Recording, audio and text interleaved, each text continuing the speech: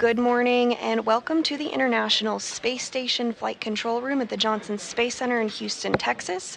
I'm Sandra Jones and we're bringing you live coverage of a spacewalk today to install a modification kit in preparation for ongoing solar array upgrades to the space station and relocate a communications antenna for visiting spacecraft to the orbiting lab.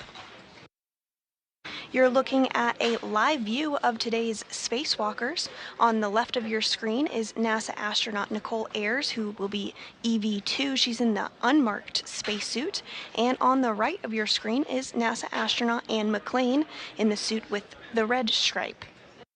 They're currently working through aisle or in-suit light exercise procedures ahead of depressurization. These exercises, these movements that they're doing, as you see on your screen, help to purge any excess nitrogen from their blood following a pre-breathe procedure of pure oxygen.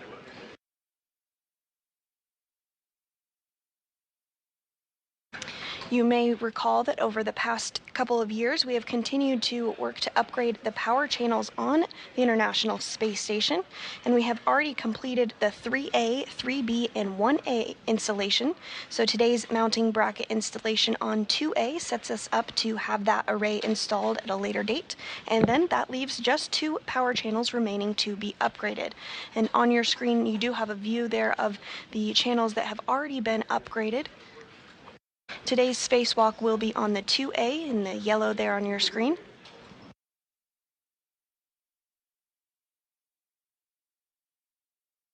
The current solar arrays are functioning well, but have begun to show expected signs of degradation as they were designed for a 15-year service life. And today we are celebrating this year, we are celebrating a milestone for the International Space Station.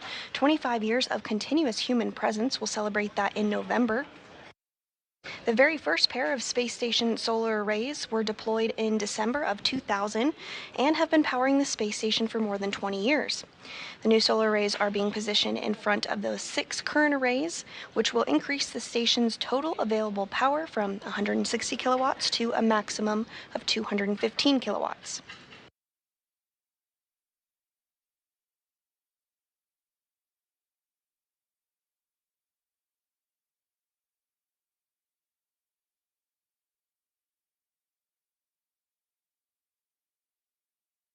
And you're getting a view of NASA astronaut McClain there on your screen. That is Nichole Ayers, rather. This will be her very first spacewalk of her career. And McClain, this is the helmet cam view of, will be completing her 3rd spacewalk of her career today.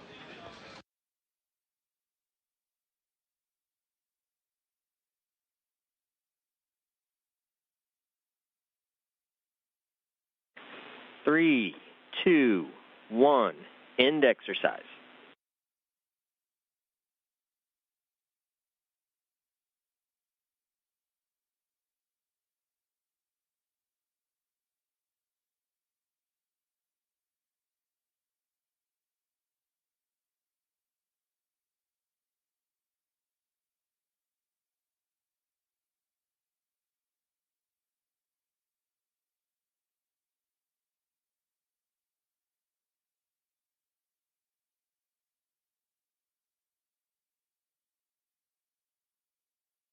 So again, we are bringing you live coverage of a spacewalk today to install a modification kit ahead of upcoming solar array upgrades.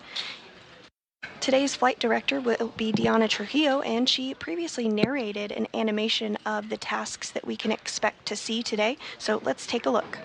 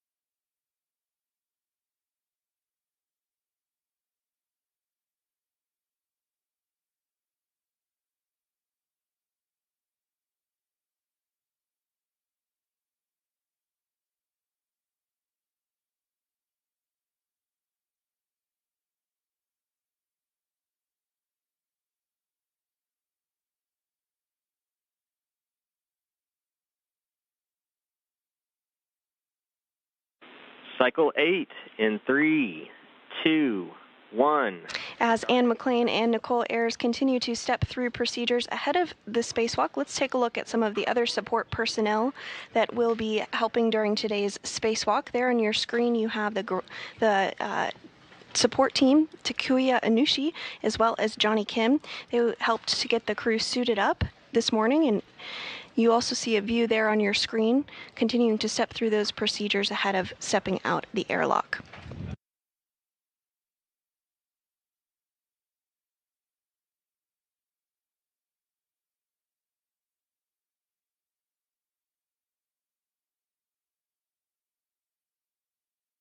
Additionally, there is an entire support team here on the ground helping to ensure today's spacewalk goes smoothly. You see some of the team members there, Diana Trujillo, who we discussed, the spacewalk flight director today, but we'll also be hearing from Marcos Barrios once we do get into today's spacewalk. He will be the individual that will be communicating with McClain and Nichole Ayers.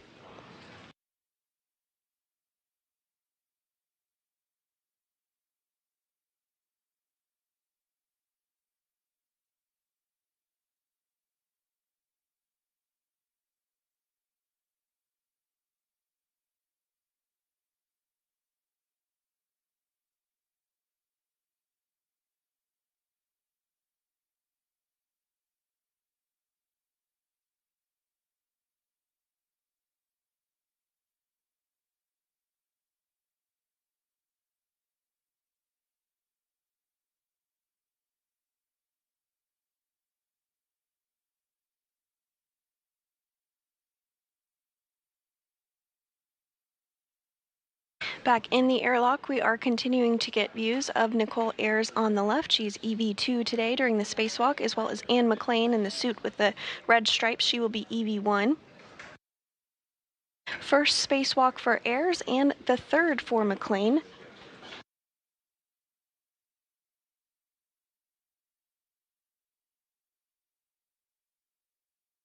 Today's spacewalk will be the 275th spacewalk in support of space station maintenance, assembly, and upgrades, and it will be the third spacewalk of 2025, but just the very first of Expedition 73.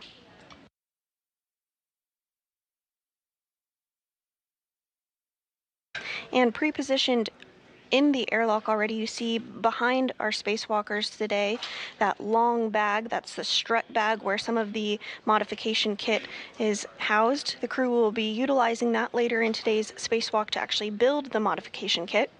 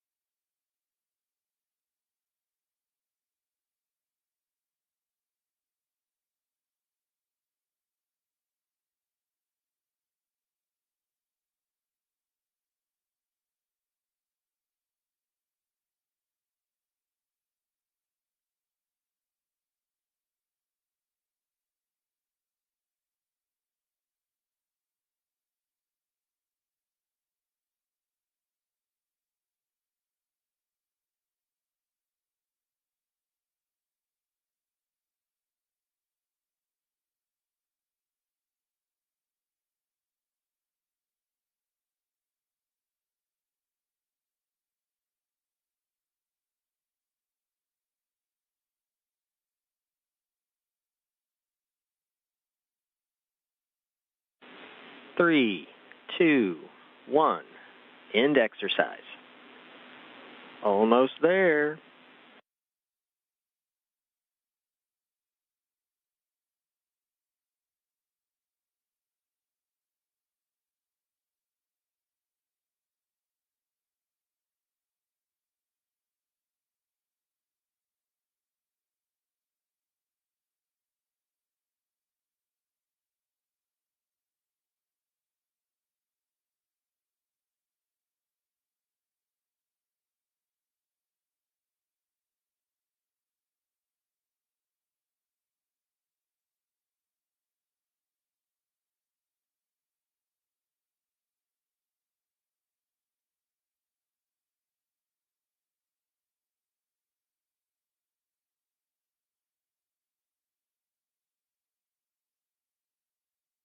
Cycle 9 in 3, 2, 1.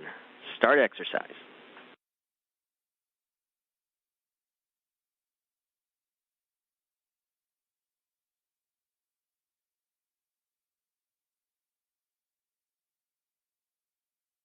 McClain and Ayers are continuing to work through those in-suit light exercise activities, or ILE.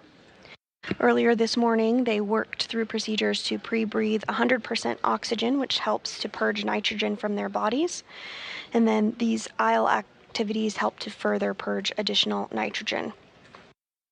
These movements help to acclimate their bodies to the lower pressure of the spacesuit and will purge that excess nitrogen to avoid getting the bends or decompression sickness, similar to what divers on Earth might experience.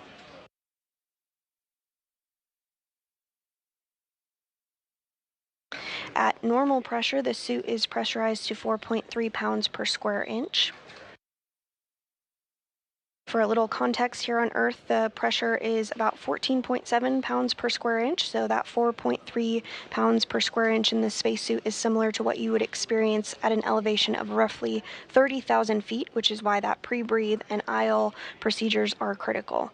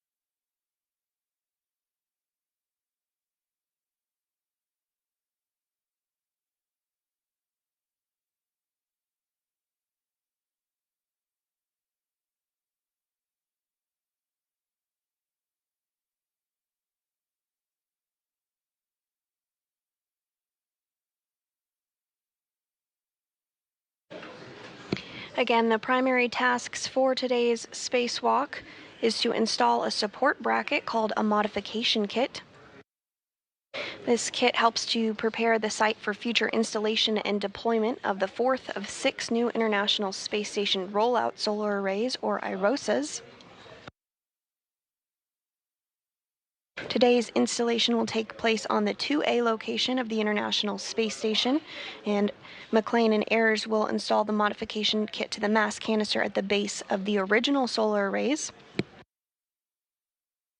Additionally, 3, 2, 1.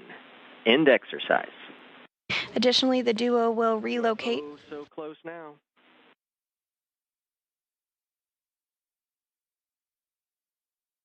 Additionally, the crew will relocate a communications antenna called the Common Communications for Visiting Vehicles, or C2V2 antenna, which will ensure better redundancy and communication with visiting spacecraft to the space station.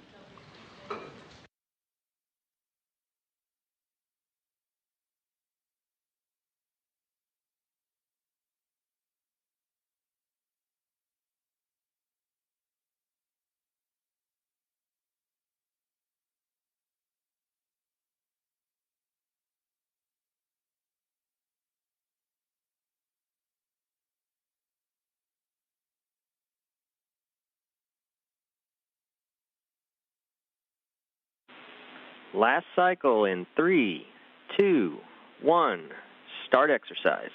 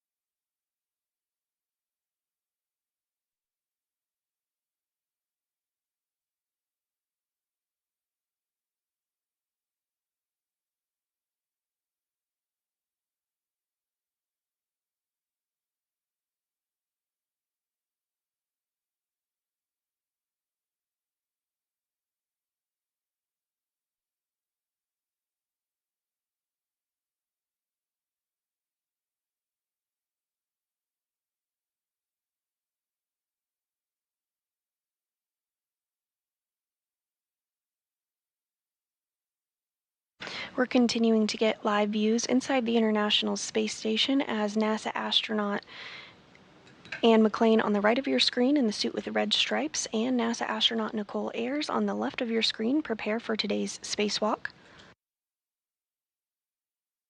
Their task today will be to install a support bracket called a modification kit ahead of upcoming solar array installation. The duo is currently stepping through procedures to purge excess nitrogen from their body by utilizing a procedure called in-suit light exercise, or IL.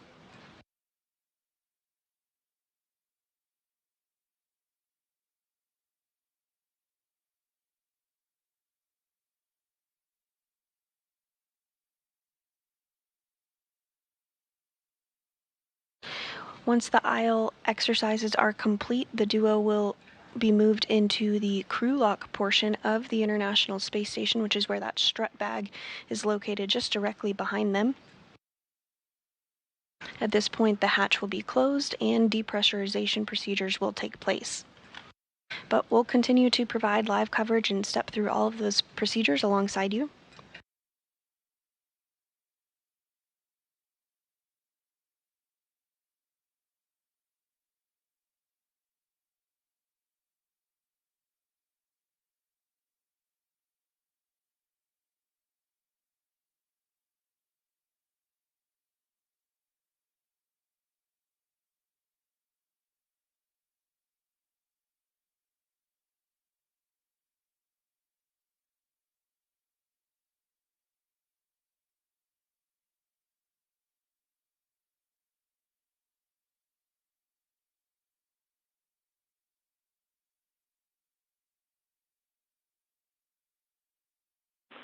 Three, two, one.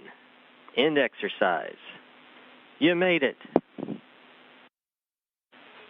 I would say give yourself a pat on the back, but you know.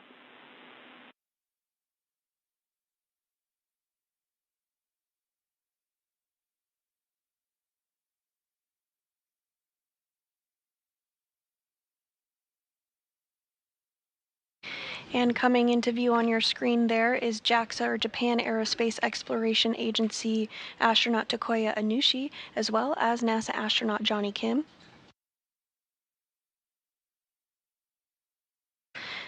They will be assisting McClain and Ayers this morning.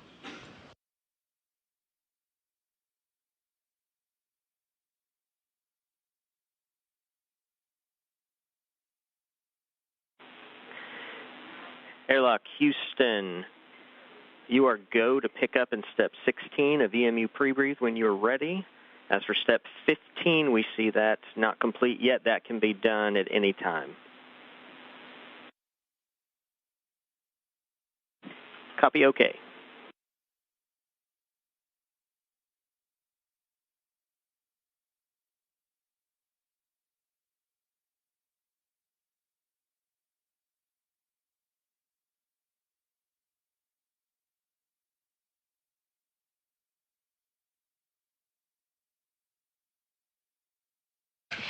And coming into view now on your screen, you do see some of the tethers that will be utilized during today's spacewalk, as well as the pistol grip tool, or PGT.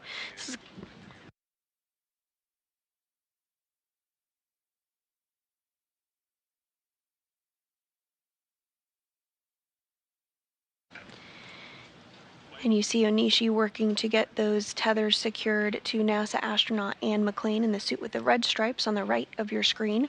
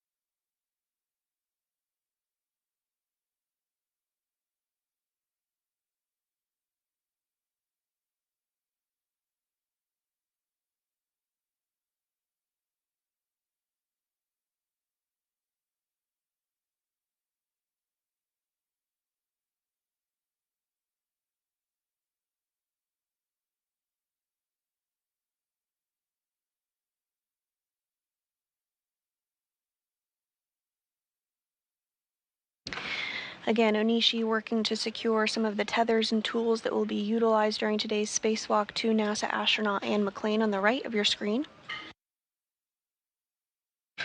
And now NASA astronaut Johnny Kim will work to do the same on NASA astronaut Nichole Ayers on the left of your screen, who will be serving as EV2 during today's spacewalk.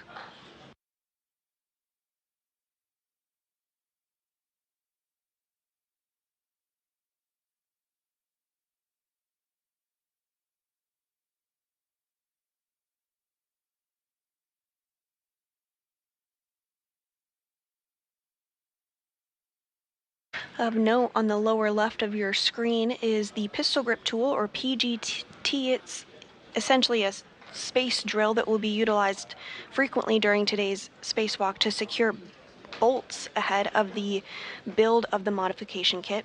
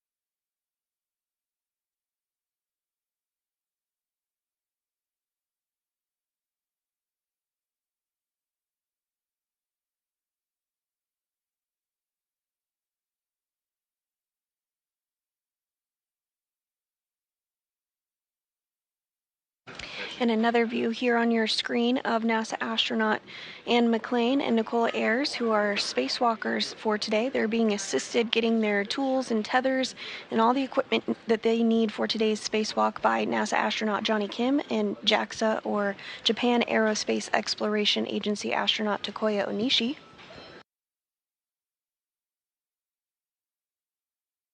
The primary tasks for McClain and Ayers today is to install a support bracket called a modification kit, which will prepare the site for future installation and deployment of the fourth of 6 new International Space Station Rollout Solar Arrays, or IROSAs. The crew will also relocate a communications antenna for visiting spacecraft called the Common Communications for Visiting Vehicles, or C2V2. This antenna relocation will ensure better redundancy and communication with visiting spacecraft to the space station.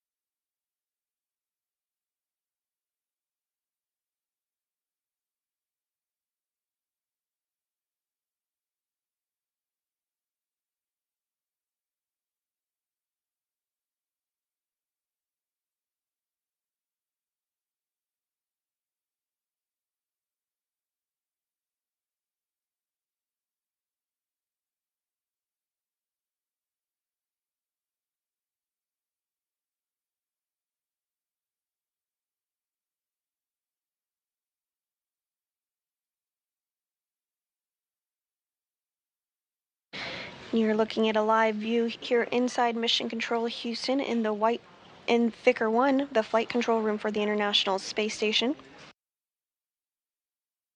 Today's team is being led by NASA Flight Director Deanna Trujillo, who you see there on your screen.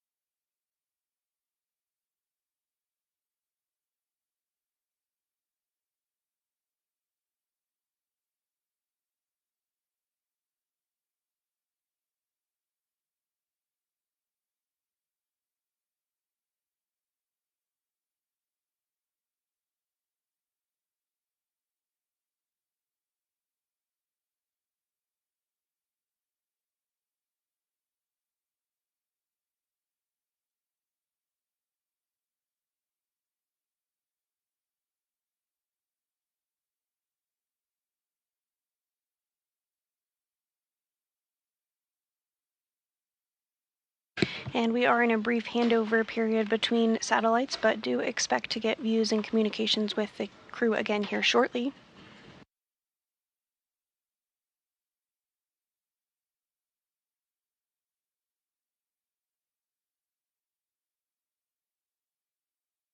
At this time, the International Space Station is flying 270 statute miles over the North Pacific Ocean, approaching the coast of Oregon.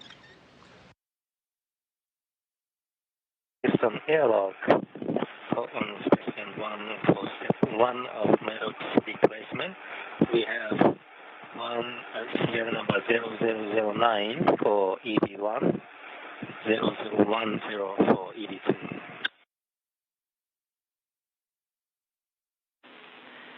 Copy that. Those are good numbers, Tuck. You are go in Step 1. Go.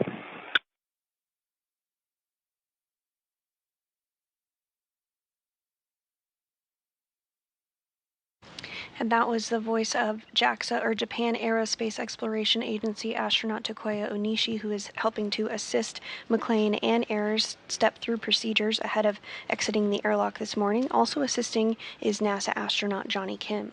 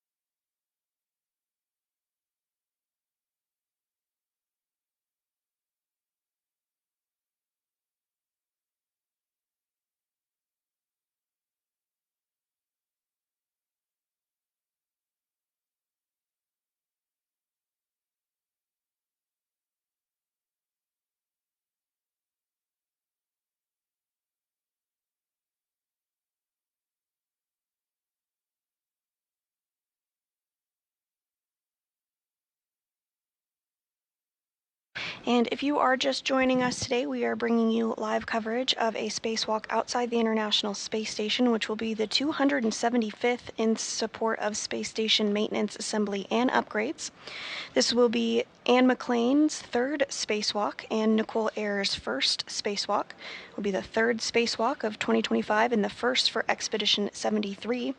The primary tasks for today's spacewalkers are to install a support bracket called a modification kit in preparation for future installation and deployment of the fourth of 6 new International Space Station rollout solar arrays, or IROSAs.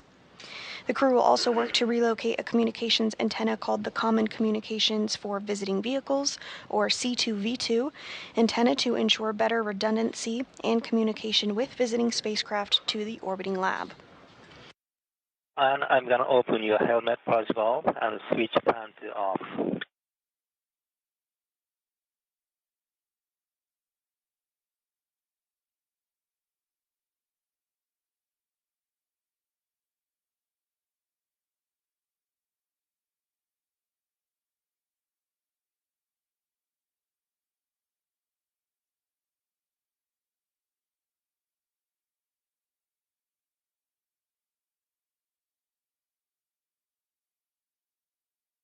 And here on your screen, we are continuing to get views of NASA astronaut Anne McClain on the right hand of your screen and NASA astronaut Nichole Ayers, who will be our spacewalkers today. Assisting there in the middle of the screen is JAXA, or Japan Aerospace Exploration Agency astronaut Takuya Onishi.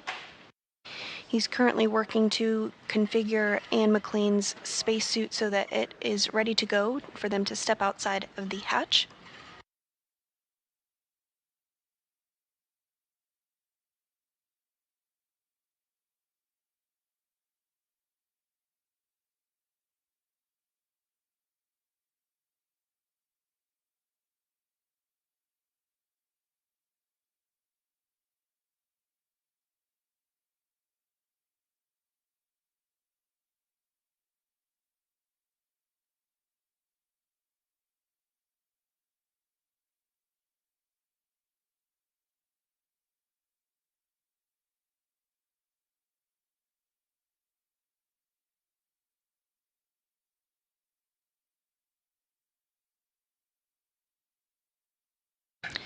The spacewalkers today are wearing the Extravehicular Mobility Unit, or EMU, spacesuit, which is essentially an individual human-sized spacecraft containing its own portable life support system.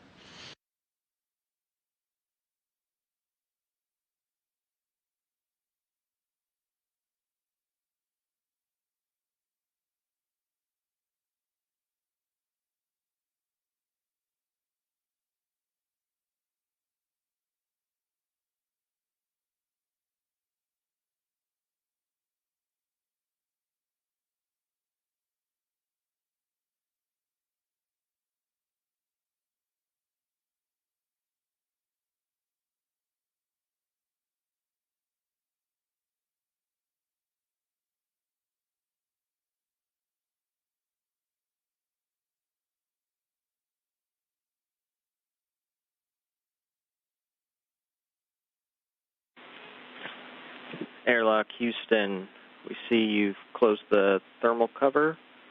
Before step 4, we were looking for a porous plate inspection. Could you get one of that? Could you get that for us, please?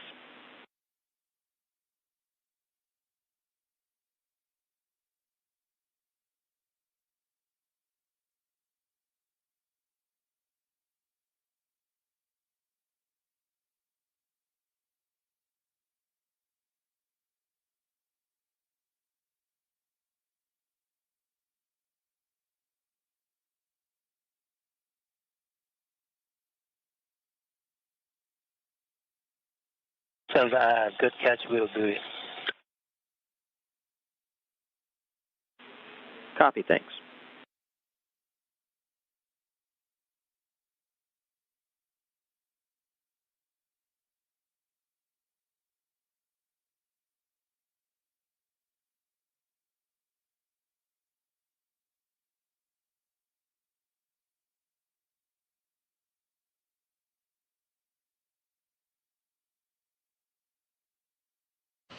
Again, you are seeing JAXA, or Japan Aerospace Exploration Agency astronaut Takuya Onishi step through procedures to configure NASA astronaut Anne McClain's spacesuit there on the right hand of your screen.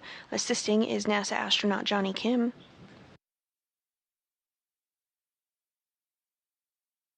Earlier this morning, McClain and Ayers completed pre-breathing exercises, which consisted of breathing 100% oxygen. And then the second phase, the crew got into their spacesuits and conducted something called the in-suit light exercises, or IL, which they move their legs and arms slightly, which helps raise their metabolic rate to speed up getting rid of excess nitrogen. These are precautionary measures that are done before spacewalks to ensure that the spacewalkers do not suffer from decompression sickness.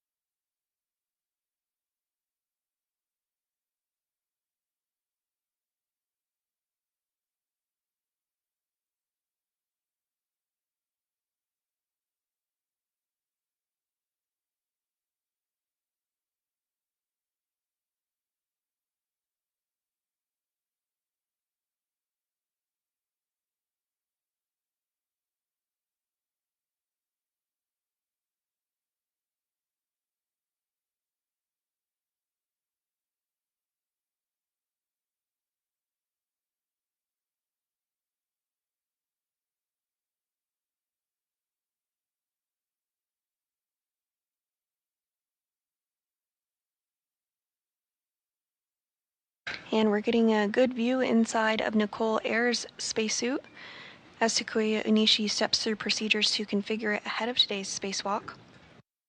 The spacewalk will officially begin when the crew switches their suits to internal battery power.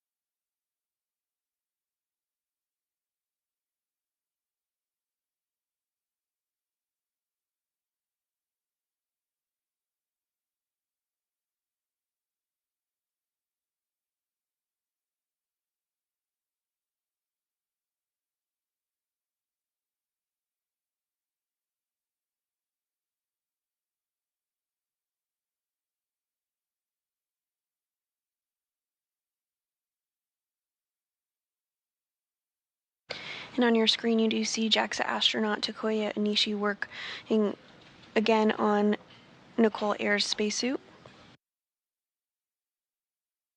He's installing Medox canisters onto her spacesuit because the crew will be in the vacuum of space. They rely on the spacesuit. It's their primary life support system, essentially a mini spacecraft that has everything that they need to keep them safe in the vacuum of space.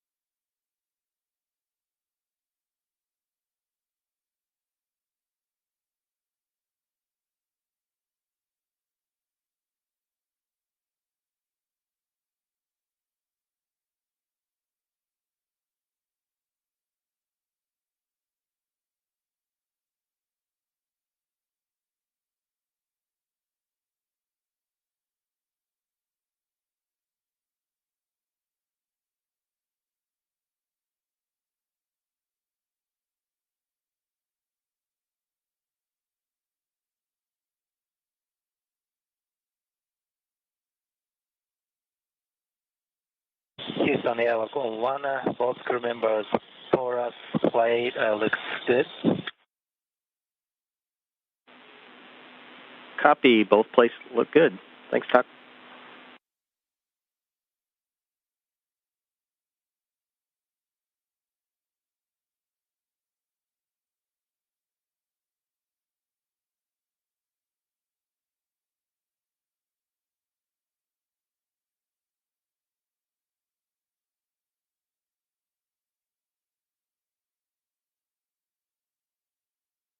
Houston Airlock on 1, step 11. Recorded GMT 1119. 1119. Copy.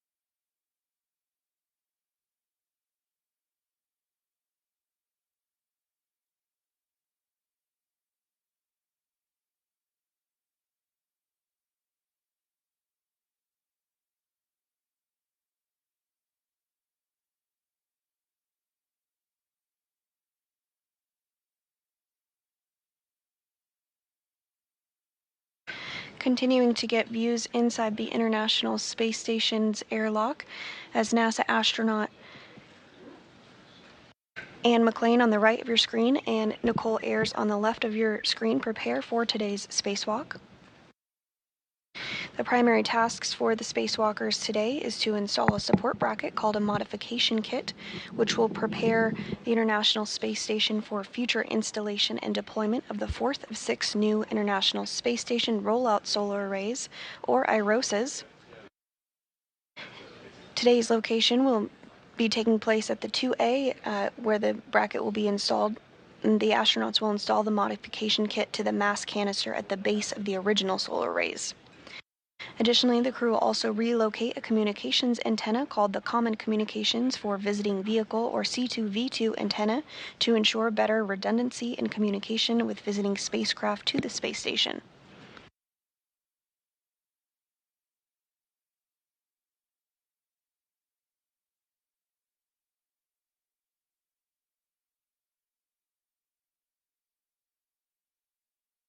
Assisting inside the airlock,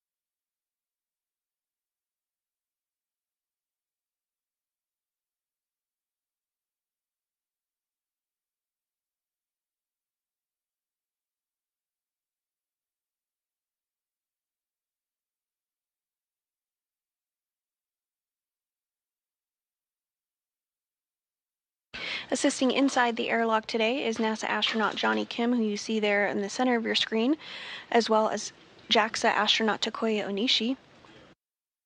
Next up, they're going to work together to get the safer or simplified aid for EVA rescue installed onto today's spacewalkers.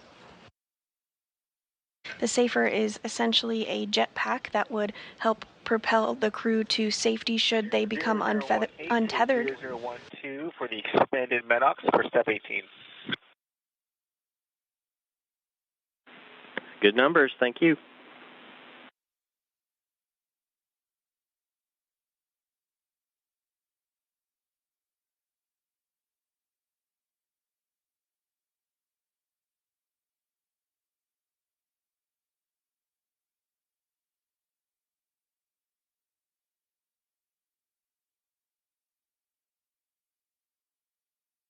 Once the safers are installed, the duo will complete some additional checks of their spacesuits to make sure everything is configured properly, including some communications checks with the team here on the ground. And then they'll get the go to move into the crew airlock for depressurization.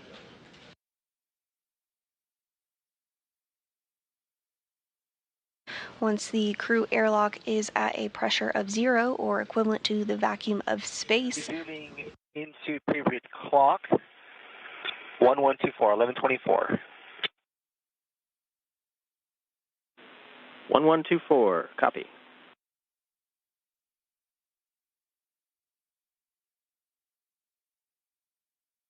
Again, once the crew airlock is depressurized down to vacuum, the crew will get the go to open up the hatch and step outside the International Space Station to begin work for today's spacewalk to install an additional install a mounting bracket ahead of the installation of an additional set of International Space Station rollout arrays, as well as to relocate a communications antenna for visiting spacecraft to the International Space Station.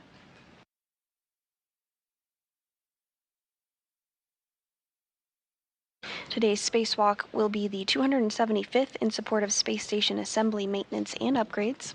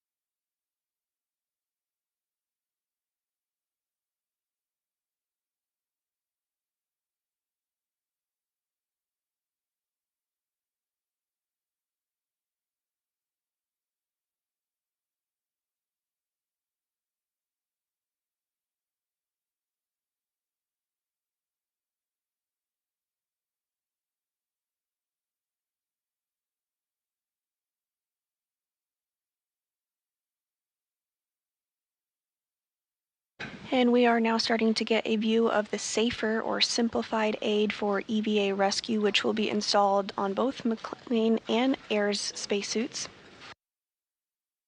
The Safer is essentially a jetpack that the astronauts wear when they perform spacewalks as a precautionary measure in the unlikely event that they were to become untethered from the space station. Safer or simplified aid for EVA rescue would allow the crew member to safely propel back to the International Space Station.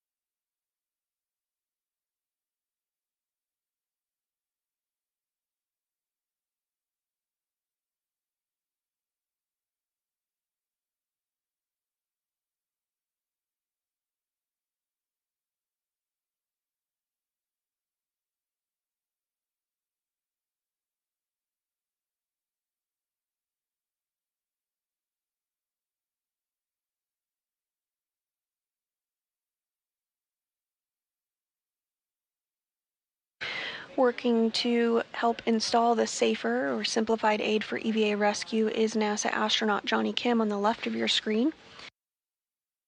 Also assisting is JAXA or Japan Aerospace Exploration Agency astronaut Takuya Onishi. They'll work together to get that installed on NASA astronaut Anne McClain's spacesuit first. She will be serving as EV1 during today's spacewalk. She's wearing the spacesuit with the red stripes. Following this, they'll work together to get Nichole Ayers' space Safer installed on her spacesuit. She's wearing the spacesuit with the unmarked. She's wearing the spacesuit that is unmarked today and is serving as EV2.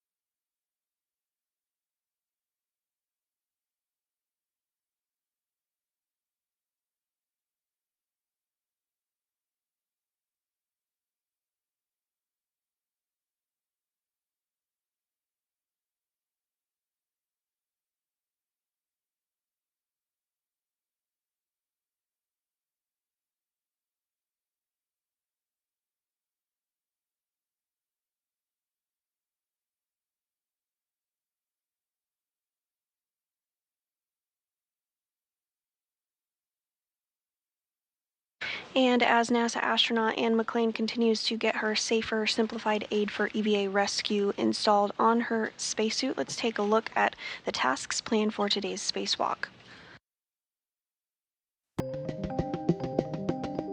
Our day will start with astronaut Anne McClain as EV1 in the red stripes and Nichole Ayers as EV2. Nichole will carry an 8-foot-long strut bag and Anne will carry the tool bag.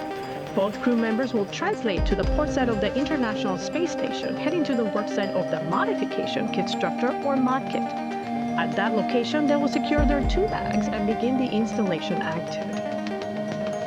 Nichole will start the modification activity by removing the strut out of the bag to assemble the upper triangle. The upper triangle consists of 2 struts and a mounting bracket. Nichole will then hand the triangle to Anne, who will install it on the mass canister of the beta gimbal assembly, or BGA structure. The crew will then proceed with the installation of the right lower strut and the right mid strut on the right side of the mass canister.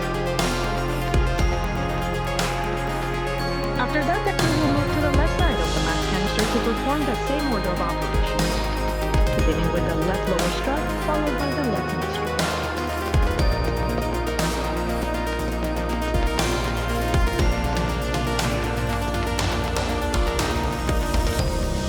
Once all the struts are installed, the crew will cover both mid-struts with multi-layer insulation or MLI and route the cables of the roll-out solar array in support of future spacewalks. This step concludes the module installation. The next stop is the relocation of the Common Communications Revisiting Vehicle Room, or C2B2. The crew will begin by translating to the worksite located on the P3 truss segment of the integrated truss structure, also on the port side of the vehicle.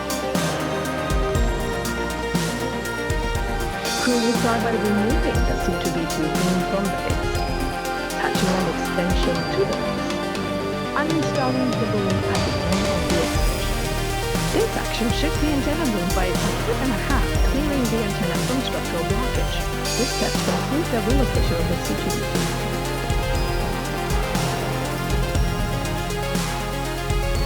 Finally, Nichole translates back to the P4 location to pick up the tool bag, while Anne starts her translation back to the tool.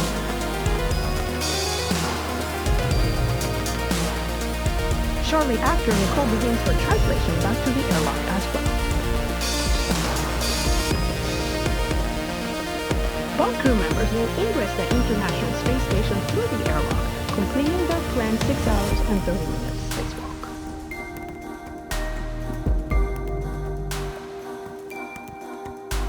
And that is an overview of the tasks we can expect during today's spacewalk.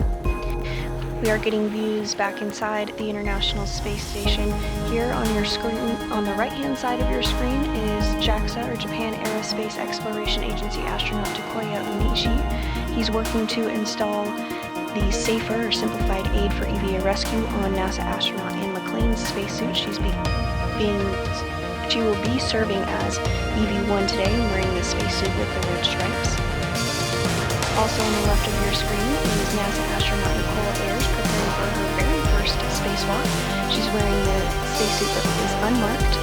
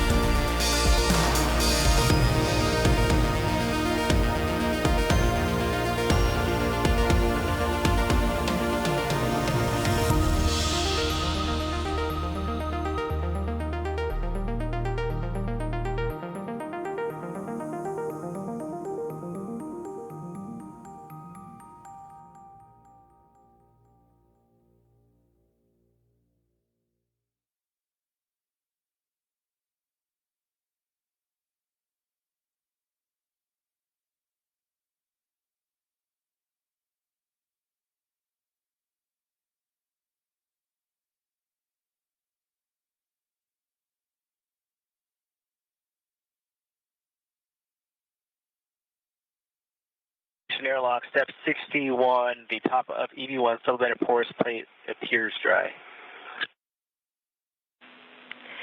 We copy.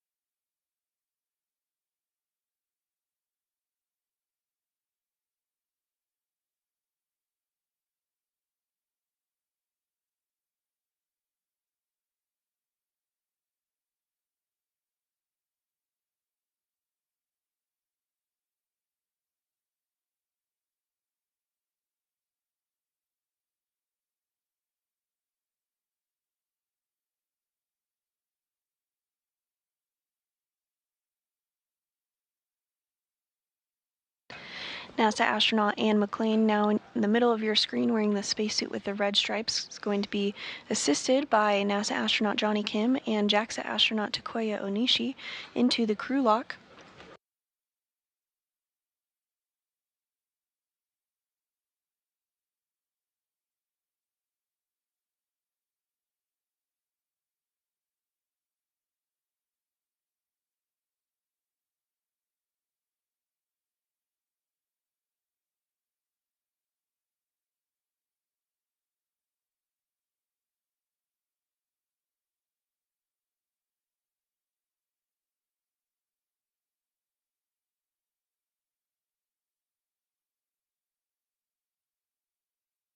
Once both McClain and Ayers are in the crew lock, the hatch will be closed, and some communications checks will take place ahead of depressurization.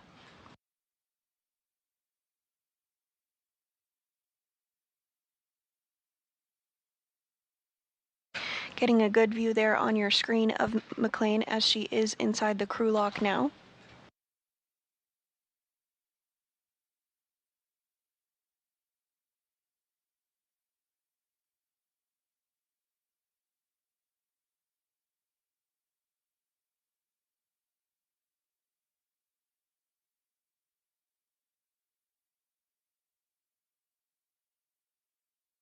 McClain in the spacesuit with the red stripes, now in the crew lock portion of the International Space Station. This will be her third spacewalk of her career.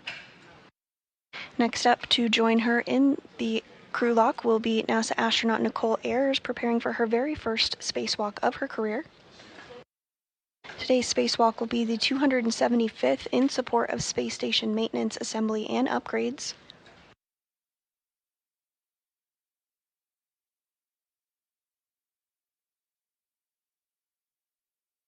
Primary tasks today are to install a modification kit ahead of future power solar array upgrades for the International Space Station, as well as relocate a communications antenna for visiting vehicles or spacecraft to the International Space Station.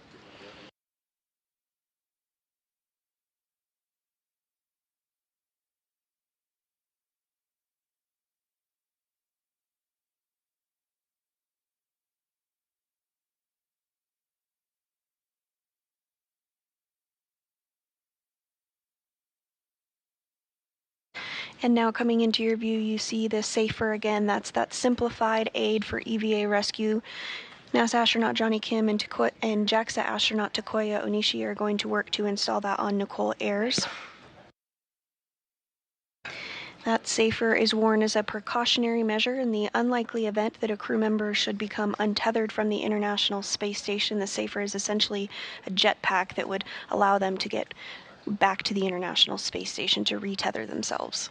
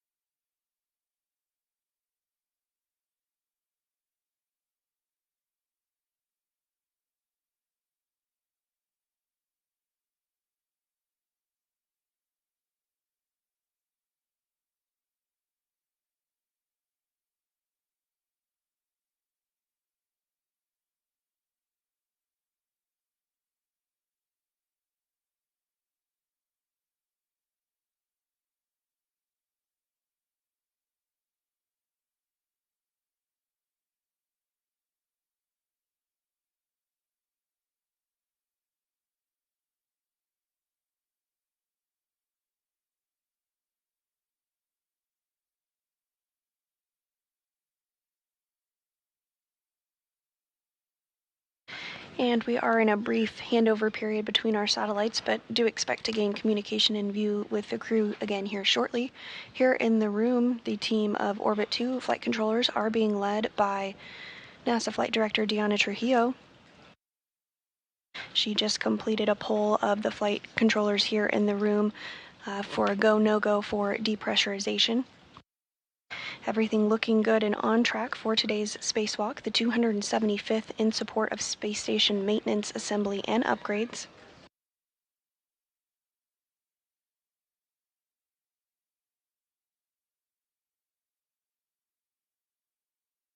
The main tasks of today's spacewalk are to install a modification kit in preparation for ongoing solar array upgrades.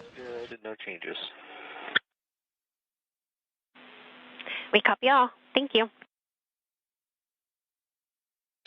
Additionally, today's spacewalkers will relocate a communications antenna for visiting spacecraft to the orbiting lab. There you do see on your screen the boom or communications for visiting vehicle antenna and the relocation process that is going to take place. It's going to be moved about 1.5 feet, which will allow better redundancy for spacecraft as they visit the International Space Station. And also here on your screen is a depiction of the mounting bracket that will be built by NASA astronauts McClain and Nichole Ayers during today's spacewalk before it is installed on the mass canister.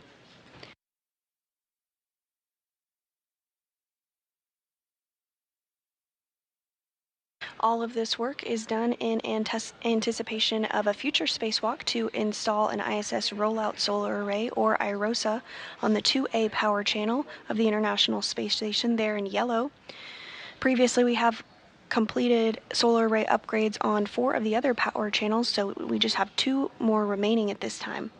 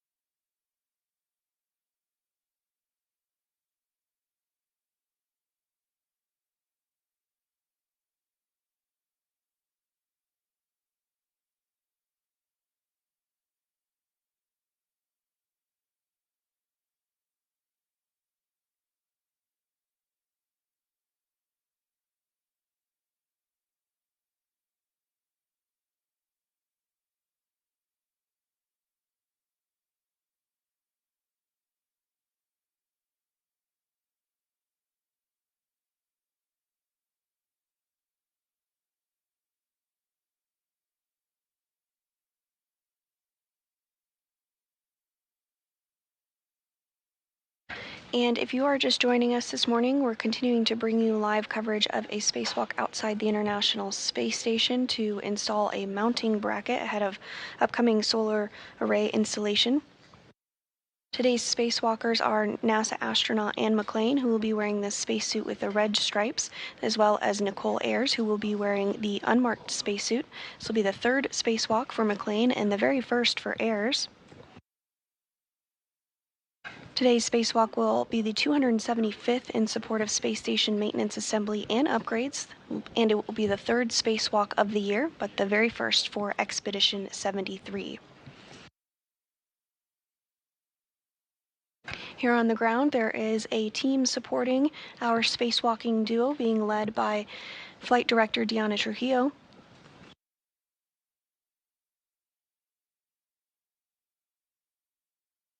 At this time, McClain and Ayers are suited up in their spacesuits and are preparing for depressurization here shortly. We are in a brief handover period between our satellites, but we'll get views again of the crew here shortly.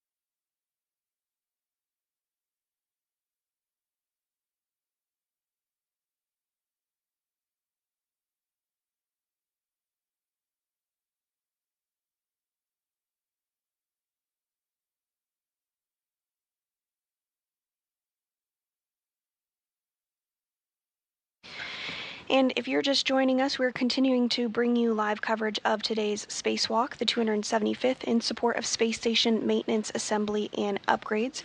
We are in a handover period between our satellites, but we do expect to gain communications with the crew here in a little less than 8 minutes. So let's take a look at some of the tasks for today's Spacewalk. Our day will start with astronaut Anne McClain as EV1 in the red stripes and Nichole Ayers as EV2.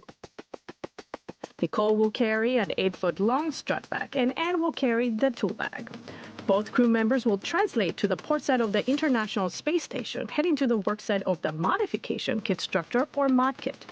At that location, they will secure their two bags and begin the installation activity.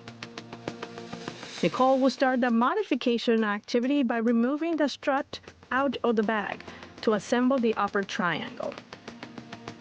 The upper triangle consists of two struts and a mounting bracket. Nichole will then hand the triangle to Anne, who will install it on the mass canister of the Beta Gimbal Assembly, or BGA structure.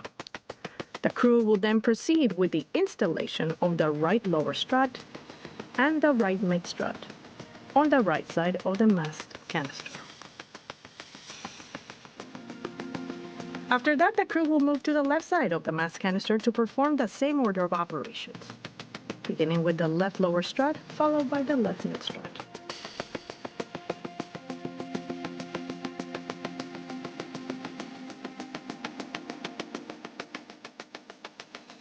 Once all the struts are installed, the crew will cover both mid struts with multi-layer insulation, or MLI, and route the cables of the roll-out solar array in support of future spacewalks.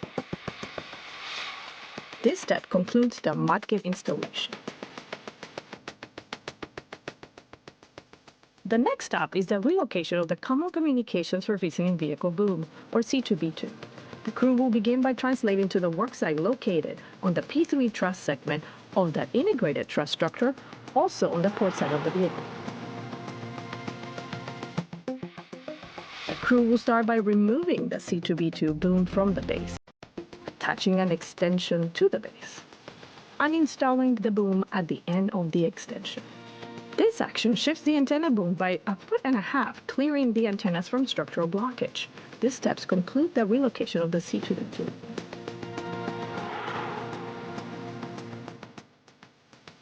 Finally, Nichole translates back to the P4 location to pick up the tool bag, while Anne starts her translation back to the airlock.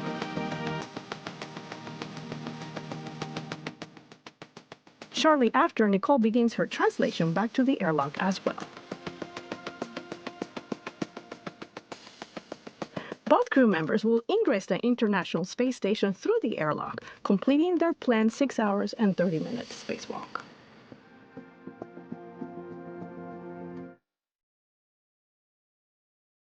And that was an overview of some of the tasks that we can expect during today's spacewalk. Today's team here in Mission Control Houston is being led by Flight Director Deanna Trujillo.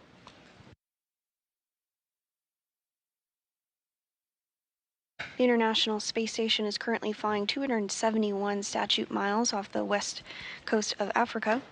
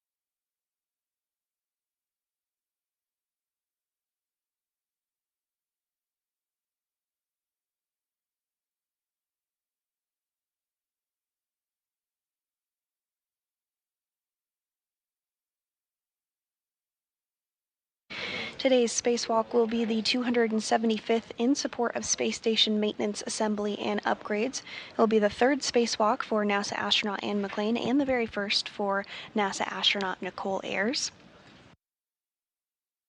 McClain has previously conducted 2 spacewalks, totaling 13 hours and 8 minutes.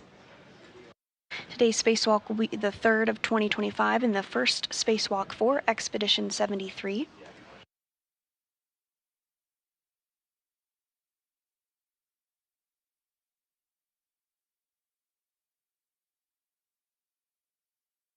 McClain and Ayers arrived to the International Space Station on the SpaceX Crew Dragon Endurance on March 15th, following their launch the day prior.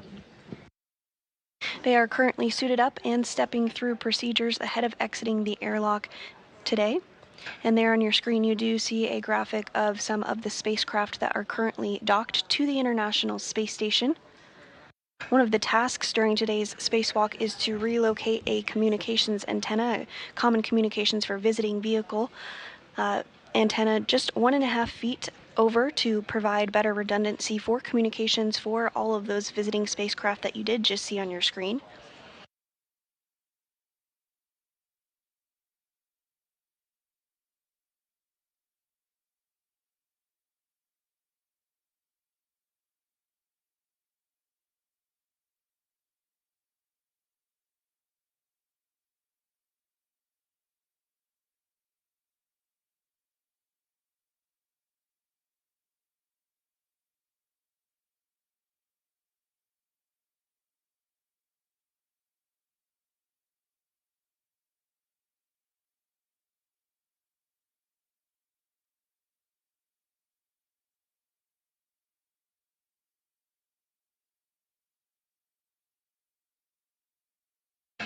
Again, we are in a handover period between our satellites, but we'll regain communication and views of the crew here shortly.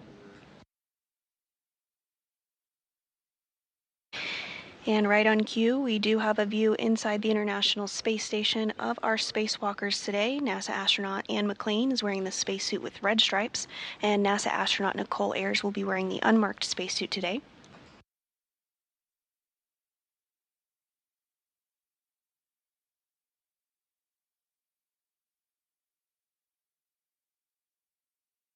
Assisting on your screen is NASA astronaut Johnny Kim, as well as coming into view now JAXA, or Japan Aerospace Exploration Agency astronaut Takuya Onishi.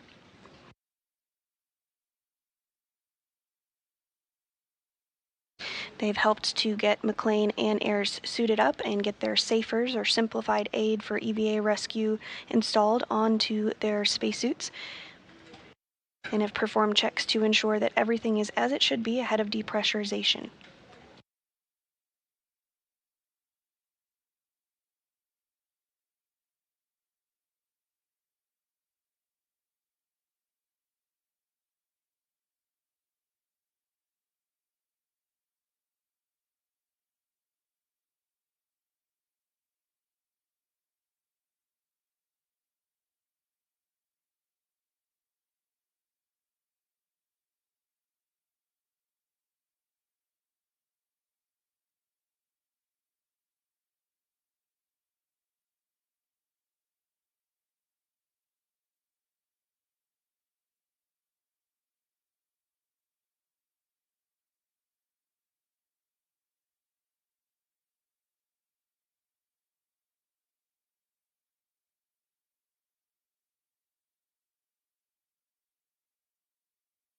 At this time, both McClain and Ayers are in the crew lock portion of the International Space Station.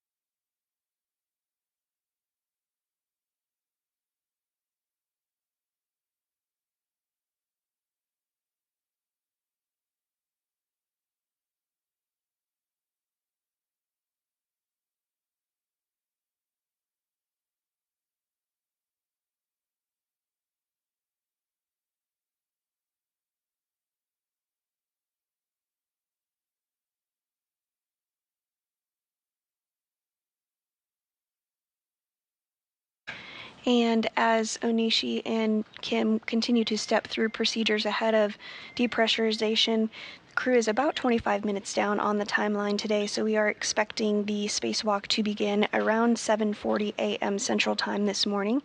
We mark the beginning of the spacewalk from the time that the spacesuits are switched on internal battery power.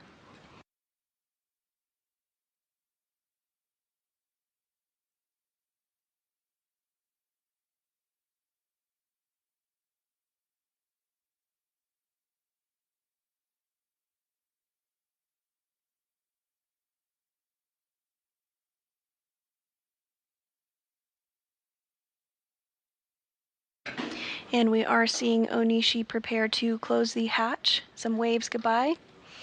See you soon, more like it.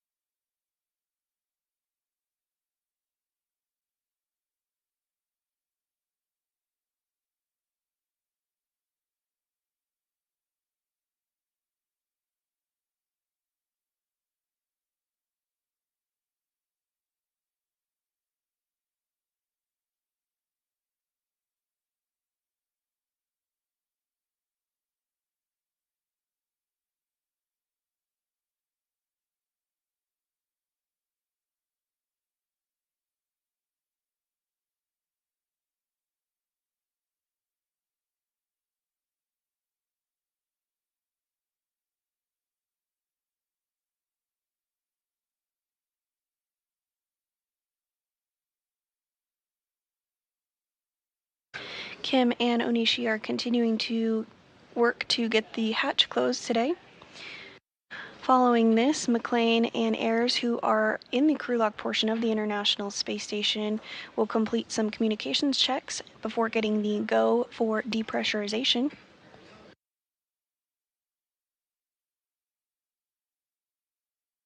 Inside the crew lock, the pressure is about 14.4 pounds per square inch. That eventually needs to get down to vacuum before the hatch outside the International Space Station can be opened and the crew can float out to begin their spacewalk. We are anticipating today's spacewalk to begin around 7:40 a.m. Central Time this morning and last approximately 6.5 hours.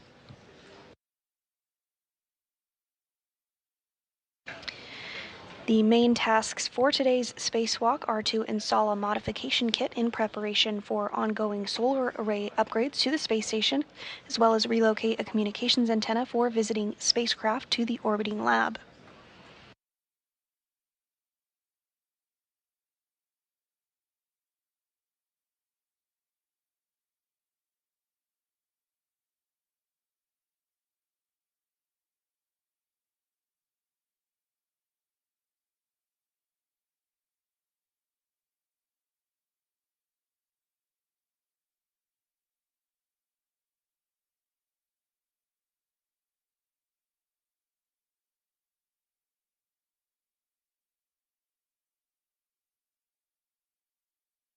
Houston airlock for EMA pre-breathe. Step 76 and 77 are complete. We copy. We'll put 78 through 80 in work.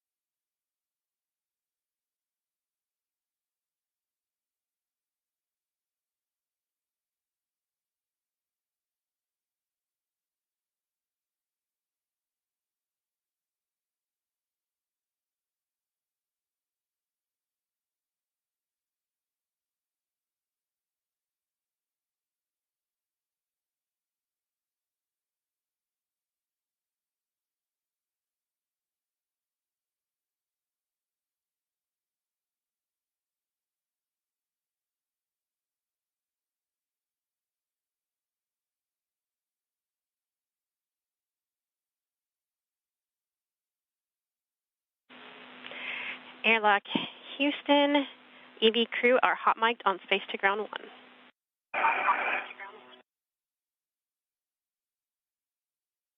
Airlock copies.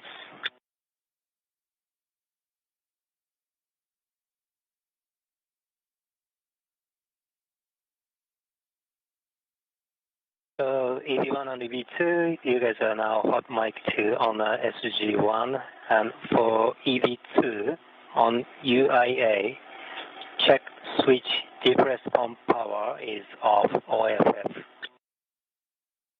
Depress pump power is off, OFF. Verify depress pump enable LEDs on. The enable LED is on. It's on airlock looking for go for step 84.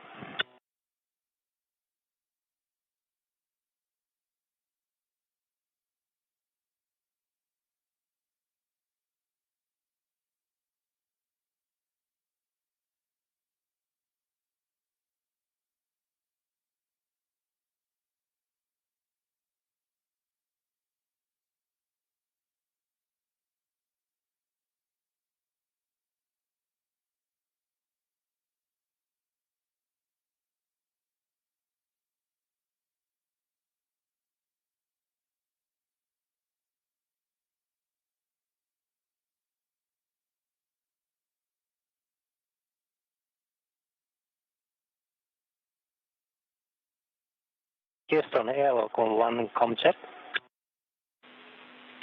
We have you loud and clear. How us talk?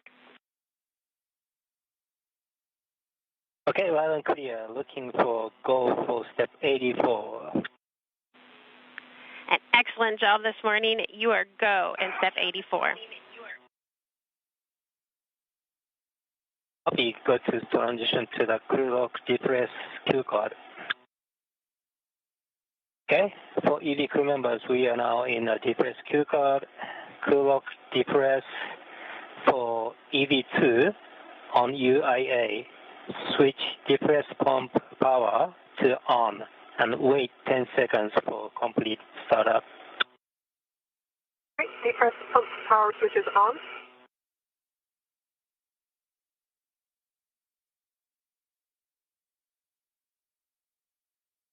And the Okay, for EV2, you can open depress pump manual isolation valve and EV crew expect alert tone.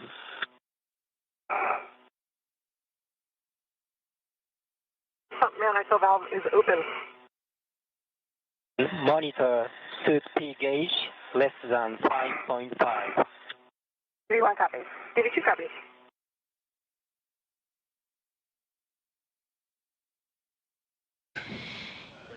And McClain and Ayers did get the go for depressurization, so they're stepping through procedures with Onishi as well as the team here on the ground.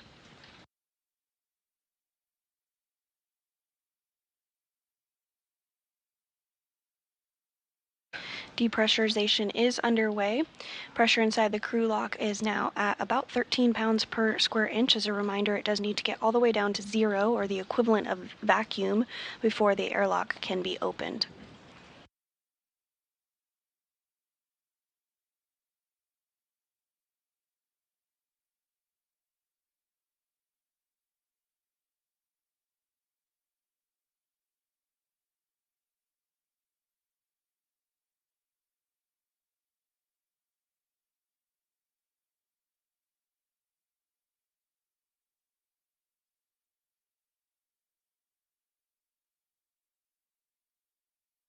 Depressurization does take place in a 2-stage fashion. The pressure inside the airlock will get down to 5 pounds per square inch, at which point they'll pause depressurization to do a system check, make sure everything is configured properly before continuing to depress down to 0 or vacuum.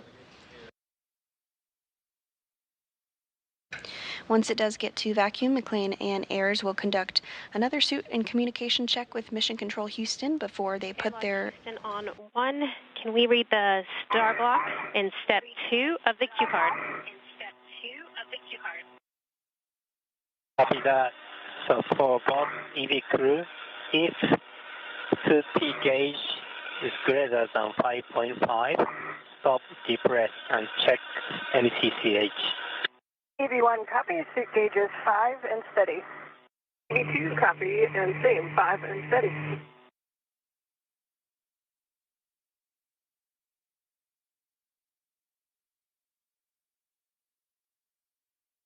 And again, once the suits are switched to internal battery power, that will mark the official start of today's spacewalk.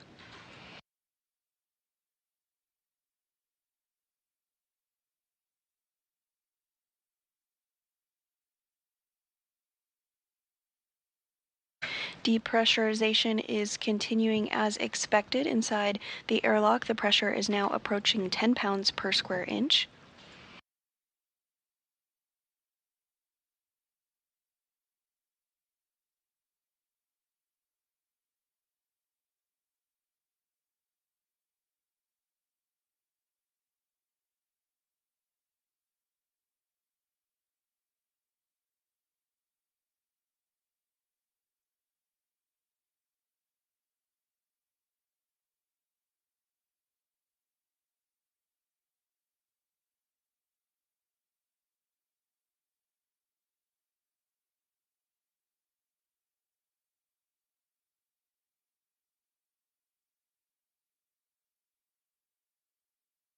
This view on your screen of NASA astronaut Johnny Kim on the left and Japan Aerospace Exploration astronaut Takuya Onishi, who have stepped through procedures to assist McClain and Ayers this morning to get suited up, and now working through depressurization procedures as well.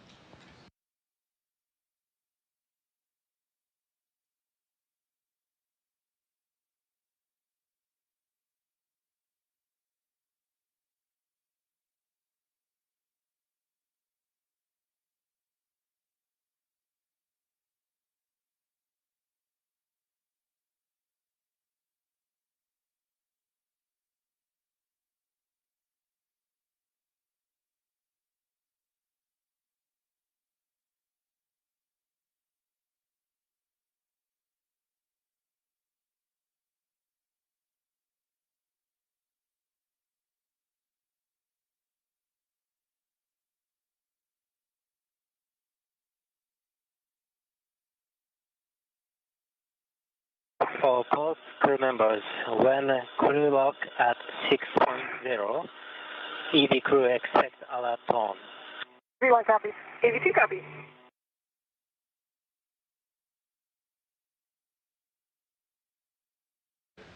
Pressure inside the crew lock now approaching 8 pounds per square inch.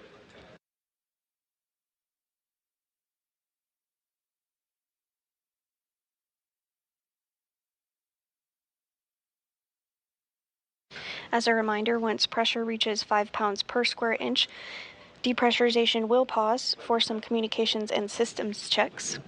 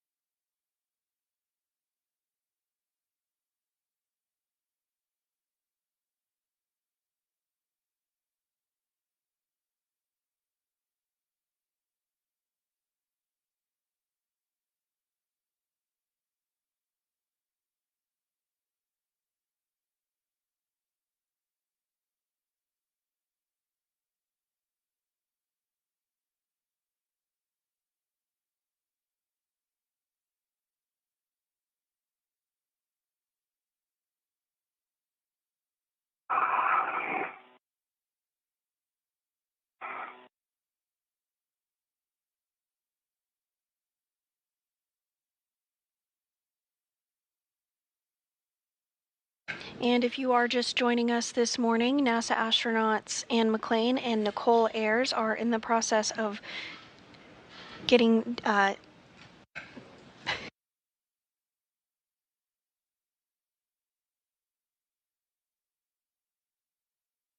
Again, if you're just joining us this morning, NASA astronauts Anne McClain and Nichole Ayers are stepping through procedures to get the crew lock down to vacuum. The pressure inside is about 6.0 7 pounds per square inch. Today's spacewalk is the 275th in support of space station maintenance, assembly, and upgrades, and the main tasks will be to install a mounting bracket ahead of the installation of an additional set of International Space Station Rollout Solar Arrays, or IROSAs, as well as relocate a communications for visiting vehicle antenna called C2V2.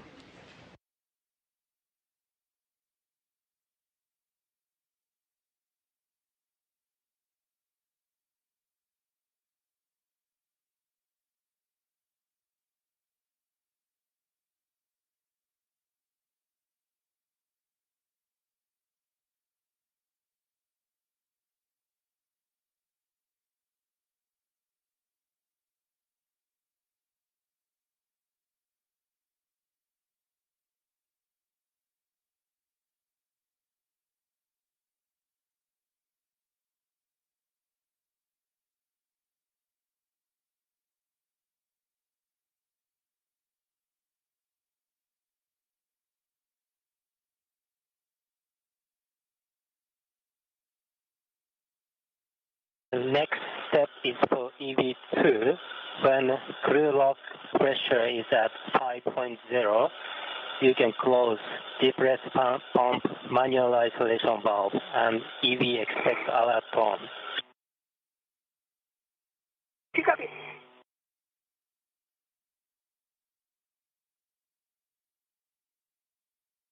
Pressure inside the crew lock now approaching 5 pounds per square inch. As a reminder, once 5 pounds per square inch of pressure is reached, there will be a pause in depressurization for some communications and systems checks.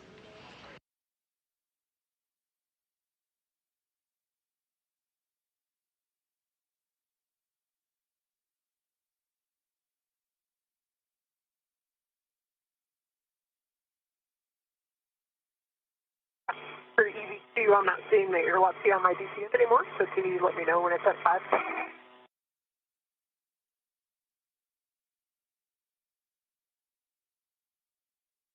Maybe we can switch the status switch. We also have data, so we can tell you this. And to close, we are close. Yep. I see it now. It's 5.3. Copy.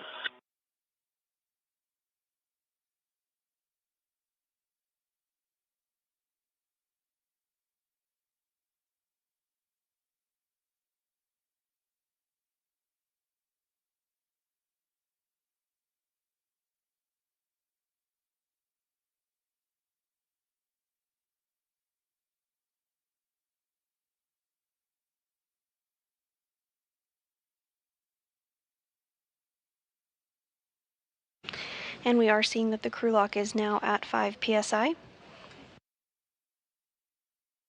And ISO valve is closed. Copy that. For both crew members on DCM, switch display switch to status until leak check question mark displayed. And hold yes for 2 seconds and follow displayed instructions for leak check. Okay, EV1 is starting leak check. And then leak check wait.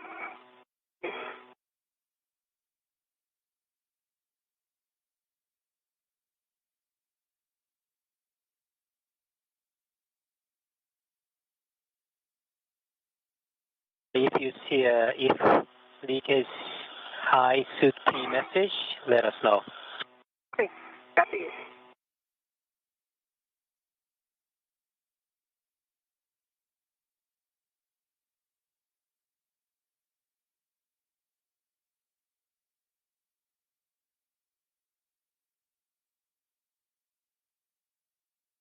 And Ayers and McClain are now working through some procedures to do a leak check ahead of continuing depressurization down to vacuum.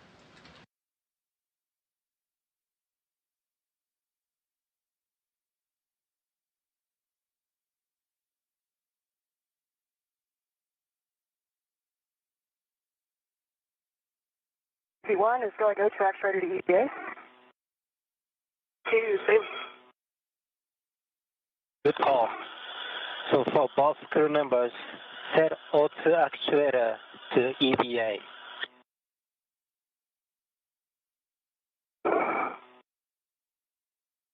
EV1 is an EVA.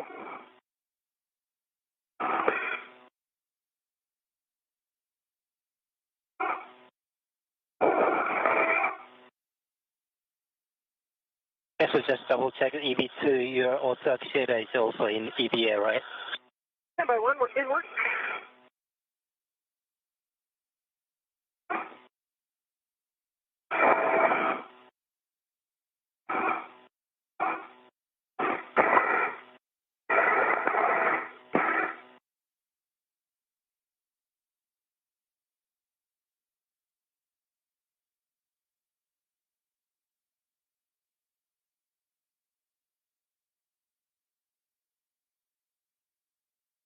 And Vapor, while you're working that, just wanted for baseline glove check. On my right index finger, I just noticed a small slice about 2 millimeters long in the RTV. And through it, I can see one single white string.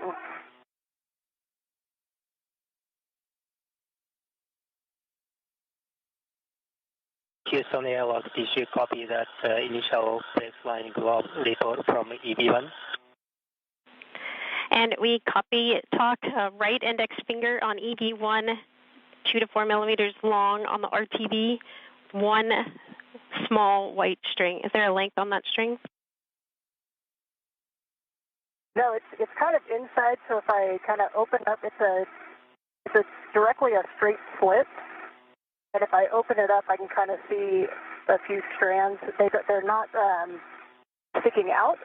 I can just see them kind of separated within the slice or within the cut. Houston copies.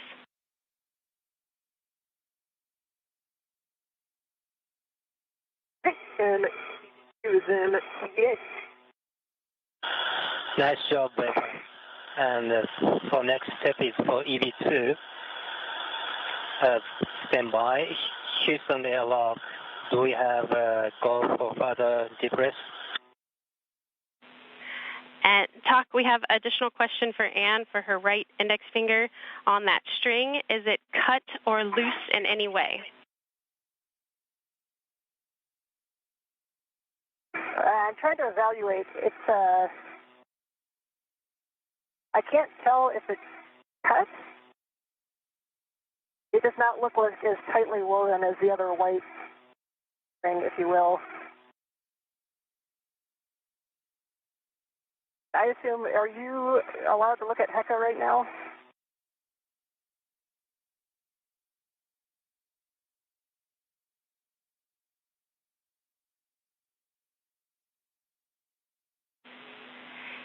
And Anne, we copy. We are go for you to turn on your HECA. We would like to take a look at that. I thought so. My HECA is on. I have a green light. Let me know when you're seeing it, and I'll try to give you a good view. And we copy. We're putting that streaming in work now. Copy.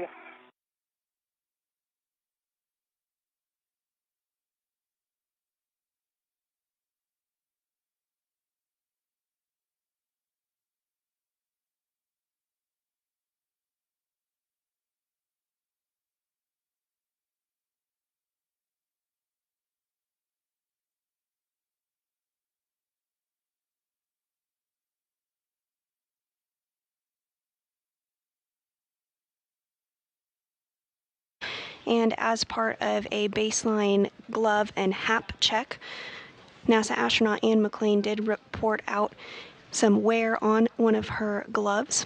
The team on the ground has asked Anne McClain to turn on her helmet camera and are going to take a look at that to get some more information.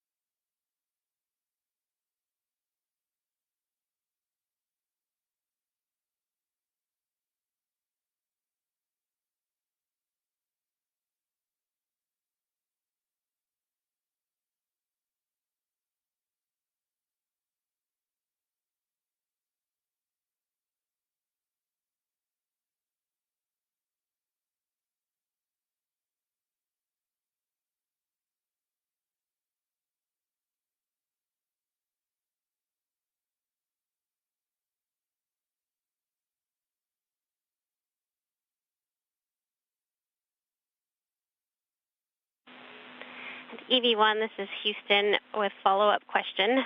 We're still working on the streaming. It'll be about 3 to 5 minutes. While we wait, we're looking for a more clear location of where that string is. Is it on the middle of your finger or the edge? Okay, if I'm looking at the side of my right index finger, is where the white back of the glove goes to the RTV. It is about half a centimeter below that. If the white is on top and the RTV is on the bottom, it's about half a centimeter below that. And it is not in the very first gap in the RTV toward the fingertip. It's in the next one down. Right on the, kind of on the edge of where the finger bends. We copy, Ann. Thank you.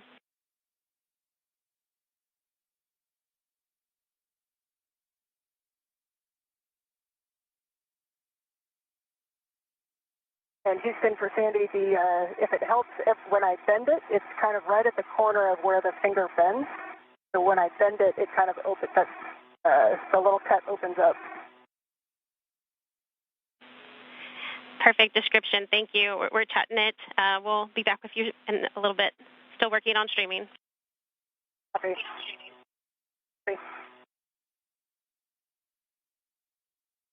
And again, the team here on the ground is working to configure helmet cameras to get a better look after NASA astronaut Ann McClain reported a slice in her right index finger glove.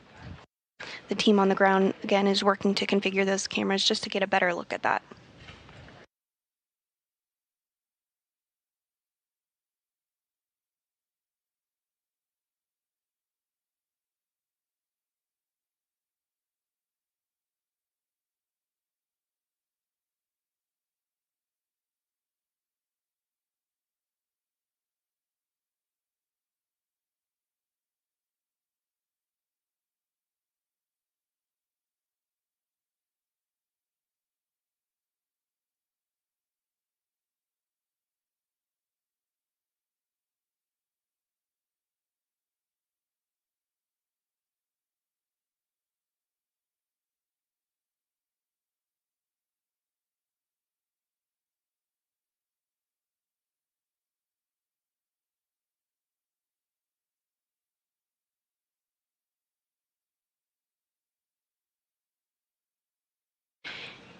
And we are getting views now of NASA astronaut Ann McClain's glove. We are holding pressure at 5 pounds per square inch so the team on the ground can get a better look at that reported slice on her right index finger glove.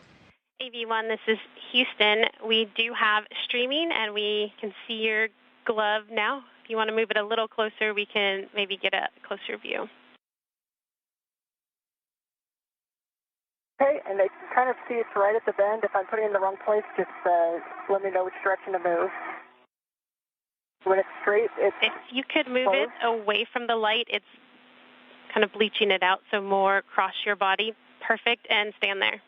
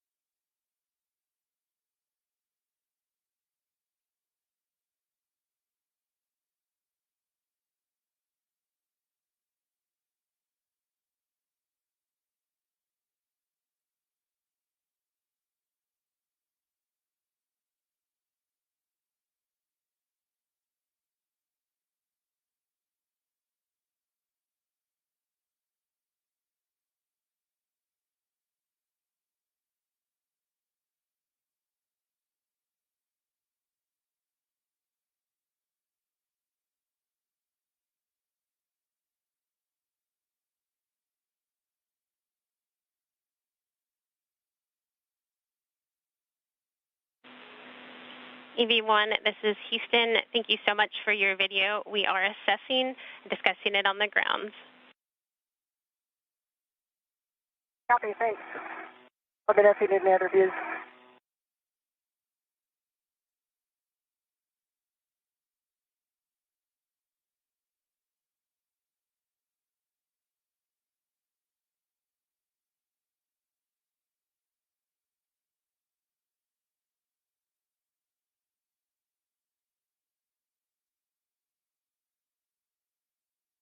And if you are just joining us this morning, we are holding at 5 pounds per square inch of pressure as the team here on the ground has turned on the helmet camera of NASA astronaut Anne McClain as she reported out a slice on her right index finger glove. The team is continuing to assess on the ground and get some more visual inspection of the glove.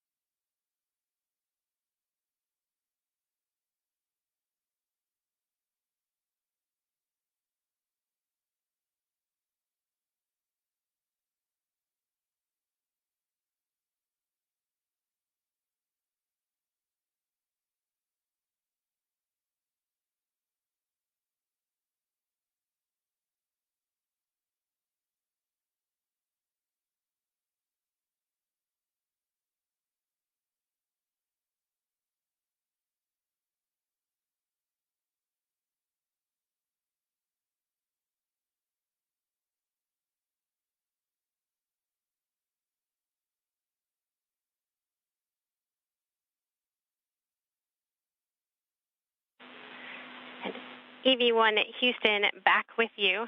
Thank you so much for that video. Taking a look, it is a string from the turtle skin along your finger, along the seam of your finger. So we are go to continue with that being the case.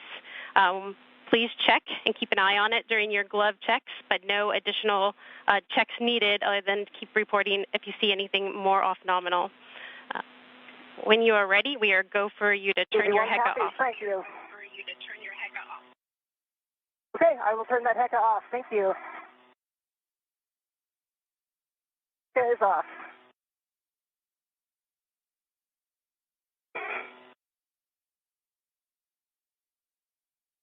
Houston Airlock 1, we copy that we are still close for picking up.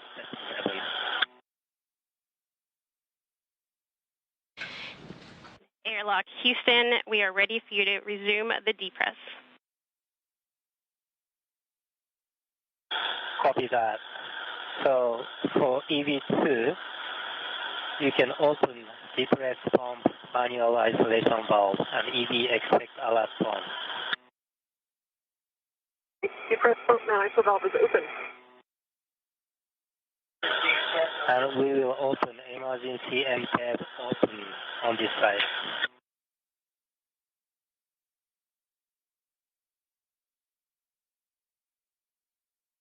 For pulse crew members, monitor safety gauge less than 5.5. If gauge shows greater than 5.5, stop, depress, and check Houston. D-line copy. AV2 copy.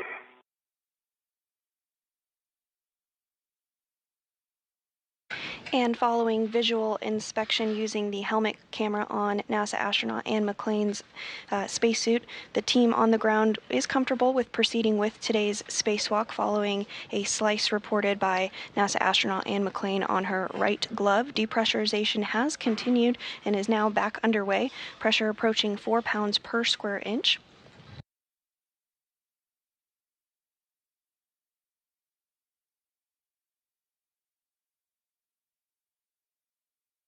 The team on the ground did discuss having some additional checkouts of the glove throughout the spacesuit. That is part of the normal procedure. We have glove and what is called HAP, or helmet absorption pad checks, regularly throughout the entire spacewalk.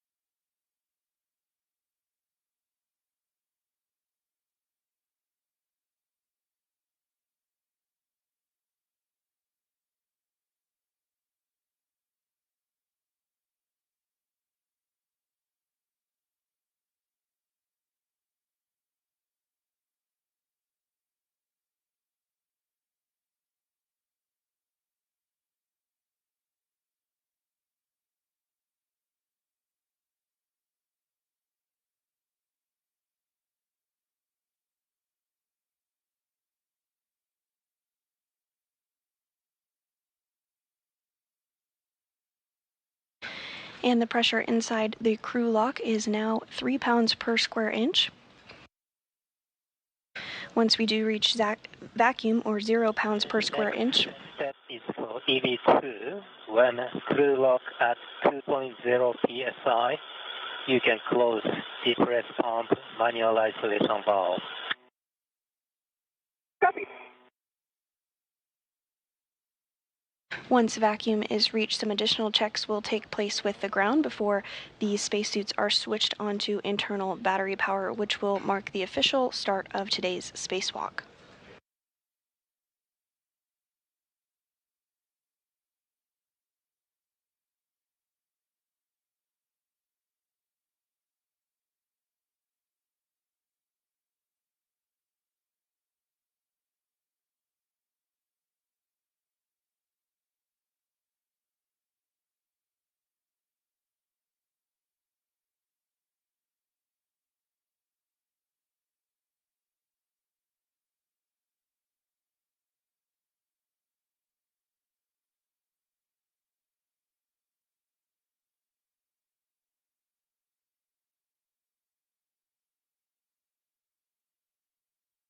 NASA astronaut Johnny Kim and JAXA astronaut Takuya Anushi are continuing to step through procedures ahead of depressurization.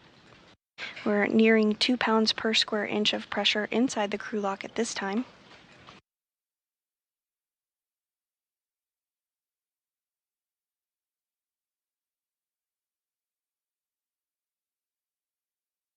Restaurant man isolation valve is closed. Copy, and the next step is for also EV2. On UIA, switch depress pump power switch power to off OFF. Press pump power is off. OFF. With that, and I will hand you guys over to Marcos on the ground for the Jedi configuration check. Copy. Great job today, Talk, and Johnny. Thanks for getting us ready. We'll wait for you guys. Thank you so much. Yeah, thank you guys. That was awesome. And what a in great vape for morning. 10 what a great seconds, way to start. so I'll hand over. We'll catch you on the other side. See you, Marcus.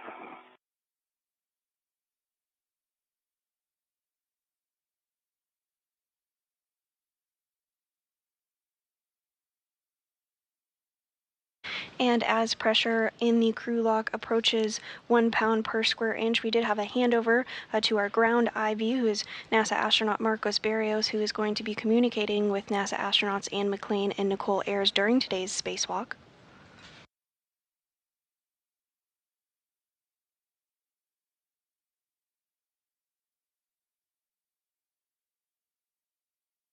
Again, the goal of today's spacewalk is to install a modification kit ahead of upcoming solar array upgrades, or IROSAs, as well. For your essay, I've kind of shifted off to the right, so when we go to open the hatch, we'll have to do a little another shift. Okay.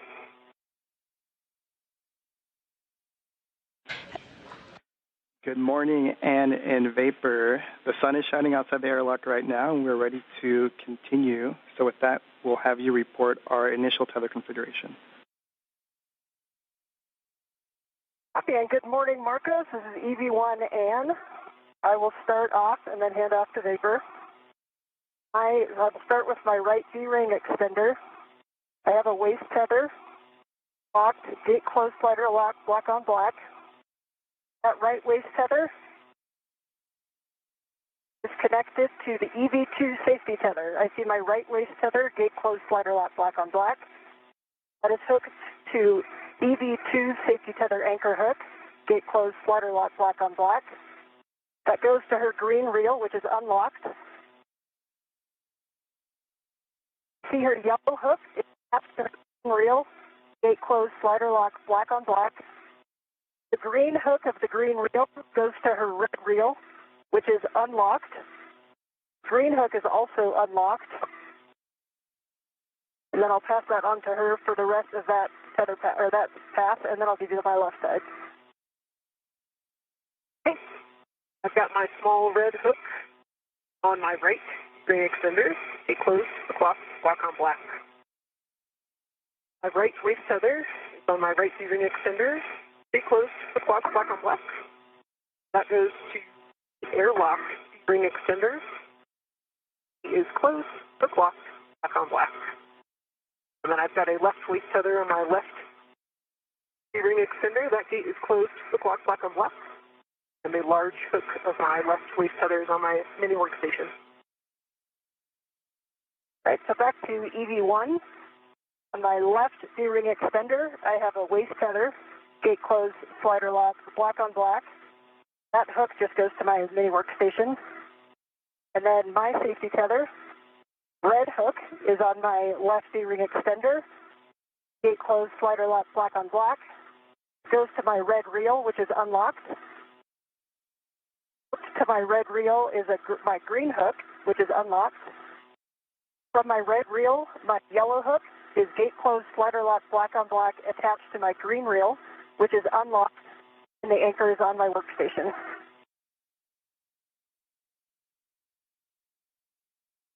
I also have a single waist tether hooked to the airlock D-ring extender, and that's just hooked back to a handrail. Copy, Anne and Vapor, and that is a good configuration. So next, when the change of pressure in the crew lock is approximately 0, expect an alert tone. V1 copies. V2 copies. And just as a reminder, we are going to pause for data review and a go from MCC before proceeding with hatch operations, Anne. V1 copies. And then as the airlock pressure drops below 0, there are 2 messages that you might get, just for your awareness. The first one is suit P high. If either of your met rates are very low, that is expected, no action. And the other is H2O is off. If the switch is in the off position for over a certain amount of time, that's also expected, no action needed on your part. V1 copies. Thanks, Marcos. V2 copy.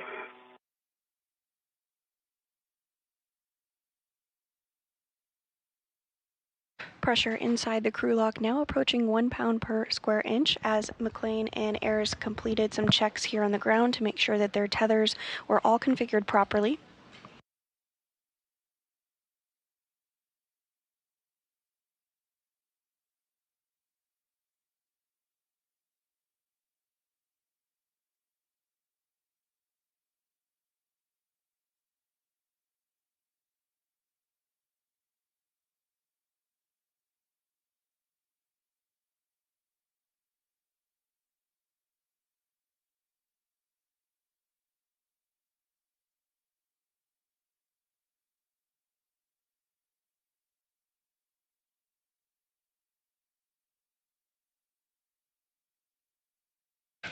Pressure now less than 1 pound per square inch inside the crew lock with NASA astronauts Anne McClain and Nichole Ayers. Once the crew lock does reach vacuum, the duo will get the go to switch their suits onto battery power, which will mark the official beginning of today's spacewalk.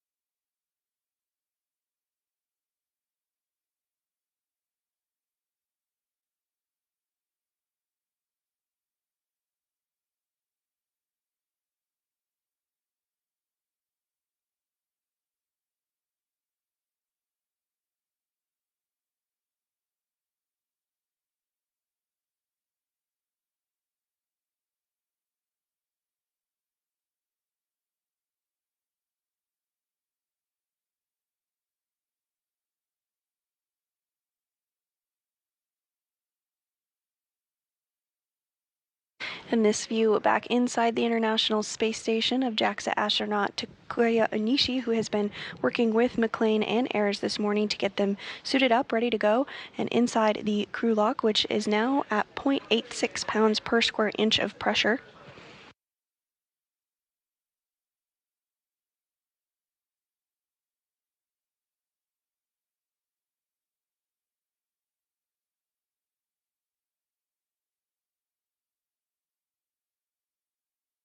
Today's spacewalk will be the third for McClain and the first for Ayers, and the 275th spacewalk in support of space station maintenance, assembly, and upgrades.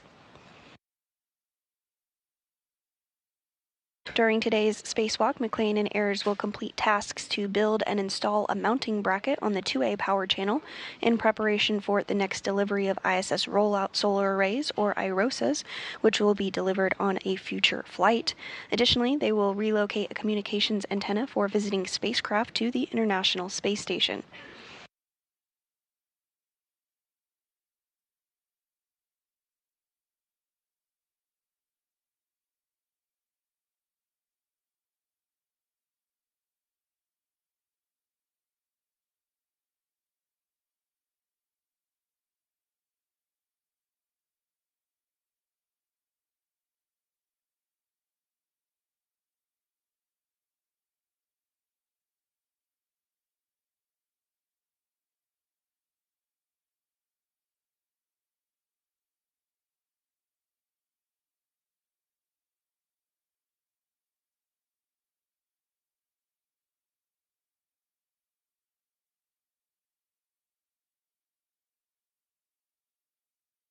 Pressure inside the crew lock now at 0.75 pounds per square inch.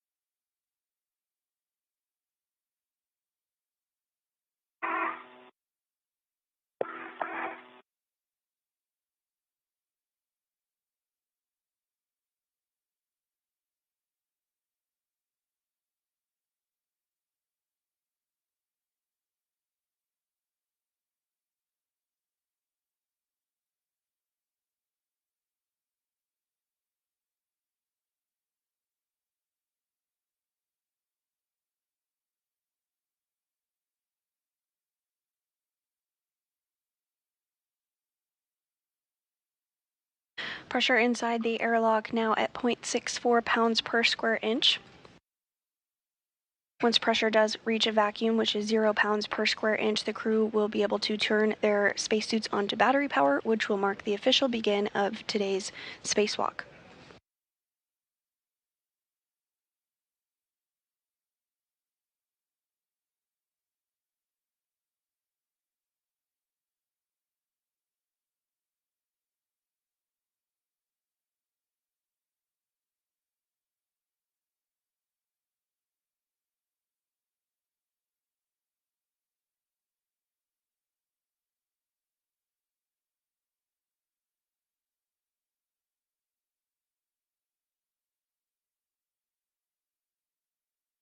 And this view on your screen of NASA astronaut Marcos Berrios, who is the ground IV and will be interfacing with Ayers and McClain this morning. And Vapor, I know you both heard this earlier today, but we just wanted to repeat it for your situational awareness. Throughout the EVA, we're going to have 4 prolonged KU band loss of signal. And so the impact there is that we will not have Eureka or station camera views. We will have S-band during that time, so we will be able to talk to you. That first one is coming up in about 30 minutes.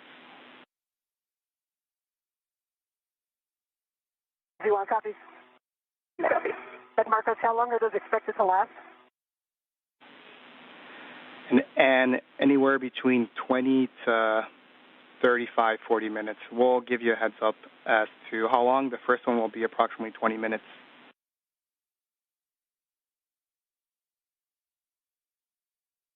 Thanks.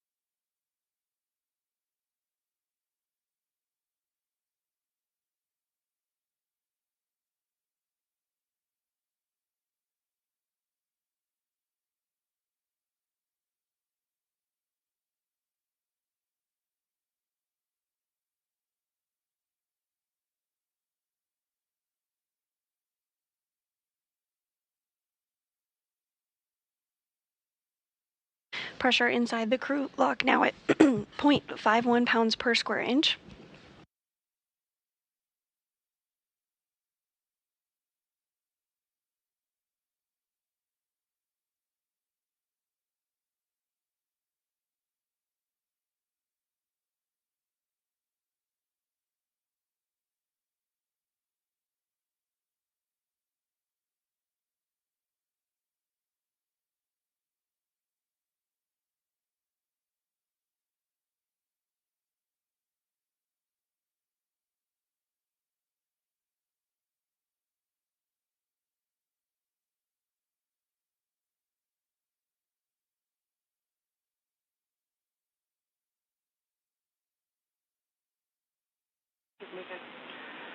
And in Vapor, we're showing the crew lock pressure less than 0.5, and we have a go from MCC to proceed with hatch operations. Okay, I see the hatch gauge is reading 0.5. Copy, and hatch gauge is less than 6 psi. You can open the EV hatch and stow it. Copy and work. All right, great. I'm going to shimmy your way a little. Yep, you got room.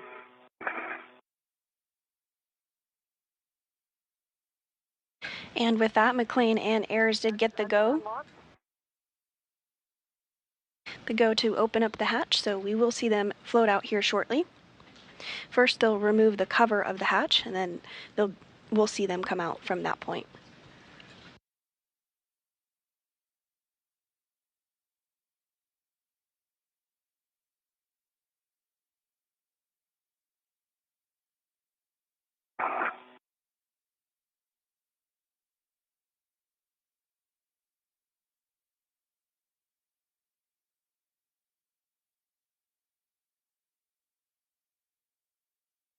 start coming down your way a little more.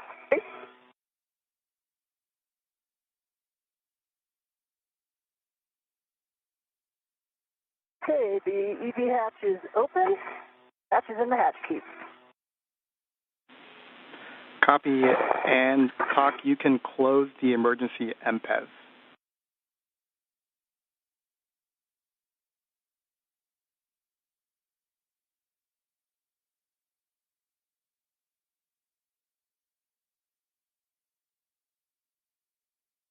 Emergency MPEG is closed. Copy, TOC, and then and Vapor, we're going to pause again here for another data review before continuing with the post-depress procedures. If you want copies. You copy. And Vapor, for your situational awareness, one more message that you might receive is the SCU power avail. That is when we go to the bat on the power switch and the SCU is still connected for a certain amount of time. No action required. You want copies?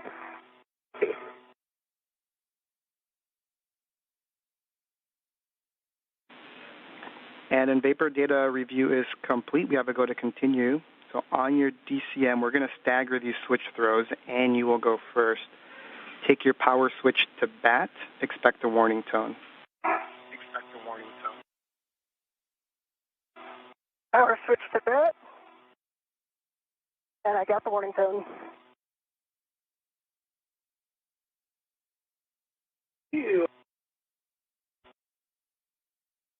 Power is in bat with the warning tone.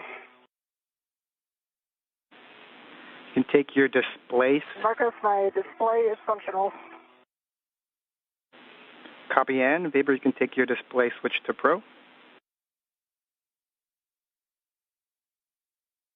Display functional.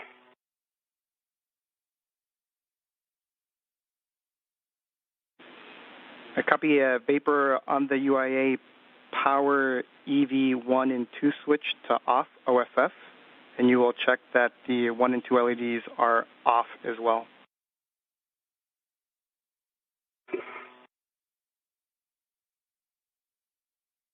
Right, EV1 power is off.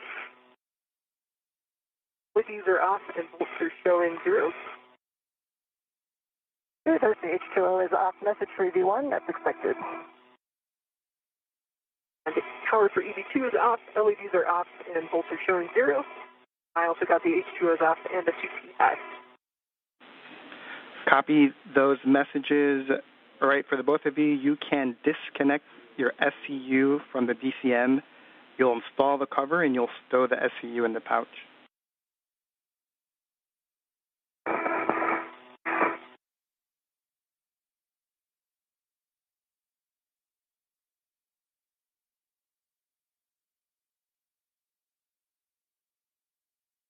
V1, SCU is removed in the pouch. My cover is back on my DCM.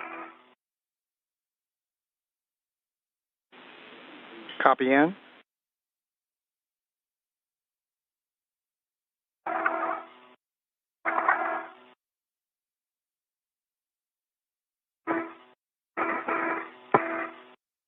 And we are awaiting hatch opening here this morning. But prior to that, NASA astronauts Anne McClain and Nichole Ayers will switch their suits to battery power, which will mark the official begin of today's spacewalk.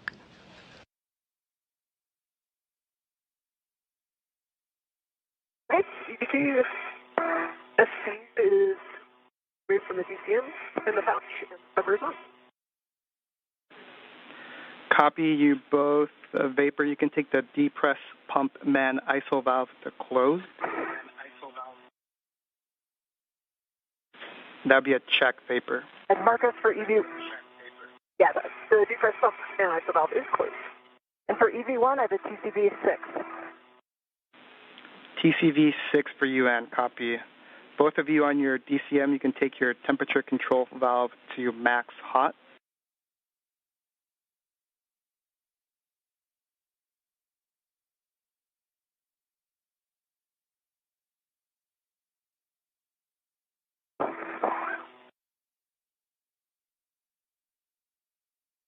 Works, all right.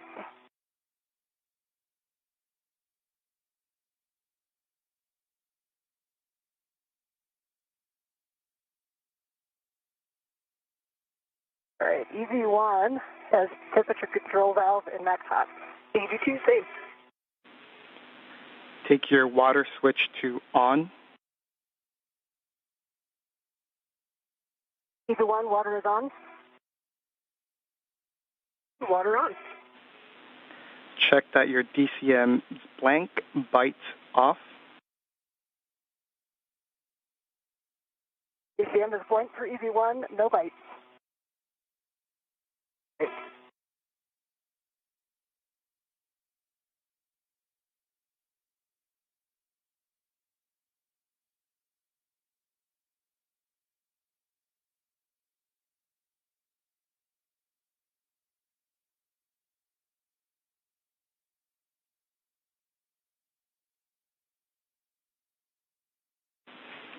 And Vapor, apologies, I may have missed it if you called us with your DCM. I'm sorry, the DCM is blank, bite lights off. Copy. You can both of you take your temperature control valve as desired and let us know what it is, and then please keep us informed if you make those any TCV changes during the EVA.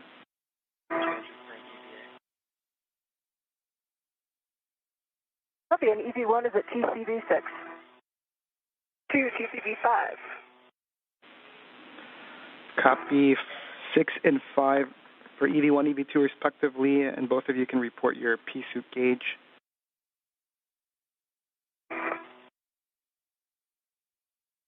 EV1, CP gauge 4.2.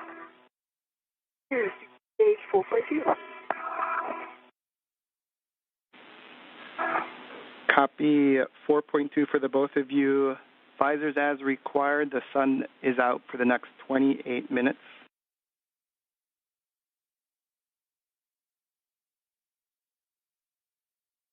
And with suits now on battery power, the official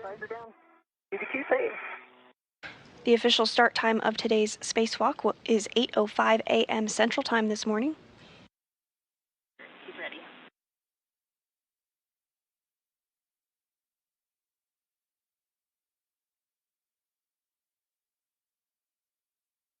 First out of the hatch today will be NASA astronaut Anne McClain. She'll be wearing the spacesuit with the red stripes. We are going to be stepping into the procedures. So with that, and your first step is to open the hatch thermal cover. Copy, I'll be opening the thermal cover, and I do see 6 lines visible on the AET. Copy those. And I'll be filling it on the ring. Good words. Once the thermal cover is open, you'll egress the airlock and turn your HECA on. Copy.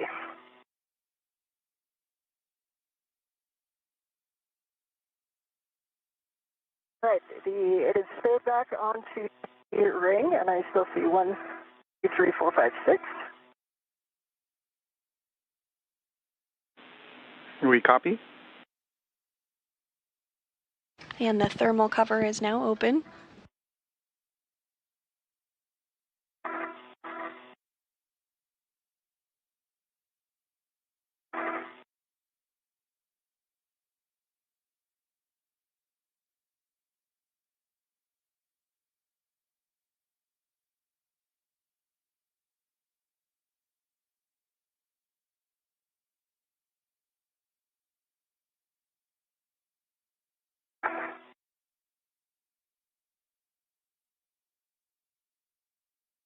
EV1 is partially out of the airlock.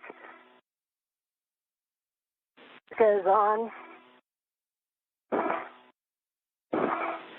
Copy, and HECA is on. You're going to start by attaching your anchor hook to the aft airlock external D-ring. Copy, that's in work.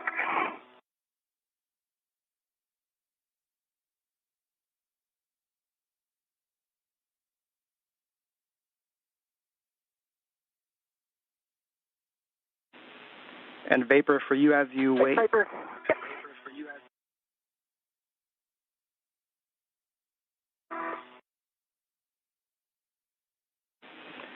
And once you have your anchor hook, Vapors is going to go on the forward airlock external D-ring, and Vapor, as you wait next for you, is going to be handing out either the cable bag or the strap bag. You just let us know. All right, Marcos, my safety tether is attached to the aft D-ring extender and gate closed slider lock black on black. I'll be working on Vapors. Copy.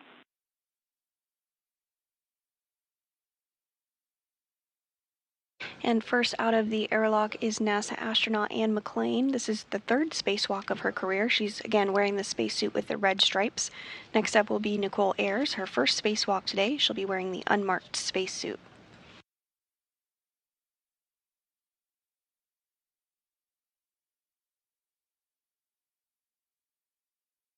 First order of business for our spacewalkers today will be to... Right, EV2, safety tether anchor is on the forward airlock D-ring. Gate closed, slider locked, black on black.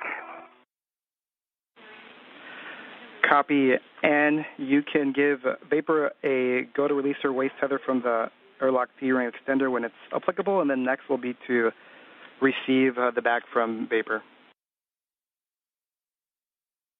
Okay. So Vapor, you can do your waist tether anytime you want. You have a good tether path. Okay, copy that. I've got the cable bag. I see it. Out, ready for you. I'm coming into a good position to grab it here. Okay, one by one. First order of business for McClain and Ayers will be to get the 8-foot-long strut bag out of the airlock, as well as the tool bag that will be utilized during today's spacewalk. They'll then translate to the port side of the International Space Station, heading to the work site of the modification kit structure, or mod kit. Okay, so we're going to cable back first. Copy.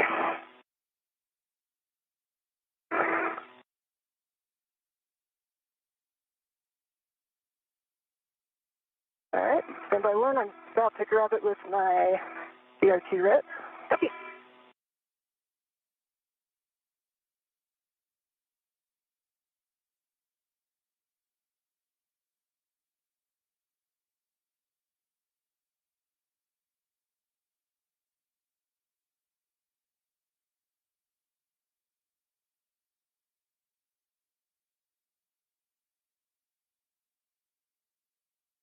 All right, my BRT ret is on the cable bag. You are good to release the airlock, large, small. And I have my BRT on that as well. Okay, the airlock ret is released. Copy. So this for translation, and then my hand to help you with EV3. And Vapor, you'll put that ret on the airlock D-ring extender. Marcus, I threw it on the airlock D-ring to leave the extender free. That works. Copy that. That works. Thanks. And if you're just joining us, we are now 12 minutes into the 275th spacewalk outside the International Space Station. Back toward you a little bit. Okay. Today's spacewalk began at 8:05 a.m. Central. NASA astronaut Anne McClain is outside of the airlock. She's wearing the spacesuit with the red stripes. Nichole Ayers is working to get out of the airlock as well. She'll be wearing the unmarked spacesuit today.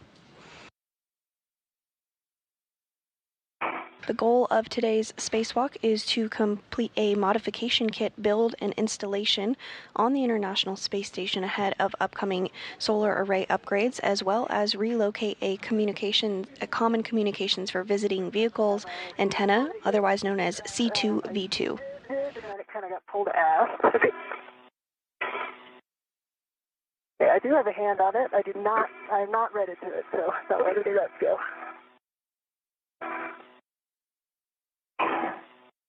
And to help it, pulling it here. At this time, McClain and Ayers are working to remove the strut bag from the crew lock, as well as the tool bag that will be utilized during today's spacewalk. So if you just stabilize visualize it. I can get my ret on it. Okay.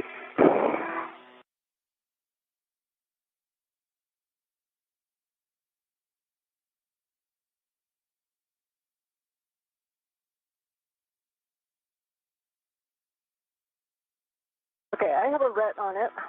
Okay. We'll release the airlock ret. Okay. Okay, the airlock ret is released, and Marcus, I'm just going to let that send back to the handrail. Copy that, Vapor. Should just need one on the way in. Vapor. Right. So I'm going to position myself around to the aft and give you the forward to mount.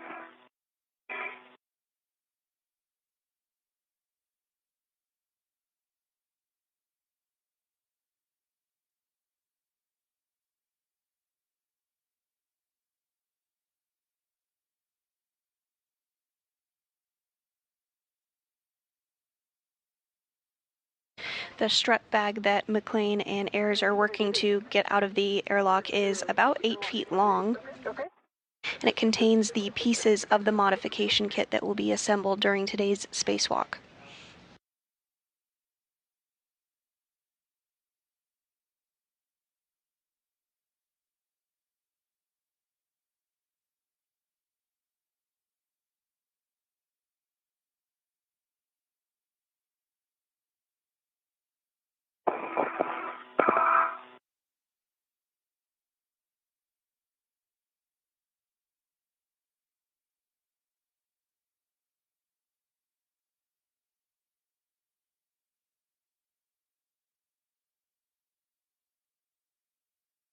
CSC is back in the pouch. Those are good. Copy. I think you're clear to egress. Got the forward side. And those are good words.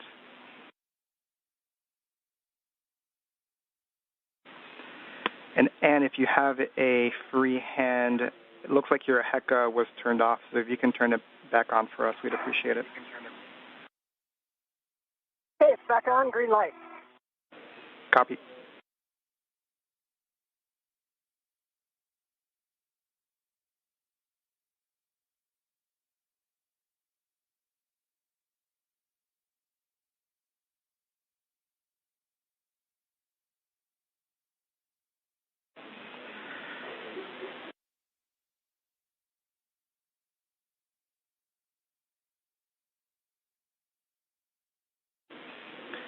And after you've egress Vapor, next will be to put that strut bag on your BRT, and I'll have more words for you.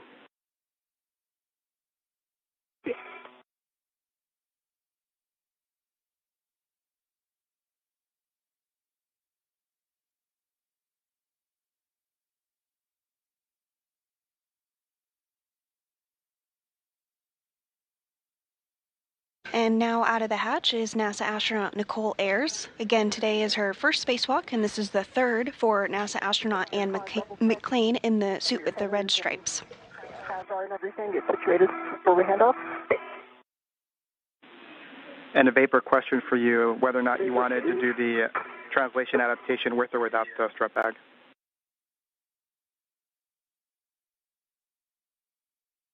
I feel like I did a lot of translation adaptation in the airlock, but Yeah, whatever you feel comfortable I'm feeling is good for you. For Copy. everybody's okay with that, yeah. Copy that. Then you can continue with the strut bag. Tape towards your head. All right, you can kind of DCA me because I can't totally see the handrail.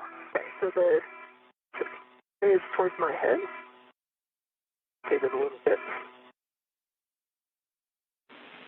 We'll get your ret to the non-taped end of the handrail stanchion, Vapor.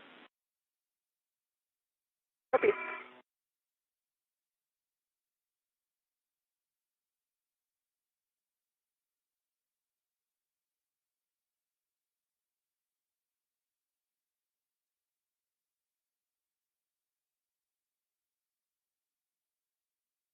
And now move it, hold it right there. Okay, we're good. Yep.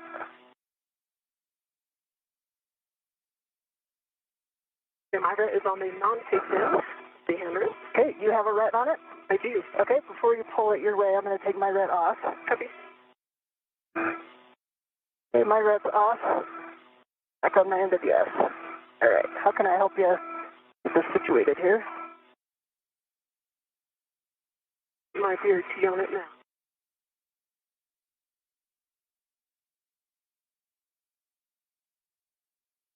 T is on it.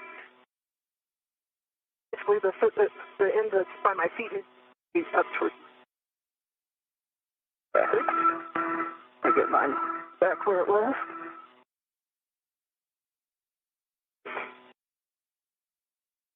I was there. I'm going to put this adjustable on my spinning workstation. Okay. And now out of the airlock is also that strut bag, that long 8-foot long strut bag that has the pieces of the modification kit that will be assembled and installed during today's spacewalk. And we are getting a view from NASA astronaut Ann McClain's helmet camera here. Okay. We're done. Good job, the both of you. And Vapor will have you turn your HEC on. Okay. And we'll go with buddy checks after. Okay.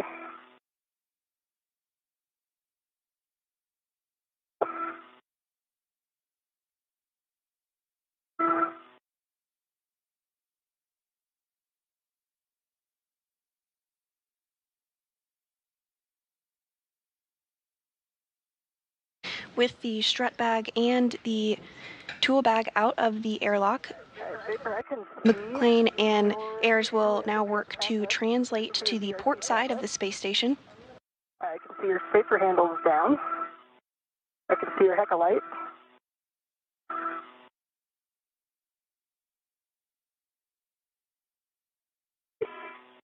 I've got your HEC light, and I've got 3 tabs up. So your left spacer handle is down. Now to your left just a bit, right spacer handle is down, so both spacer handles are down. And your tools and tethers look right clean to me. Let me have your camera real quick. Have a tether that. And can you confirm that both of Vapor's safer handles are down? Yes, her safer handles are down. Copy that. We'll get a baseline half check from the both of you.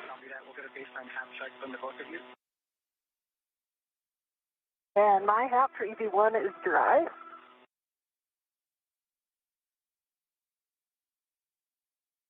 Yep, can you wait for a little bit?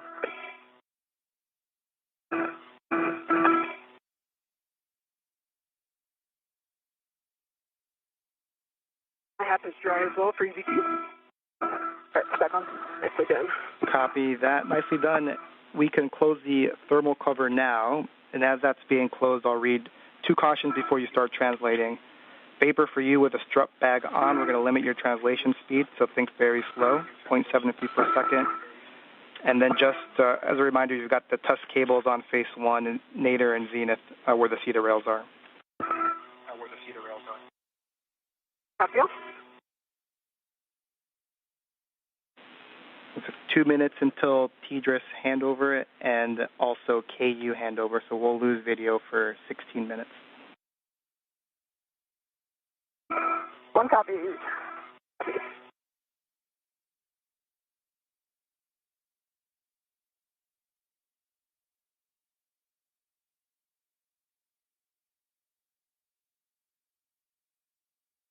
Thermal covers closed.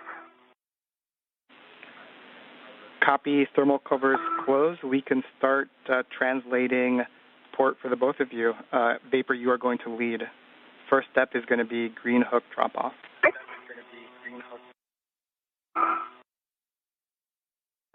Good work.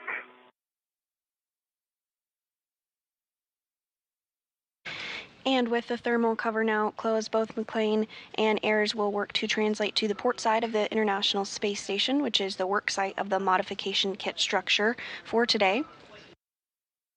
You also heard the duo perform what is called buddy checks. This is essentially a check to make sure everything on their spacesuit is working and looking as expected. These will take place throughout the spacewalk and include looking at gloves, looking at the helmet absorption pad, as well as making sure that their safer is in the proper configuration. Copy.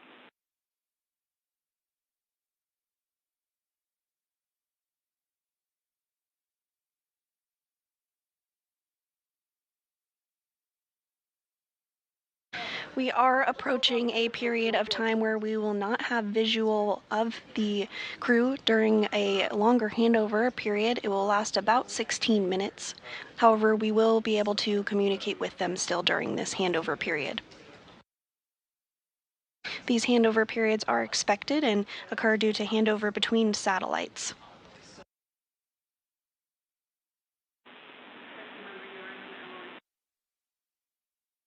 On the speed of right.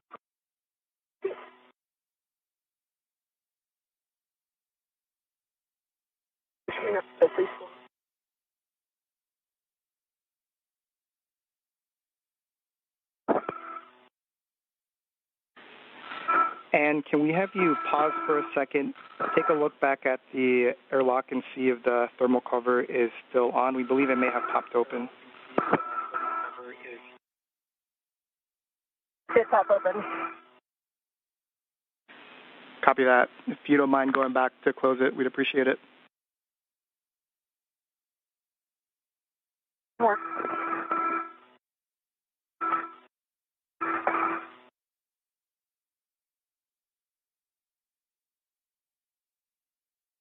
Down on the feed rail, transiting port.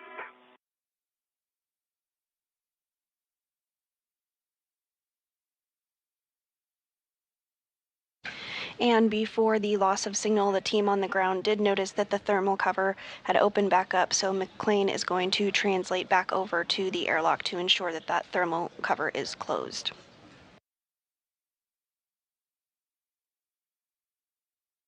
Thermal cover is back closed. Copy, yeah, appreciate it.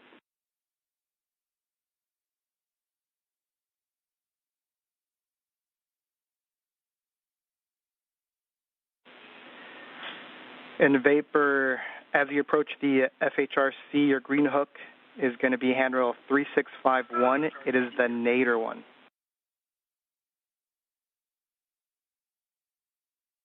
Nadir handrail at the FHRC.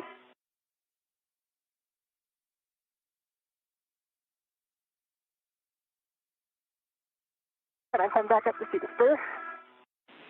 Copy, Ann.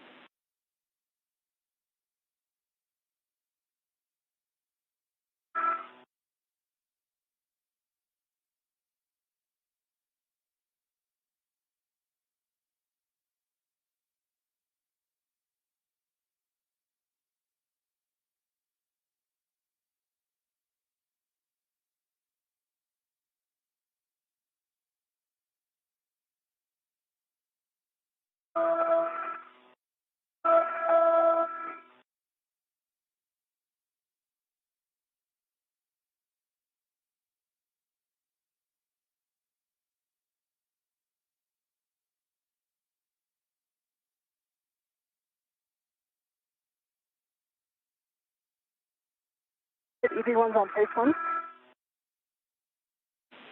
Copy, Ann. You'll continue port to your green hook location. It'll be the Zenith handrail 3652. Copy.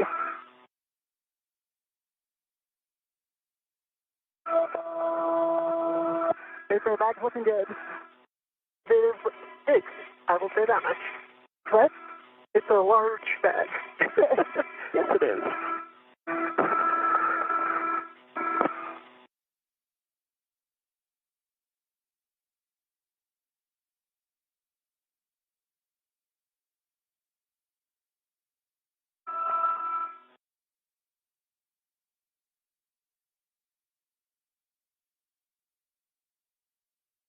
And if you're just joining us today, we are in the midst of a spacewalk. We are now 28 minutes into today's spacewalk to complete a modification kit installation on the 2A location of the International Space Station shown there on your screen. Previously, we have installed other International Space Station rollout solar arrays, or IROSAs, on the other locations that you see. At this time, NASA astronauts Anne McClain and Nichole Ayers, who are doing their third and first spacewalk respectively, are translating to the 2A location, where they will begin to build the modification kit and attach it to that location that you see on your screen.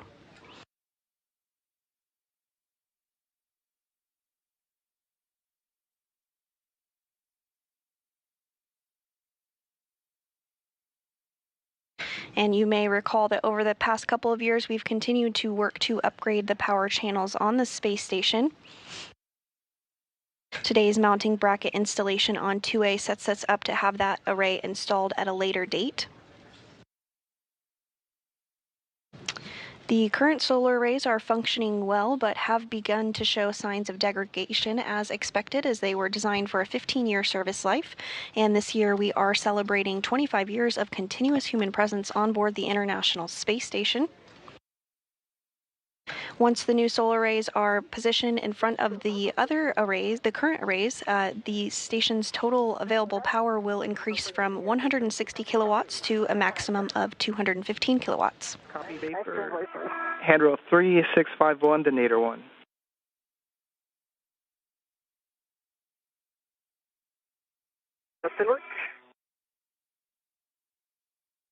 Additionally, during today's spacewalk, McClain and Ayers will work to relocate a common communications for visiting vehicle antenna, or C2V2, 1.5 feet over, to provide better redundancy for visiting spacecraft at the International Space Station.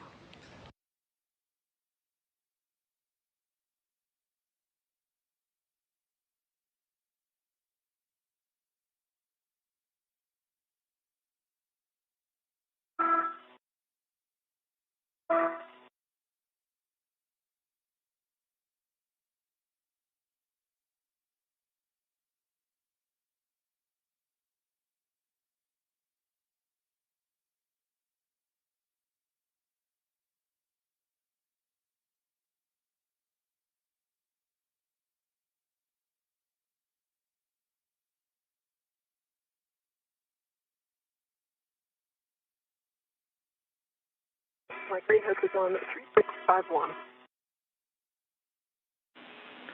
Copy vapor. Once that's complete, you'll continue port to the work site. Just make sure your gauntlets are in place prior to crossing the Sarge.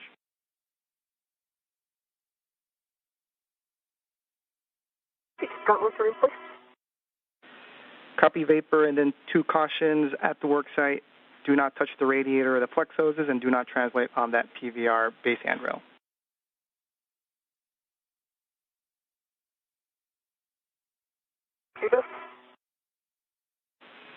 And I'm at 3652 and working on the green hook.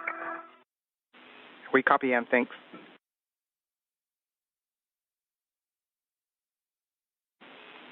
And the vapor, you're going to be going nadir at the Sarge to your work site, and you will be fair leading along the inboard non-radiator corner of the IEA before dropping the strut back.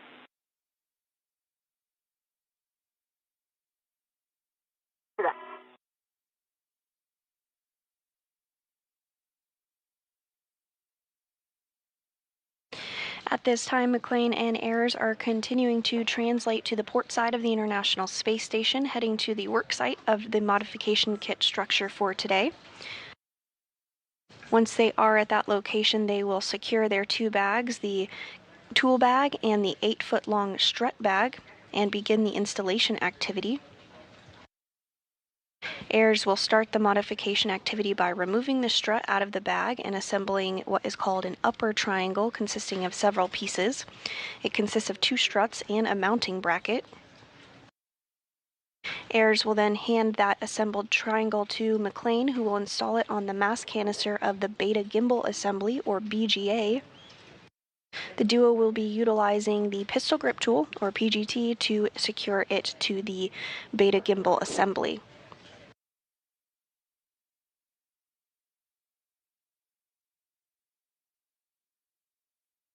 The upper charge gauntlets is still down.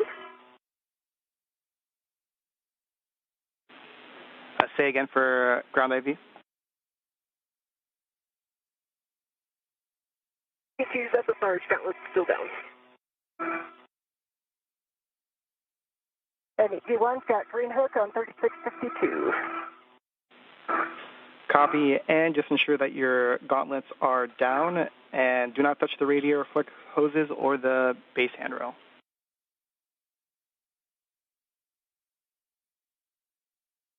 EV1 copy. Gauntlets are down. Copy gauntlets. Next for you then, Ann, is continue to translate port to the worksite. You're going to be stowing the cable bag and putting the AROSA cables just external to the bag. No fair lead required.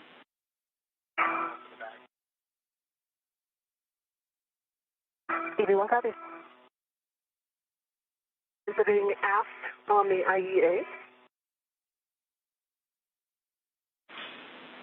Copy.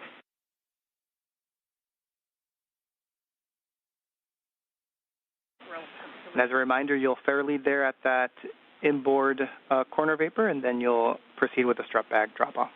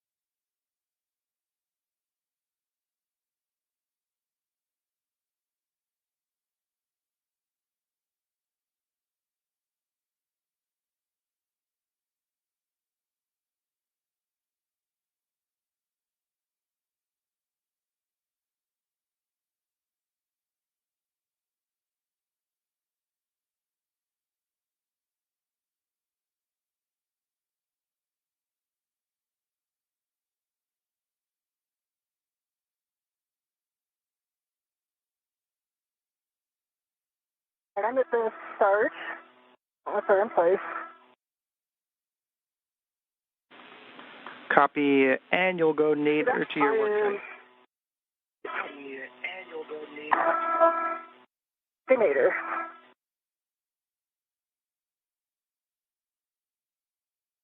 I'm looking at handrail 5136. I tried to put a and you'll have to take a look at it when you get there. Make sure it's not in your way. Okay. Sounds good.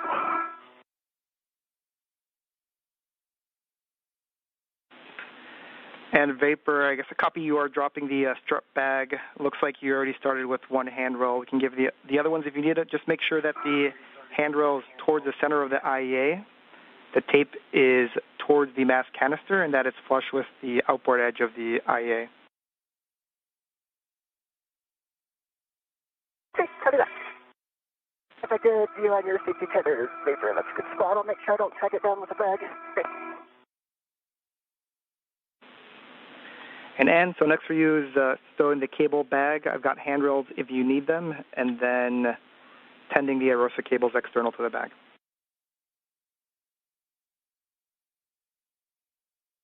See.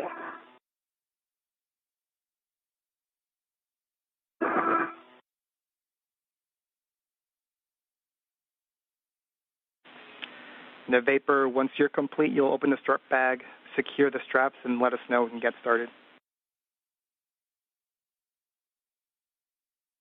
See that?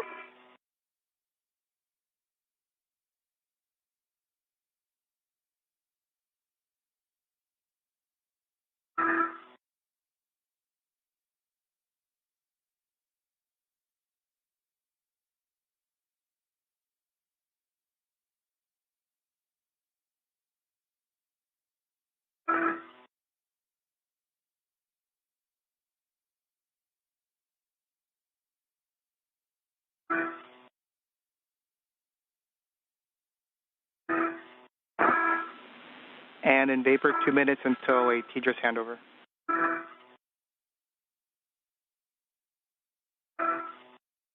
V1 copy.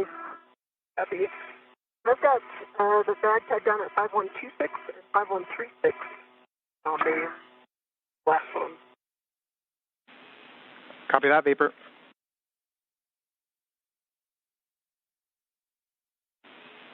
Vapor, after opening the bag, you will retrieve the mounting bracket and the right upper strap.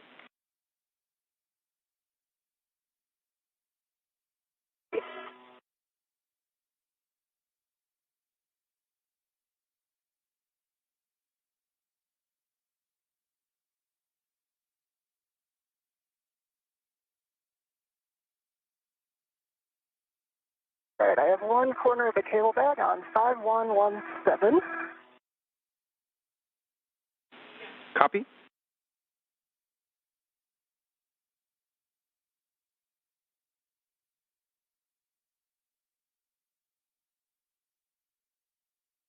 And if I verified your tether is still free.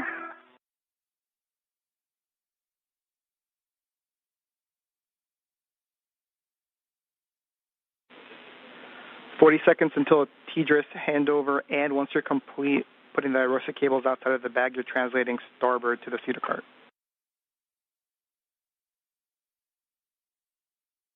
Copy.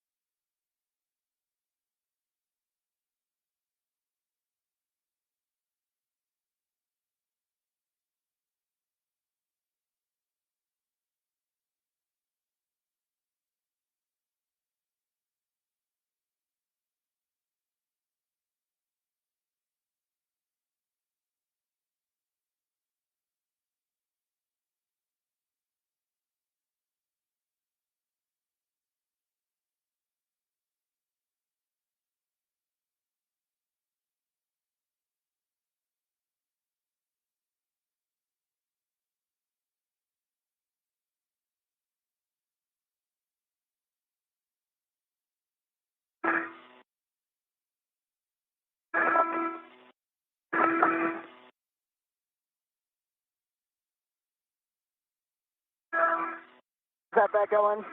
Okay, I just cinched down the tie downs just to hold it a little bit better. Okay. I'm just getting a second tie down here on the cable bed. And in vapor, we're back with you.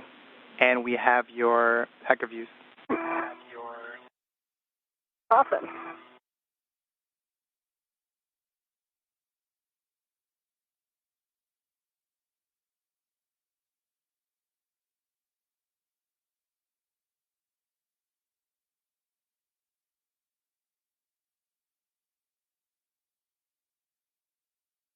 Okay, I have a second corner of the cable bag on 5109. Get the cables out here. And again, vapor your tether is free. Copy. The bag open, I'm going for the upper strap. Copy, and after the cables are outside the bag, you'll translate starboard to pick up your green hook prior to going to the starboard pseudocart. Copy.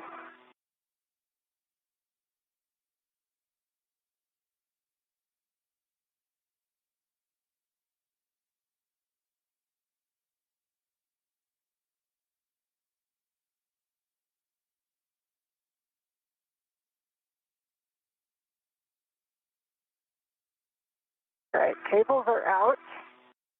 And vapor, I think that our original plan, I think these will reach over there. Okay, you need it. And we are getting some views now on our screen of some of those cables that NASA astronaut Ann McClain is working to remove ahead of the build of the modification kit this morning.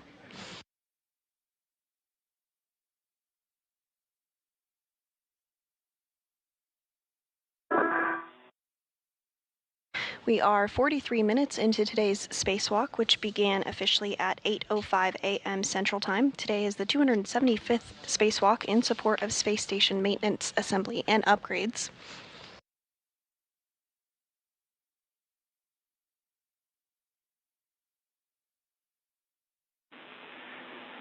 And we are not receiving your HECA stream. Do you mind pressing the HECA button again? Sure.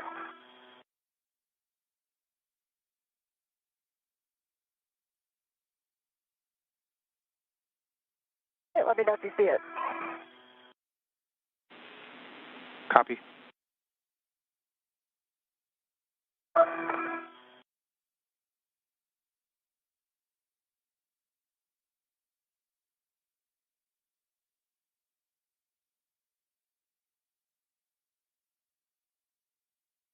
All right, Vapor, I'm going to go on a little walk. I'll see you shortly. All right, have fun.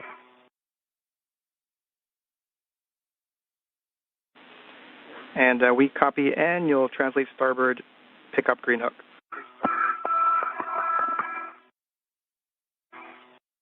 Copy and work. Because I've got the right upper strut out. 13 and 14. And my gauntlets are in place, Marco. Copy, and appreciate that. And just remember the TUS cable's on phase 1. Copy, Vapor. You've got the mounting bracket and the right upper strut. Make sure that the EV3 PGT is available for you, and you're going to be aligning the right upper strut with the mounting bracket. Is nearby. And Vapor, there should be a groove on the mounting bracket where the alignment tab is going into, and then on the side of the mounting bracket, you'll have black lines to let you know that you're aligned.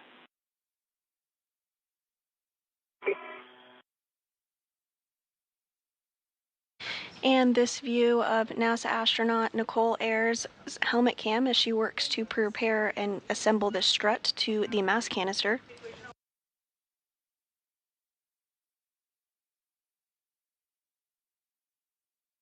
The upper triangle consists of 2 struts and a mounting bracket. Ayers will use the pistol grip tool, or PGT, to secure these pieces together before installing it onto the mod kit structure.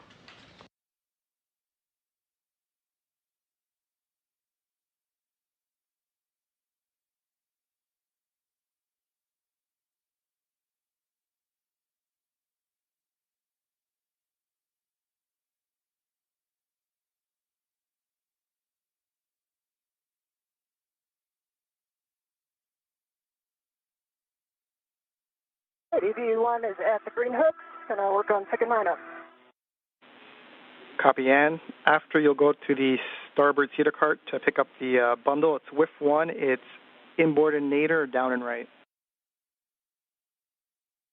Copy, thank you.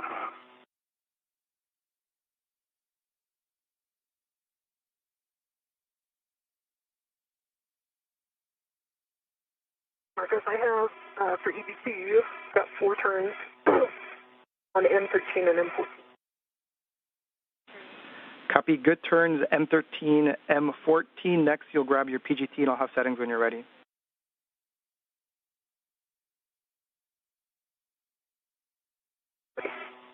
The next bolt is 17.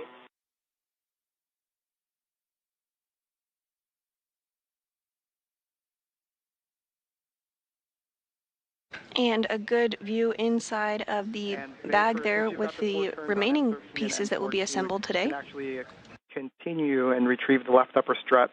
It's a Velcro's straps 1 and 2. I think that's it.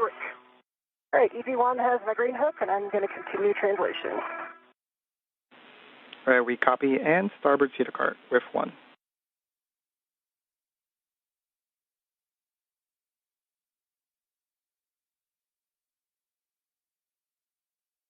While Ayers is working on assembly of the modification kit, NASA astronaut Anne McClain is translating to pick up an APFR, or articulating portable foot restraint, that will be utilized during later portions of today's spacewalk to help secure the assembled triangle to the modification kit.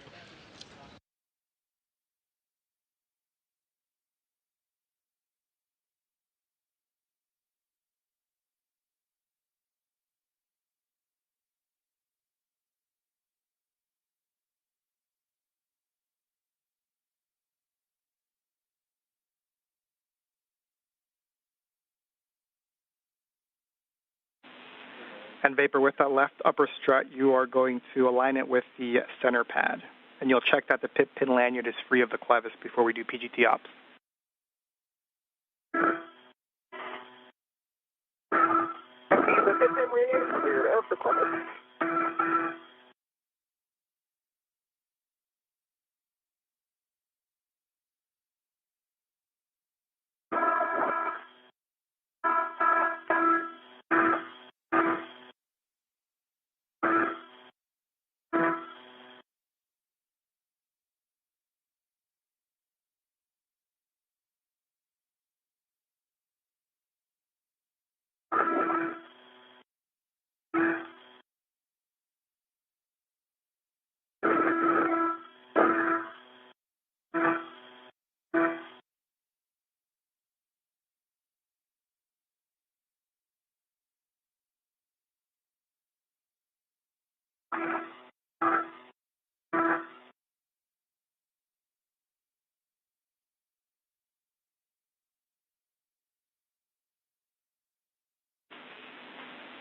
And we have your heck of view again. Sorry, I didn't tell you. All good. Welcome back.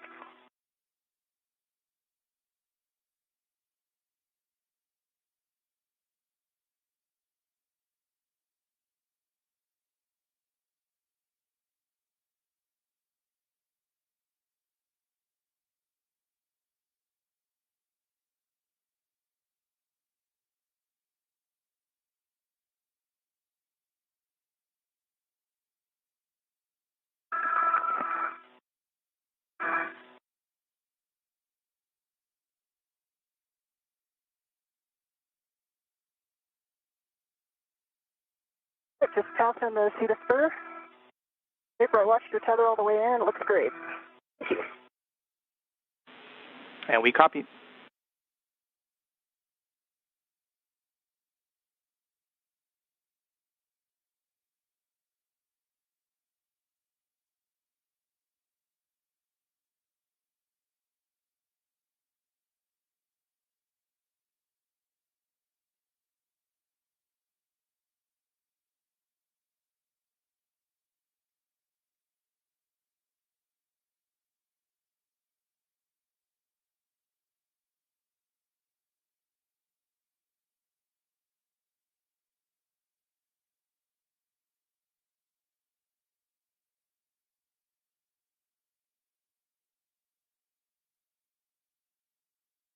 Passing the port seater cart.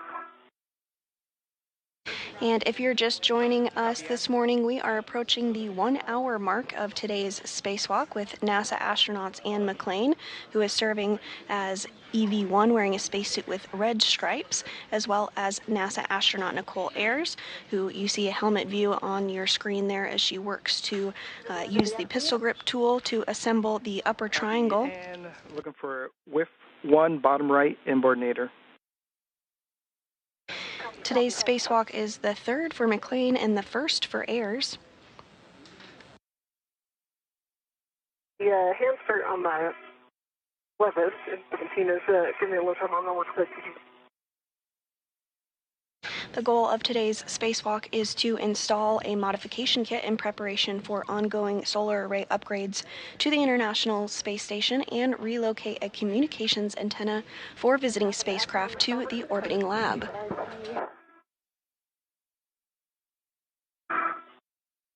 A WIF extender and an APFR. That is the one, and you're going to put that on your BRT. Once that's complete, you'll head starboard, but first you'll do the brake release. Copy.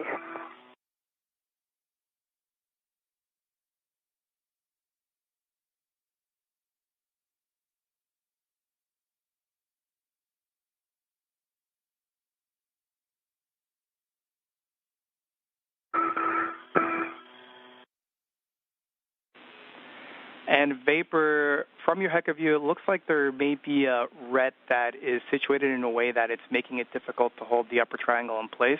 So a recommendation is for you to lock the ret if you think it's necessary. And on the screen here now, we see views of both NASA astronaut Anne McClain and Nichole Ayers' helmet cameras. Ayers is continuing to, on the right of your screen, is continuing to assemble the upper triangle portion of the modification kit. Meanwhile, NASA astronaut Anne McClain on the left of your screen is working to translate to a SETA cart where she will install the articulating portable foot restraint that she picked up previously. Copy that, Anne.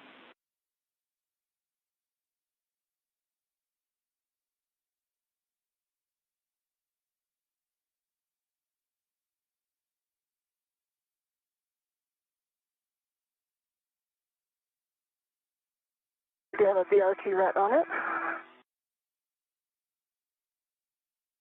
And getting a good view now as Nichole Ayers works to assemble that upper triangle, you can really see it start to take shape.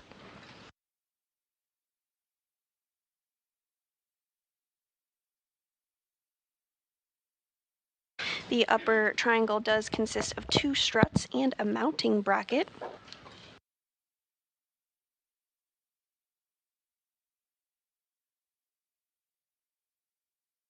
Once McClain joins Ayers, Ayers will hand that upper triangle to McClain, who will install it on the mass canister of the beta gimbal assembly, or BGA structure.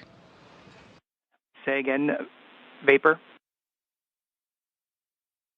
So EV2 has 2 turns started on the Vapor, we heard 2 turns started on M17. Looks like you have your PGT settings are Bravo 1 clockwise 2.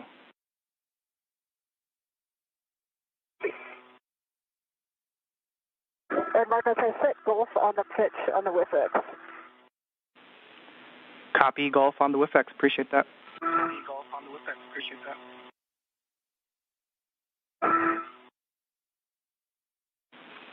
And again, Ann, once that's complete, you'll be headed back to your work site. Green hook, but first SETA brakes. Copy. On my EV, the good cow, good LED test, and 41.7. And Vapor, can you say again, you're coming in kind of broken? Got a good cow test on the PG 41.2 volts. A good LED test. I've got Bravo 1 clockwise 2 set. Copy good cow, Bravo 1 clockwise 2. Looking for an additional 5 to 7 turns. You'll drive M17 to torque.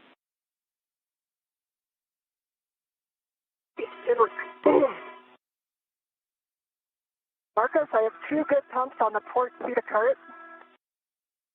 Direction starboard. Copy that, and next will be the port SETA cart.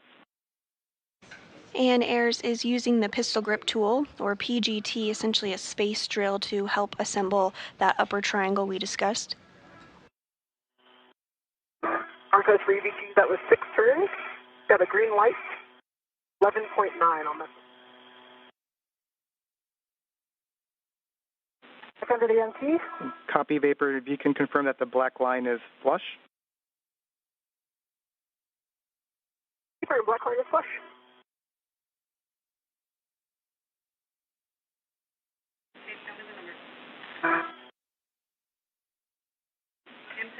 And Vapor, that is a good M17.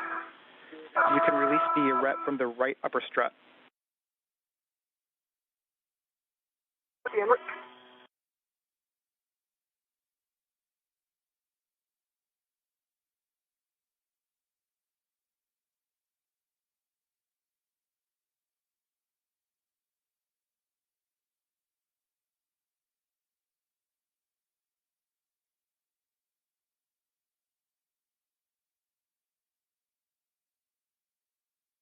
Because I have 2 good full pumps on the port SETA cart, because you know what they say, pumps a day keeps the murder away. Oh, we agree with that statement. Good job And next will be to continue translating port to your green hook location, just nadir of the FHRC. Same place as previous. Okay, copy. I'm going to pause here and get this APFR in a little bit of a different config. Just wanting to jump around a little more than I expected. And we copy. And this is a view of NASA astronaut Anne McClain. She is serving as EV1 during her third spacewalk today, as you can tell by the spacesuit she's wearing with the red stripes. She is working to readjust the APFR, or articulating portable foot restraint. And Vapor, just catching up with come you. Back out your way, Vapor. She will utilize this to help install the upper triangle that Ayers is building as we speak. McClain will need to use the APFR to help install the upper triangle on the mass canister of the Beta gimbal assembly. To the center pad grounding block. I did not. I got now.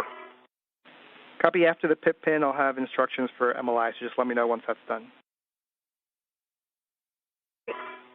I'm going back by the seat of spur. Copy, Ann.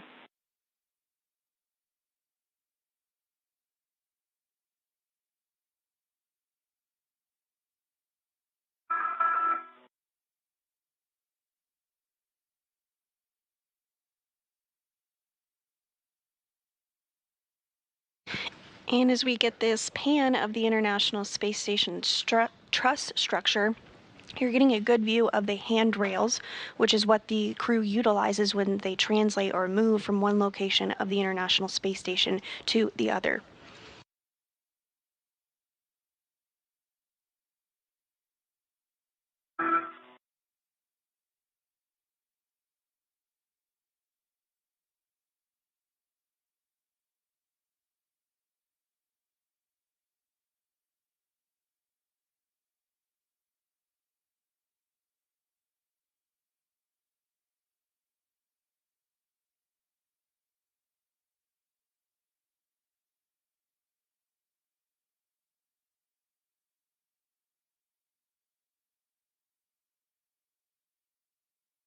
Marcos, the pip pin is installed. Copy, Vapor. Can you verify that the pip pin for the right upper strut is still installed? Yes. Sweet. And then you can install the left upper strut MLI on the center pad covering the L2 clevis, as well as the right upper strut MLI. What?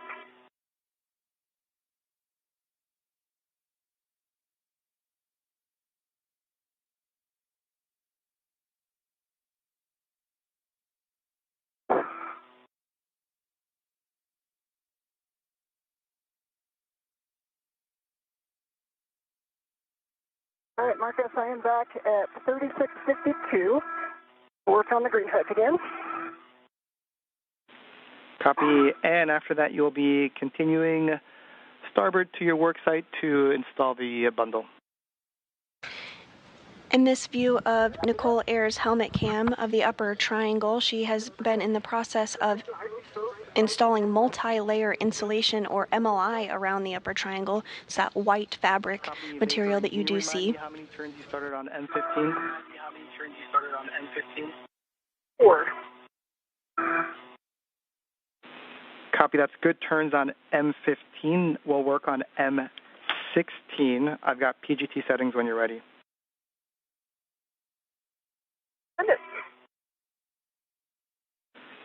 Bravo 3 clockwise 2 on EV3 PGT.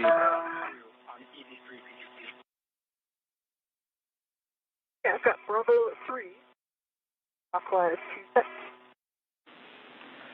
Copy. You're going to be driving M16 to torque. Expect 24 to 25 turns, and we'll get the black line flush call. Yeah, it looks.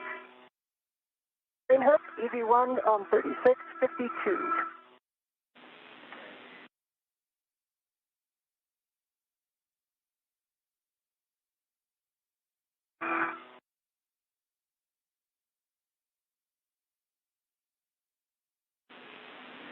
And I copied your last, and just ensure that your gauntlets are down prior to crossing the Sarge. Copy, will do.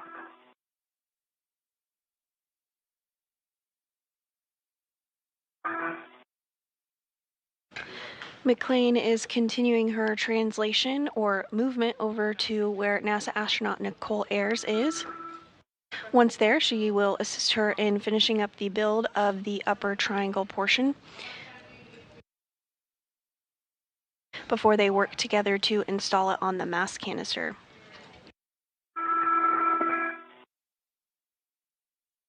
Hey, we're going for EDC M16, about 22.5 turns. Green light and for the torque. And the black line is push. And Vapor, can you say those numbers again for us, please? At 22.5, 22.5 turns, 0.8 on the torque. Right, black line flush.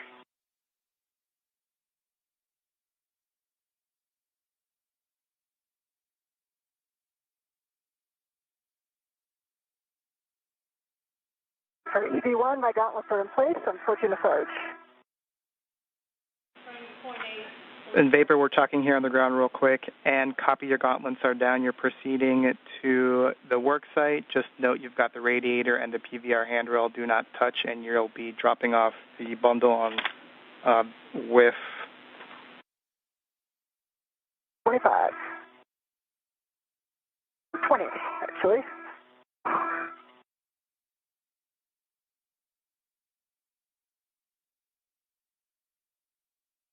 And we are approaching a day pass here, as you can tell on your screen as it is getting brighter. Slowly. We're just having a hard time reading you. It's coming in a little broken. The International Space Station is currently flying 262 statute miles over the North Pacific Ocean off the coast of Alaska. Green light, black line, big flush.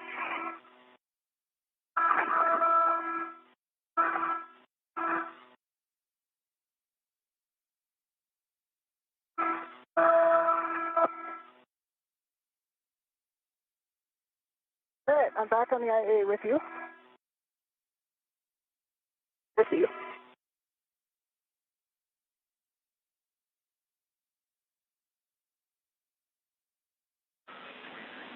And we're discussing Vapor.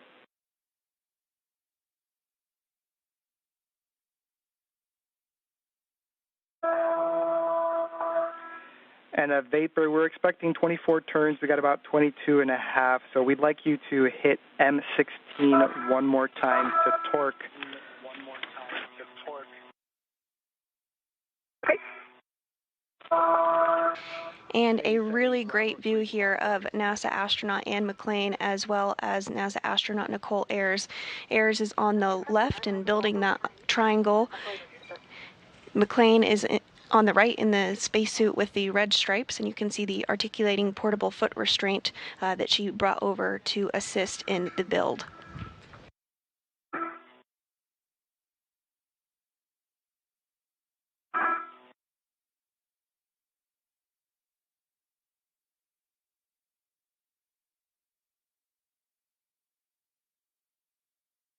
Our work sites are going to get kind of close together, so let me know if I'm in your way. Okay. That's for easy. Scout 18.3 light, and that was no turn. Copy, no additional turns. We'll discuss.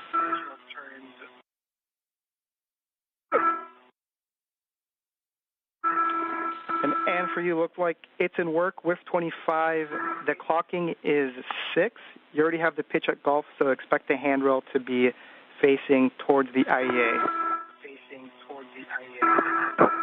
Copy.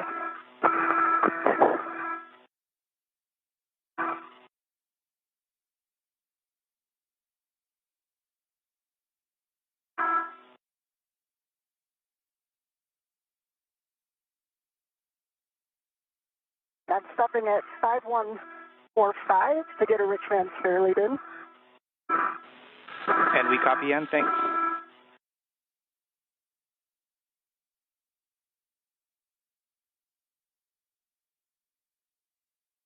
So CD2 for your essay, the PD during count is 22.98. That's my basic.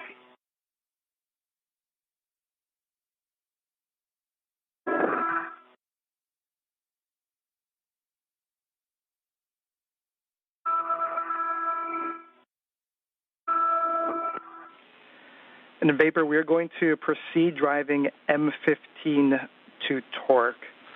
So expect an additional 20 turns.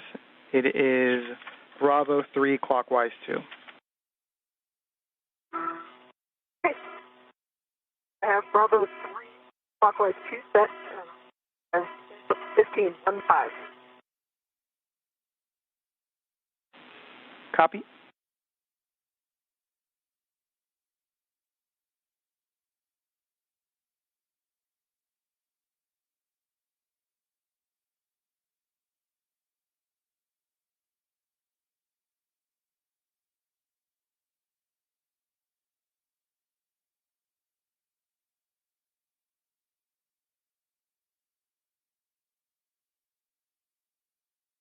If you're just joining us this morning, you're looking at a live view of two NASA astronauts outside the International Space Station performing a spacewalk. On your left of your screen is NASA astronaut Nichole Ayers completing her very first spacewalk today. On the right of your screen is NASA astronaut McClain with the spacesuit in red stripes on her third spacewalk.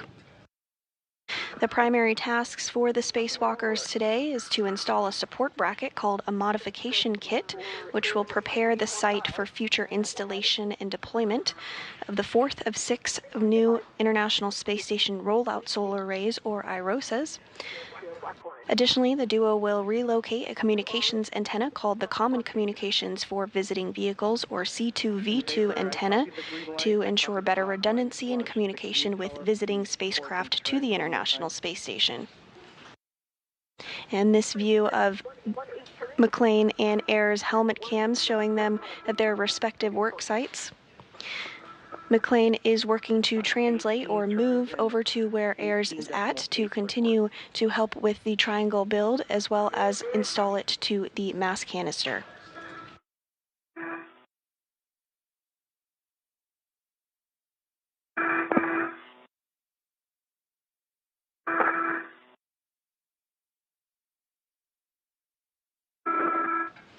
And through McClain's helmet camera on the left of your screen, you do see the Earth as the International Space Station flies 262 statute miles overhead.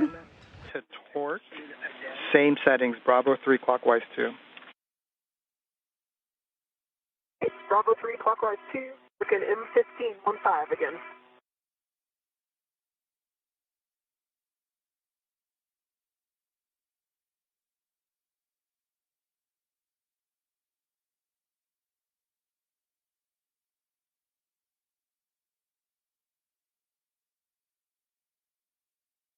Goes for M15.15. Have a green light already up, but I have a green light with 18.4 on the torque and no additional turns. Copy, no additional turns, Vapor, we're discussing.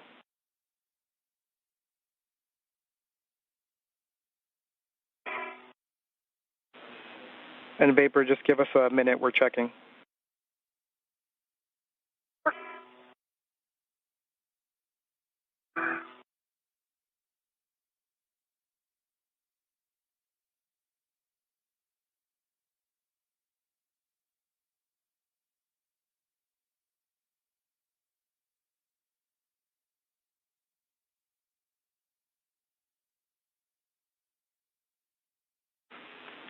And Vapor, we have a troubleshooting step for you. Can you look at the interface of the struts and just make sure that nothing is caught in between, no MLI, and that it is flush?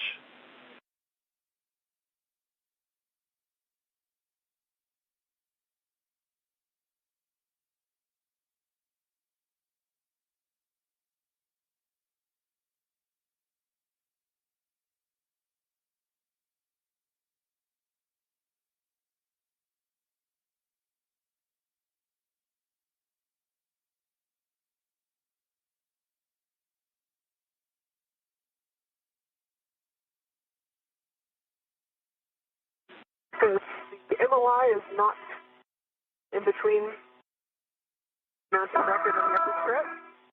These black lines are aligned. Oh, it's flush. We copy all vapor, and the reason we're asking, we're just expecting one more turn on each of those bolts, so we're discussing.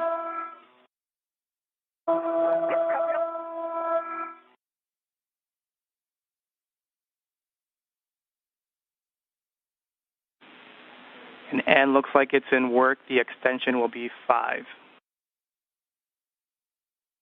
Yes, I have the settings set, just working on getting it locked in the whiff. Copy.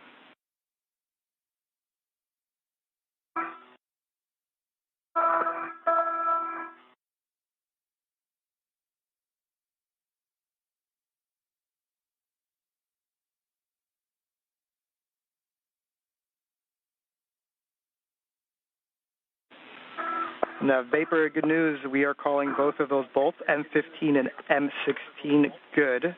We will proceed. We'll have you release the ret from the left upper strut. Okay. See, good bolts and. All right, Marcus, I have 6 set on the whiff extender, good pull and twist test. I've got a golf on the pitch and a 5 on the extension. And I've got 12 Tango Tango, Fox 12 on the APFR. We copy, and I may have missed it, but can you confirm that the pitch knob of the APFR can be depressed? Yes, I will go do that now. And this view from Ayers' helmet camera as she works to continue the build of the upper triangle.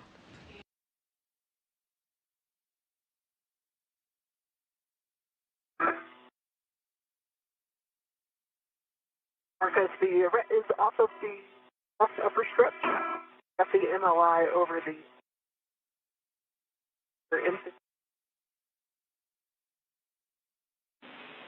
And vapor, I think I heard you say that you released the ret from the left upper strut. And this view from McClain's helmet camera, we're getting a really breathtaking view of Earth. The International Space Station just flew over Grants Pass, Oregon. It's flying 261 statute miles overhead. And I've got PGT settings for you, which should be Bravo 3 clockwise 2, so no change. Let me know when you're ready, and I'll give you more words. Okay, I am ready for your words. Are you going to be driving M13 and M14 to torque, and we expect an additional 20 turns? The M13 and M14 to torque. And for both Ann and because vapor, the pitch knob can be depressed. Copy Ann, pitch knob can be depressed. It's about 1 minute and 40 seconds till Tidra's handover. Copy. And I've got Bravo 3 clockwise 2 set. Copy Bravo 3 clockwise 2, drive M13 and M14 to torque. Inward.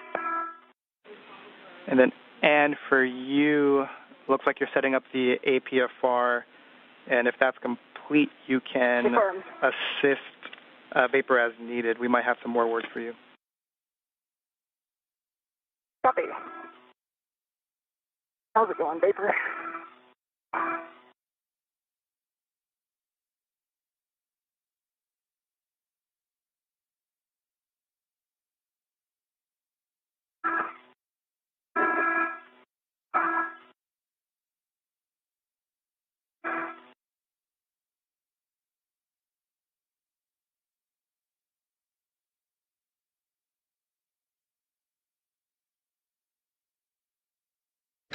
And we are seeing that upper triangle that NASA astronaut Nichole Ayers has been working to build. She's wrapping up that task as we speak.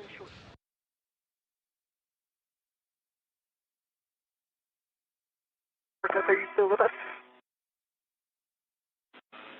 I am with you. Say again. M13 was 8 additional turns. The green light 8.3, 8.3. And these black lines, flush.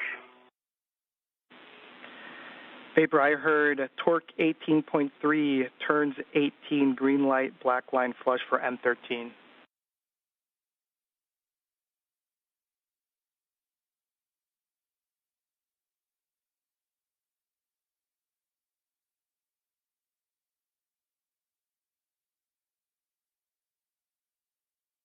And we are in a brief handover period between our satellites, but we'll regain views here shortly.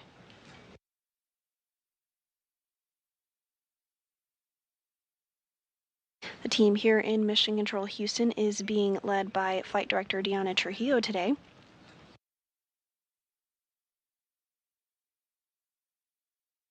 You see a view of her there on your screen, as well as the ground IV, NASA astronaut Marcos Berrios. Berrios is interfacing with Ayers and McClain during today's spacewalk. We're now 1 hour and 20 minutes into the spacewalk today. And in Vapor, we're back with you. Vapor for M13, we copied 18.3 on the torque, 18 turns and a green light. Vapor.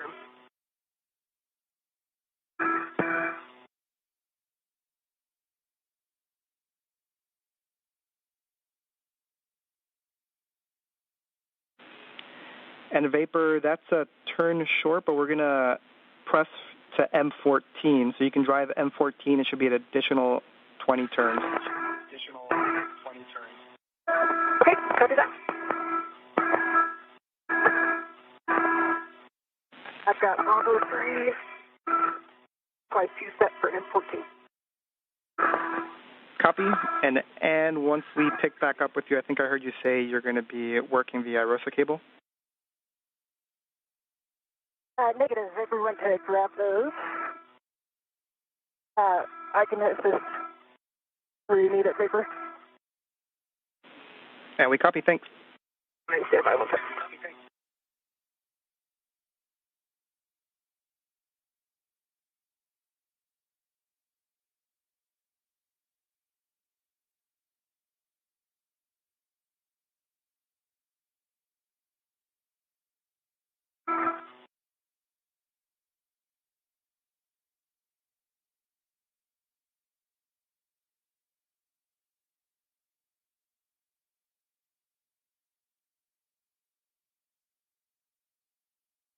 Marcos, for M14, I've got 18 additional turns, 1/8, 8.4 for the actual torque and green light.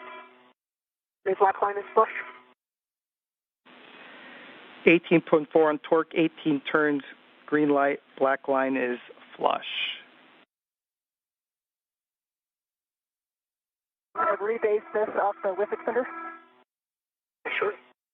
Yeah, I've got the other end of the AET right here. I can take it. I've already read it to it. Okay. And a Vapor, we are assessing. That's also turn short. And just in the meantime, we're trying to figure out good and bad times when we have comm with you. And so that last call was good comms. And so we don't know if when you rotate your head, the mic might get snagged with anything inside the helmet or the airflow. But we'll tell you when we have good comms, just so you can gauge what position that is. Okay. Yeah, that sounds good. While you guys discuss the bolts, I'm going to pick up the cable. Copy.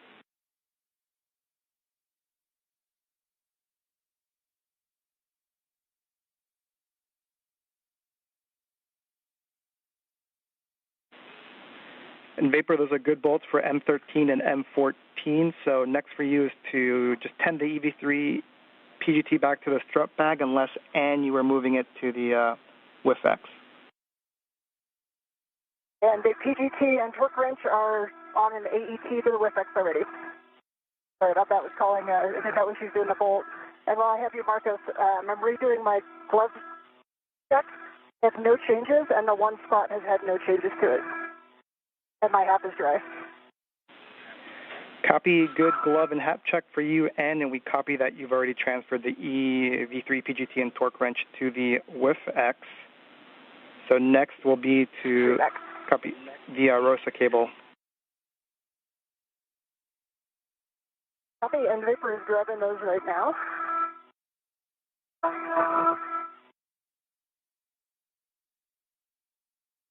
After the completion of the upper triangle build by Ayers, she's now working to remove some of the cables that will be installed. You see her on the left of your screen there, gathering those cables. Okay, come this triangle back to here first. And a bit of a better view there of those cables, specifically from Ayers' helmet cam. Cables on the mounting bracket, there's an oval cutout that has a adjustable free hook, and that's going to go on the D-ring on the adjustable that's on your cables. Copy that.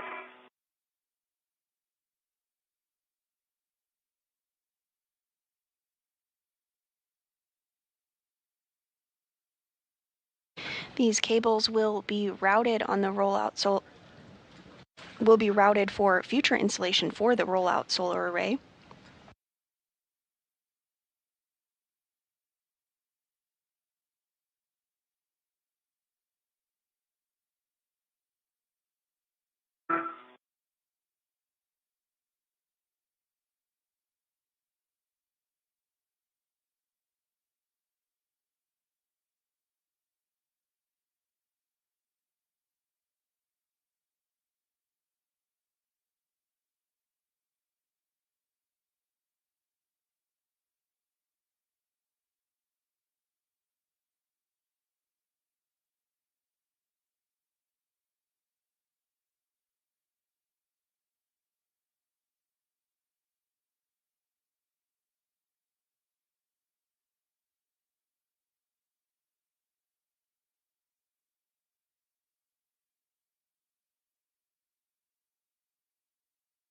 Okay, the cables are on the adjustable, that's on the oval.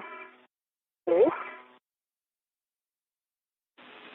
Copy, Vapor, and if you can, you can get... And we were just getting a view of the solar arrays that the IROSA will eventually be placed over, so we'll stand by and potentially get another good look of that solar array location.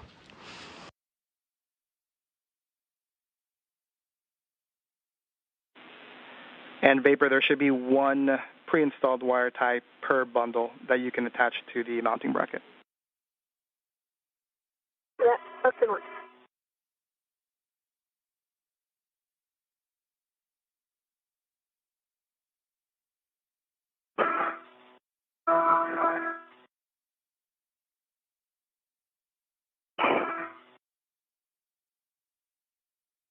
And there we are getting a bit of context there of the solar arrays that are currently installed on board the International Space Station.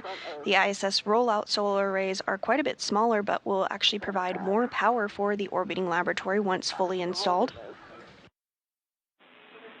And Today's spacewalk is occurring on the P4 truss of the International Space Station. Yeah, I just moved. I'm going to put my safety tether or waist tether rather somewhere else so it doesn't do that again. Once the modification kit is wrapped up and installed, the duo will translate to the P3 truss to complete the relocation of the Common Communication for Visiting Vehicles antenna, or C2V2 antenna, to ensure better redundancy for visiting spacecraft to the International Space Station.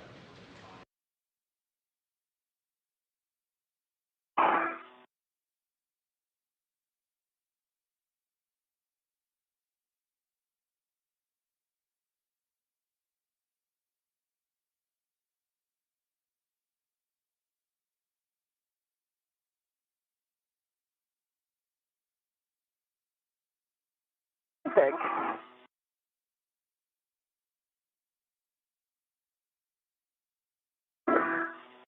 And you do see there in the center of your screen NASA astronaut Anne McClain. She is at the location where the triangle and mounting bracket that has been built will be installed. That's the mass canister of the Beta Gimbal Assembly, or BGA structure.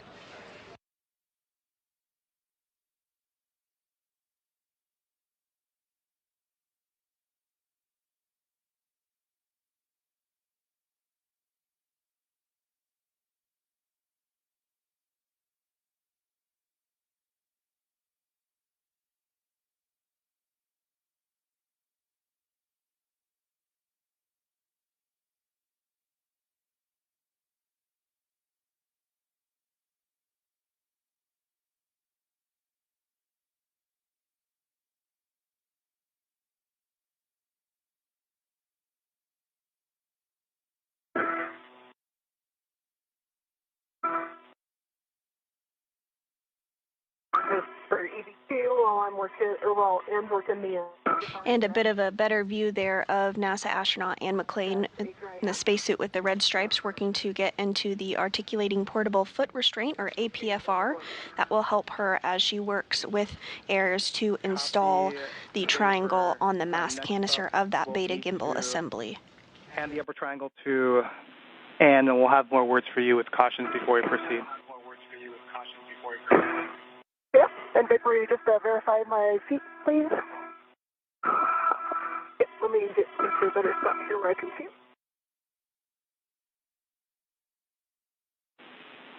And Anne, let us know when you have ingress. We have some more words for enhanced glove check.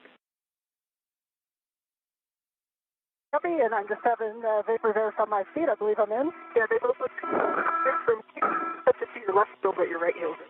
I'm sorry? Your left heel is touch to see, but your right heel is in. And I'm sorry, one more time on the left heel. Touch to see? Oh, touch to see. I see. Okay.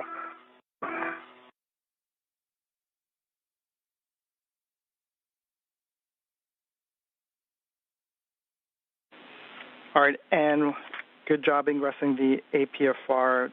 Just make sure that the ingress 8 is tucked in towards you so it doesn't get in the way with the upper triangle. And once that's complete, let me know and I'll have words. Yes, definitely. It's tucked right now, but don't hesitate to remind me over and over again. That thing has a way of moving around. Copy, will do. So, Anne, for you, so right now what we would like you to do on your gloves, we'd like you to take your right glove palm up. We want you to flex your right index finger away, so overextend it, and provide that view to us via the HECA camera. Okay, let me know, is that a good view in the HECA? That is a good view at the HECA. Okay, and you can see the spot. Now I can see it even when I'm not moving it. When I was in the airlock, it was only when I was moving it, but there's flex down, flex back. Copy, Anne. If you can maybe bring it closer to the HECA camera. It's a good relative position, just closer. How's that? That's a good view.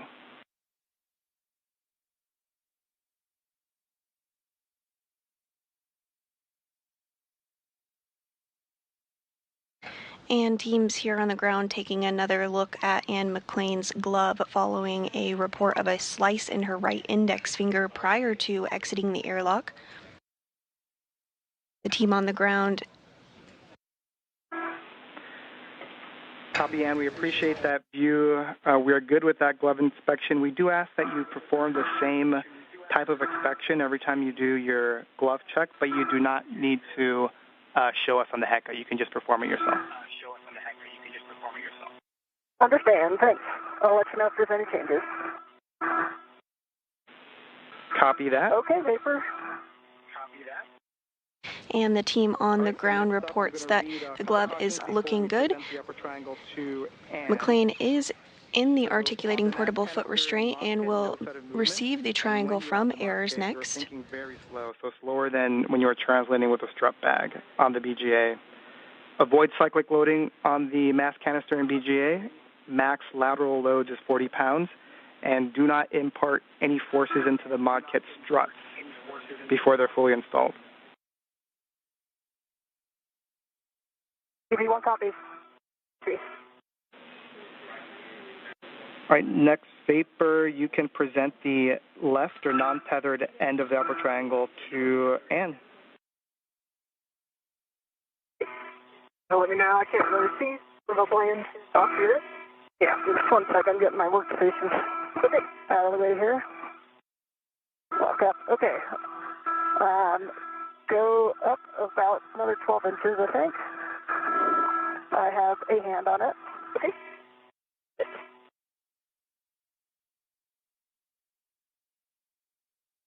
All right. This isn't small, is it?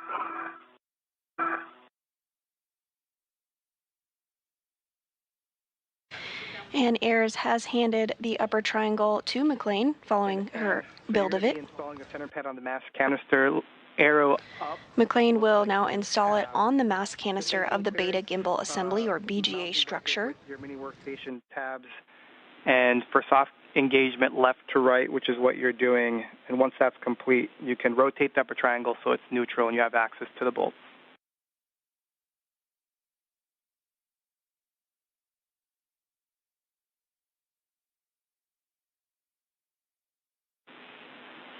And Vapor, since the EV3 PGT and torque wrench is already on the AET, we can have you go to the right saw bracket and get a visual alignment of the bearing. And just as an FYI, we've got that RET series from the bag to the mounting bracket that we want to keep eyes on as you go away and to the strut bag. Center pad is soft dock. I'm going for my PGT, I believe 2 turns on each. It'll be Alpha 2 clockwise 2 and is exactly 2 And this turns on view each. of Anne McClain's helmet camera as she positions the upper triangle on the Beta Gimbal Assembly. All right, for the Fairchild fasteners.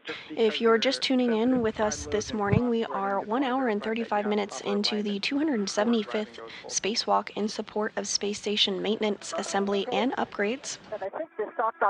This morning, the spacewalking duo, which consists of NASA astronaut Anne McClain and Nichole Ayers, worked to build the upper triangle portion that you do see on your screen there that is going to be installed on the mass canister of the Beta Gimbal Assembly.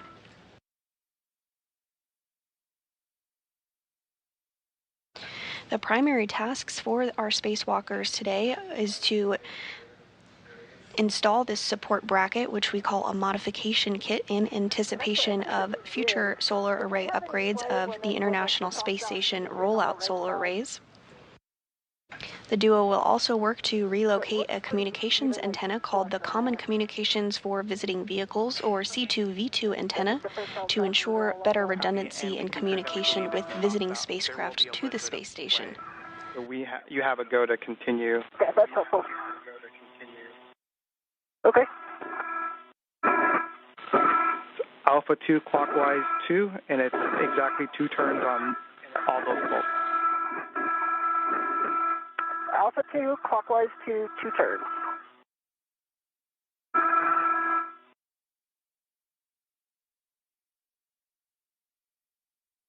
Because for EV2, the right stop bearing looks pretty thin. So it's at and parallel with. And we copy Vapor, and just for your essay, that last comm is in and out.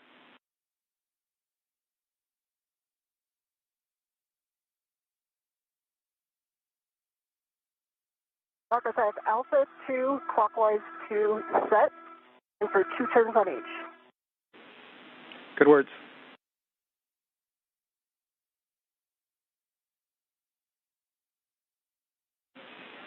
And Vapor, we are now waiting for the center pad install before proceeding. Copy that. I have 2 turns on M6 and M5, and for 2 turns on M8. Copy, good turns on 5 and 6.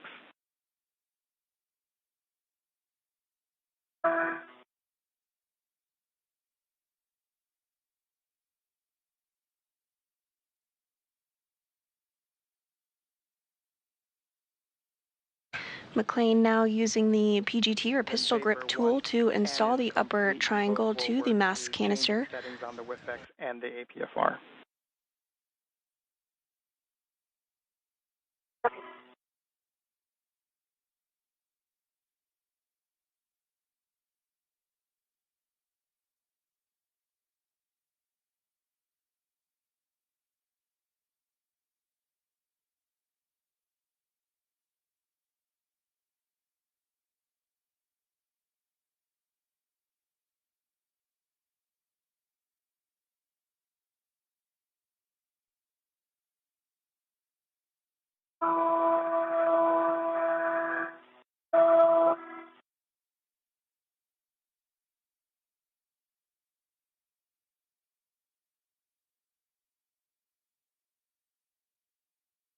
I have 2 turns on 8 and 5.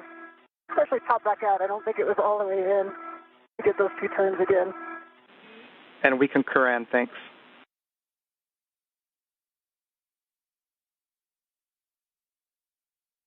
Okay, I believe 6 now has 2 turns.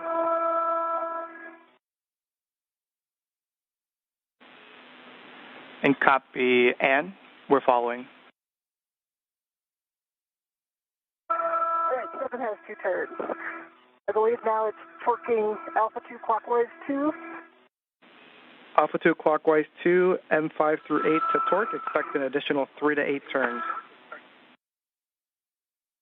Copy, and there's no order, right? Order does not matter. Copy. Starting with M6.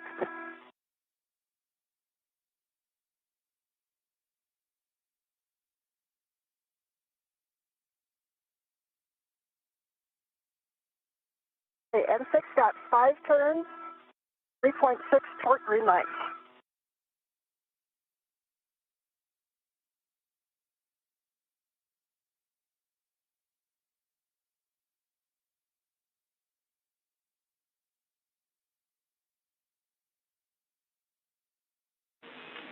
And Ann, we're checking.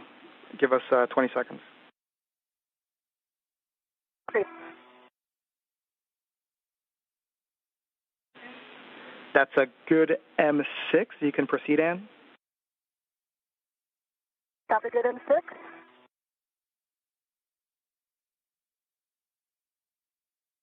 And Marcos, I have 3.7 torque green light and 5 turns on M5.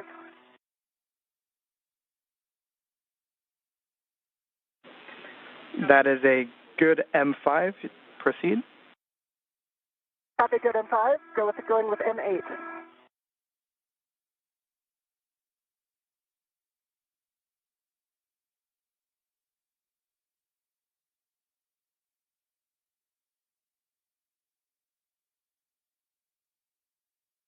There's 4.5 turns on M8. Green light, 3.6 torque.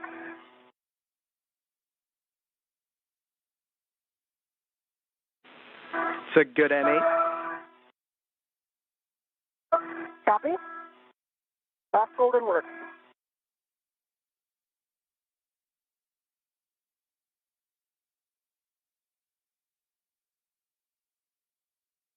Okay, got exactly 4 turns on M7, 3.8 torque, green light.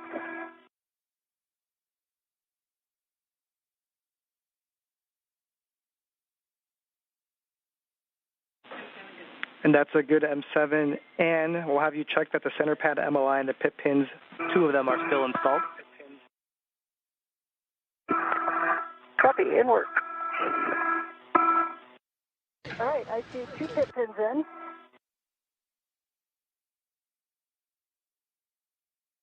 Good job on the MLI. Vapors nice and tight. And with those 4 bolts being driven by NASA astronaut Ann McClain on the mass canister, the next steps will be to install the left and right lower and upper struts to continue to attach the triangle to the mass canister.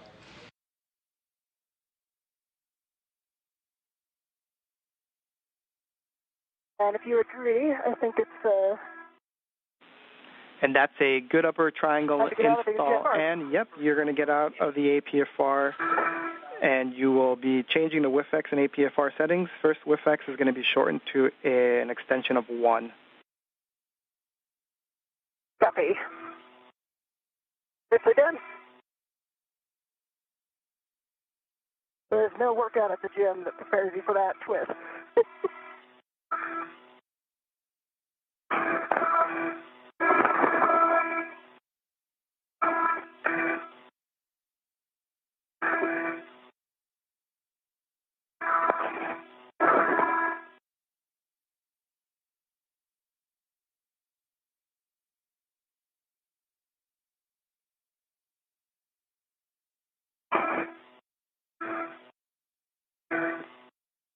We are now 1 hour and 44 minutes into today's spacewalk. The crew is about 10 minutes ahead of the timeline.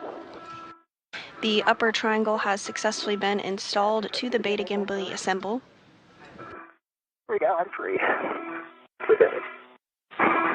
And for the both of you, just be aware that you still have that ret going from the bag to the mounting bracket.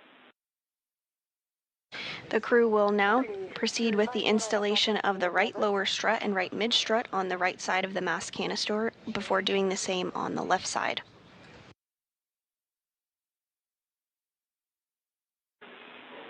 And just for your awareness, we turned your HECA off. Copy, HECA off. Looks like you're working the extension of 1. Just verify that the ingress 8 is clear of the upper triangle after that reduction in height. Ingress 8 is sort of clear. Now it's clear.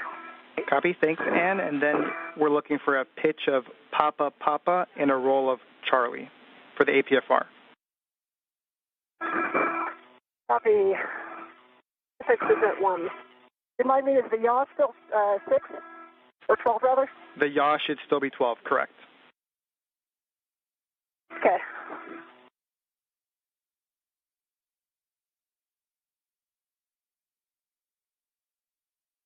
All right, so 12 Papa Papa, Charlie 12. Good words.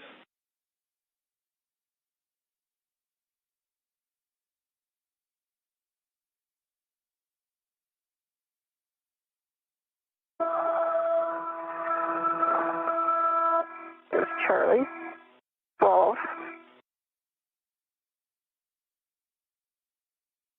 And you can see the... And this view from Nichole Ayers' helmet camera as she works to get the right lower strut out of the bag. Papa Papa. There is a right lower strut and a right mid strut which will be attached on the right side of the mass canister to further secure the upper triangle that has previously been installed.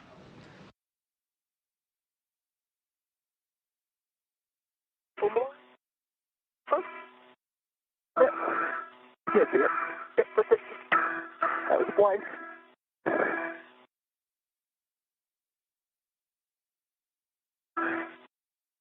All right, Papa Papa is set on the pitch on the EPFR, and the button can be depressed. Copy, those are good settings. And in Vapor, appreciate that. And next for you is going to be a socket swap. You're going to swap to the 5/8 by 2 inch, which is in your trash bag. Copy that. And then Vapor, we are going to wait until Ann does that socket swap. She's going to ingress the APFR, and then we're going to verify access to certain locations on the mounting bracket before proceeding with the mid-strut and lower strut handoff. Copy.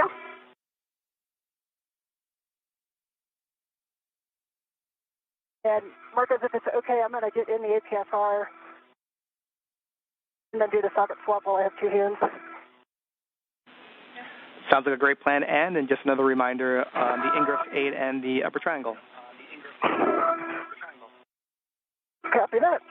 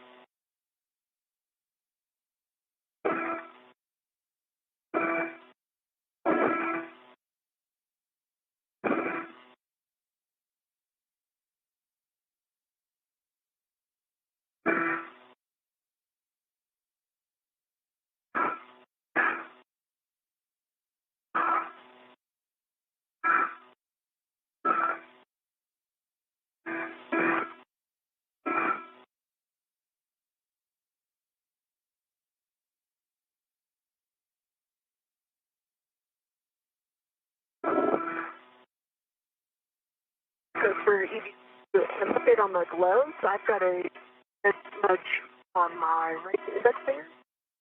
It looks like the shirt marks from at the bag. And I've got several other black smudges on the tips of several fingers. And Vapor, I think I heard you have several smudges, black smudges, on your gloves that you think came from the strap bag. Is that accurate? Paper, mostly black and one red. One black and one red. All right, we'll discuss you on the ground. Marcus, it's several black smudges, not just one. Copy. Several black smudges, and if you don't mind, if you can, one hand at a time, just put it over your heka.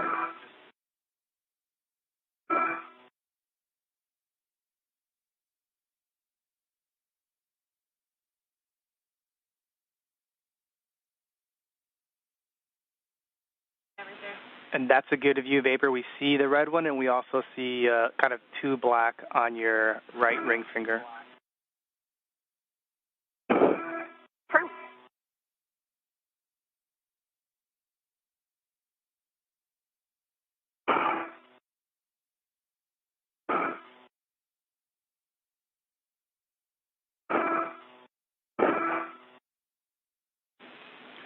And Vapor, appreciate those views. We are good to press it. We're being told that it's not uncommon to get smudges at the IEA.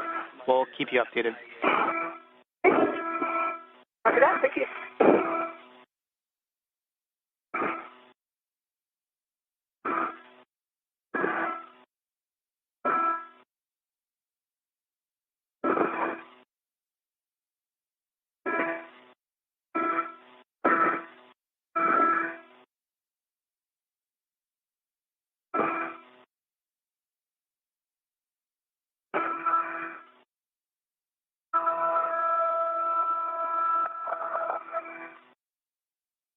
You were just to the right of the two loop, like you might have yachted a little bit. Okay. And Vapor, just as a reminder for you, we're just waiting on the ingress and socket swap, but if you have the bandwidth, you can help Ann with the ingress. Copy. Work. There we go. The ret series is clear. And did you say you think it yawed? I think it did, yeah. And Ann, we're seeing that your met rates are high, so we would like you to take a break. We'll let you know for how long. Okay. Not surprised. And the yaw's the same. Now it's back at 12. Right? Yeah, it's at 12. Okay. And Vapor looks like you're already doing it, but while Ann's taking a break, you can redo the APFR settings. So if you need those, I'll let you know. Copy. I think the APFR set correctly. I think so too. Disregard. Now approaching the 2-hour mark of today's spacewalk. NASA astronauts Nichole Ayers and Ann McClain are working to install the right lower strut and right mid strut on the right side of the mass canister. Ayers has completed the build of the upper triangle and McClain installed it following her build.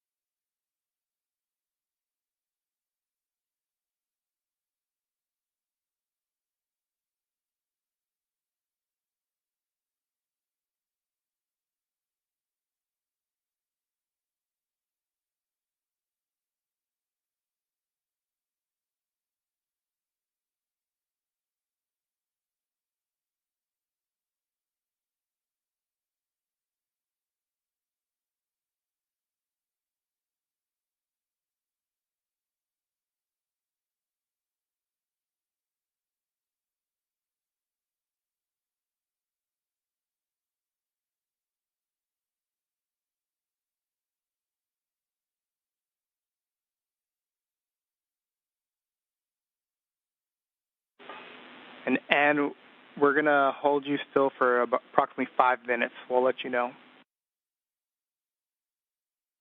Okay, I understand. 5 minutes. Is there anything useful I can do during that time?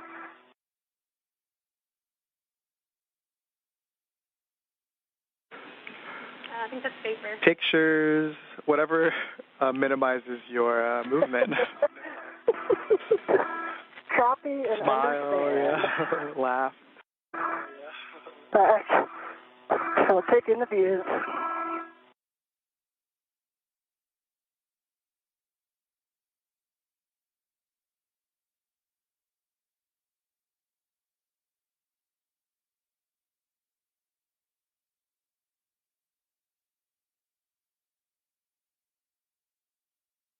And McClain getting the opportunity to enjoy the views for a minute, as well as take some photos.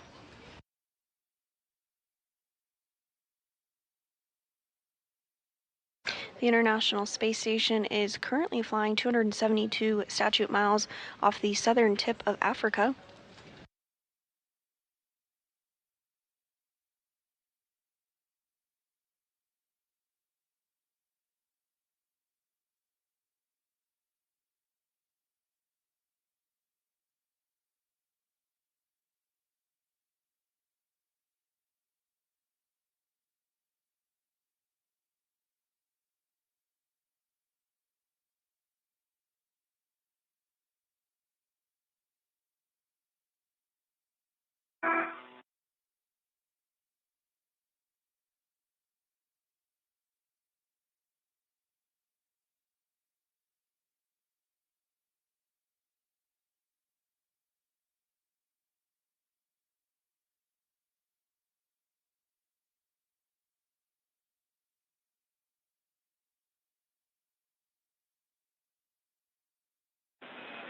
And in Vapor, we have a couple recommendations for you for the APFR ingress for you two to work together.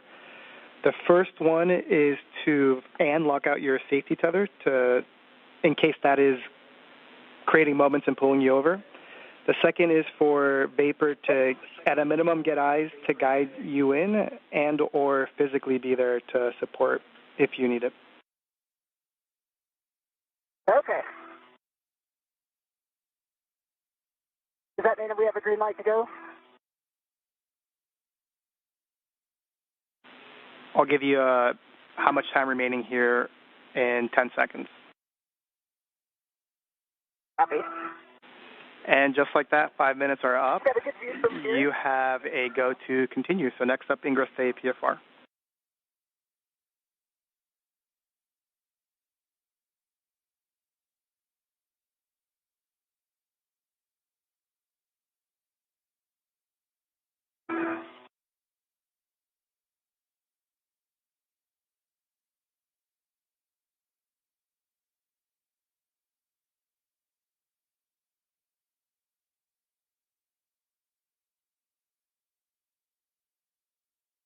NASA astronaut Anne McClain now going to work to get back into the APFR, or articulating portable foot restraint, there in the center of your screen.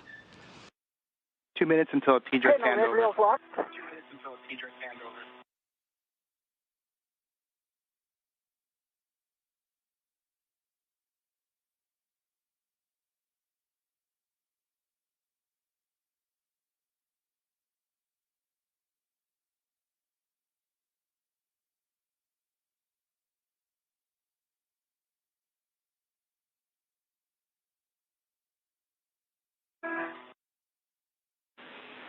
And Anne and Vapor, for your awareness. That must have rolled because it's back in the center. Anne and Vapor, it's a minute and 20 seconds until TDRS handover, but we'll also have a KU handover, so we're going to lose all video for approximately 30 minutes. Copy.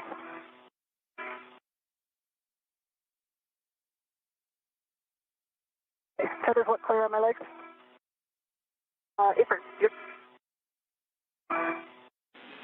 And before this handover, for the both of you, we'd like Vapor to come over and help out with the APFR ingress. We'll get you on the other side.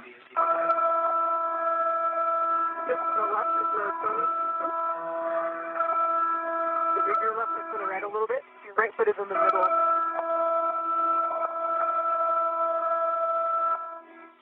Move your right foot to the right a little bit.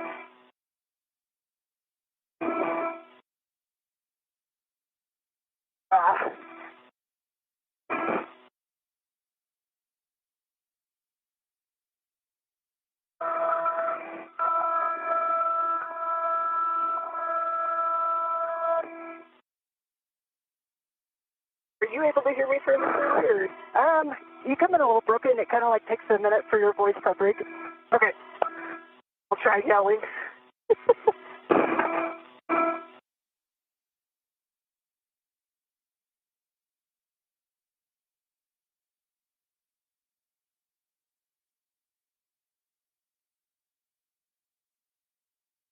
And we are in a handover period between our satellites.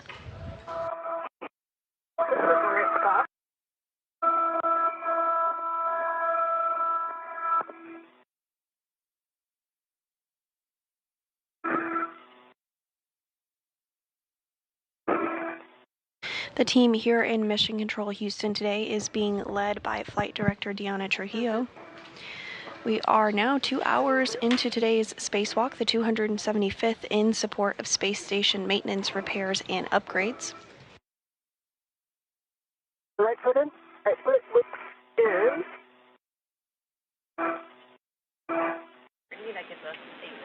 And in Vapor, we're back with you with left comms. Foot still out, or your right foot in? The left is not in? Copy.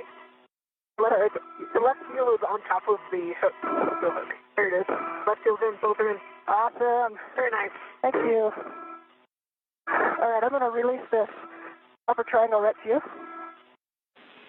Actually, before doing that, and we'd like to do access checks. Okay. All right, and so... I can access L6. Sorry, go ahead.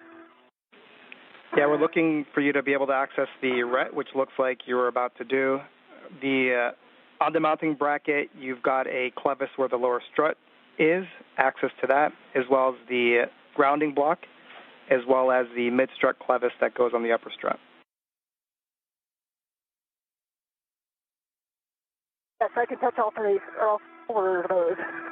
I see the L6, L7, bolts 20 and 24 where those go, and I see the fit-in and the red. Copy, that's great. And you can perform the socket swap as well as release the mounting bracket red. Okay, it's for the red. Ready. It's coming back.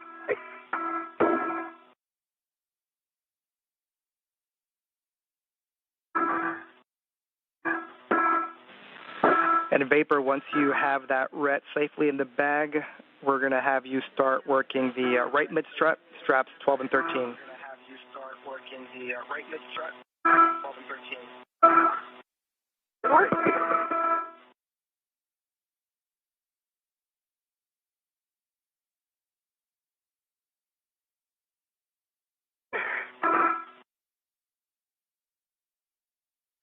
Are you working the socket swap right now?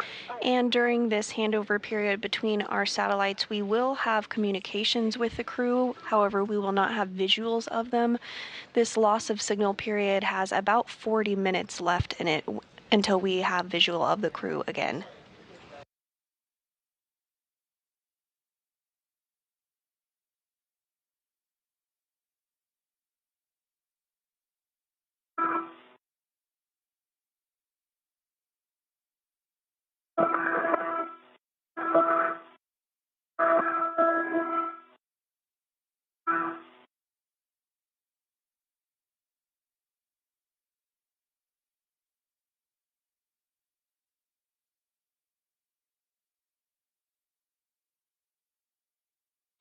At this time, NASA astronaut Anne McClain, who is serving as EV1 today, has ingressed the APFR, or Articulating Portable Foot Restraint. They will now work alongside each other to retrieve the right mid struts from the bag and install them. Yep, right mid-strut, and you'll receive that from away, so it's not flailing. vapor. You'll put that on your BRT ret. Copy. And that'll be to the handrail stanchion that's closest to the side of that. Cleaned up the socket top. Copy that, Ann.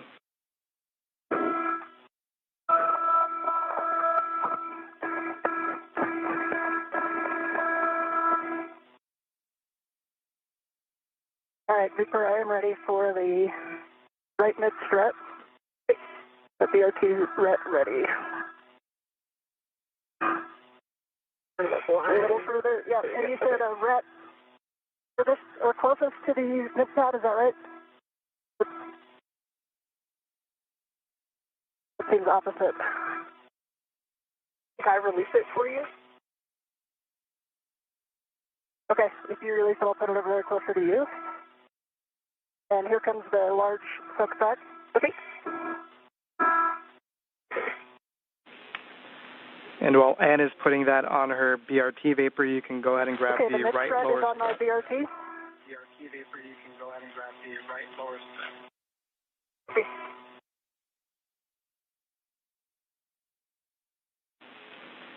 And you're going to receive the right lower strut, and you're going to leave the strut bag ret attached. Okay, strut bag ret attached.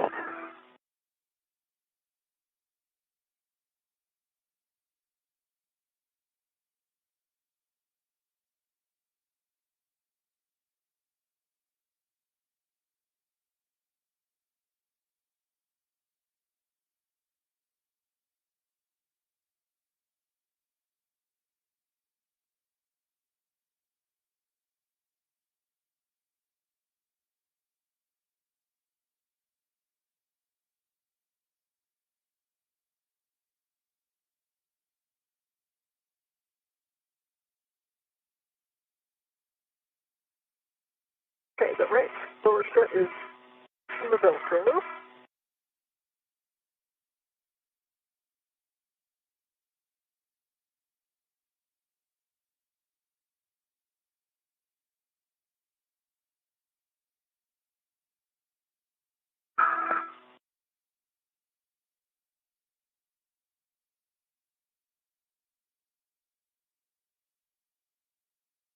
Now pivot the,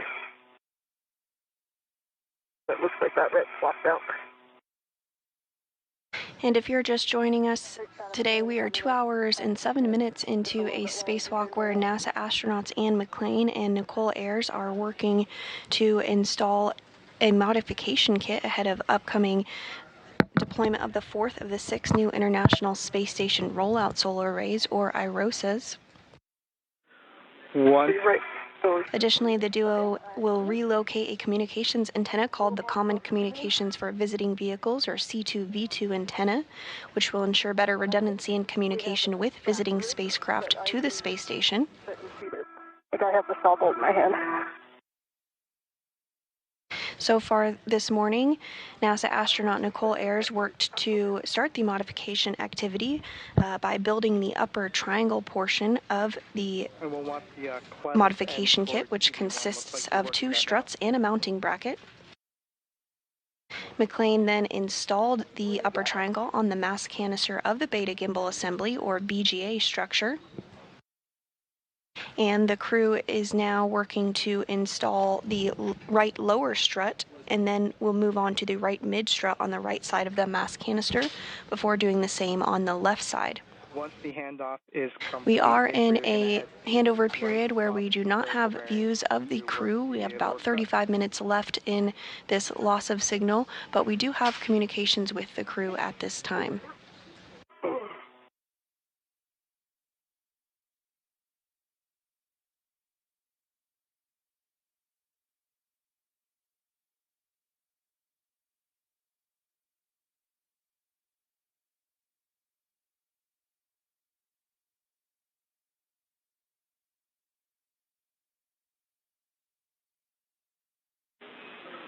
And for you, right now we're just waiting for vapor to drive the bolt at the saw before continuing with your portion of the strut. Copy and understand.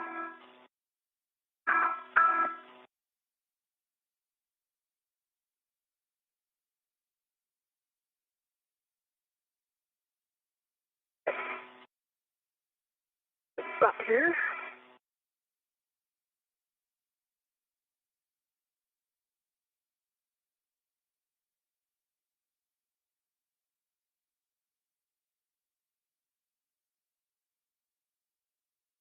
I'm ready to, okay. I'm going to try to be real light on it, but let me know if I can help you out at all. Okay.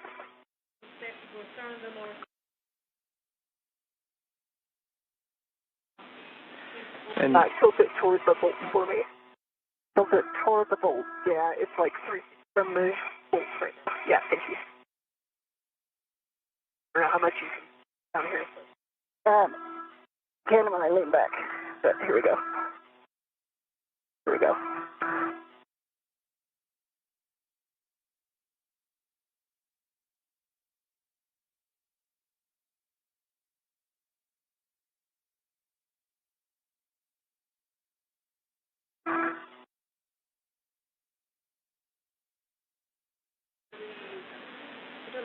And in vapor, just as a reminder, I misspoke that we will not have video for 30 minutes. It's actually 50 minutes. And so we won't have any video for the next about 30 minutes. Okay. Vapor's working the stop right now. Copy that. I'll have a warning to read before we start doing any bolt operations. Okay, we're ready for the warning. Copy. So it's a pinch point warning, vapor. You want make sure you keep your fingers clear of that interface, strut, and BGA.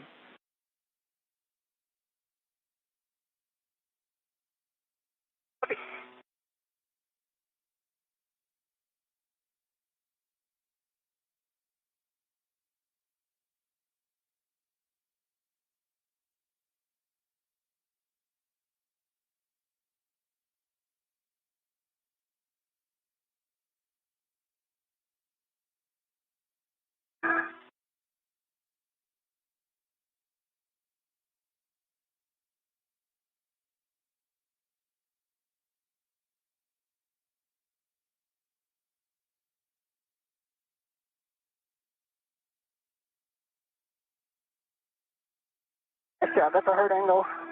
Yeah.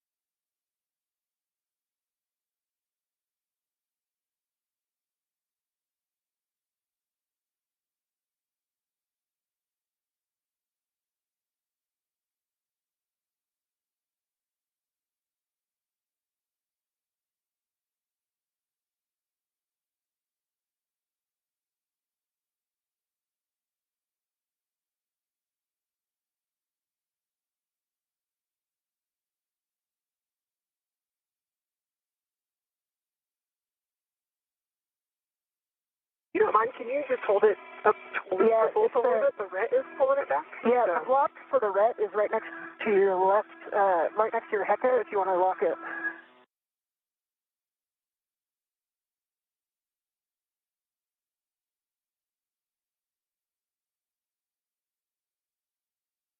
There we go. Now it's staying in place.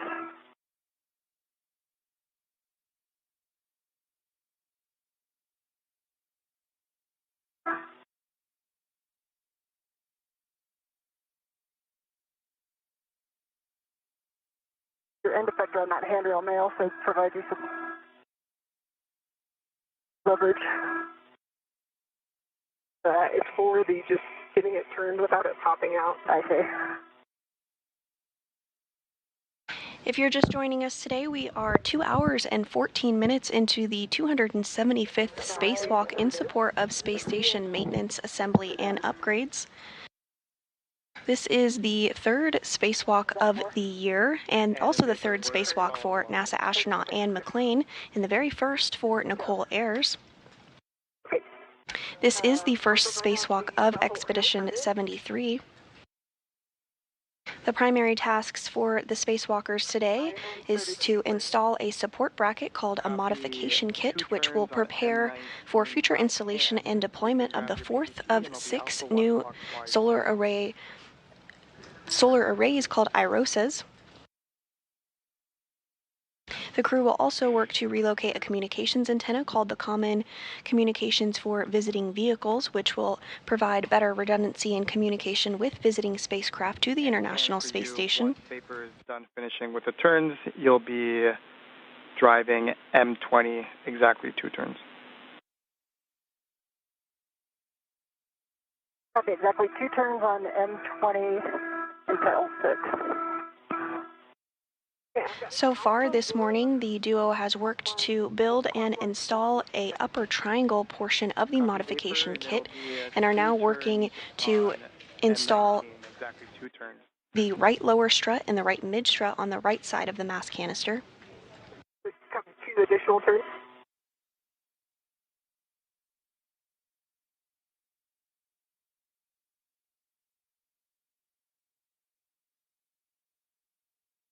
Four turns, right?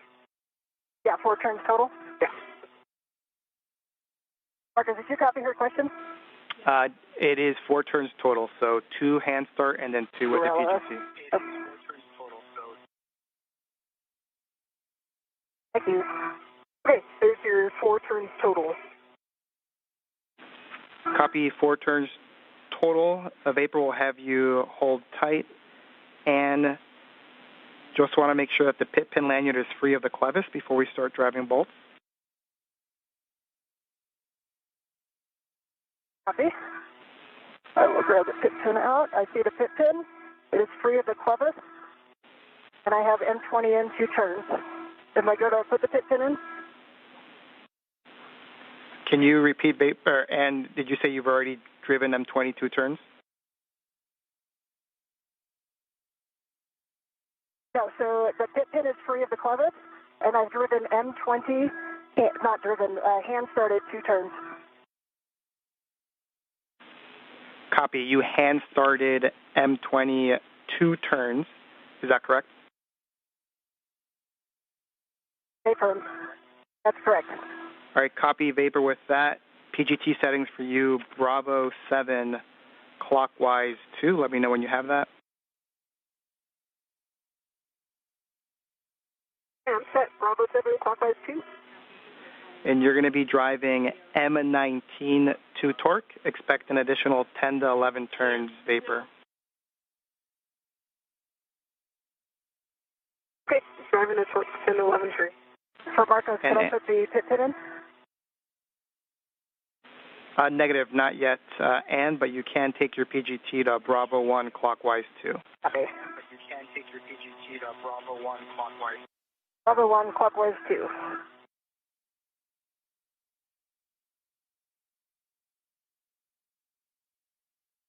Okay, that was 8 additional turns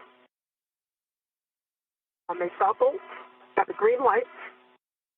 55.5 on the torque. I copied 8 additional turns. Stand by.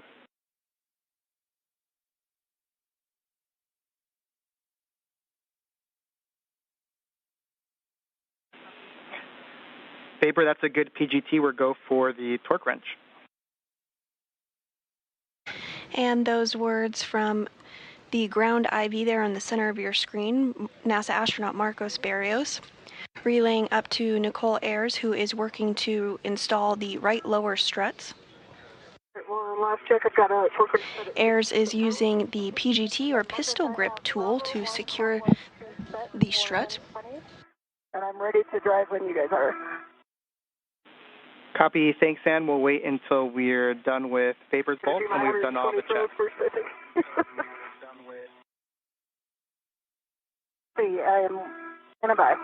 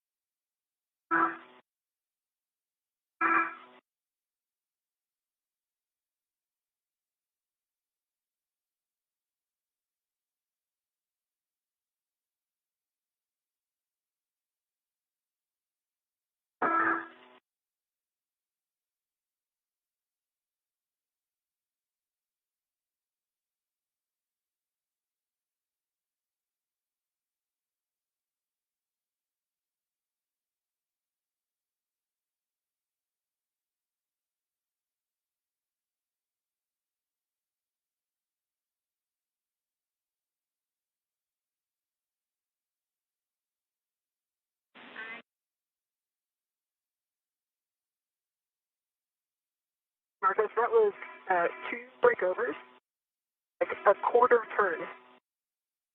Oh. 2 breakovers, quarter turn, we'll discuss.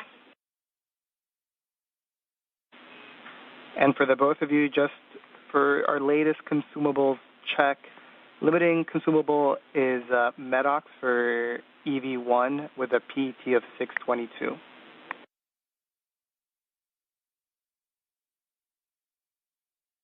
If you want copies. Copy. And what total time are we at right now, Marcos? We're at 2:21, and then we expect this number to get better, the limiting consumable, as time goes on. Copy.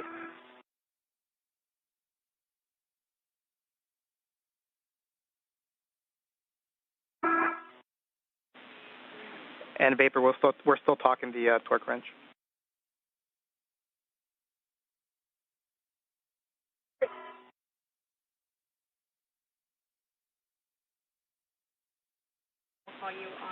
In Vapor, we're going to do the additional checks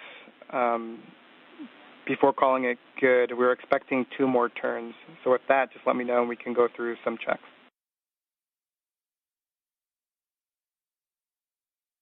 I see the black line is flush.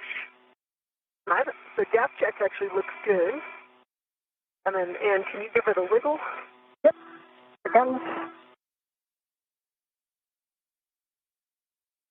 Yeah, and the wiggle test is good too. Copy black line, no gap, good wiggle test, just looking for the lower strut MLIs covering the strut pad.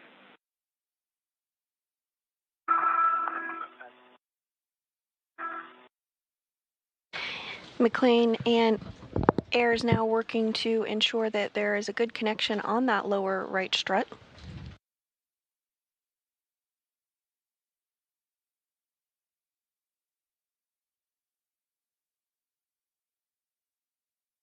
Okay, the lower MLI is covering the strut pad. Copy about the MLI, and we were just told that that is a good M19, and so, and you have a go to drive M20 to torque. Expect an additional 5 to 7 turns. Bravo 1 clockwise 2. Copy, Bravo 1 clockwise 2 set M20.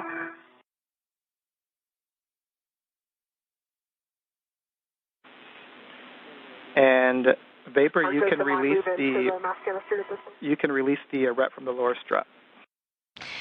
McClain now using the pistol grip tool to secure the lower strut to the mounting bracket. 12.1 torque, green lights on M20.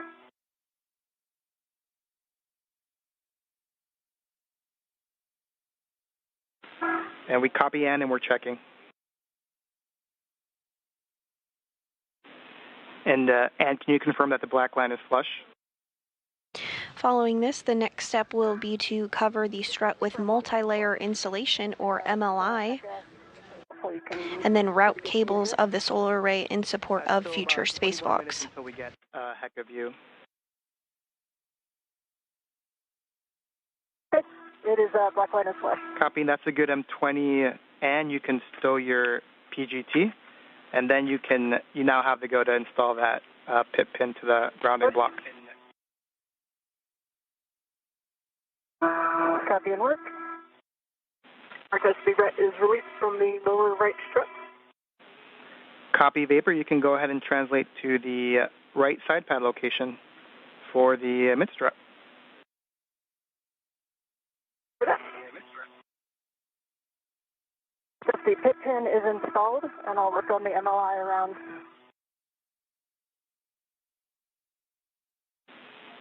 Copy, and just let us know.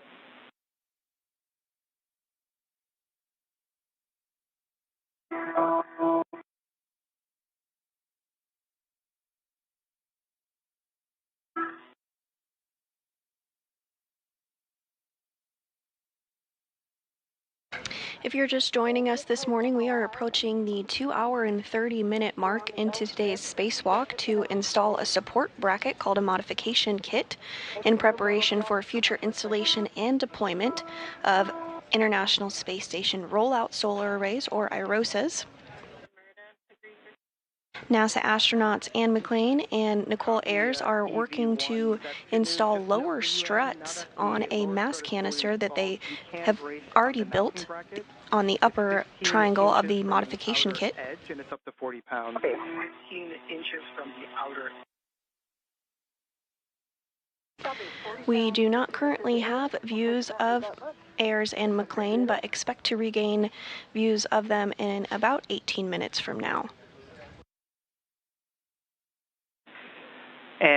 And we're currently just discussing things on the ground to look at the config of the mod kit. In the meantime, you do have a go to execute the IROSA cable routing on the right side.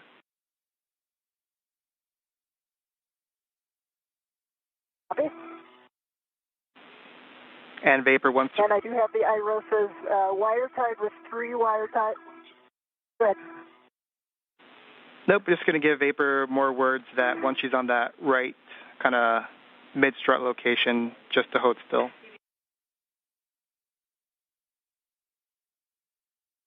Here.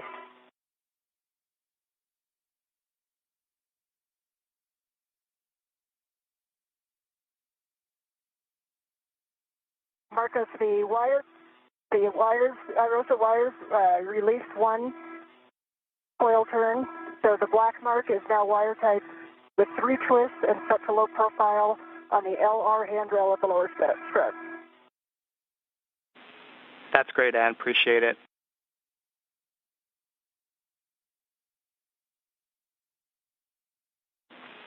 And Ann and Vapor. My rope is stronger than the force that collapsed his back. Ann and Vapor, just wanted to give you an update for the day. We have reached min config. The target was 2:30 PET, and we're at 2:27, so we're about 3 minutes ahead of the timeline, and so we're going to proceed with the day, and we'll get you more words on what we're doing next. Good news. Copy all. And just to be extra clear, we're going to pause right now to give you further words, but stand by. Okay, pausing.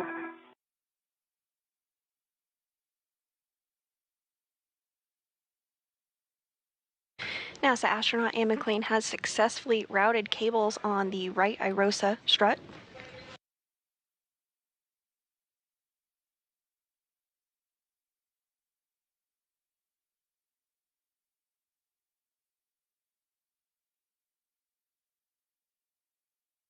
The crew is about 3 minutes ahead of the expected timeline for today.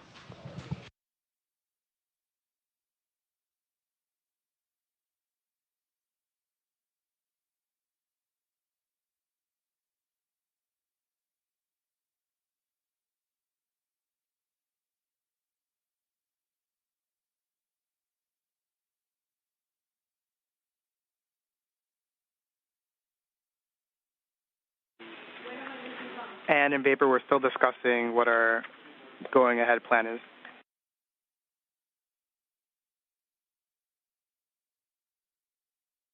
Okay.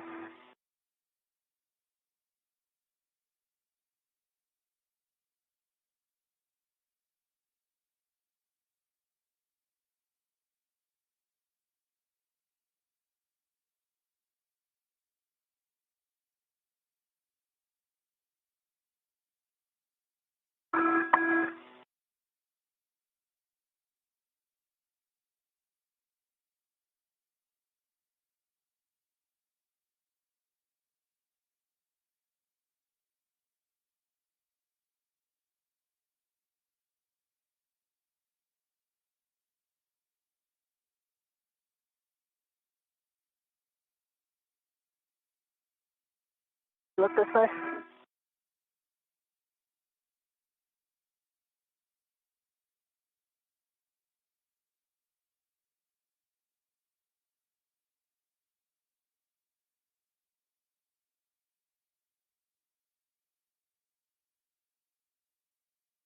I can walk this right out so it's not pulling it.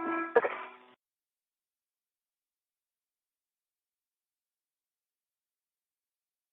All right. Go.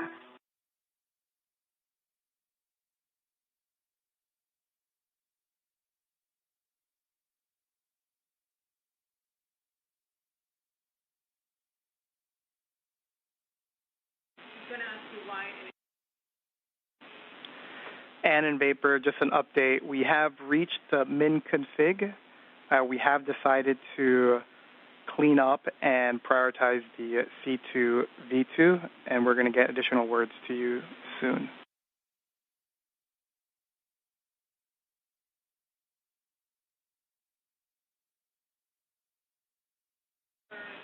And in Vapor, the rationale behind that is current limiting consumable is MEDOX for EV1, which is right now at a 630.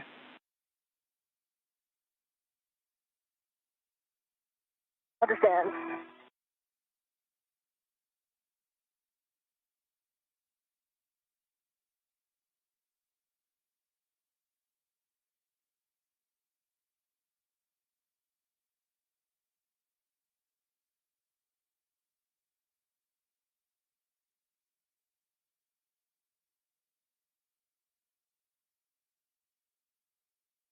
My way back down the chemistry. We are now 2 hours and 31 minutes into the 275th spacewalk outside the International Space Station. At this time, we'd like the mid-strut back in the strut bag, any free rets back in the cable bag, and the PGT and torque wrench in the cable bag.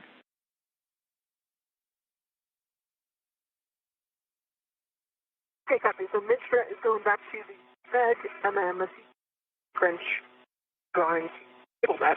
And I've got the mid-strut when you want to cut off your right hand. Okay. Good words, Vapor.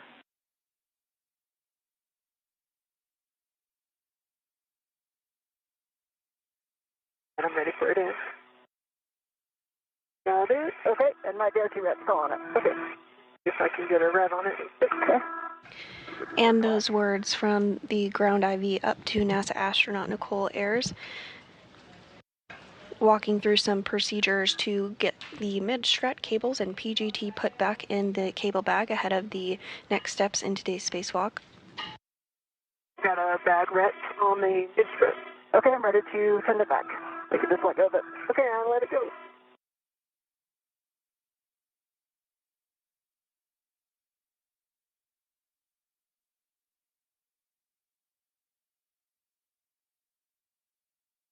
Because the mid-strut is ready to the bag. I'm not sure I'm going to be able to feed this Velcro through the D-rings in a with a glove hand. Make sure that's okay. Yeah, Vapor in it. The strut does not need to be inside the Velcro. As long as it's inside the bag and secure, we're good with that. Inside the Velcro, as long as it's inside the bag. Okay. And Marcus, I assume I'm not staying up here anymore. I'm going to hop off.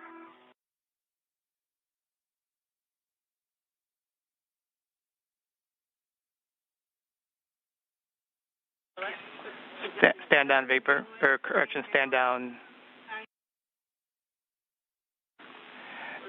And you can go ahead and get out of the APFR. Copy, I'm pausing. Copy.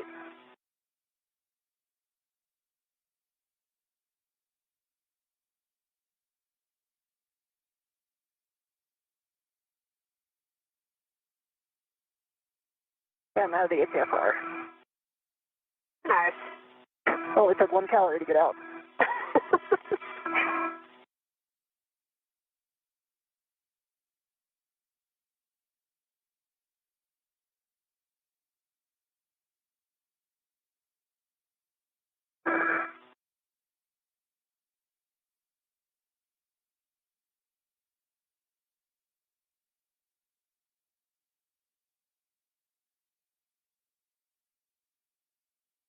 unlocks my reel, I'm thinking about it. Get my reels unlocked. Oh. You have a free hand. Sorry? If you have a free hand, can you give me the end of that adjustable? Yes, I'm going to make my way down there now. Perfect.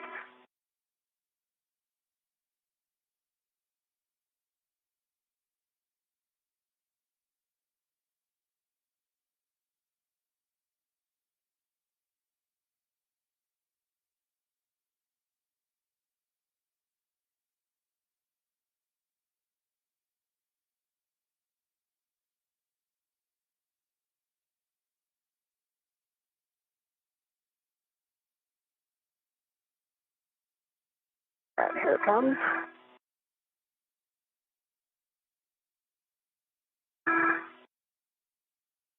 Going in the cable bag.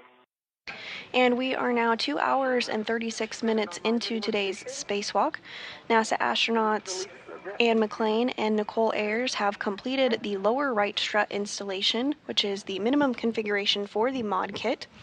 Given the high priority of the common communications for visiting vehicles antenna relocation, the team has been directed to stop working on the mod kit, clean up the IROSA work site, and move on to the C2V2 relocation task.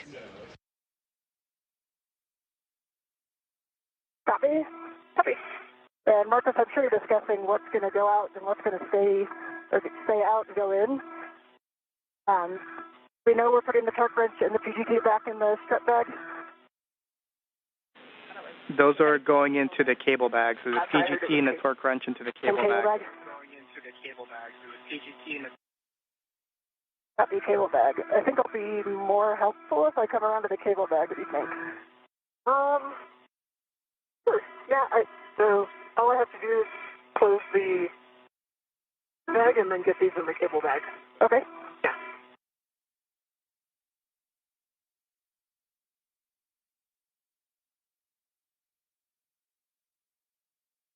Probably be taking this HFR and with extended on. Yeah, I think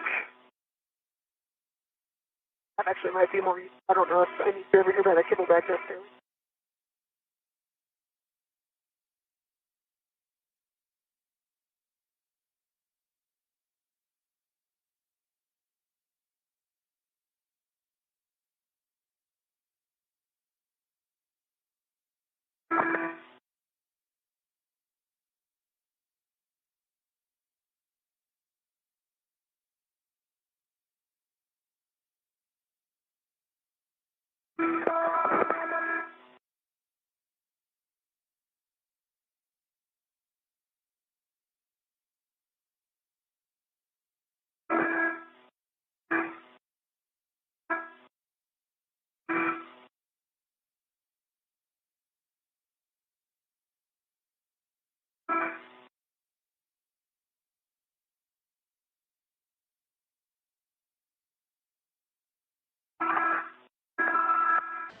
At this time, NASA astronauts Anne McClain and Nichole Ayers are working to reconfigure the work site, including adding the mid-struts, cables, and PGTs back in the cable bag as they clean up this work site and prepare for the common communications for visiting vehicle antenna relocation task.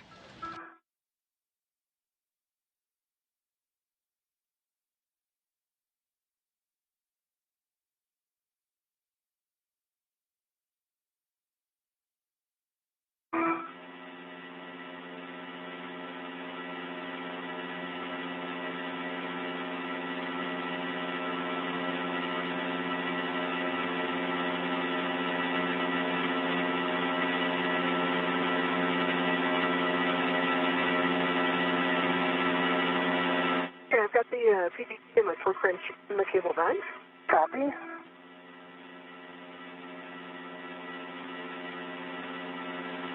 Move it back to the strut bag.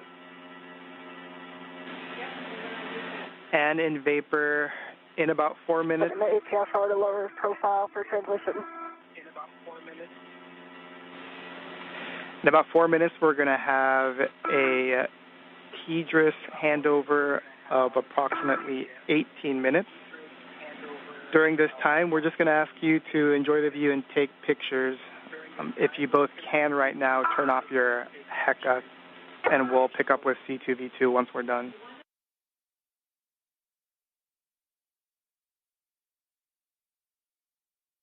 Okay, do I understand 18 minutes?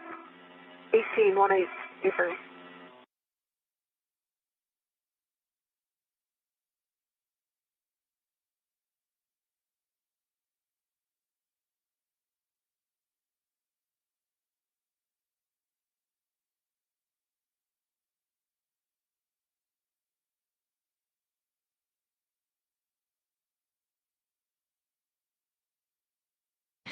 McClain and Ayers are continuing to clean up the ModKit worksite ahead of the C2V2, or Common Communications for Visiting Vehicle Antenna Relocation task.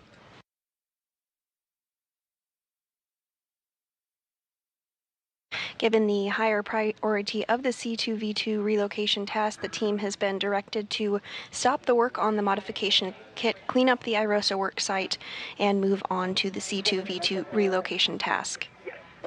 Tighten it down.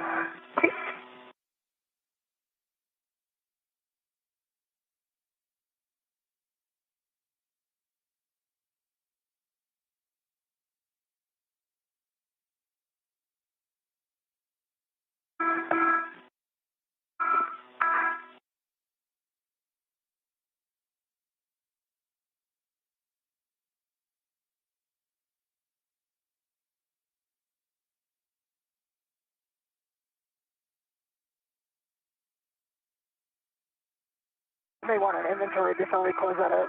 Okay. Marcus, did you want a ret-by-ret inventory of the front bag? Let's do it.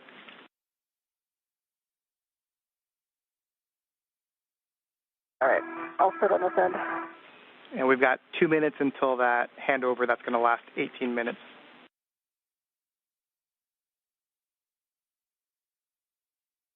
Okay, and just understand this is KU. Negative. This will be S-band. We'll lose comms with you for 18 minutes, and so we're just going to have you pause, take pictures, and enjoy the view.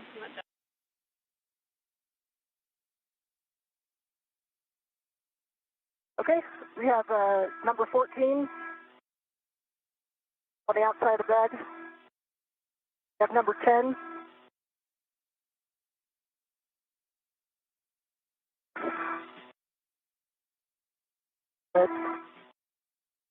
Number 4.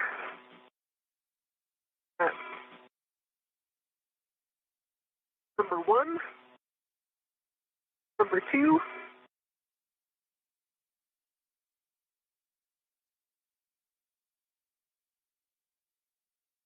Number 3. F13.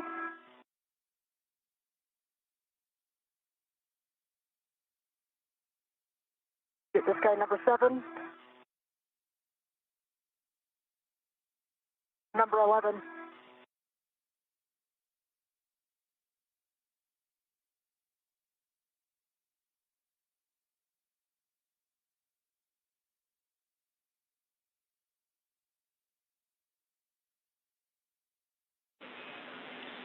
Handover in 20 seconds.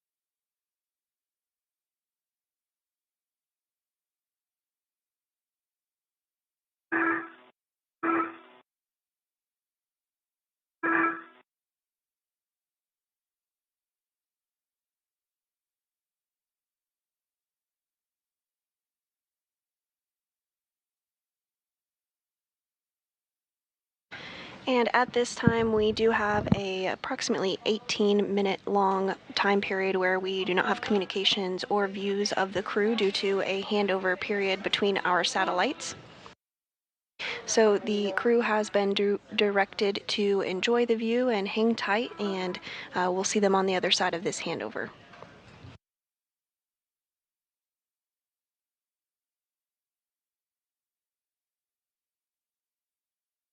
If you are just joining us, we are 2 hours and 45 minutes into today's spacewalk. NASA astronauts Anne McClain and Nichole Ayers worked to install a support bracket called a modification kit on the International Space Station. As part of this, they installed and built the upper triangle and attached it to the mass canister and installed the right lower struts, and upper struts as well. This is what is considered the minimum configuration for the mod kit. Given the higher priority of the Common Communications for Visiting Vehicles relocation task, the team was directed to stop working on the mod kit, clean up the IROSA work site in this configuration, and move on to the C2V2 relocation task.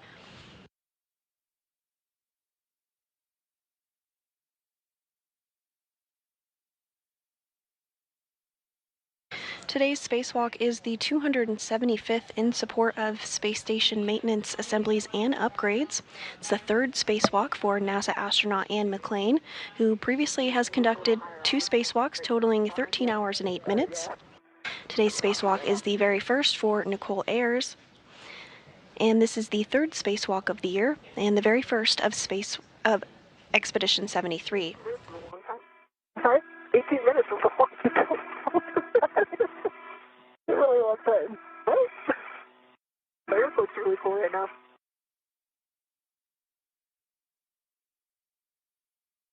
Ayers and McClain arrived on the SpaceX Crew Dragon Endurance on March 15th following their launch the day prior.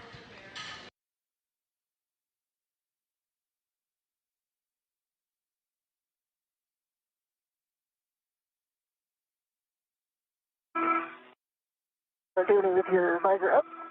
Yeah.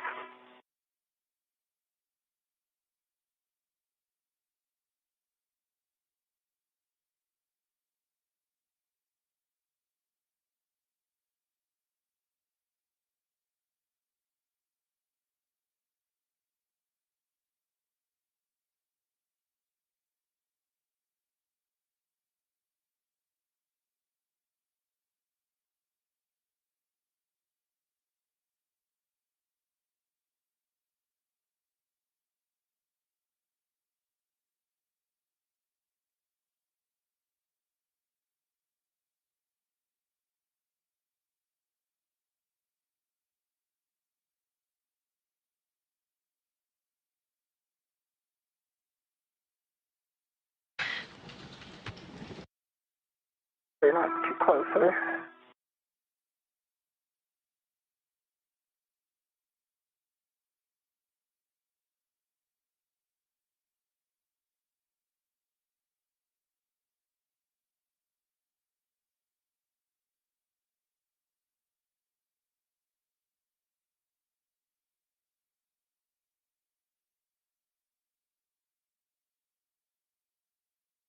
While NASA astronauts Anne McClain and Nichole Ayers are enjoying a break between a handover and our satellite communications, let's take a look at the crew that is on board the International Space Station.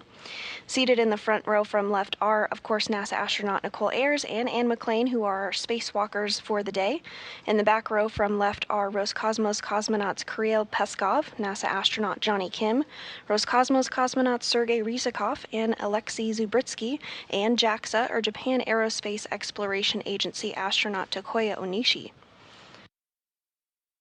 Onishi and Kim helped assist Ayers and Nichole, Ayers and McClain this morning as they got suited up and stepped through procedures for depressurization.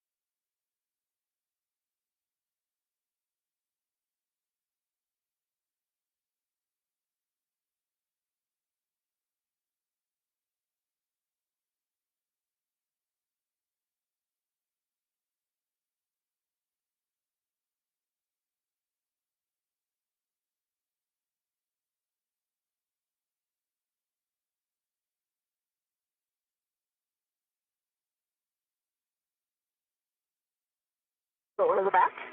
Okay. Go one of the back. I did.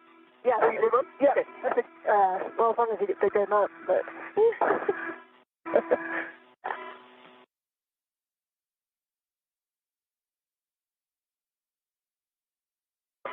Go one around. Is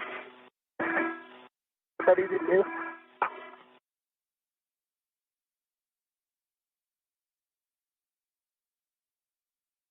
And we are getting a view there on our screen of NASA astronaut Anne McClain in the spacesuit with the red stripes, as well as NASA astronaut Nichole Ayers on the left, wearing the unmarked spacesuit and that strut bag that they were working to reconfigure ahead of moving on to the relocation of the Common Communications for Visiting Vehicles antenna.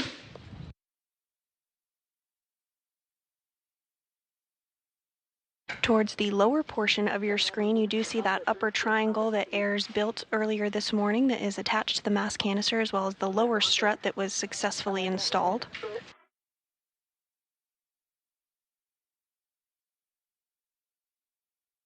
Again, this is considered to be the minimum configuration for the mod kit, and given the higher priority of the C2V2 relocation task, the team has been directed to stop work on the mod kit, clean up the IROSA work site, and move on to the relocation antenna task. Tried to get a bunch of pictures of the bombs of the solar arrays. They're showing their age.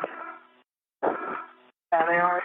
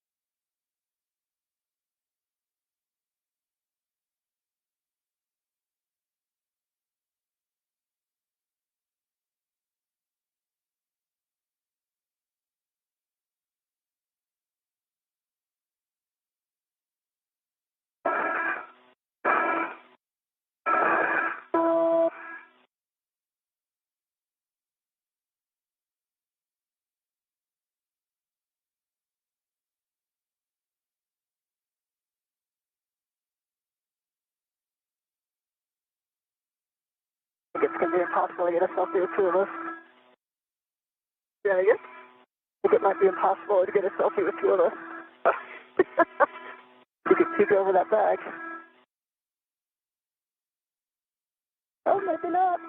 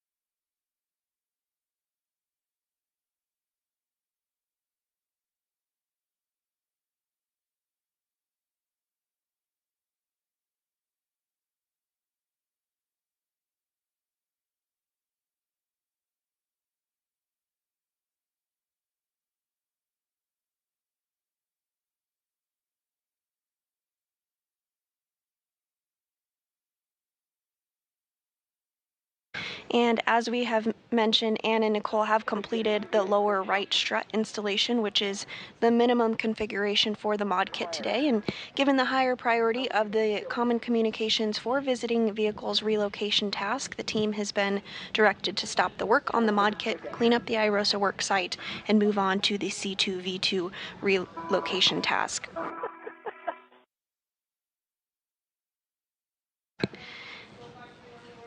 When spacecraft visit the International Space Station, they rely on a communication antenna, the C2V2, to communicate.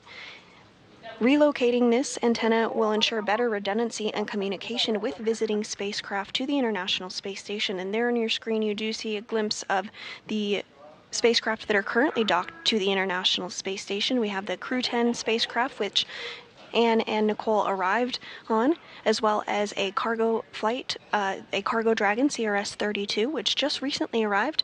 And we also have 2 Progress spacecraft stocks, as well as the Soyuz MS-27, which brought up NASA astronaut Johnny Kim. I can hear you really quietly, Marcos.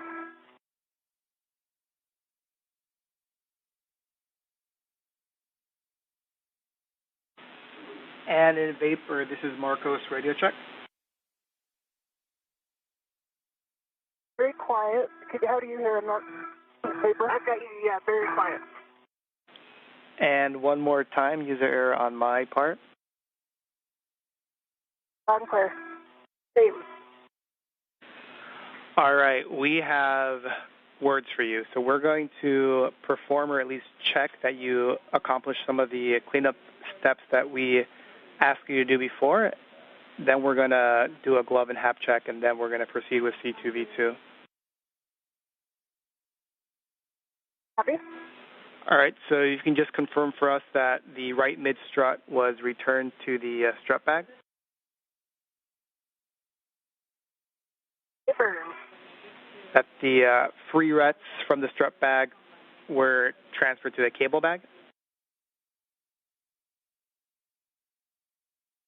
Negative, we did not do that. And there's no, and we copy Add and Vapor, no need to do that now, and then that the EV3, PGT, and torque wrench were transferred to the cable bag.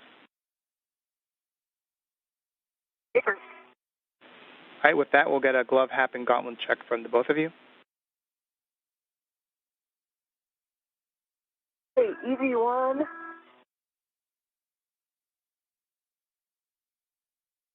No change to the glove, and I did the extra check on that finger spot, and no change to it. And my gauntlets are in place. And half is dry. No change to the glove. Half is dry. Gauntlets are down. Copy that from the both of you. And we're going to have you retrieve the APFR and put it on your BRT, and then you're going to be translating inboard. And Vapor, we're going to have you retrieve the WIFX after the APFR is off and stow that on your BRT.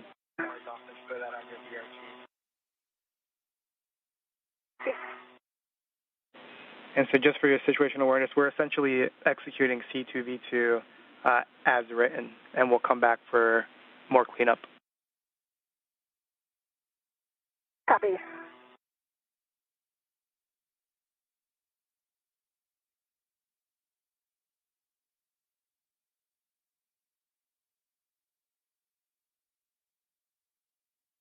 And those words up to the crew, letting them know the plan forward. NASA astronaut Anne McClain is going to work to retrieve the articulating portable foot restraint, which you see her doing there on your screen now.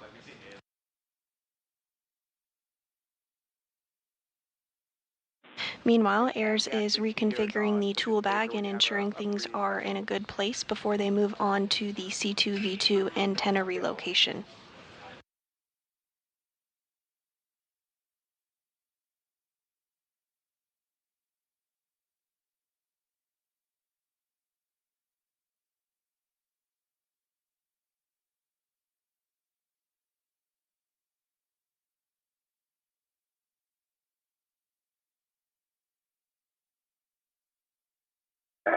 Get out of your way here. HFR set.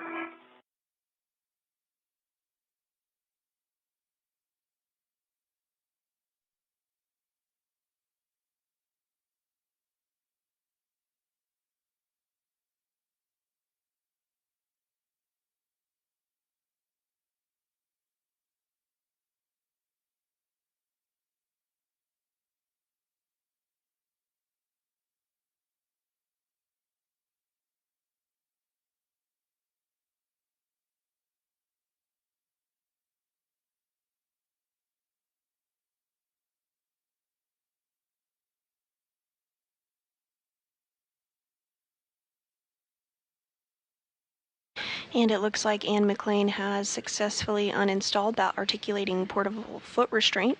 She now has it tethered to her. You see it floating just behind her. We are now 3 hours and 2 minutes into today's spacewalk. Today's spacewalk is the 275th in support of space station maintenance, assembly, and upgrades.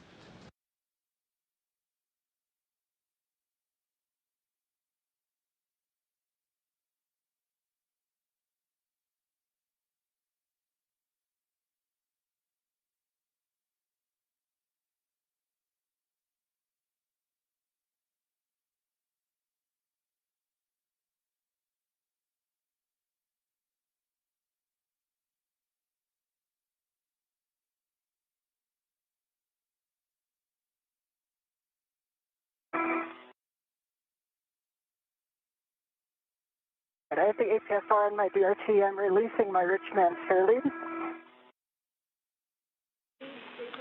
Copy, Ann. I've got the WIFX on my DRT. And we copy Vapor.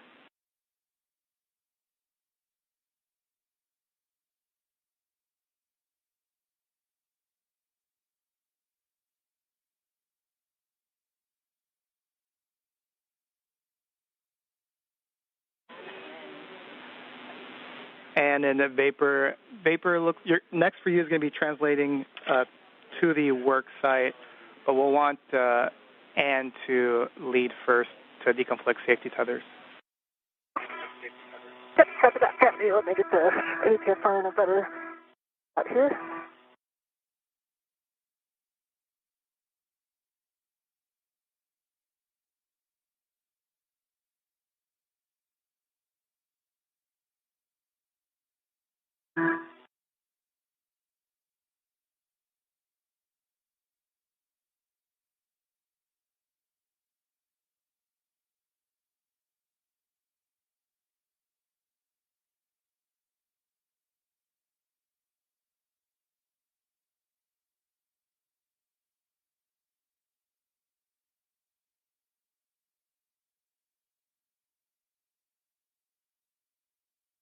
Your legs are just under a cable, so you have to go. Oh, okay. Body up first.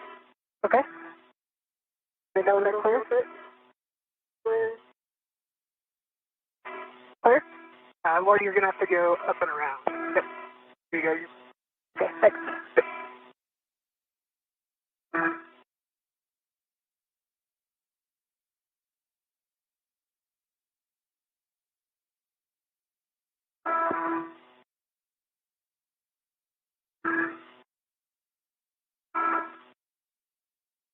I like how my safety tethers are on the HFR standby one.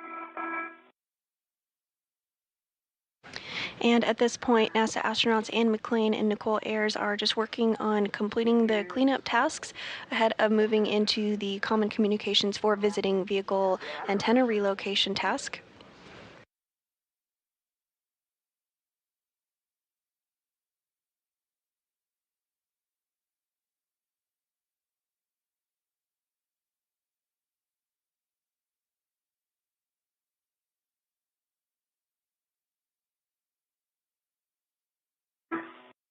So let's get it. This guy got locked out.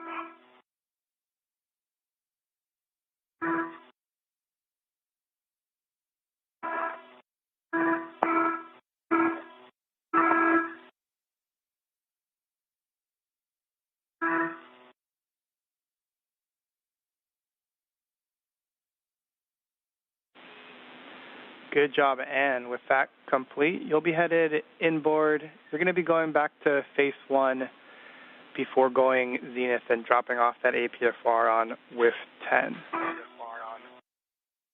Copy with 10.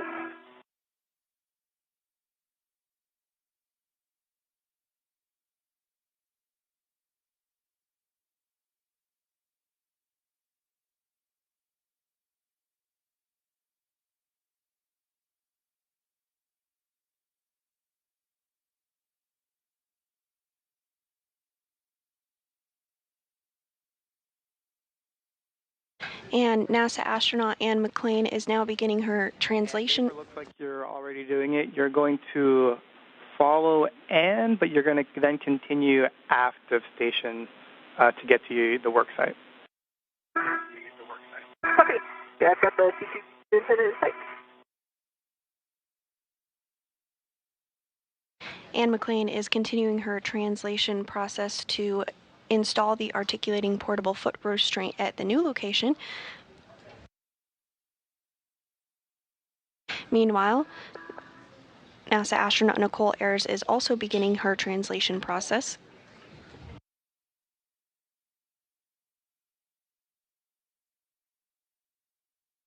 Marcus, remind me exactly where I'm going up, what mile marker? You're going to be going up at the P1, P3 interface, so right when you see that DCDU, you'll be going zenith. Okay. Copy.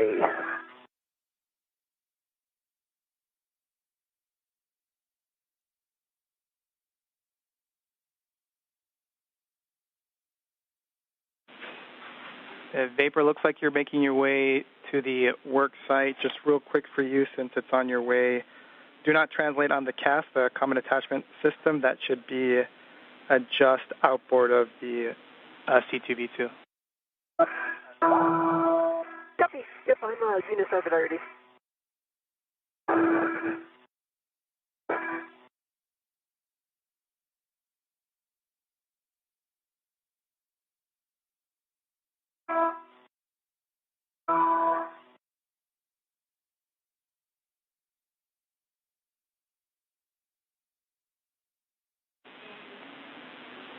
And we see you, and that is the correct translation.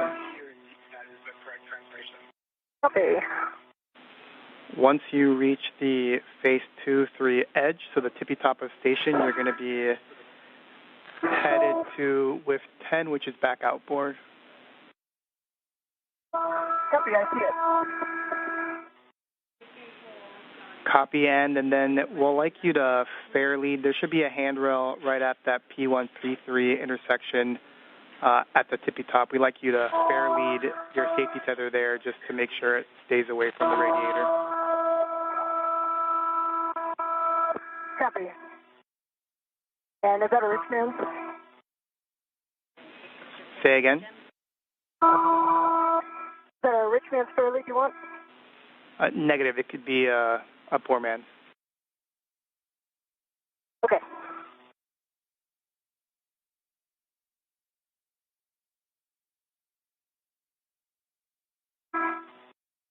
Marcos, EV1 is putting the QFR in, taking a look at these cables. Actually, so they're wire tied to this, or also wire tied to this. I think if I just release the width wire tie, be able to move the antenna out of the way.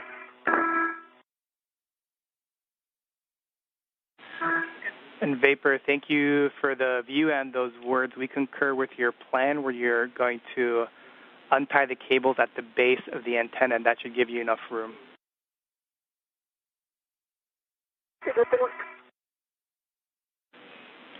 And Vapor, just because you're working near the antenna, don't translate on the C2V2 boom. We've got the retroreflectors and do not touch the glass. Don't touch the radome paint on the actual antennas. And then for the electrical cables, want to ensure that you avoid the radii of less than 6 inches. Go.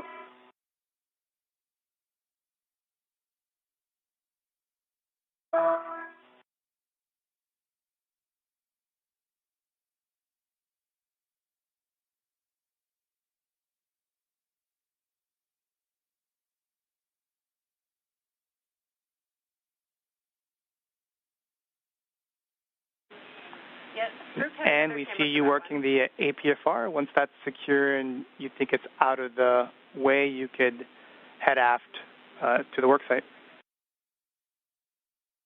Copy. And does it matter if we just set it low profile? I know we have settings.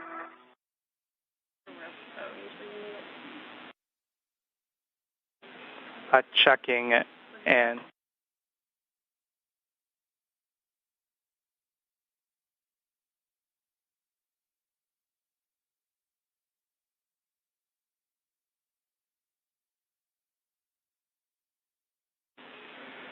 And those were good words. The actual settings don't matter as long as they're out of your way. Copy.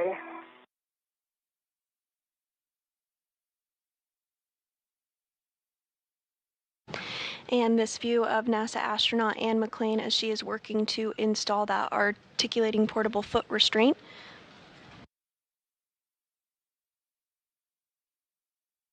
You can see she has the PGT or pistol grip tool attached to her side. This has been utilized quite frequently today during the spacewalk.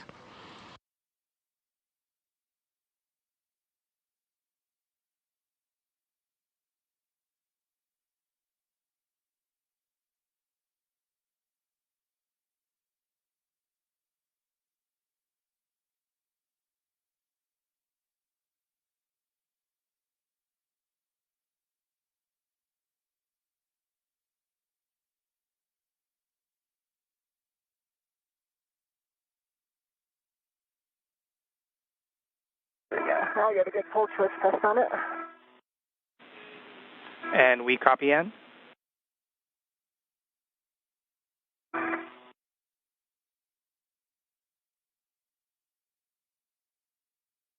And we are in another handover period between our satellites, but we are getting a view inside Mission Control Houston. Came in broken. Can you confirm that the locking collar is black on black? The team in the room today during this Orbit 2 shift is being led by Flight Director Deanna Trujillo. This now could be depressed, and locking collar is black on black and has a good pull twist test. And we copy that. So you can head aft to the workstation, and just for both of your essays, we currently don't have a video feed. Copy. Copy. And Anne, for you, I read some of these for vapor. Just want to repeat because there are a lot of no-touch zones in this area. You want to avoid the dry lube that's on the shaft of the grapple fixture. For the C2V2 boom, don't translate on it, don't kick it, don't touch the glass on the reflectors, and don't touch the radome paint.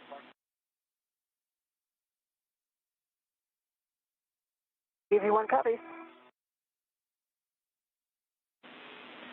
And then a warning for you, and you have the radiator just to your back, so you want to avoid contact with the radiator. It's got sharp edges, thermal paint, etc. Copy.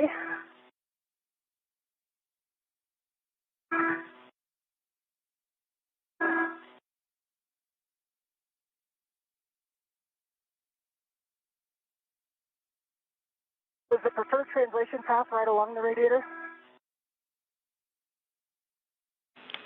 You can, from the APFR, you can use the diagonal strut that connects, that's on phase 3.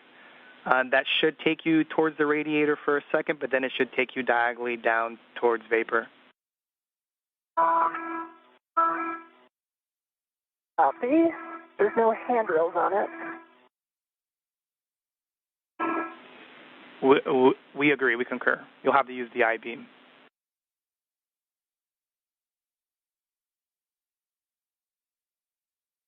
And with NASA astronaut Anne McClain successfully installing that articulating portable foot restraint, she's now working to translate to P3 ahead of the Common Communication for Visiting Vehicle Relocation task.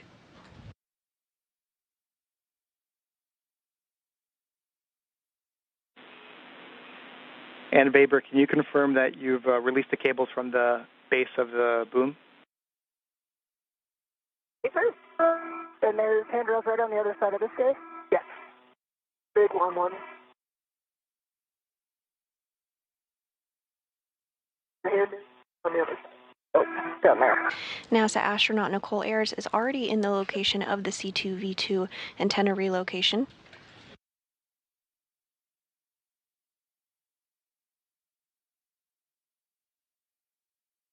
Good one.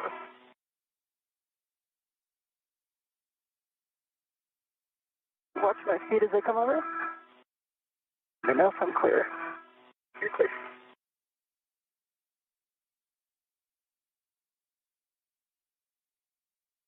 The Common Communications for Visiting Vehicles, or C2V2 antenna, is being relocated 1.5 feet to ensure better redundancy and communication with visiting spacecraft to the International Space Station. And then release it from WIF 17. And if you need to use your BRT, we've got a handrail for you. Yep, I just put one down, so if you can release, I'll be able to hold it. Okay.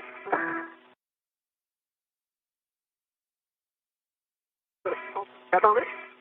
Yeah, hold it on me. Up here.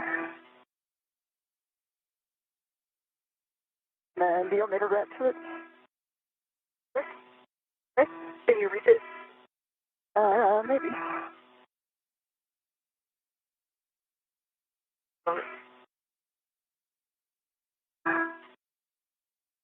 Can't do that.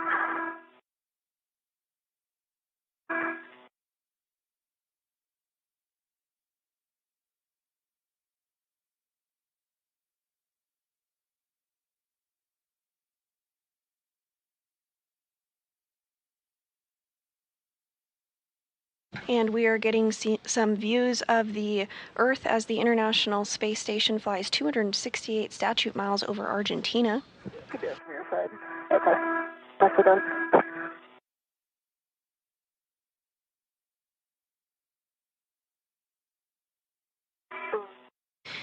This view showing NASA astronaut Nichole Ayers on the right of your screen and McClain on the left working together to relocate that Common Communications for Visiting Vehicles antenna.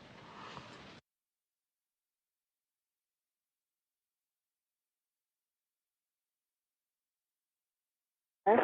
See it?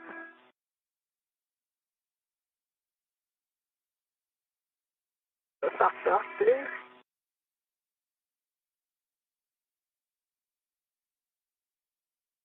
Looks like it's a cross deck. Might work better from the other side, or I can try to come in from this side. There you go, nice job. Nicely done, Vapor. And we're going to have you tend the boom and kind of head inboard, and then Vapor, you'll be grabbing the WIF-X from your BRT.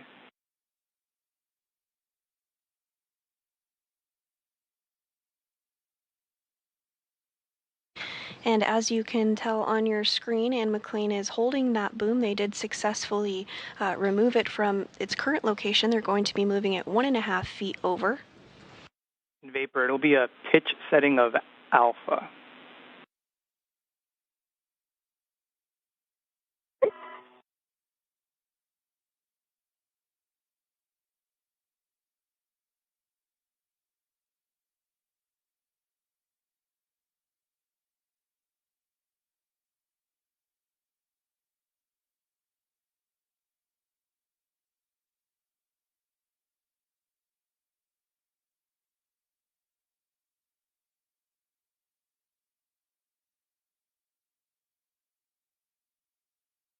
Yeah, I've got alpha set. Copy. Alpha clocking is going to be 3, which is just pointing towards N in the same WIF 17. Copy. And extension of 1, which looks like you already have. Paper.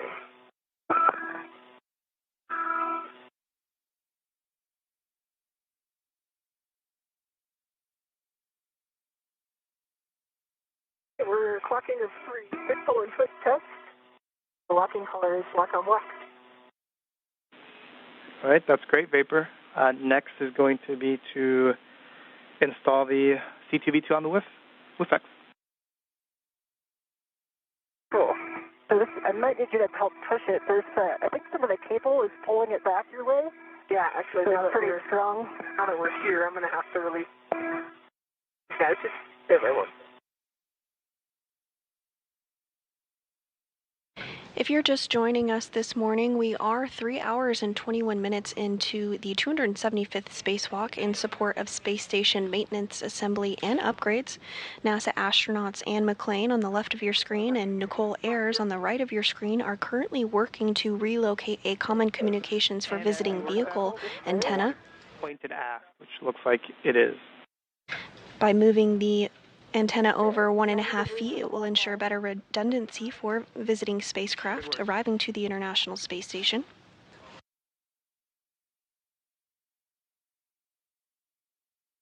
Wire tie might be causing some friction. Prior to this, McClain and Ayers worked to complete the lower right strut installation on the mod kit. Given the higher priority of the C2V2 relocation task, the team stopped the work on the mod kit, cleaned up the IROSA work site, and is now moving on to the relocation task you see here. All right. I think the black line is facing aft, 90 degrees from the center black line. Concur. Copy orientation, copy pull and twist test, and then I may have missed it, but just the black on black. Black on black. That was the base of the, this was, or the, okay. I know it was the wires. We're going to have to get the wires so they're not moving. You had a full twist on the whiff extender, right? I did, yep. All right, I'm going to release your rat. Ready. And I'm going to release my rat. All right, next will be to recoil the cables and secure them with a wire tie. Right now we have handrail 3829, which is just beneath WIF 17, but Vapor and Ann, if you see a better place, we're open. So I could do maybe one coil at 3829. There's also a wire tie right at the base of the antenna that I could put another twist in and get the rest of this coil down. Yeah, that's the original coil that I undid. Oh, okay. Yeah. So just put it back here? Yeah. If you do that, I'll tidy this one up. McClain and Ayers are now working to recoil cables and secure them with wire ties following the relocation of the C2V2 antenna. And then there will be 1 to 2 coils at 3829 as well. Copy that, Vapor, thanks.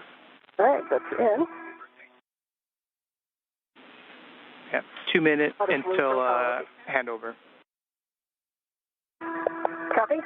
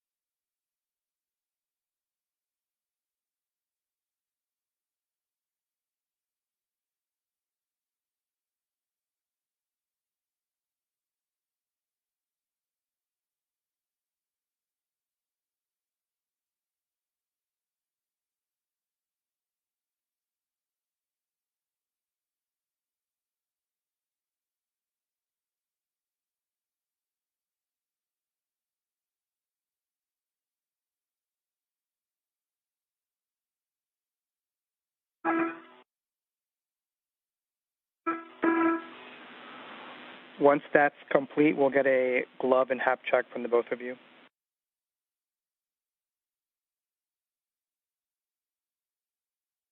All right, EV1 has a good glove check on the left and a good glove check on the right. The spot's getting worn a little bit, but it doesn't look any more severe than it has been. And I have.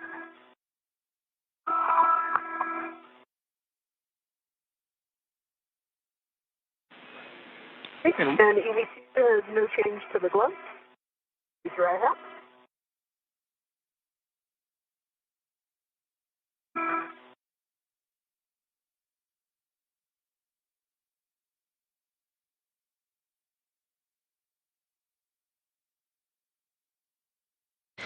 And we did just hear a good glove and HAP, or helmet absorption pad, check from both McClain and Ayers.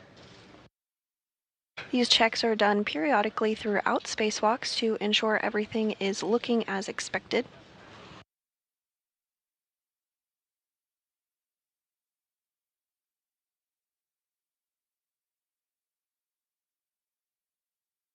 We are in another loss of signal period. While we will have communications with the crew, we will not have video of them again for about 36 minutes. Now approaching the 3-hour and 30-minute mark in today's spacewalk. And we're just back with you after a 20-second handover.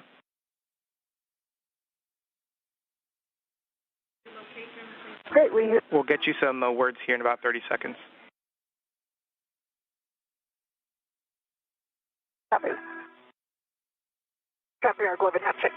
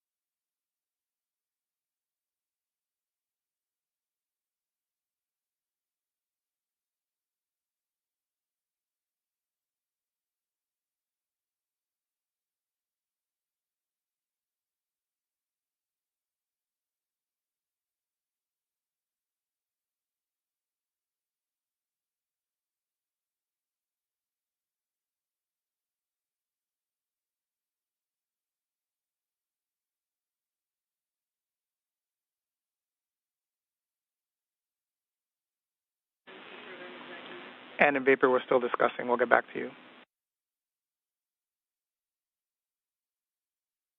Okay, copy.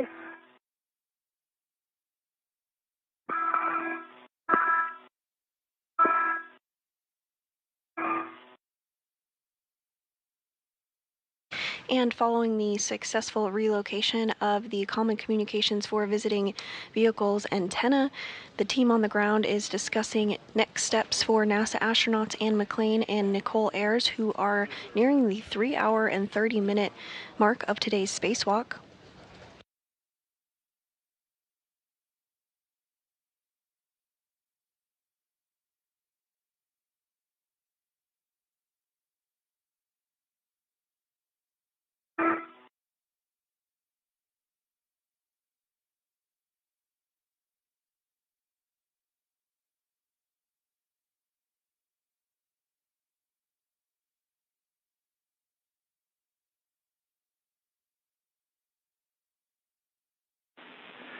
All right, and in vapor, we have some big picture words for you. Vapor, you're going to be going back to the work site, and you're going to be going back to the APFR and then translating inboard to the port theater cart. And we'll continue to get you more words. We just want to get you moving.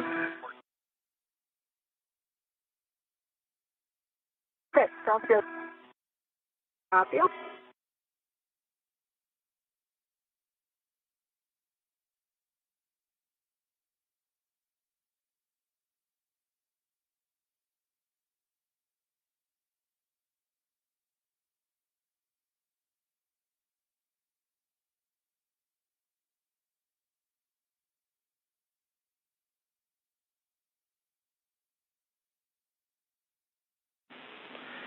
And vapor, you'll be translating to the cable bag where we will have more words for you. And I'm assuming you've started, but you'll be headed to the APFR and WIF 10, putting that on your BRT. and then picking up your green hook.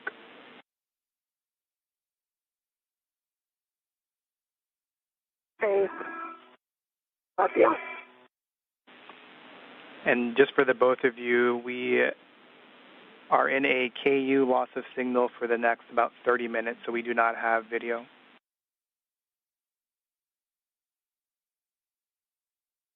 V1 copies. Okay.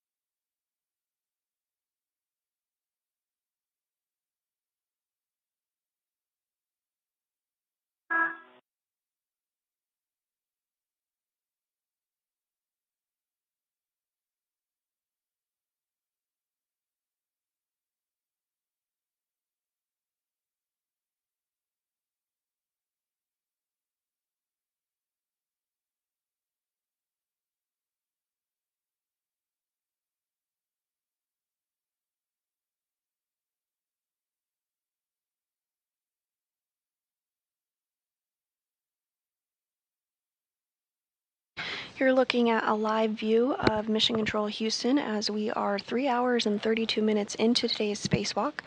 This is the 275th spacewalk in support of space station maintenance, assembly, and upgrades. NASA astronauts Anne McClain and Nichole Ayers have successfully built the upper triangle portion of the modification kit ahead of upcoming future International Space Station rollout solar array installation. Additionally, they have successfully relocated the Common Communications for Visiting Vehicle antenna.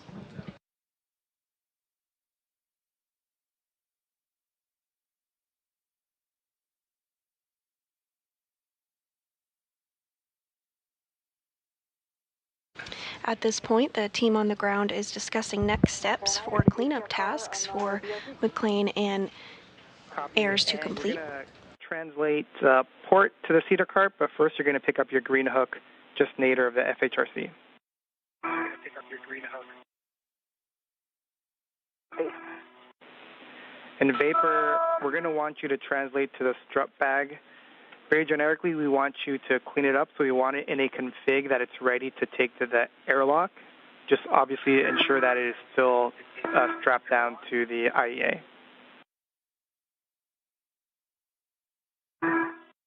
Okay, copy. And you are going to move the free ret disable bag? Negative Vapor, we'll keep the free rets in the strut bag. Right now, big picture, the intent is to bring both bags into the airlock. Okay.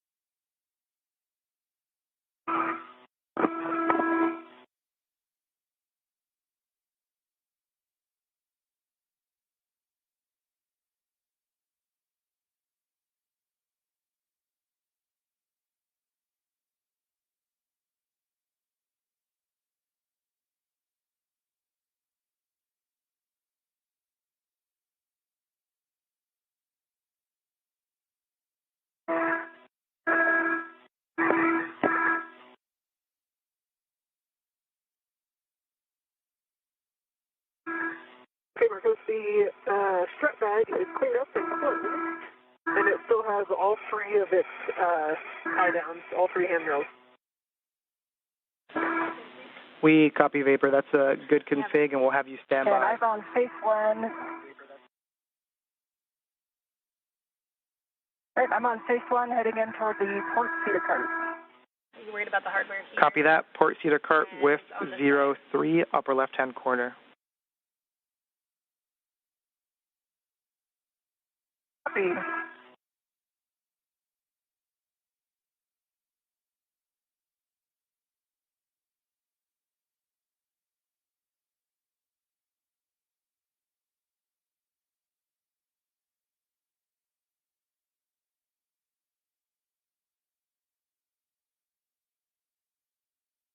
Bring up my green hook. After that?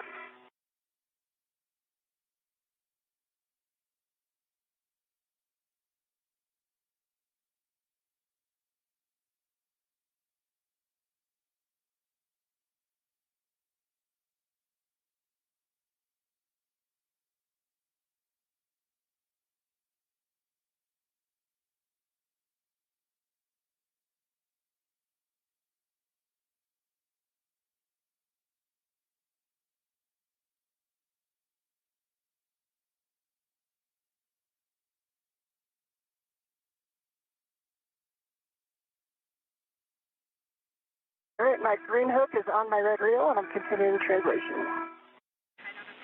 Copy, Ann.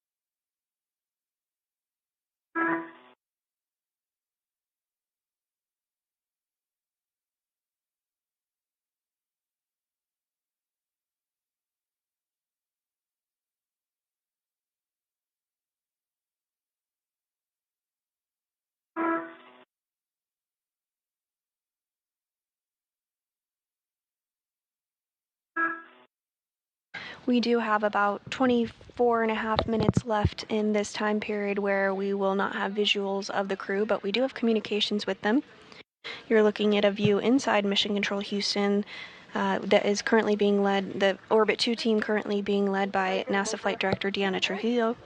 Hanging out with the cable bag, just in case someone want to do a jumper or something. And Vapor, we got words for you. All right, Vapor, if you take a look at the IROSA cable, specifically the bundle that's on the right-hand side, we noticed that the loop is hanging, and we are concerned that if the BGA were to rotate, that loop could get tangled or caught up in that trunnion pin that's on the keel.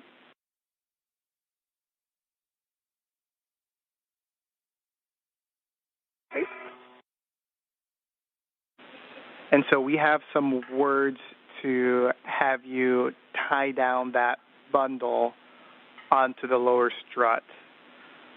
And so we would like you to translate very slowly at standby. That's just big picture, and we'll give you a final go here in a second, just so you know what's coming.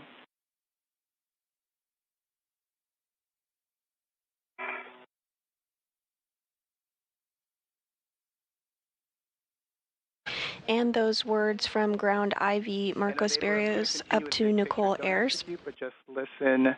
We're going to be having you most likely very slowly translate up the lower strut. We want you to be parallel with the strut, and we also want you to be on the IEA side. We want you to try and avoid slipping your feet, which could cause torsional loads on this strut. The intent is to tie down the hanging bundle as low as possible on the strut away from the upper triangle.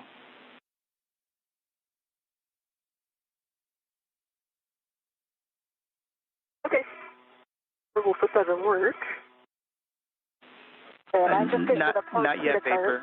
And copy N, you're at the port CETA cart with 3 upper left-hand corner. It'll be clocking of 6, Papa Hotel 12. Copy left. Clocking of 6. 6, Papa Hotel 12.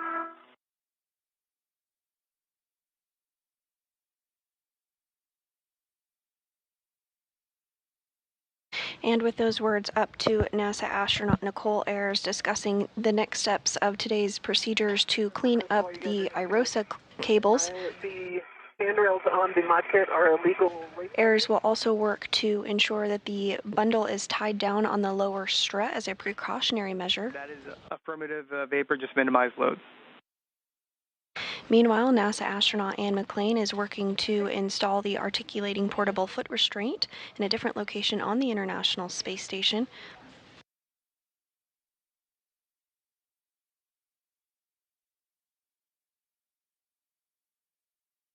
We are now 3 hours and 42 minutes into today's spacewalk. McClain and Ayers successfully built and installed the upper triangle of the mass canister of the modification kit, as well as the right struts on the modification kit. Following this, a higher priority task, the antenna relocation for the Common Communications for Visiting Vehicles, was reprioritized. The duo successfully removed and relocated that antenna. Big picture word so you visualize it before we move forward.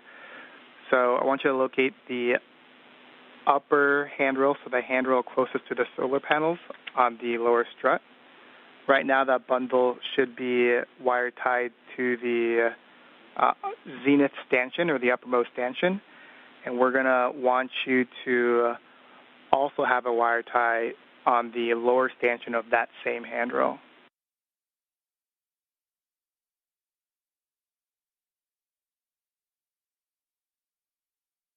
I see that the right upper handrail already has the cable wire tied to it, so you just want me to add a second one to bundle the cable bundle to the bottom handrail. Those are good words, Vapor, and you have a go to proceed.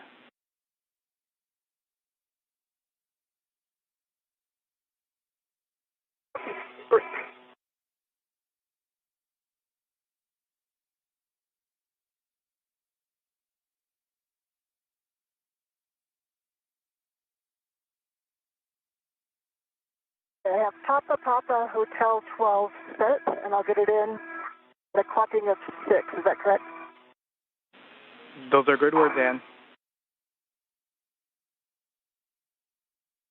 Copy.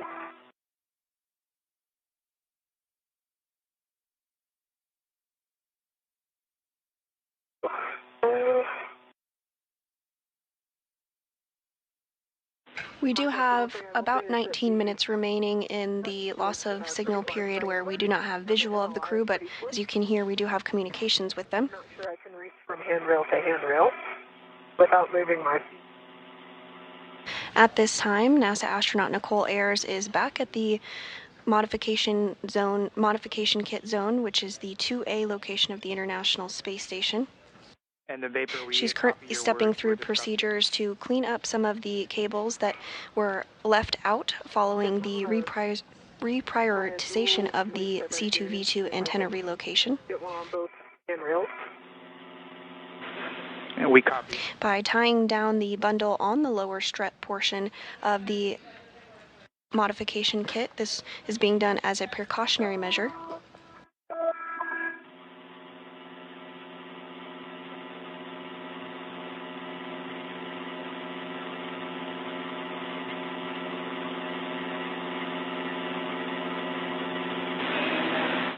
And once you're done there, we will need you to press the brake pedal release on the port CETA cart as you make your way back to your green hook location.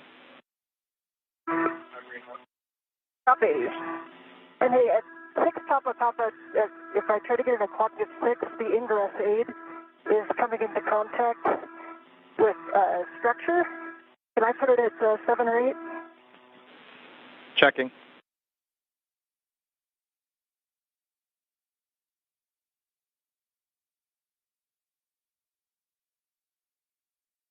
Because I was able to make the reach with 2 space tethers. Nice job, Vapor. That's good news, Vapor. Appreciate it.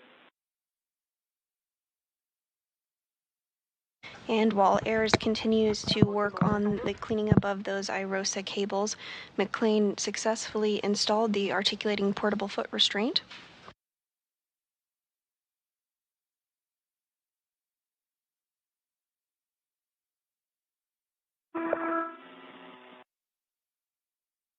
Marcus, there's a trunnion pin structure, and with the ingress aid, it's retracted, but it's laying down. So I can either kind of set it at a clocking of 7, or I could lift the ingress aid so it was sticking out more toward the MT and put it at a clocking of 6. I copy your words, and the team is still discussing.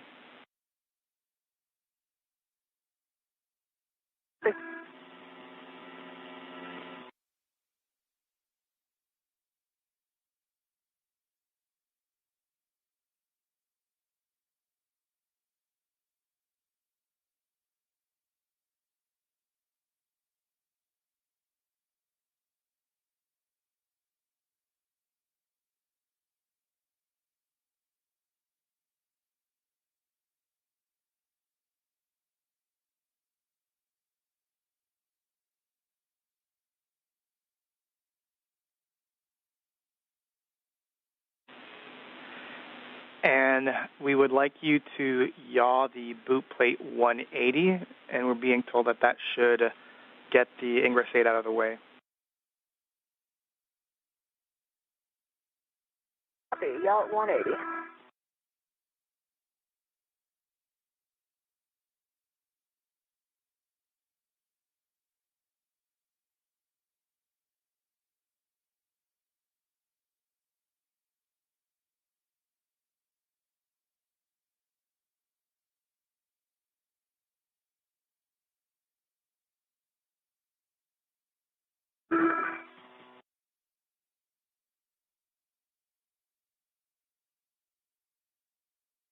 I see what you're talking about with the moon earlier, Ann. Gorgeous. Oh, yeah? You can Yeah. see it over the end of the truss, huh? Yeah. Pretty awesome.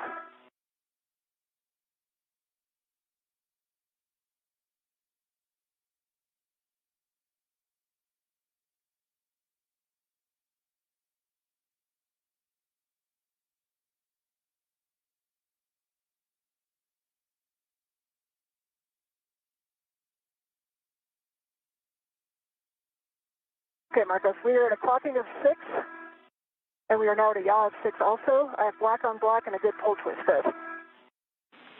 Copy that. And if you actuated the pitch axis, just make sure the knob can be depressed.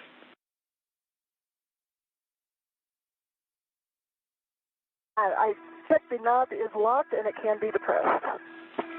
Copy, good work. And we'll have you start going back starboard, but first we want you to release the brakes on the cedar cart. Copy. Good.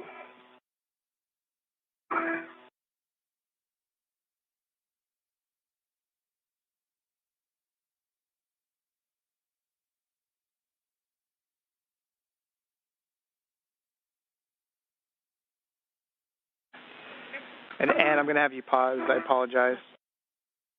Okay, pausing here.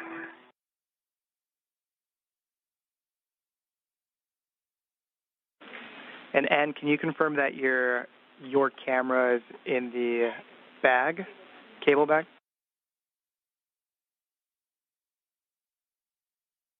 My camera is on me.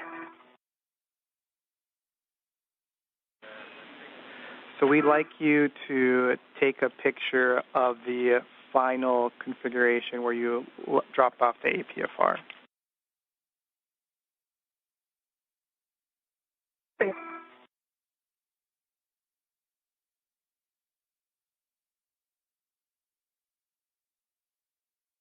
Marcos, I have the cable bundle on the right lower strut, upper handrail.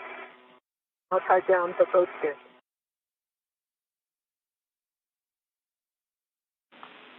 Copy. And Vapor, did you use one of your wire ties, or was it an existing one? I used one of my long wire ties off my BRT. Perfect. Thanks, Vapor. We'll give you more words here. And then, Vapor, we'd like a photo of that final config if you could. Okay. I'm looking at the clearance of the trunnion pin.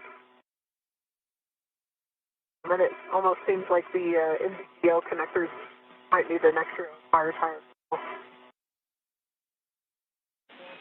Copy. We appreciate those words, Vapor. Yeah. Copy. We appreciate those.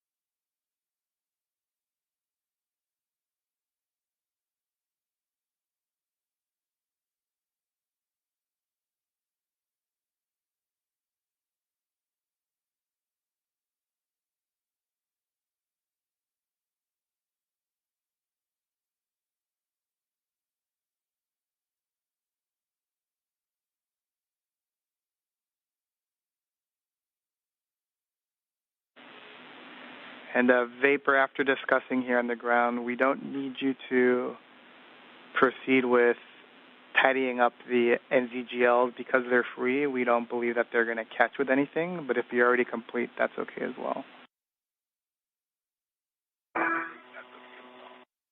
No, I was waiting for your words.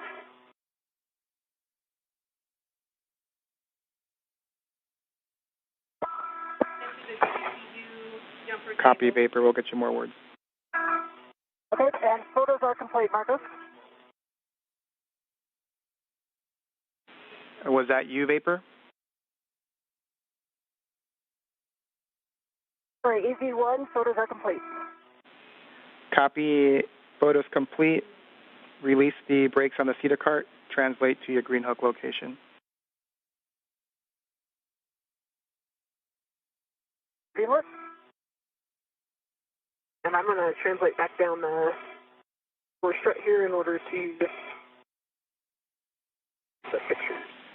Copy, Vapor. You can translate to the cable bag and hold.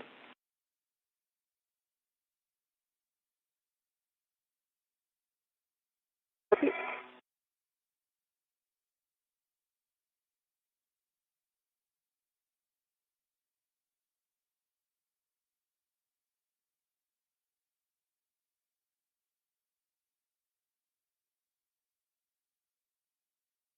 All right, I have two the pumps on the cedar brake and translating out phase one. Copy. We copy Ann.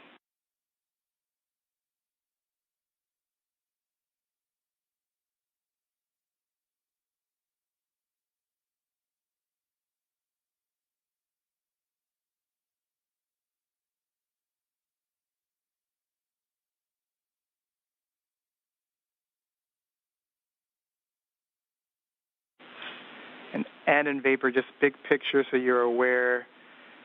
Vapor, you're translating to the cable bag. We'll have you hold, and you're going towards your green hook. We'll eventually have you go to the cable bag as well and hold. Right now we're deciding if we're going to continue with the jumper get ahead or if we're going to finalize cleanup and come back into the airlock.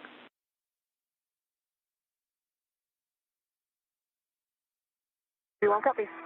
Two copies.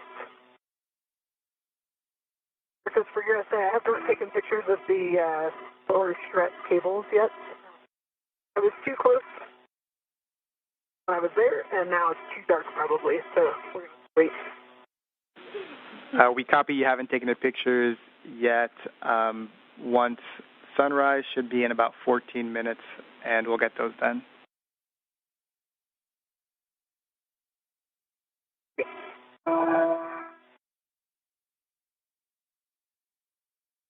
Mark us for bad. So did I hear right that we're taking both the bags in?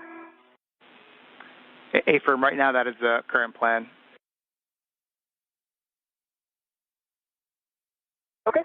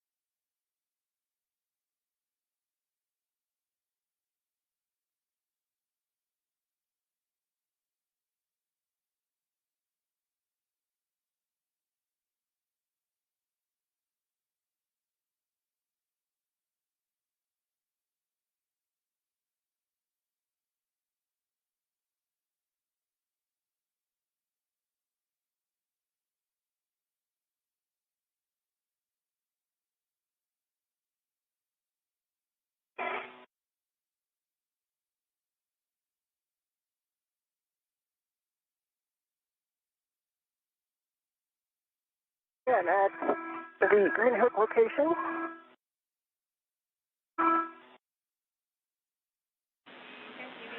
Copy, and you'll drop your green hook, then head towards the cable bag. We'll just make sure your gauntlets are in place. Copy.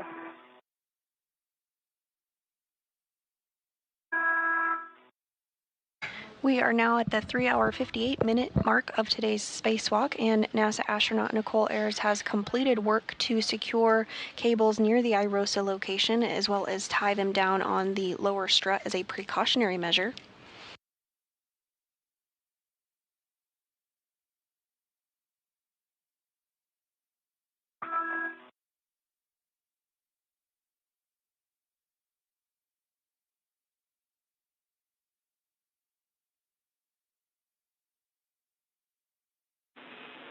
All right, and in Vapor, update on the big picture words. We are going to proceed with accomplishing the 2 get-aheads. So Vapor, you'll be doing the jumper, and then Ann, you'll be doing the MMOD cover.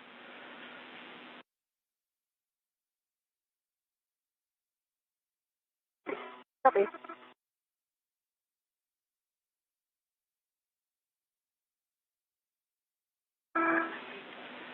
And we're going to be accounting additional time, an extra 30 minutes to account for the fact that we are bringing in the strut bag into the airlock.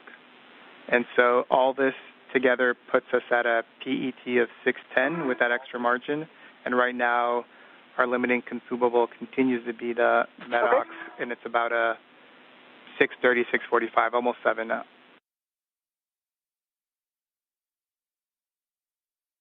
Okay. I'm picking up the DD for now. And I think you should be able to get to the forward side of the IEA before you can. Okay.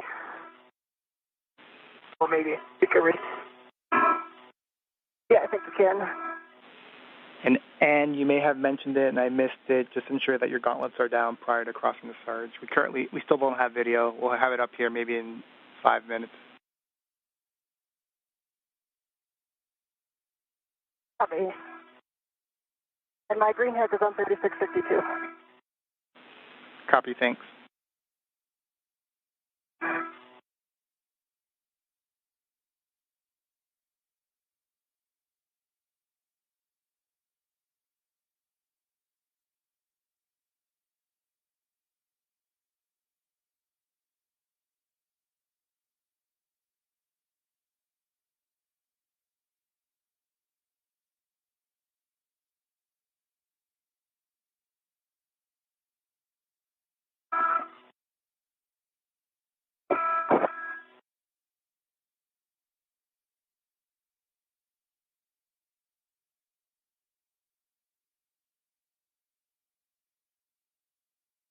All right, what's your status paper? I am about to start translating. Okay. I will hold up the charge if you haven't translated by. Yeah, let's perfect. And a Vapor, we have a go for you to start. He really wants to come with me, but can stay. 2 minutes until teacher's handover. We have a go Vapor for you to get the jumpers, put them on your mini workstation, and start translating for the get ahead, and we'll get those pictures of the lower strut once you're complete with the get ahead.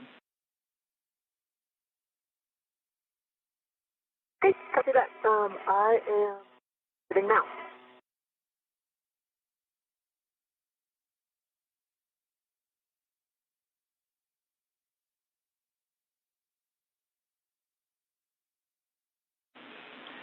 And then Vapor, can you just verify that you have the Canon connector tool with the jumper? I do have the Canon connector tool with me. I didn't expect anything else. Thanks, Vapor.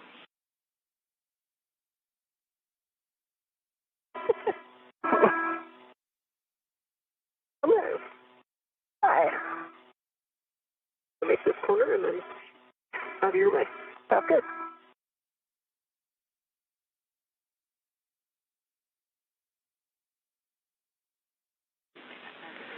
And Vapor, my guess is you're doing this, but just to give you words, you'll be translating to your work site via the radiator side of the IEA, so the kind of left mod kit side.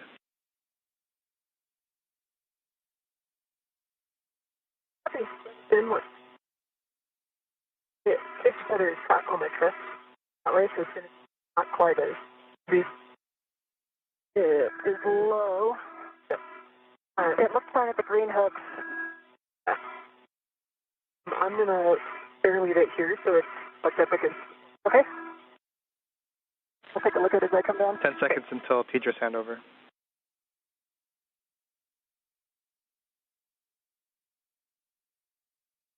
And we do expect to get view of the crew here again shortly. We're 4 hours and 3 minutes into today's spacewalk. Following the relocation of the Common Communications for Visiting Vehicles antenna, there's a couple get-ahead tasks that McClain and Ayers are now going to be working on. NASA astronaut Ann McClain is going to work to remove a bolt on an MMOD cover.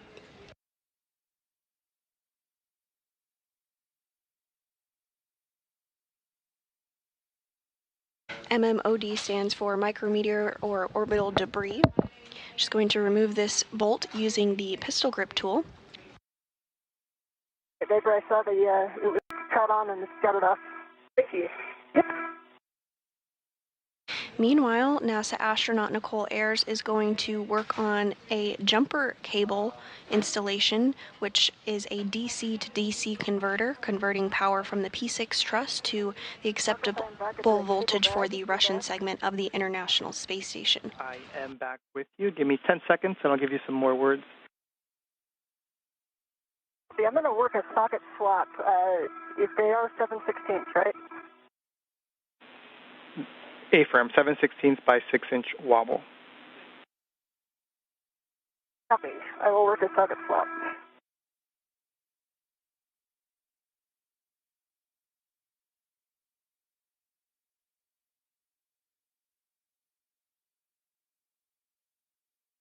And this is a helmet cam from NASA astronaut Ann McClain as she works to translate to the P4 MMOD cover to remove that bolt.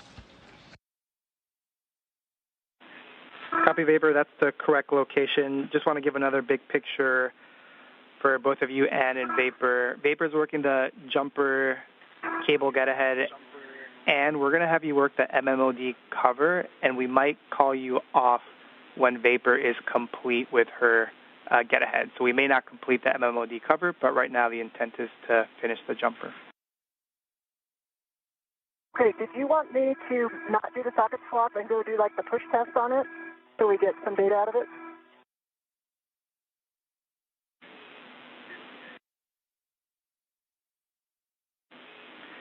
And we prefer the socket swap right now, and then continue to get the data. Copy, inward. And Vapor, I'm back with you. You're at the correct location. I heard 158 and 157, and next for you is to tether to those dummy caps. Okay. And I'm going to tether one at a time. I have one free in. Copy that. Recommend copy. Does the order matter?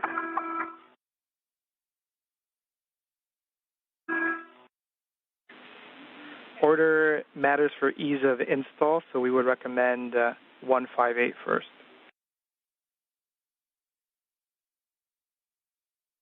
I'm 3258 cap.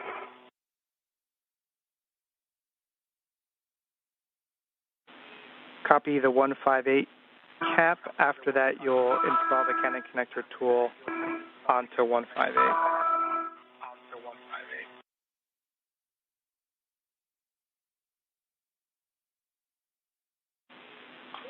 There should be a white... Canon connector tool is installed to the...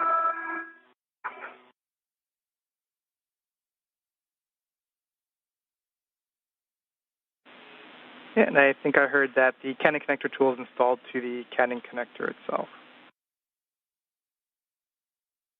It's installed to the Canon connector cap to release first. And you have a go. Rotate 90 degrees counterclockwise. And this view on your screen of NASA astronaut Nichole Ayers' helmet camera as she works to complete a get-ahead task to install a jumper cable, which is a DC to DC converter, converting power from the P6 truss to an acceptable voltage for the Russian segment of the International Space Station. Cap is removed. The tool to 158. Copy. At this time, she is installing a Canon connector tool, which will help mate the new jumper connectors to each other.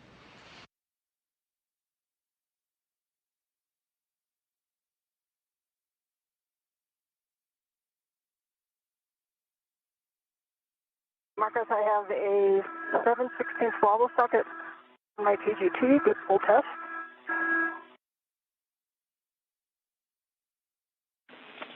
And copy, and next will be to translate to the Bolt 3 location, and let me know if you need words. Okay. I know a couple options if you want to run them. I know we can come down the inside and then translate out. And that there's not a lot of handrails, if I remember. We concur. So an option is to go zenith. And here we are getting a view of both NASA astronaut Anne McClain on the left from her helmet camera and Nichole Ayers on the right as they both work to complete their respective get-ahead tasks. Anne McClain is working to remove a bolt on a micrometeoroid orbital debris area.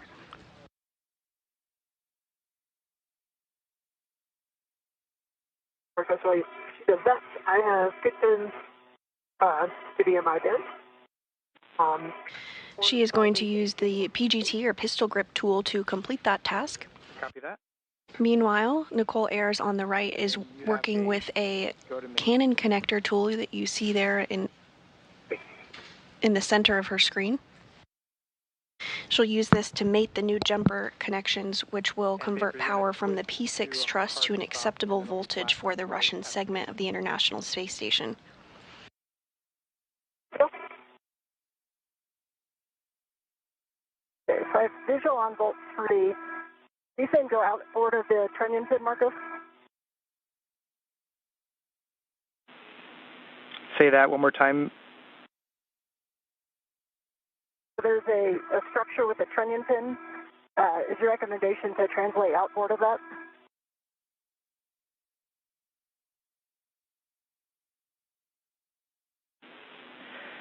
And right now, we're being told that the recommendation is to first go inboard along the edge of the IEA, then go zenith, so it's in between the SARJ and the IEA, and then go outboard towards the Bolt 3 location, which is more or less midway. So I was just able to come across shield fingertip to fingertip. Got it. And that works for us, Anne.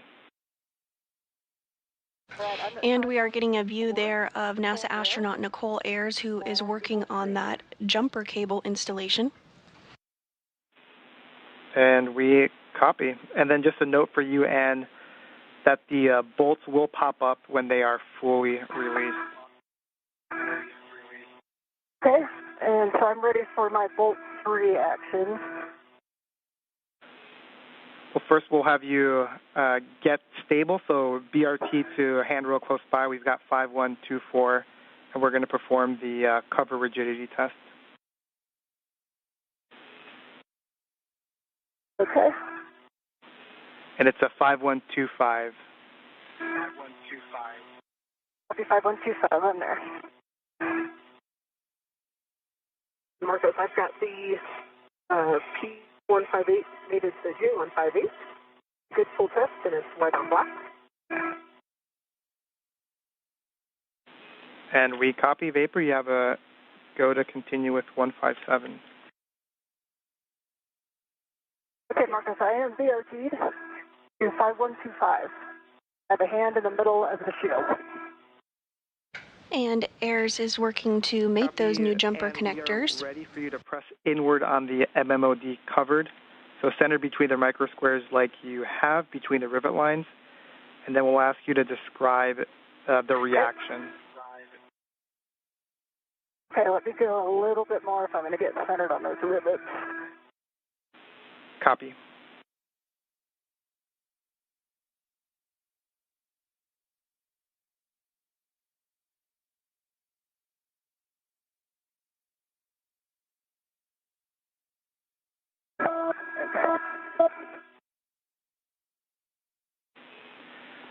And then, so Marcos, I don't see any obvious motion. Copy, no obvious motion. I kind of pressed down on it and it didn't move, and then I kind of keep my hand on it and try to import a push force, and there's no noticeable motion to me. Copy, push force as well as hand on it and no noticeable motion. Yeah, the one thing I do notice, if I press toward the outboard, like 6 inches along the edges, it's solid. If I kind of push in the middle, I feel like a kind of a vibrating that comes. It's not actually moving. It just feels like there's a vibration that goes through it. We copy. Would you say like a high frequency vibration? I would describe it as such, yes. And copy N, appreciate those words. We're checking. We'll have you stand by. Please stand by.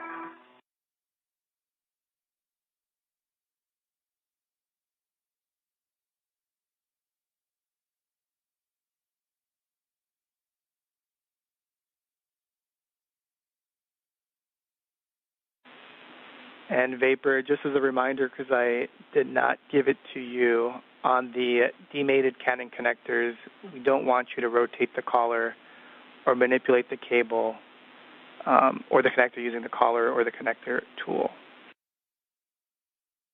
Look at that. And the hook on the in-end connector cap interfering with taking it off. So I'm swapping over to one of my rats. Leave some room here. Vapor, we copy it. You have a go. And Vapor, we have video back. Copy. And NASA astronaut Anne McClain is working through procedures to inspect the MMOD cover. She reported out her findings to the team here on the ground, who are discussing. And we're still waiting on. Meanwhile, Nichole Ayers on the right continues work to install the jumper cables.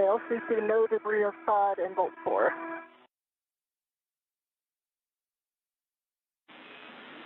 Copy, and we'll have you reset the torque or speed collar just so that we get accurate torque reading. And we're going to have you release bolt 4 approximately 9 turns, and it should be popping out. 9 turns. And this view of NASA astronaut Nichole Ayers as she works to secure that cable there with a wire tie following the successful mating and connection of jumper cables to provide power from the P6 truss to an acceptable voltage for the Russian segment of the International Space Station.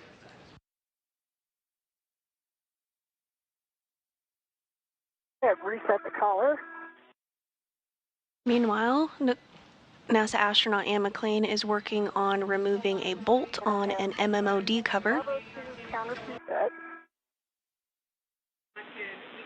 Copy, Bravo 2, counter 2, approximately 9 turns. Bolt should pop out, and. Of course.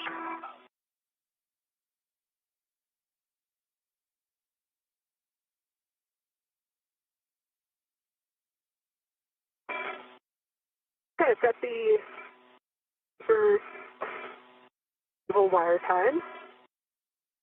243. Feel free to call Johnny. And Vapor, that looks good.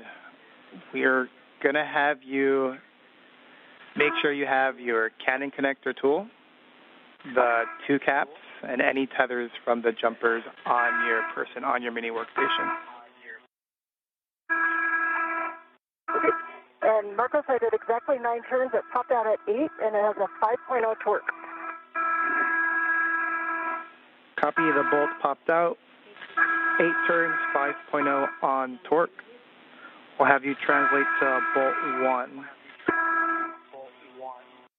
Copy, bolt 1. Which should be just nadir. I see both. Yeah, I need to go back out just to get my safety tether straight. Just for EV2, I've got both adjustables, both Canon connector caps, and the tool all on my mini. Copy, Vapor, you can start translating back towards the cable bag. And with that, NASA astronaut Nichole Ayers is going to make her way back to the cable bag following the successful installation of the DDCU jumper cable, which will provide power from the P6 truss to an acceptable voltage to the Russian segment of the space station.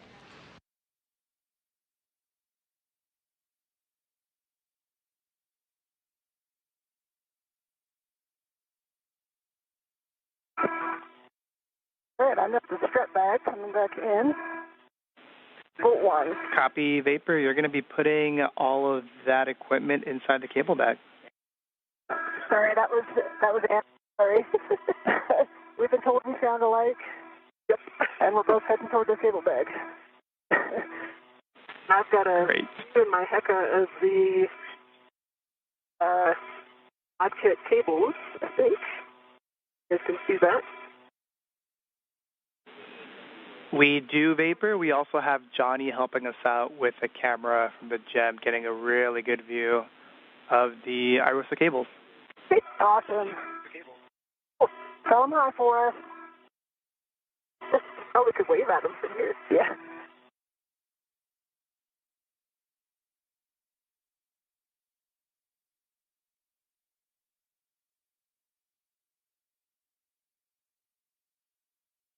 Okay, I'm at bolt 1. And we are getting a view here of the installation that was completed earlier today of the modification kit. You see that upper triangle that was built and successfully attached to the mass canister, as well as the right struts. And you'll be releasing bolt 1 exactly 2 turns. Exactly. At this point, NASA astronaut Nichole Ayers is translating back over to that area to pick up a bag that will be going back with them inside of the airlock today. Vapor, once you have put the tools and the caps inside the cable bag. We'll have you do another assessment on the IROSA cables and see if you believe that they would be a snag hazard to the keel pin that's on the IAA. Okay, copy that. I'm going to hold at the inboard radiator side of the IEA just because our easy tethers already have one up in them, and I don't want to do it. And we copy. Thanks, Vapor.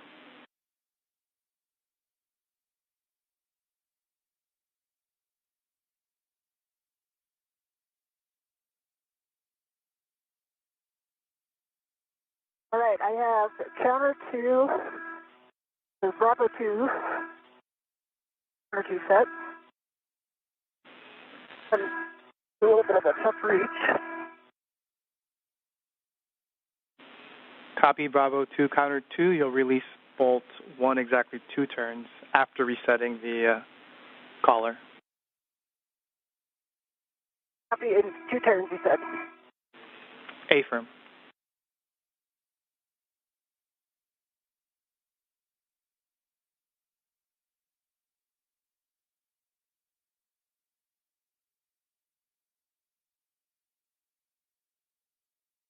It's easy. So I'm hanging out here in my gloves. There's no change. Pistol set. That one's first. Copy. No changes to your glove and hap.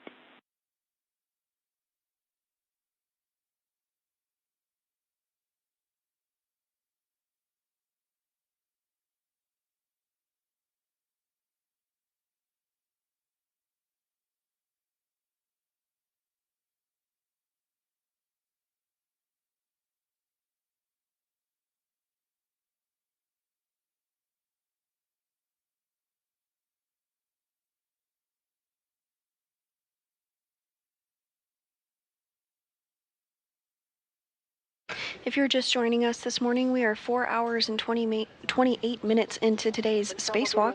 NASA astronauts Anne McClain and Nichole Ayers successfully built and installed a support bracket called a modification kit on the 2A location of the International Space Station. The crew also worked to relocate a communications antenna called the Common Communications for Visiting Vehicles, or C2V2 antenna, to ensure better redundancy in communication with visiting spacecraft to the space station. Following this, jumper cables were connected to route power from P6 to the Russian portion of the International Space Station. And at this time, NASA astronaut Anne McClain is working on removing bolts from a micrometeoroid orbital debris cover.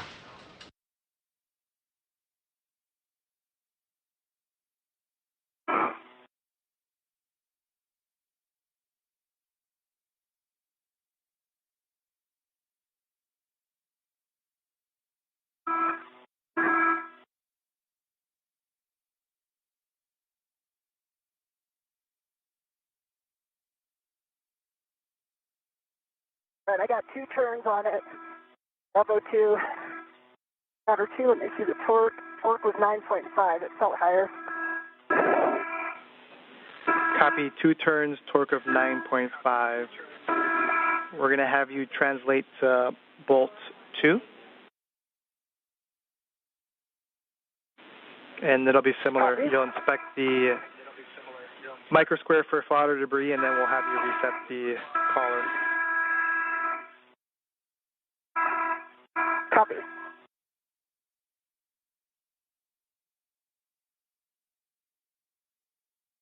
All right, Vapor, I got to check them out. No worries, Marcos, for you guys to say I'm climbing up to the A-frame here.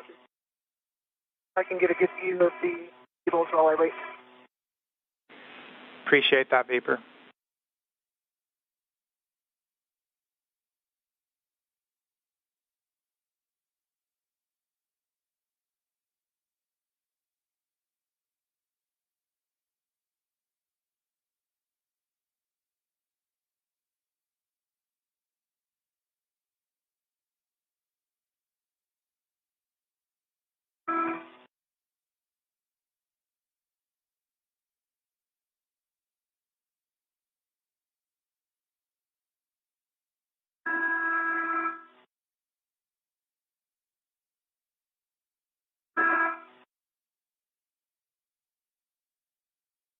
And Marcos, you said bolt 2, right?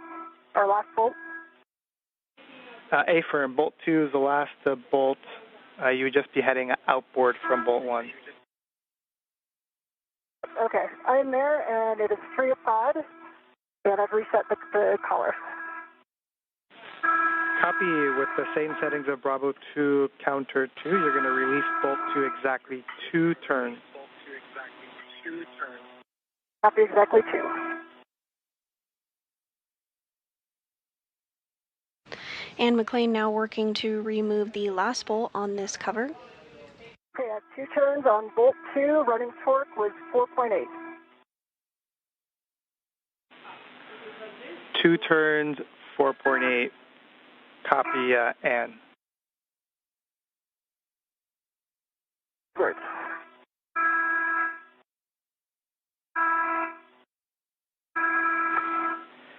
And you can appreciate the work on that get ahead. We can have you stow the PGT and do a glove and hap check for us. Copy.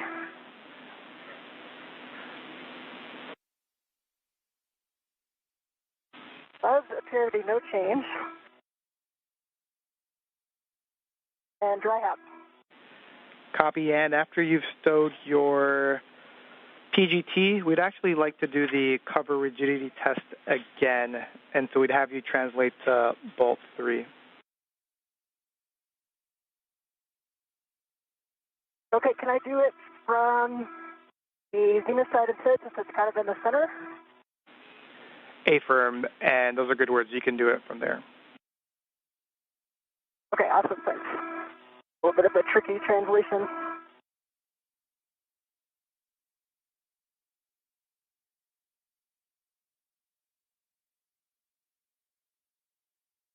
Okay, I am there. Copy, Ann. Let me give Vapor some words here. Vapor, so we have looked at the Arosa cables, and we would like the end configuration to look like the following. We want both bundles as well as where the NZGLs are. We want those in a more flat configuration and more kind of parallel to the mounting bracket. Yeah, I'm saying what you guys are saying. They're all breaking the plane of the keel pin. A-firm, that's exactly our concern. I understand the issue. Yeah. You might be able to just translate a sphere over there. That way I can...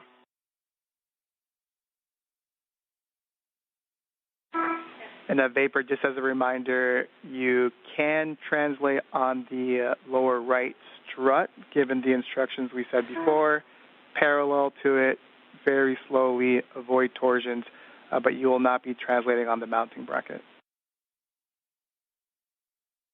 Okay, copy.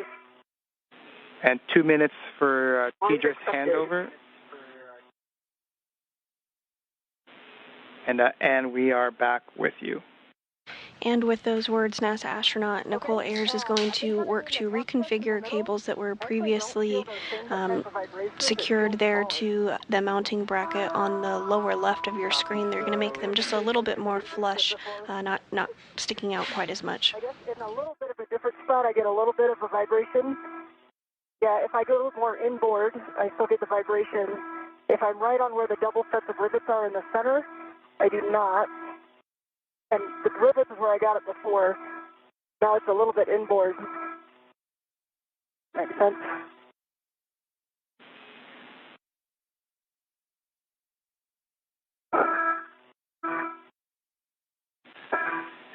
And we copy all. That's a good description, and we are complete with this get ahead.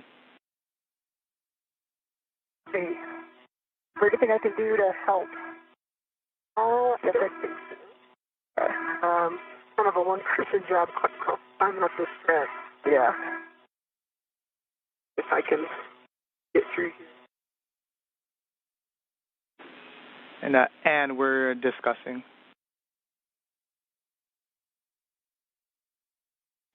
And NASA astronaut Anne McClain successfully removed bolts from that MMOD cover and inspected it, completing that get-ahead task.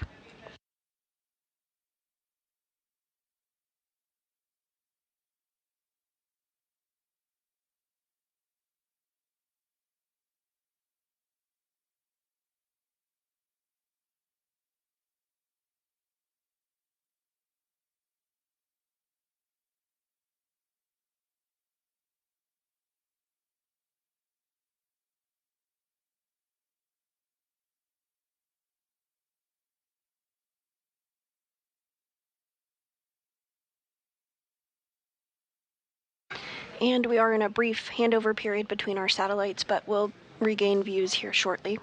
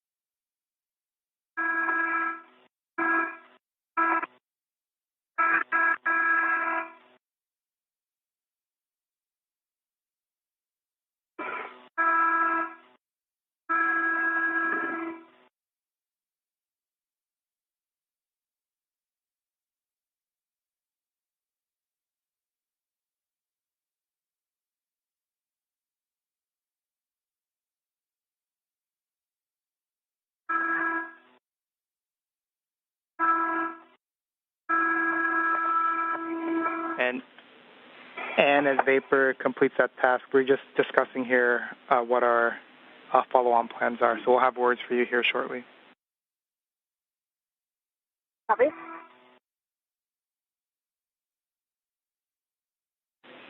It looks like if you take that bundle that's to your left and just do one more loop on the... Okay. Yeah. Yeah, I'm wondering if ones on the bracket look like they'll be clear. And now, 4 hours and 40 minutes into today's spacewalk, NASA astronauts Anne McClain and Nichole Ayers successfully completed the lower right strut installation and build of the triangle, which was the minimum configuration for the mod kit for today. Following this, they worked to relocate a common communications for visiting vehicles antenna, completed 2 get-ahead tasks, including a P6 DDCU jumper cable connection, as well as removing bolts from an MMOD cover. At this point, NASA astronaut Nichole Ayers is working to reconfigure cables for future IROSA preparation spacewalks. All right. And in Vapor, so big picture words, once Vapor is complete with this tie down, we're going to have her take the Canon connector tool, the caps, etc., to the cable bag.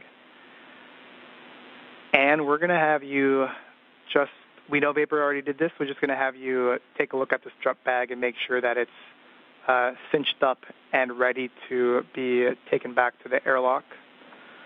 Once the cleanup is complete, Vapor, we're going to have you bring the strut bag in, and you're going to be bringing the cable bag in, and you're going to be leading the way back, and we're going to keep you two together. Okay. Yeah, I think the cable bag, the strut bag looks good. For your caps, we can either do them in a cable bag or the strap bag. The problem is I need to leave before you come back around with your feathers. Yeah. So I think maybe if you're okay with it, Marcos, if you could shove those caps in the strut bag, and she doesn't have to wait. We don't have to do kind of the back and forth, if that makes sense.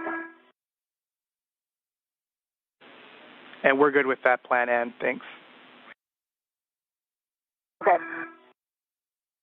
Chris, did you happen to hear my question about an adjustable out here for these cables? I think he's just donating another tool to get the cables up against the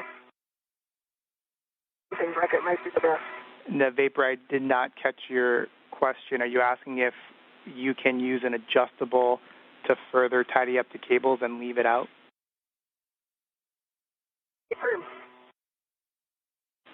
We're checking, and while we're checking, Ann, can we have you turn your HECA back on? Yep. All right. Bye.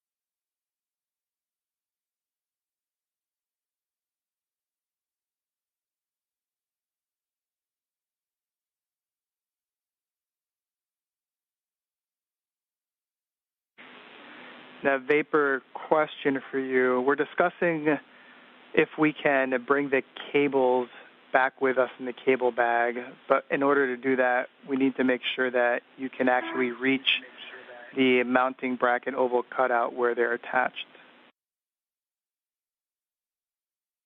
I can reach it.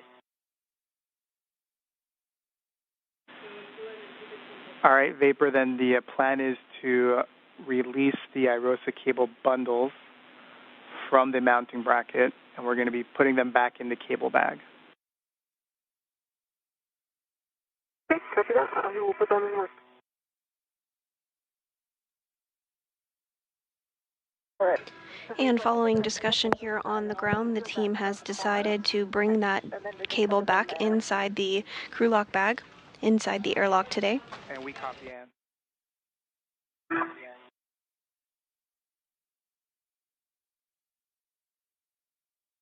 I'm on a risk here. Let's see. I've got one.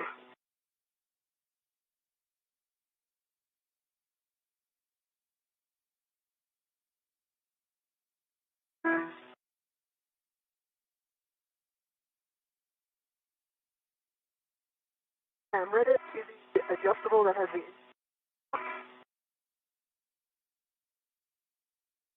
the airtime done from the mount. Yep.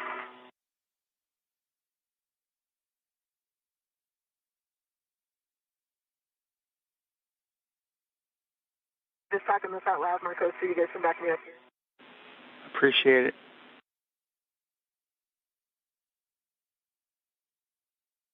The left cable is released from the on the wire ties on both stanchions. Right.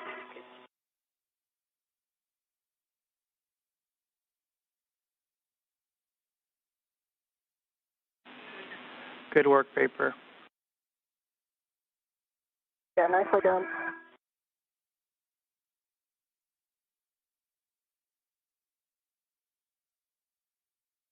Marcos, do you want me to leave the wire ties on the handrail? A-firm. They each have 3 twists on the stanchion.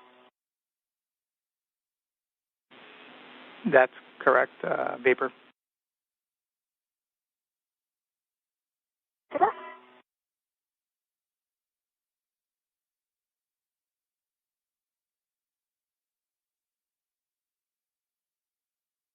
And actually, if you have a free hand, I might ask you to come to the base of the strut and just take these cables off of me.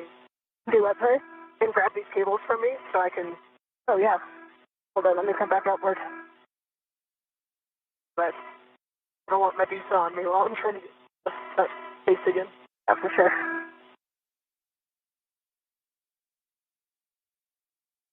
It might be right away.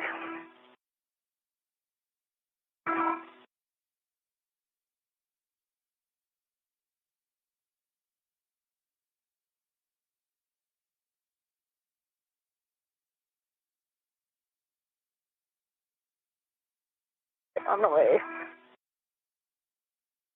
Hey,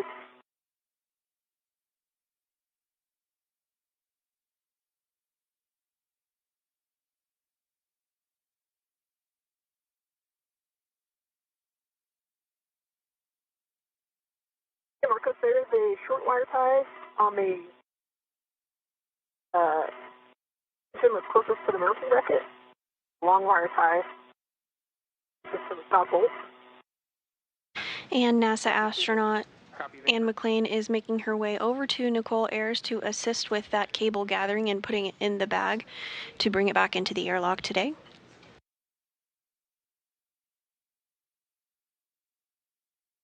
All right, I'm coming up behind you. Okay. I'm going to try to make real quick and then I'll hit him. All right, I see him. Also, right above Anne McClain, she is the astronaut with the red stripes. On the left of your screen is that strut bag that will also be going back inside with the duo this afternoon. Right here.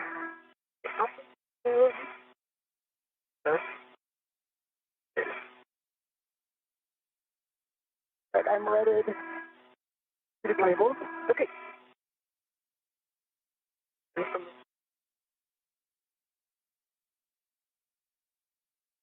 They're not the prettiest, but they're there. That was a fantastic grab.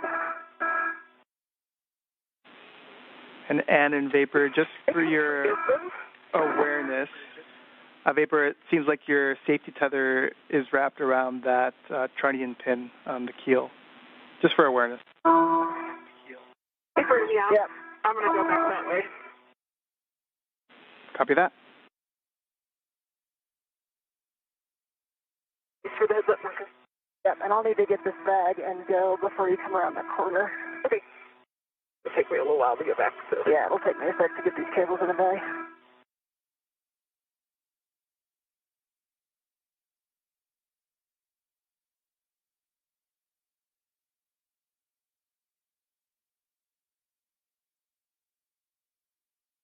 And can you just take a look at my safety tether? I've lost where it is. Yeah, it's coming down your left side and then around the trunnion pin. Okay. So I think if you... Oh, left. Yeah.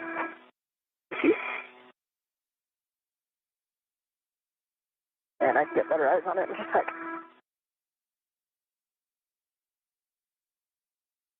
I've got it. I'll get it in place. Got it? That's good. Thank you.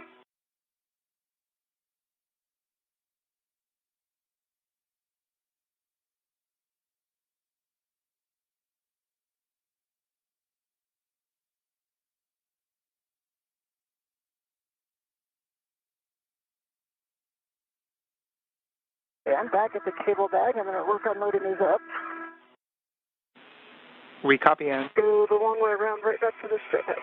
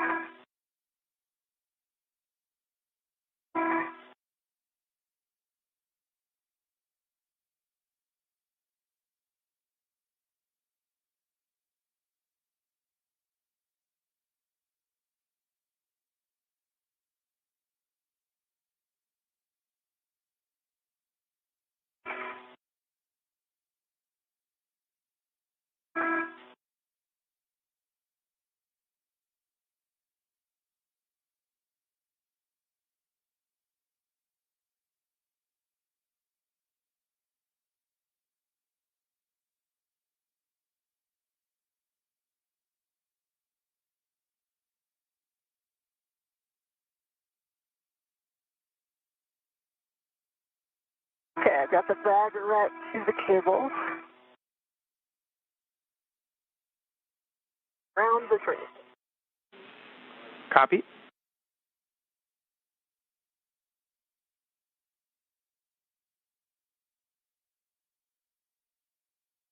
And Anne McClain is now working to put those IROSA cables back into the crew lock bag that will go inside the airlock with the duo. You can see that view on the left-hand side of your screen there of Anne McClain's helmet camera.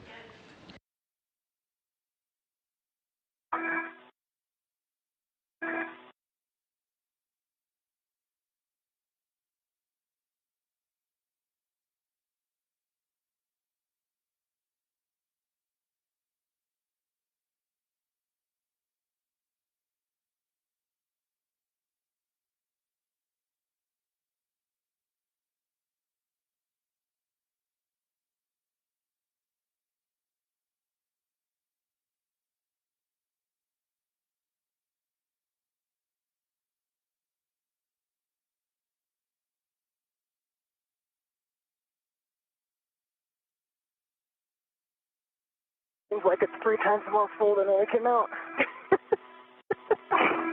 Oh, we agree with that, Ann.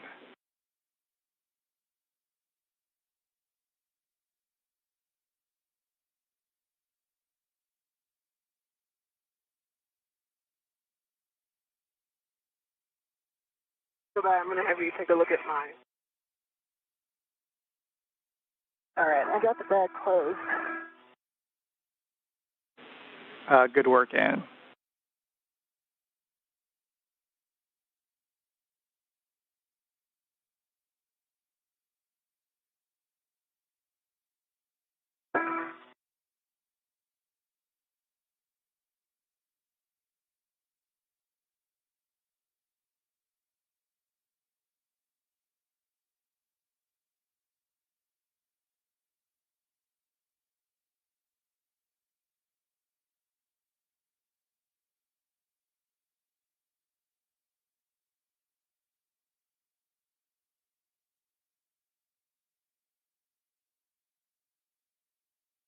All right, got that tied in. You have anything to look at? My right paper handle, I quite feel whether it's down or not. I just want to do a quick check. It is down. Okay, yep. For all that crawling around, Marco's both of my paper handles. If you're just joining us, we are 4 hours and 54 minutes into today's spacewalk. NASA astronauts Anne McClain and Nichole Ayers have worked to build a modification kit that will be used to install an ISS rollout solar array, or IROSA. The duo built and installed the upper triangle on the mass canister and also installed the right lower strut, which is the minimum configuration for the mod kit. Following this, McClain and Ayers relocated a common communication for visiting vehicles antenna, which ensures redundancy for visiting spacecraft to the orbiting lab. The two then completed 2 get-ahead tasks. One was to install a jumper cable to provide power from the P6 truss to the Russian segment of the International Space Station, and another get-ahead to remove bolts from a micrometeoroid cover. Ayers then returned to the modification kit and gathered IROSA cables, which you see on your screen there. NASA astronaut Anne McClain is working to secure them in a crew lock bag.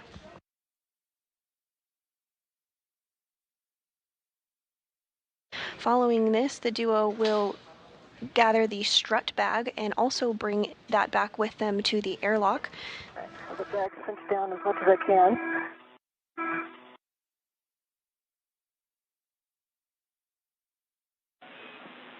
Today's spacewalk is the 275th in support of space station maintenance, assemblies, and upgrades, and is the 3rd for McClain and the very first for Nichole Ayers. I've got 4 of the integral AETs connected to the lid and tightened.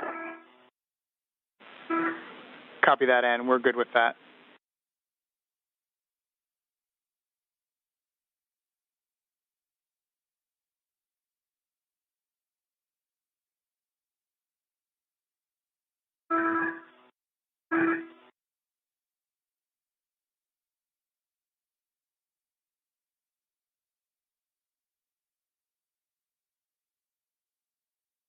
All right, Vapor.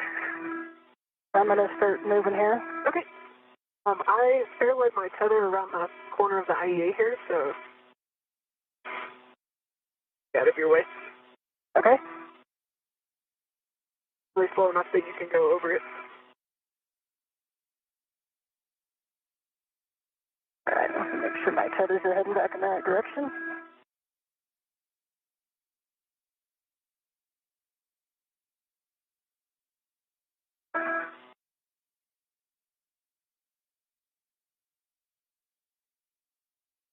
All right, I see yours.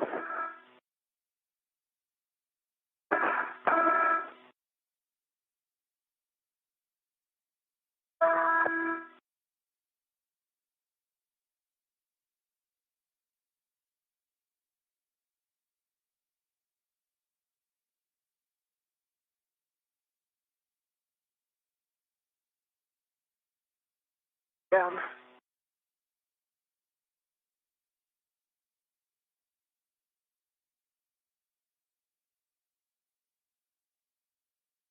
Okay, your tether's free. And as the duo prepares to head back to the airlock, you are getting a view inside the flight control room here at the Johnson Space Center in Houston, Texas. This Orbit 2 team is being led by NASA Flight Director Diana Trujillo. All of the equipment is back into the strut bag. Vapor, that's going on your BRT, and sounds like you have the cable bag on your BRT. We'll be translating inboard, and we are entering a period where we will not have video of the crew for approximately 40 minutes. This is due to a handover period between our satellites. Your tether's clear, but I'm going to pause here before I pick up my green hug in case I need to come back out. Thank you.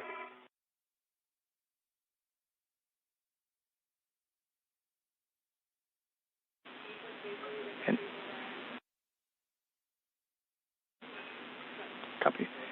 And Ann and Vapor, in case I misspoke, Ann, you have the cable bag. Vapor, you have the strut bag. Yep, we got him. Thank you.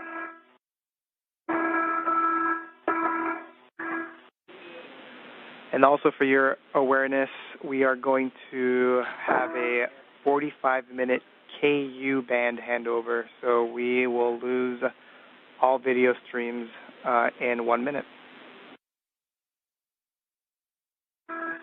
Copy. Copy.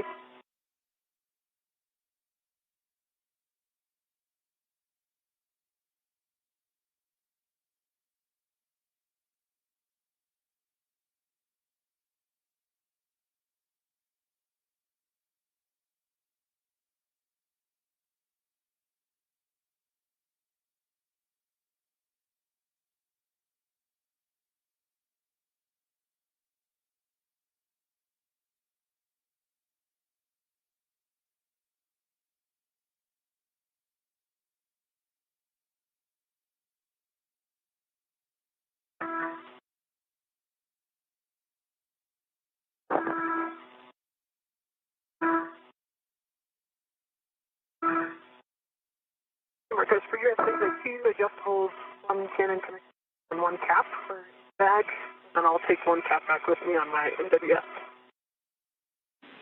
Copy, those are all on your MWS.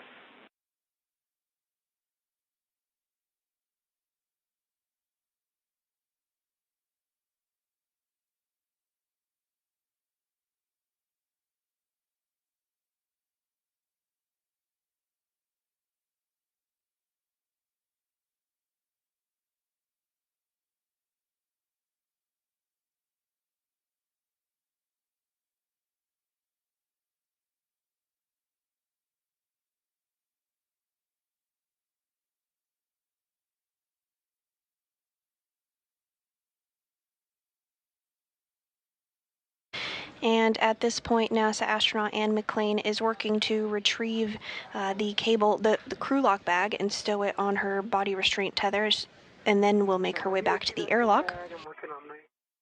Similarly, Nichole Ayers is working to retrieve the strut bag, which she will stow on her body restraint tether before translating back to the airlock as well.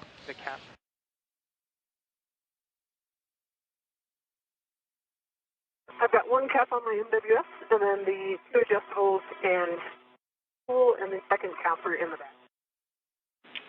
And we copy all. Appreciate it, Vapor.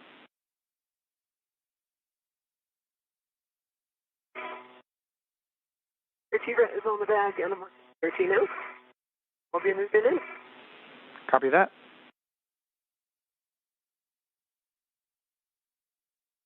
Hey, let me know when you're heading back this way, and I'll continue with my green hook. Okay.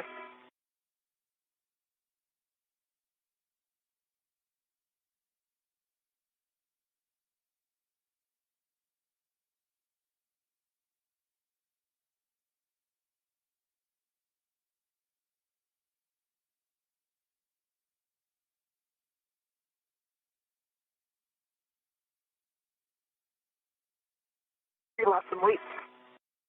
Yeah, good thing. This one getting a little.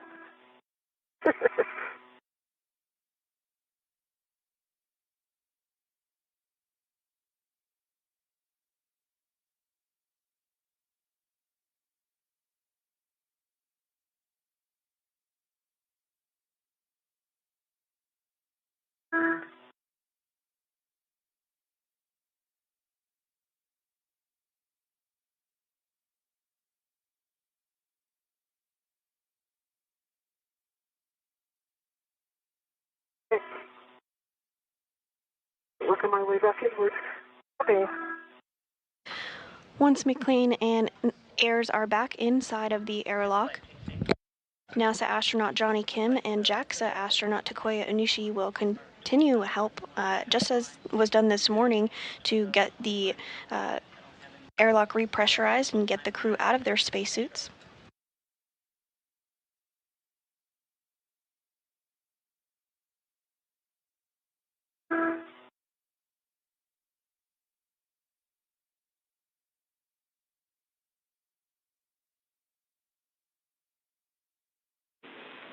And in Vapor, just let us know once you're inboard of the IEA so we can work some BGA unlatching.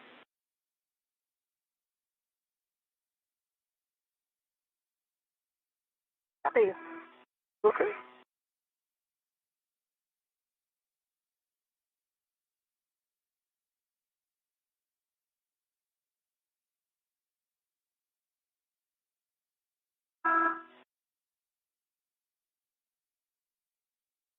See a cable strip guy coming around.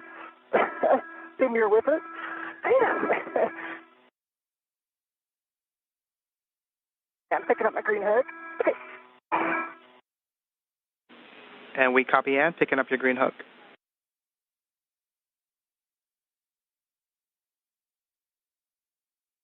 And my green hook is on my red reel. And Vapor, your tethers are nice and clear as you would expect them to be. I'm gonna move to inboard. I'm gonna get too far ahead of you.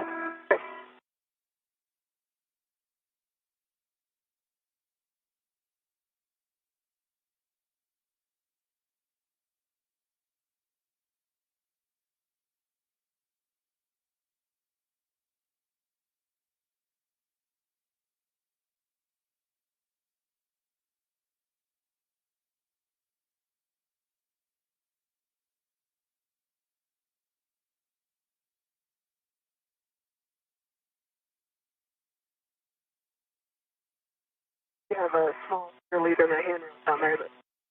Sorry? There's a small fair lead on my sticky tether on a handrail that's not intended. It's outboard of the green. Can you kind of send a whip to it, get up? At this time, NASA astronauts Ann McClain and Nichole Ayers are making their way back to the airlock.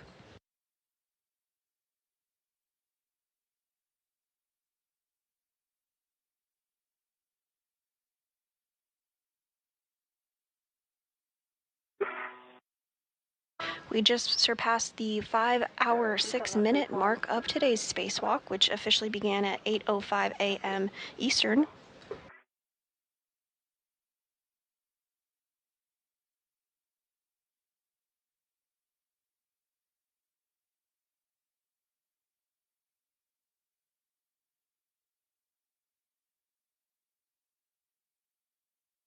During today's spacewalk, NASA astronauts and McClain and Nichole Ayers worked to build a modification kit that will be used to install an ISS rollout solar array, or IROSA, as part of ongoing solar array upgrades.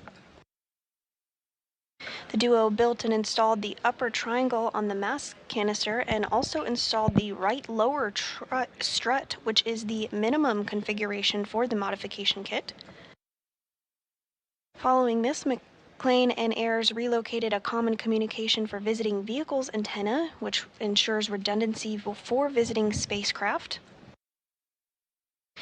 The antenna was moved 1.5 feet over, again to provide that redundancy for spacecraft as they visit the orbiting lab.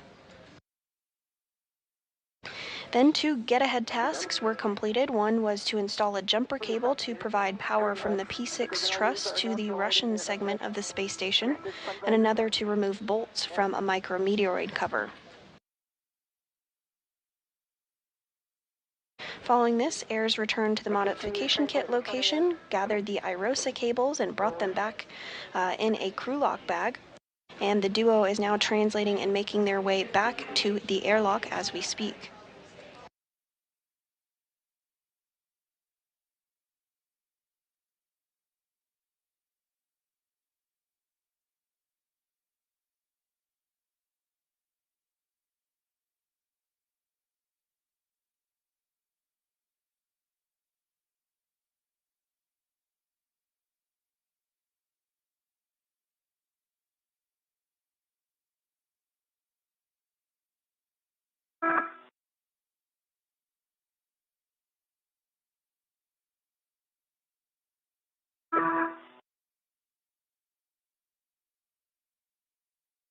My green hook is back on my red reel. Copy. Move inboard. And that sounded like vapor. That was me. I guess I think you have a head start on keeping our voices apart. I agree, and I think that high pitch ending for vapor is my key.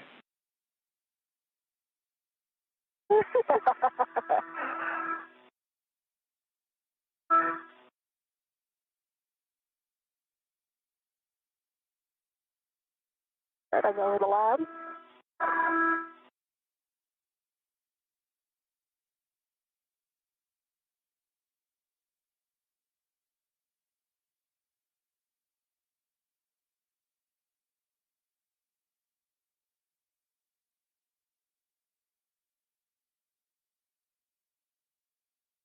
Thinking about ingress vapor, I think almost just reverse of what we did. Like throw the cable bag in, I'll get in, pull get the end of the strut bag in, I can pull it in. Sure. And for your SA, going to be 1 ret on the D-ring, and then 1 ret is still on my hand. Okay. They're in 2 different spots. Copy. And in vapor, we can let you know what we thought of, and then you can compare and contrast, and you tell us what might work better. Take it. I'm on the seat handrail going down. Copy seat handrail going down. So first, we're thinking that vapor can hand the strut bag to you, Anne, and then you can put that strut bag into the airlock. Then you'll hand off your cable bag to vapor. You'll ingress. Then vapor will give you the cable bag.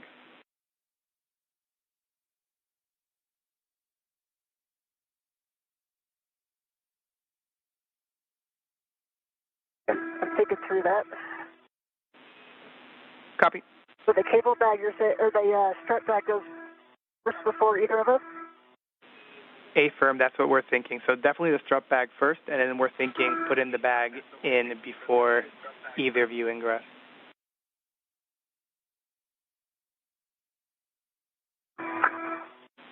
And we were thinking positioning it along the aft edge and then the starboard edge zenith, so almost like just diagonally.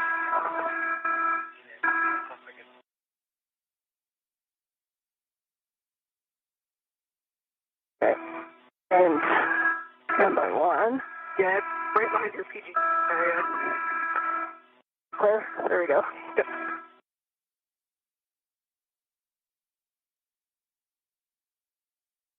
What do you prefer, Vapor? What do you think? It might be easier to pull the strut bag than push it. I'm really concerned that if it gets stuck on anything, nobody's in there to kind of deconstruct it from. Yeah.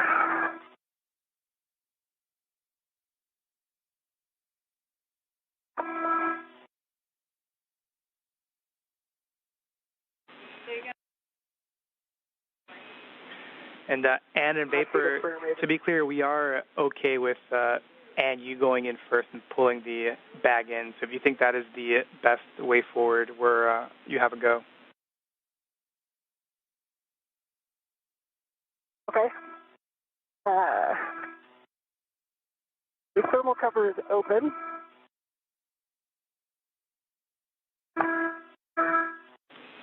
Copy.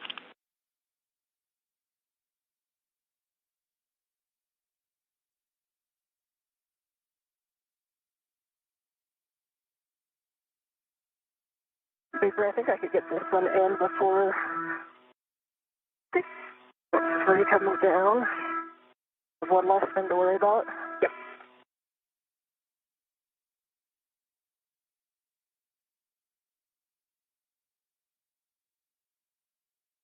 Okay, so you said that 1 is right here. Yeah, that was the original cable bag. Okay. And from your point of view, left hand, now that's closest to the hatch, AV hatch. Okay, that's it. And we do have about 25 minutes remaining in this handover period between our satellites before we will have visuals of the crew. I do have a waste feather out there.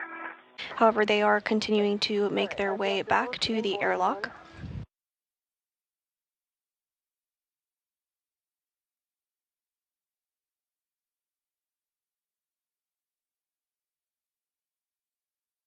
All right, cable bag is secured inside the airlock. My BR2 at back. Copy.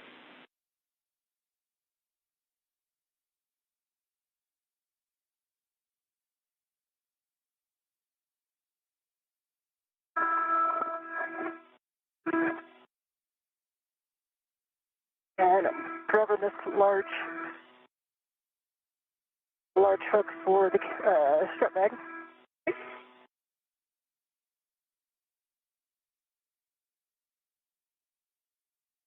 All right. And I'm coming back up. I got a little momentum, sorry, it's right away. All good. Things are, the earn of their name is V3. Okay, it should be clear now. Okay.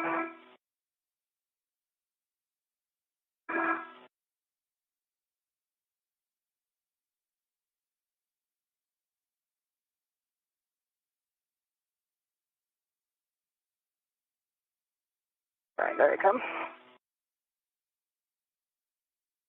I'm actually wondering if you could ingress from here. What? If you could just ingress from here, and then I could. Yeah, just at least here's for the cable bag. Sorry, strap bag. Here's a D-ring coming your way. Okay, I see the strap bag on this. Okay, strap bag is ready to the airlock. Okay, I'm going to remove my BRT and my RET. Okay. So I think if I go in, I need to come out and get my waste feather. I can pick it up for you too if you. And McClain and Nichole Ayers are now back at the airlock and working to get the strut bag inside the airlock portion of the International Space Station. Following this, they will both enter themselves and repressurization will occur.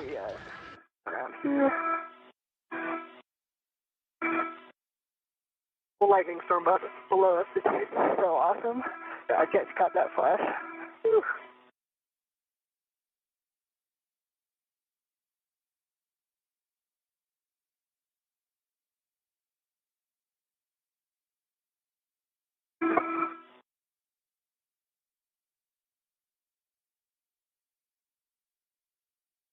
right, my right waist tether is on the airlock D-ring extender.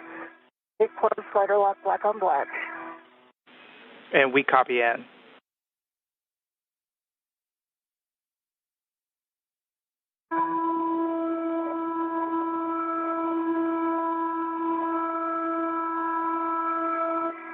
Okay, Vapor, I'm going to come in and get out of the way here. So, you feed it in.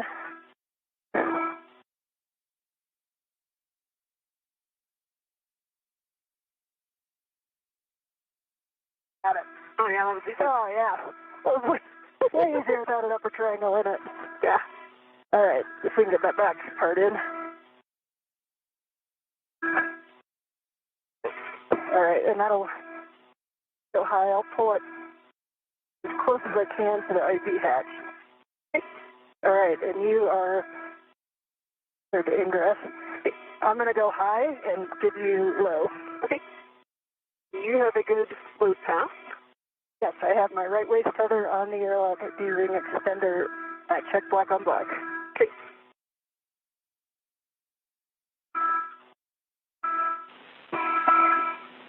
And Vapor, seems like you may be already be working it, but from Ann's go, you can attach Ann's anchor hook to your waist tether.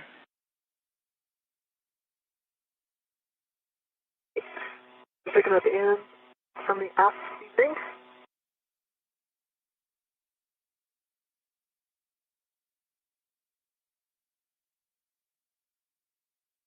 It is on my left waist tether. Both gates are closed. They're locked, black on black. Copy Vapor. With that, you can release your anchor hook from the forward airlock external D-ring, and you can store that on your mini workstation. Okay. And Ann, while we're waiting, we'll have you turn off your HECA. The heck is coming off.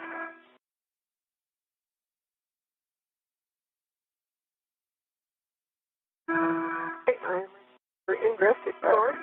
Yes, and I am biased high and just forward, so not where I was. And we copy Vapor, you ingressing.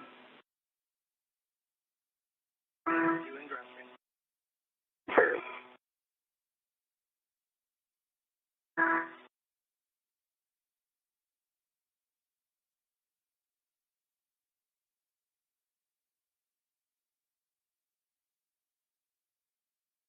And as you get in, try to pull the tethers so they don't go between your leg and then also the SCU. Alright, let me get more out of your way. We are now 5 hours and 20 minutes into today's spacewalk. NASA astronauts Ann McClain and Nichole Ayers are back near the airlock and working to ingress or enter back inside of the airlock. I'll move that. Okay, now you should have seat room. Alright, how's that feel? That feels pretty good. Okay, and I'm going to move this guy even more so you can come down when you do the catch. Yeah, I'm going to grab the thermal cover real quick. And as you two continue to work the ingress, just FYI, just make sure you have access to the SCU.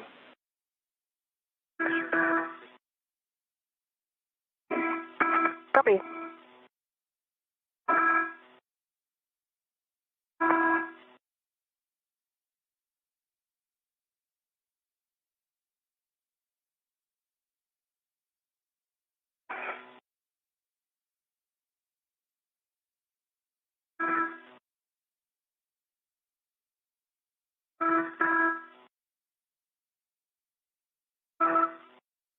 Alright, your SCU is nice and clear, and you're clear to come back in there.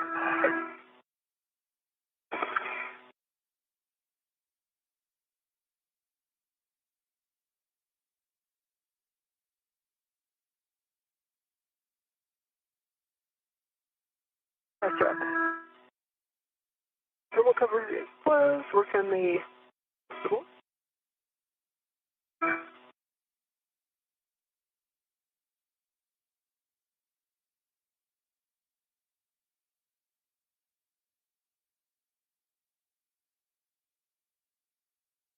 and my right foot feels like it's stuck on. There we go.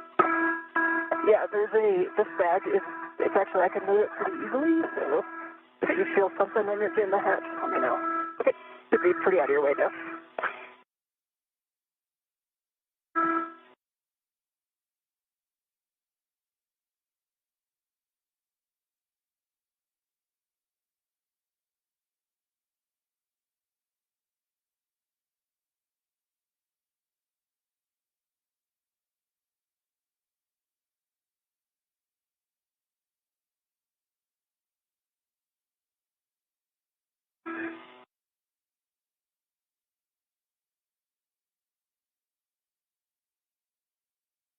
I don't know if you got the camera or not, but I did.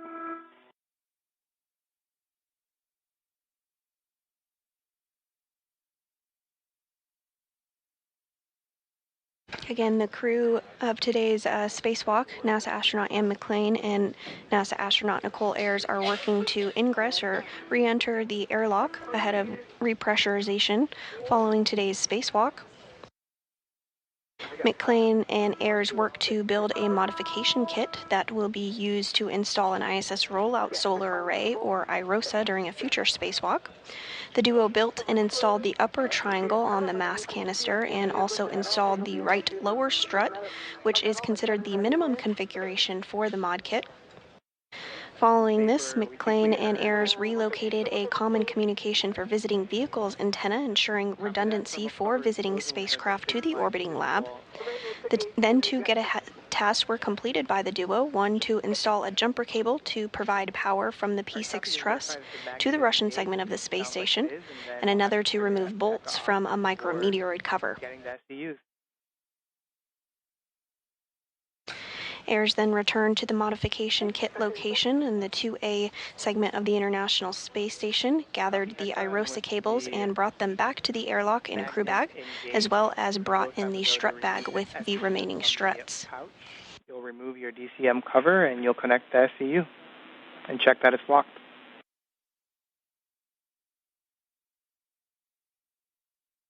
EV would work.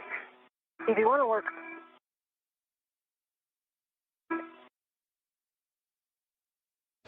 We are in a loss of signal period where we do not have visuals of the crew, about 14 minutes remaining in that loss of signal period, but we do have confirmation that the crew is back inside the airlock and the hatch thermal cover is closed.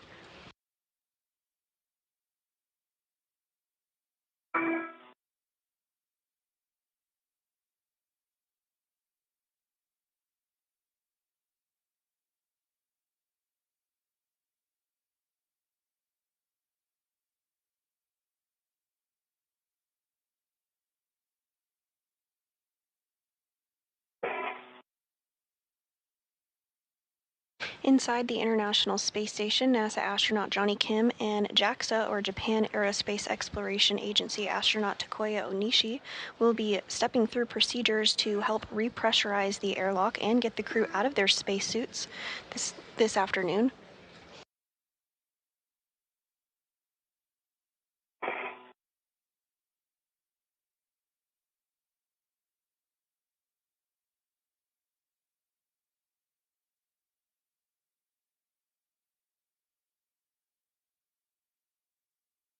SCU to the locked. EV1 SCU connected locked. Copy, 2 SCUs locked. And we'll have you both take your water switch to off, and it'll be off for 2 minutes, OFF.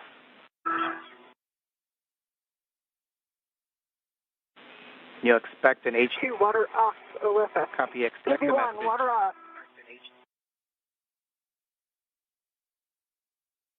Copy, we got the message. And Marcus, while we wait for these couple of minutes, from EV1 and I'd just like to say thanks to my family and friends from Washington to Kansas City, from Naples to LA. So I want to give a huge thanks to all the teams that made today safe and got the mission executed. Our prep team, Judd, Sandy, and Scott. Our execution team, Stephen, Bailey, Lucas, Farouk, Lauren, and the other Sandy. Good mission starts with a good plan. I want to also thank prior crew that have done this stretch. Kate, Victor, Aki, Tomas, Ila, Raja, Josh, Frank, Koichi, and Nichole. We stand on the shoulders of giants, and there were so many lessons from your EVAs learned put into this one. For our suit IVs, Takuya and Johnny, absolutely flawless execution. Can't wait to see you in a minute. I hope you put dinner in. To the two voices I've been listening to, Nichole and Marcos, you two are phenomenal. These are two, Nichole Ayers and Marcos Barrios. Remember those names. They're going to be our future giants in this office, and they represent the best of us. And most of all, I want to thank our flight director, Diana Trujillo. Behind every major NASA accomplishment in space is a flight director who holds ultimate responsibility for the planning and safe execution. Diana, EVA 93 belongs to you. Human spaceflight is absolutely the ultimate achievement of our time, whether you work on the ground or if you fly to space for 6 months or 6 minutes. This incredible legacy is yours. Thank you to everyone. And over to you, Nichole. Well said, Anne. I mean, I think that with this year being the 25th anniversary of human presence in space, it seems fitting that we're continuing to upgrade the ISS to preserve the life through 2030. We're honored to be a small part of a much larger team that facilitates the groundbreaking science that we perform here on the national lab that is the International Space Station. What we accomplish and learn here not only furthers our efforts toward the moon and onto Mars, but it informs how we do life on Earth. So huge thank you to the ground team that made this happen. Thank you to our friends and families for supporting us and getting us to this moment. And in Vapor, we really appreciate those words and really appreciate your calm and effective leadership throughout the entire prep as well as today, and it really showed even here on the ground. And Vapor, wow, what a special moment being able to watch you egress the airlock for the first time. You certainly have all the flies, the office, families, and friends extremely proud of you. So on behalf of the entire team here on the ground, congratulations for a well-executed spacewalk. We're proud of you, and it was an honor to have been able to contribute to the mission today.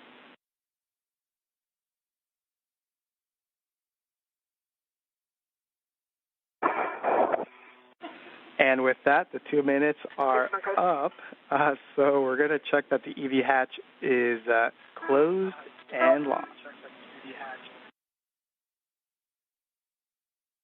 I'll put that to work. All right, let me know how you want me to move. Okay. It does take a little more space on its tracks than you think. Yeah. And we'll just... I'm going to get this bag out of your way so your feet can move. Yeah, that'd be awesome. There we go. Now you got the room. Thank you.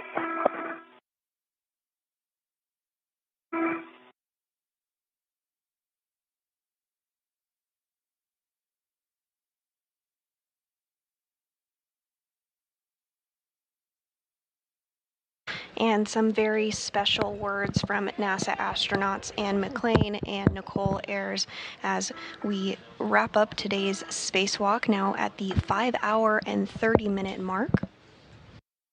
The crew is back inside the airlock and is going to work towards repressurization here shortly. And actually, if you just move it more center, I'm sorry? You just pull it more center. More center? It's actually at the end it's going to go up my end. Your end needs to go. Okay, good. Let's see, my feet are right above it.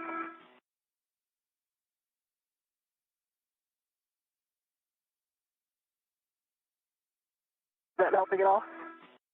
I know. Let's see. It is definitely here.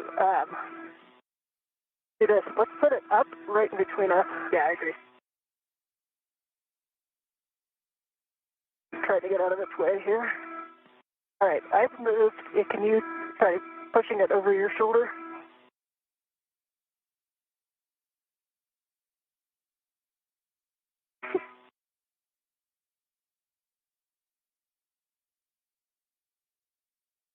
How big is it? That actually might be okay if you can hold there. Yes, I can hold it.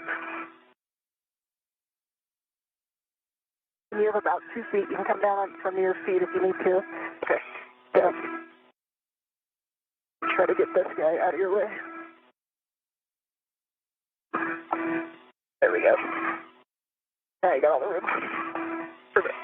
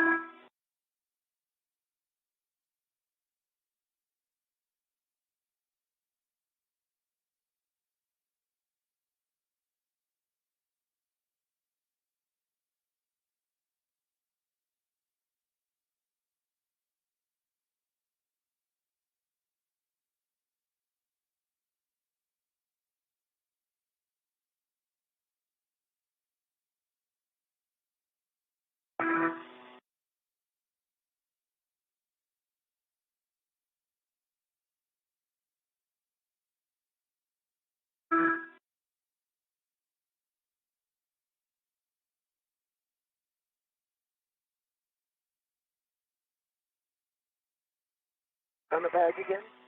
Hop on the bed. Good. It needs to basically go up behind you. That happens. You can also pull individual pieces and out of the way the entire bag, because I think there's laid end to end, which is making it immovable.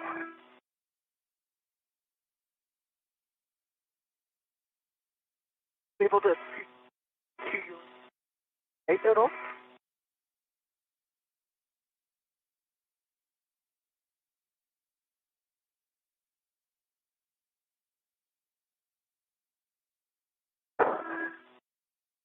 Did that do anything? So that might be okay. There. Okay, I'll try to hold it there.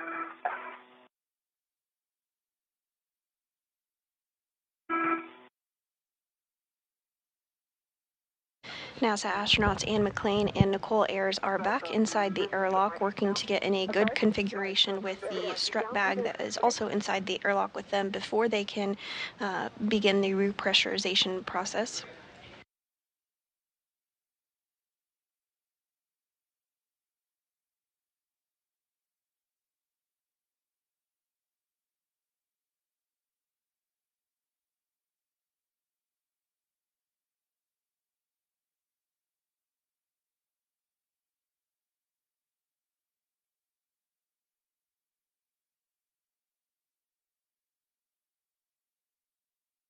It's not.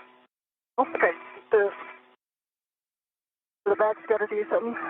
Yeah. We're going to have to move it. So the SC... All right.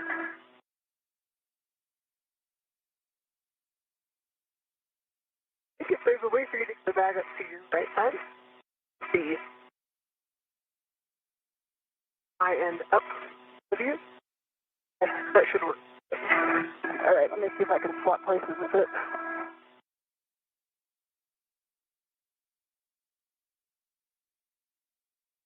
All right, actually, let's try again, pushing it up in between us to the ceiling.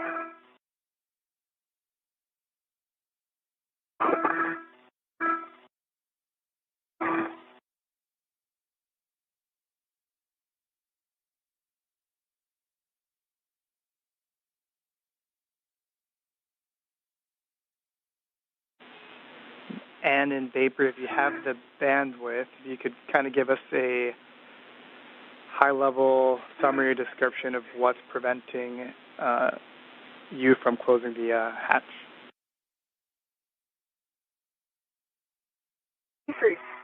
EV3's strut legs are on the hatch. Okay, let's pause there. I think that's a decent spot. Okay. I can actually pull it a little more even like that. Okay. I did open it up and pull one of the strips. Also.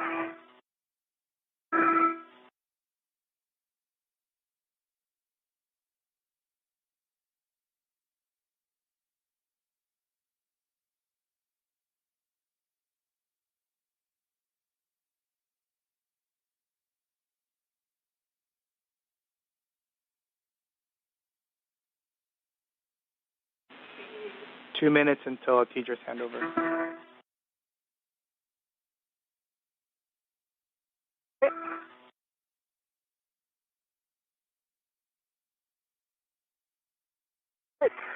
Did. That worked.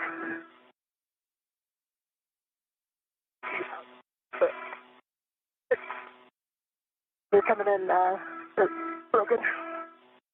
I think everything is clear. Nice job.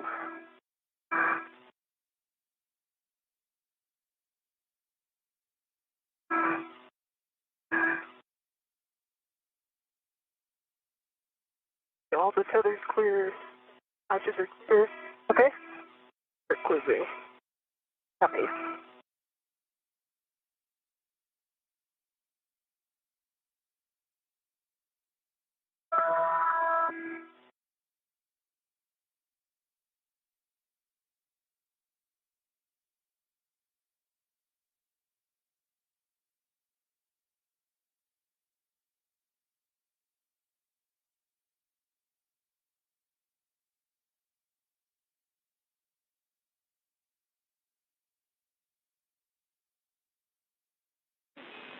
Seconds to hand over.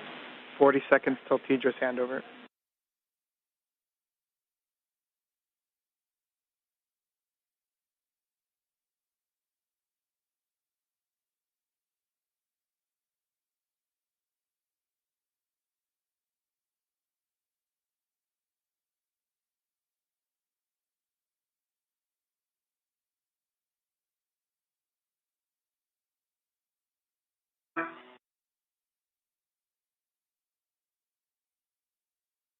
The hatch is closed and locked.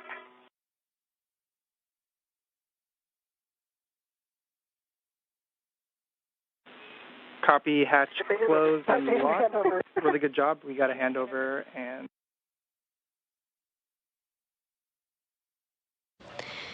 And with that call that the hatch has successfully been closed, we will begin repressurization here shortly.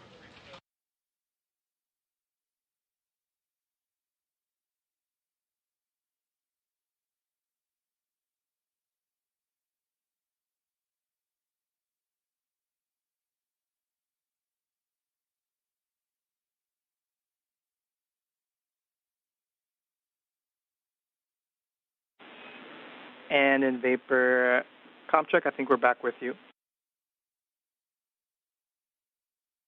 We're back. Hatch is closed and locked. Copy. Excellent work. We're now going to get into the pre-repress cuff card, and so quickly we'll just check that both of your SEUs are still connected to the DCM. Vapor. V1, affirmative. Water switch is still OFF. It's been off for 2 minutes, and that the EV hatch is closed and locked. Water switch is off, OFF, and locked. EV1, same thing, water switch is off. Copy, and we're going to have you take the EMU 1 and 2 oxygen valves to open. Okay, EMU 1 and 2 oxygen are open. That's open. Copy. We'll take the power switch for EV 1 and 2 on. Copy and work.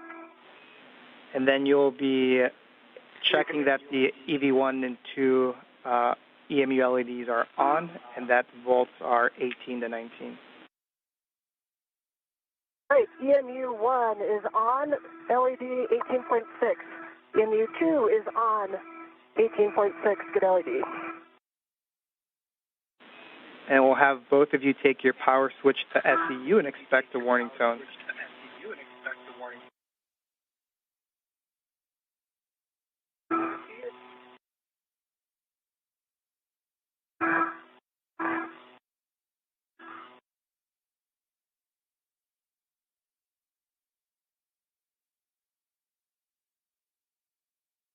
Right, Vapor, I don't know if I heard you.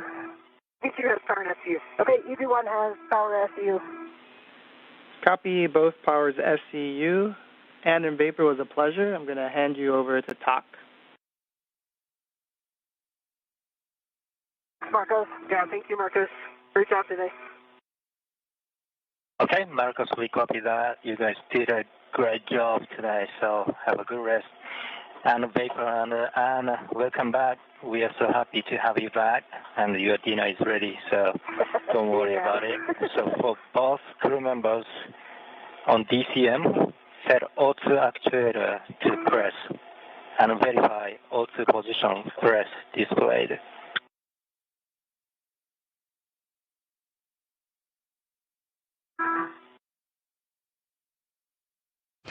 And that was the voice of JAXA, or Japan Aerospace Exploration Agency astronaut Takuya Onishi, who is going to be stepping through procedures alongside NASA astronaut Johnny Kim for repressurization.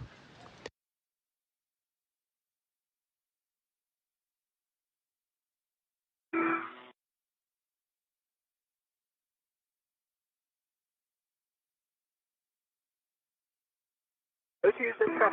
EV1, O2 press. Copy that. Next step is for Vapor.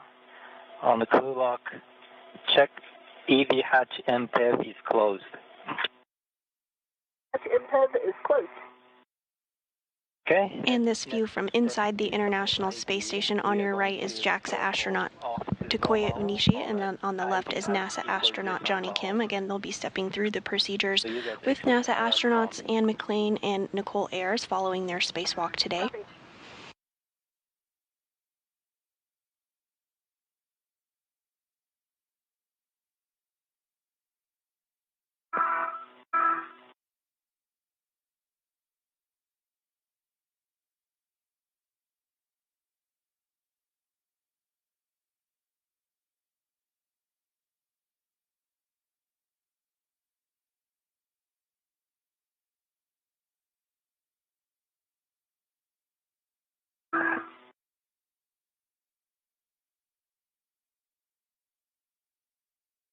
And repressurization is underway.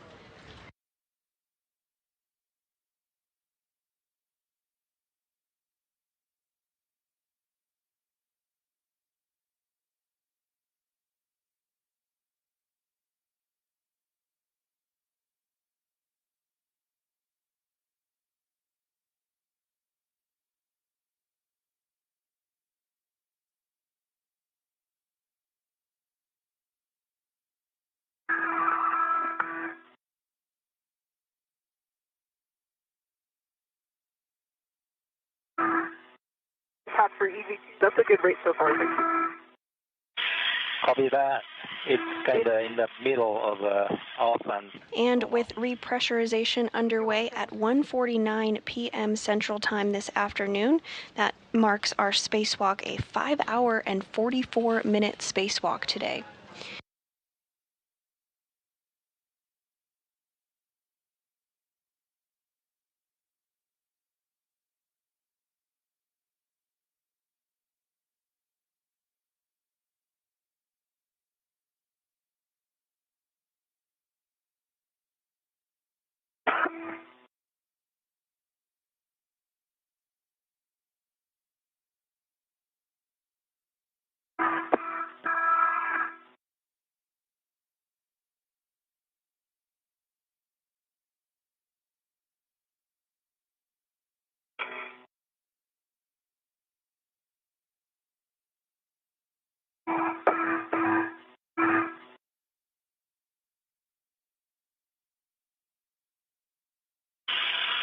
and on DC. Again, with repressurization underway, having begun at 1:49 p.m. Central Time this afternoon, today's spacewalk was 5 hours and 44 minutes.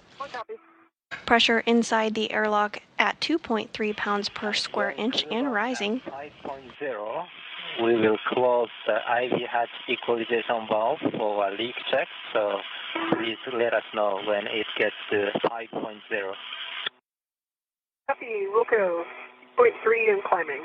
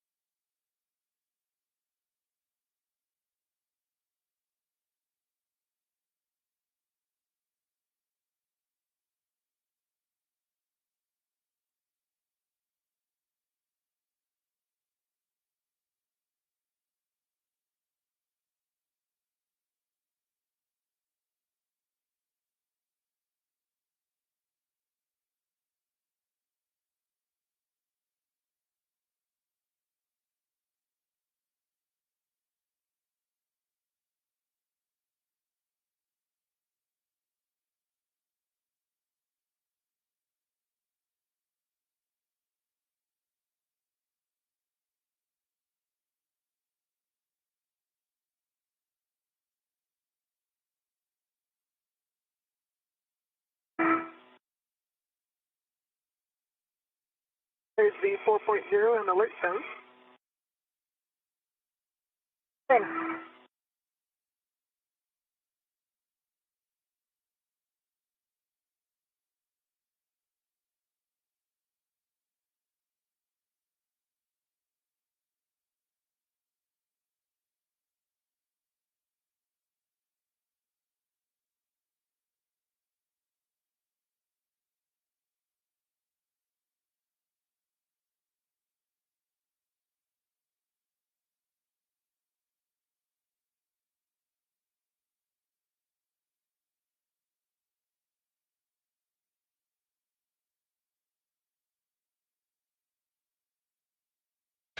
And this view from inside the equipment airlock of the International Space Station.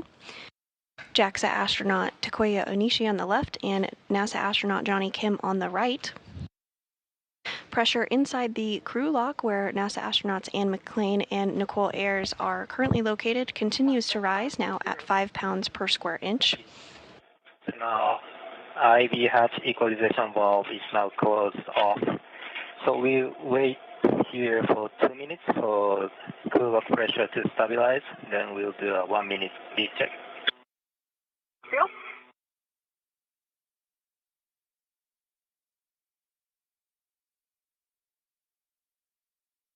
And with this 5-hour and 44-minute spacewalk wrapping up, we do have some updated stats for you.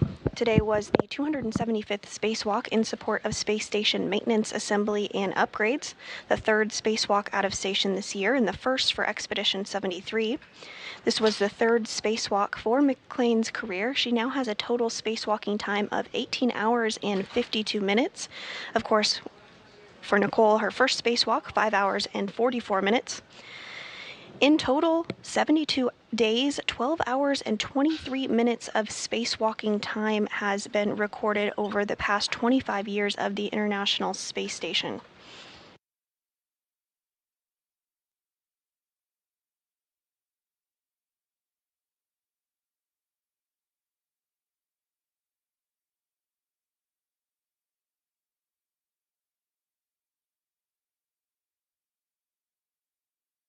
During today's spacewalk, NASA astronauts Anne McClain and Nichole Ayers worked to build a modification kit that will be used to install an ISS rollout solar array, or IROSA, during a future spacewalk.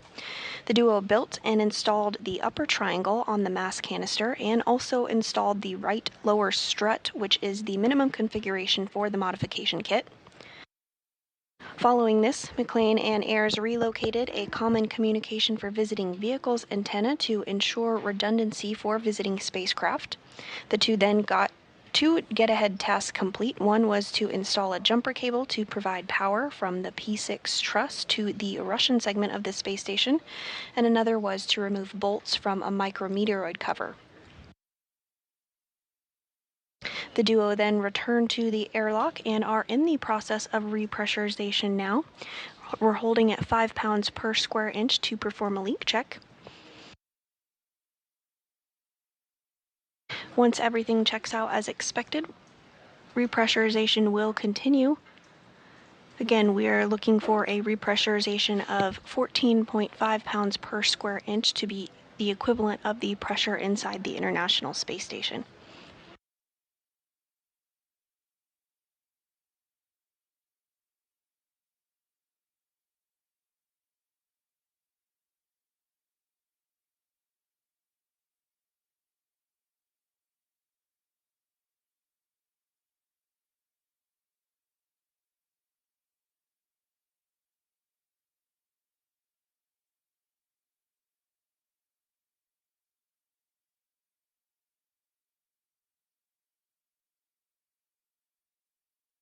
Piston airlock on space ground 1. So P1 pressure is 260.03 and P2 the same.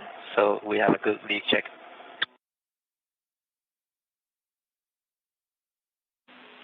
We concur. Good leak check. And with that confirmation that the leak check was good and as expected, repressurization will continue. Two blood feeders are off. OFF. EV1 off. For check gloves for contamination and report back to Houston. For EV2, change to the gloves, just the EA smudges. EV1, no contamination. See that? There is a warning about DCS, but I'm going to skip it. So for both EV crew members on DCM, set authenticator to ID.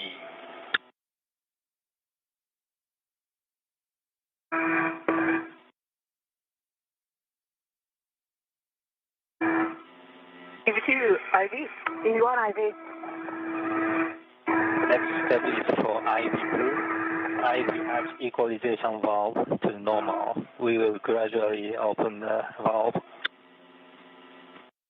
After that, copy.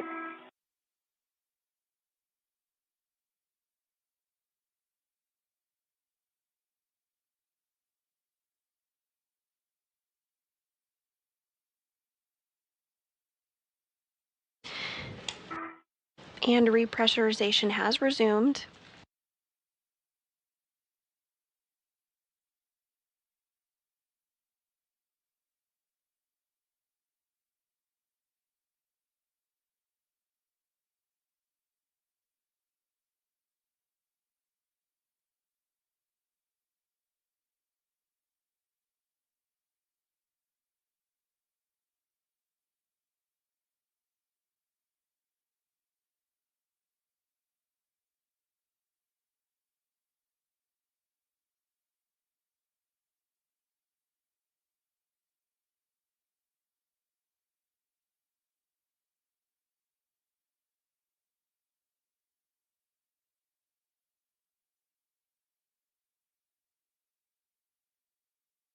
Pressure now at 6 pounds per square inch inside of the crew airlock and continuing to rise.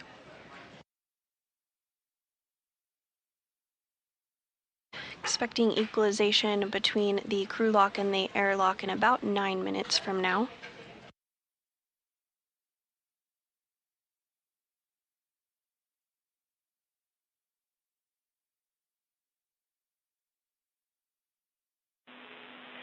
Airlock Houston on Space to Ground 1. Just letting you request if we can take a look at Nichole's mic booms when you put her on the ETA, just to give us a data point on the comms today.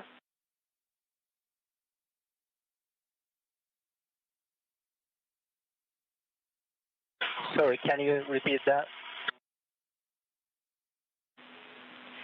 We would like you to take a look and report back on the placement of Vapor's mic booms, just so we have a data point on why some of the comm was cutting in and out. Copy that. We will make sure to take a note before we remove the helmet. That'd be great, and if you could take a photo, we'll give you bonus points. Copy that.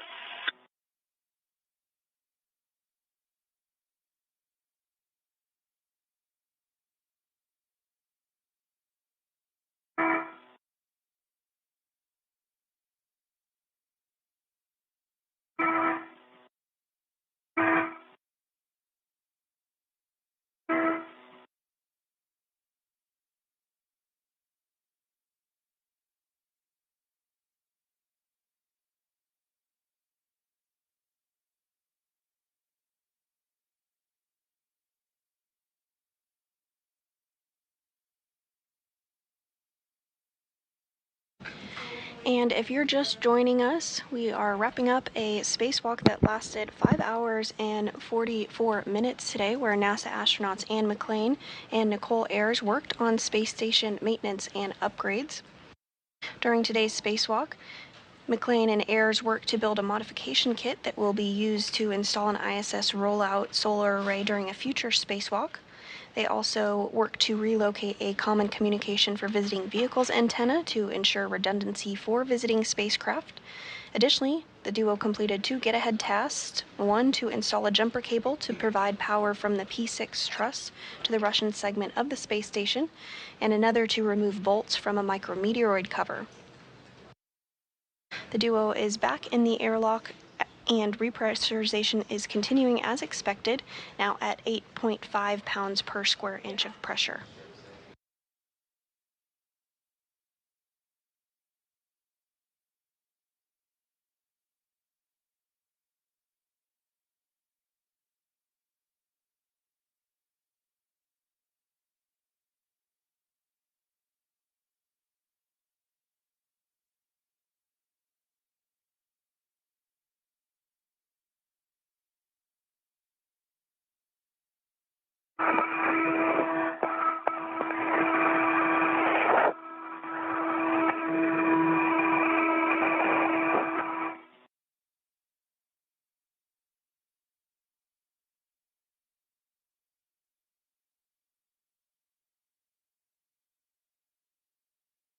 This view from inside the equipment airlock is showing JAXA, or Japan Aerospace Exploration Agency astronaut Takuya Onishi, as well as NASA astronaut Johnny Kim on the right, as they step through those repressurization procedures ahead of opening up the crew lock once pressure is equalized. Now approaching 10 pounds per square inch of pressure.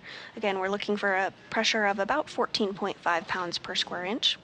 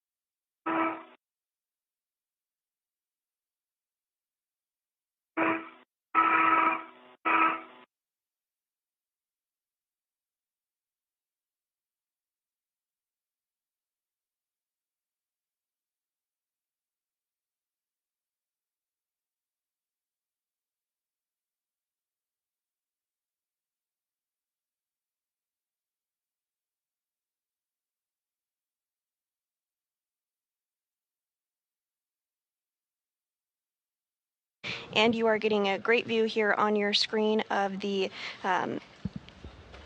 antenna that was relocated, the Common Communications for Visiting Vehicles antenna that Ayers and McClain worked to relocate 1.5 feet to ensure better redundancy for visiting spacecraft to the International Space Station.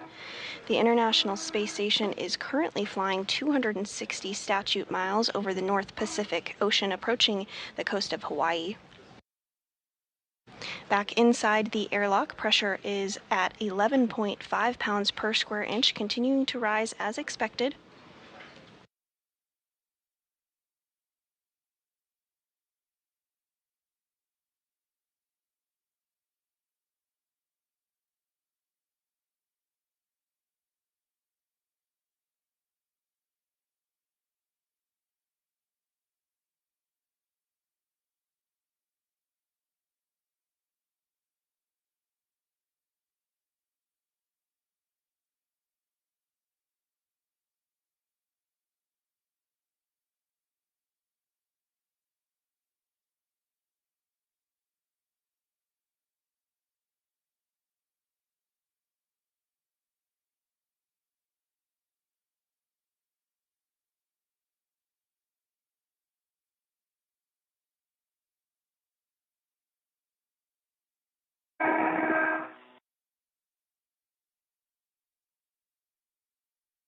Pressure now at 12.2 pounds per square inch, closing in on our 14.5 pounds per square inch target.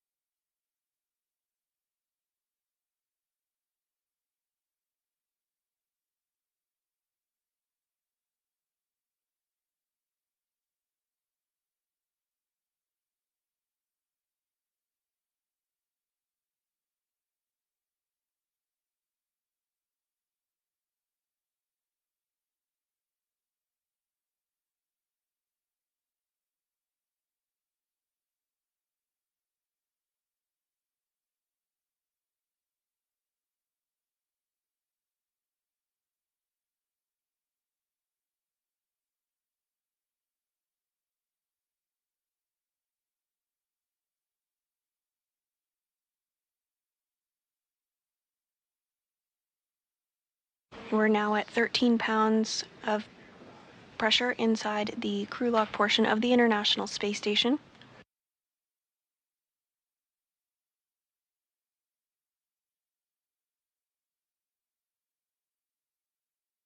We are getting close to the nominal pressure, and when the dPdt becomes nearly zero, you guys expect alert tone. You can copy. Copy. Once equalization complete, we will open the hatch and perform safer docking and suit docking. Sounds great. EV1 copy.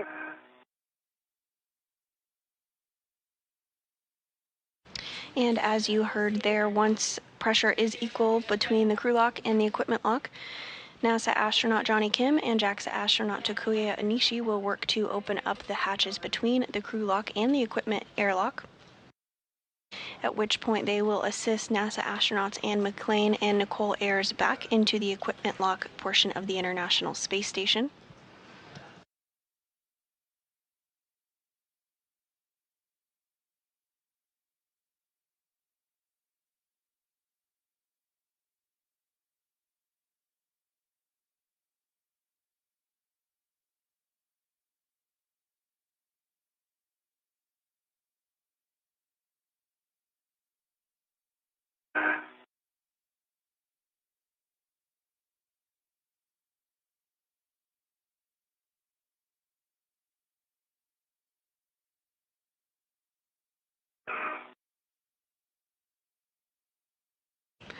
Pressure now at 13.9 pounds per square inch.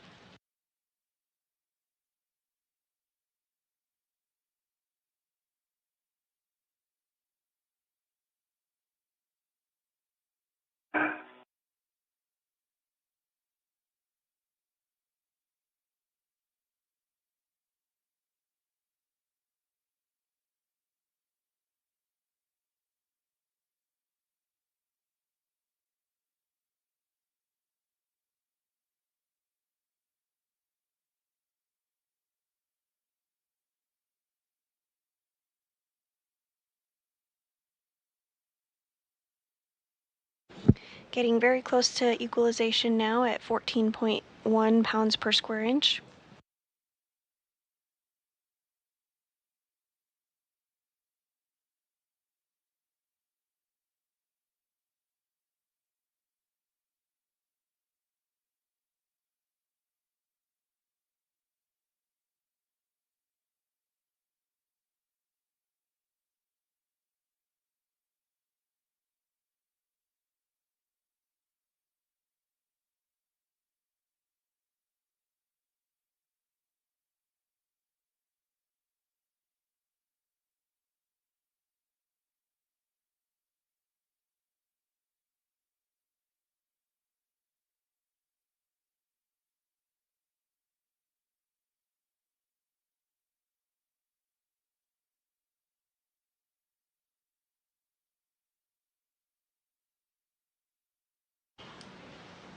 And it looks like NASA astronaut Johnny Kim is now going to work on opening up the hatch between the equipment lock and the crew lock.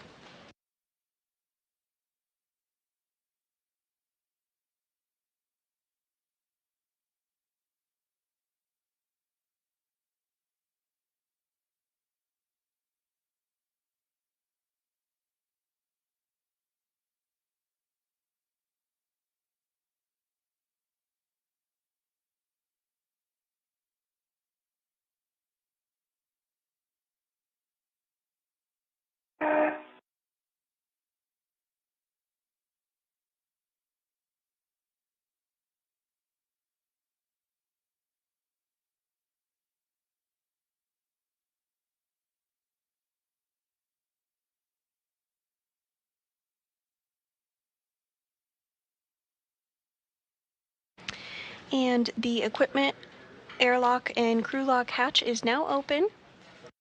First inside, it looks like it will be NASA astronaut Anne McClain. She's wearing that spacesuit with the red stripes.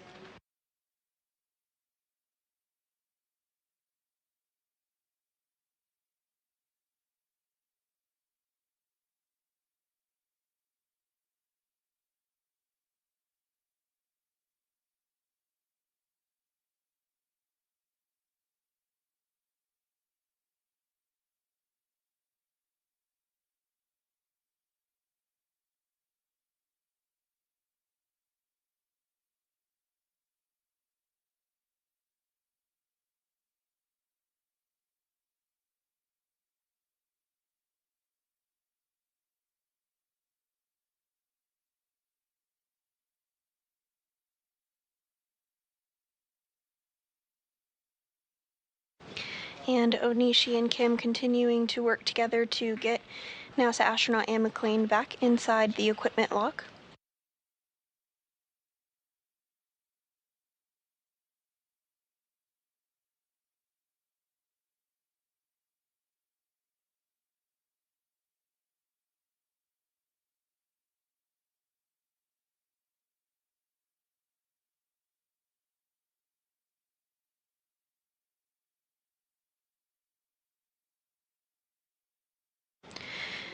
They're now working to remove the safer or simplified aid for EVA rescue from McClain's backpack, or spacesuit rather.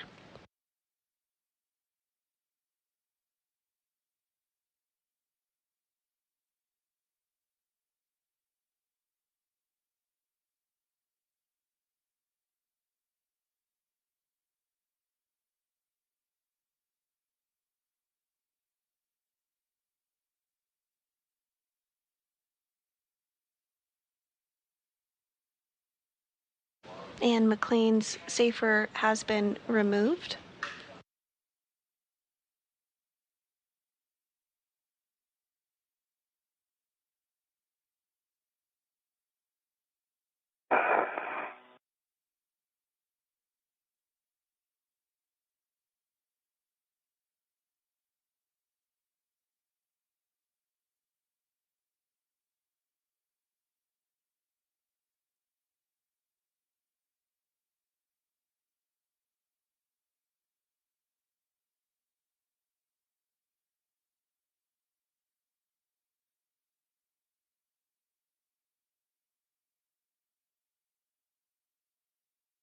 Today was the third spacewalk for NASA astronaut Anne McClain.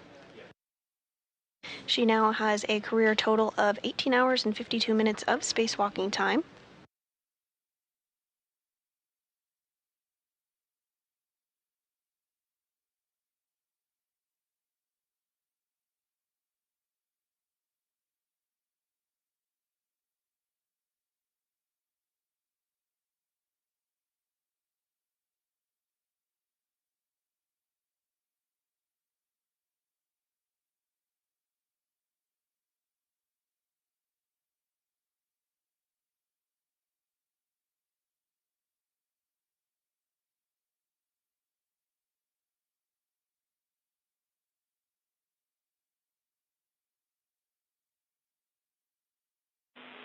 Airlock Houston on 1. EV crew are no longer hot mic. Copy, thumbs up.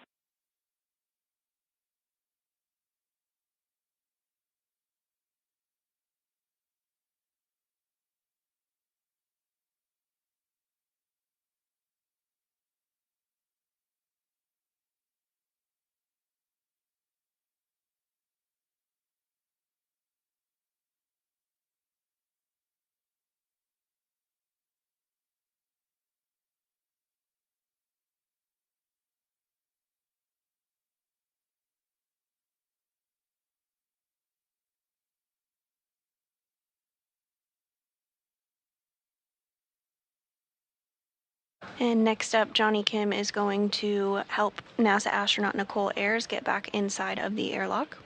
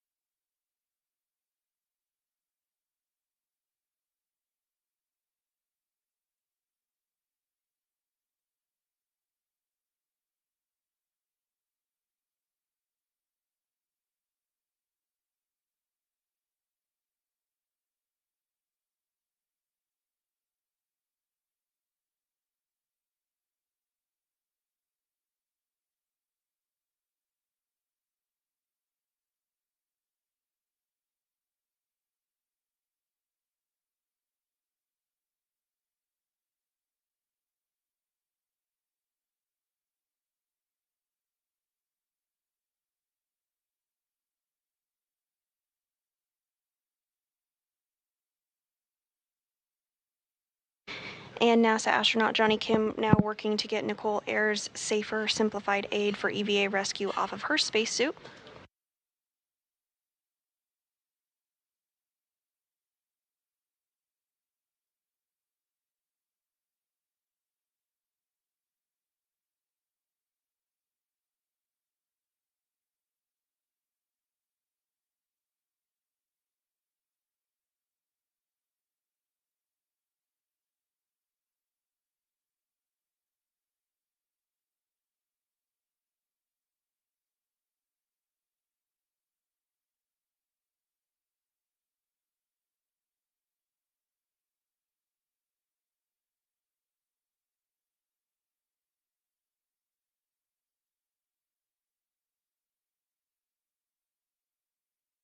And Nichole Ayers' safer is now off of her spacesuit as well.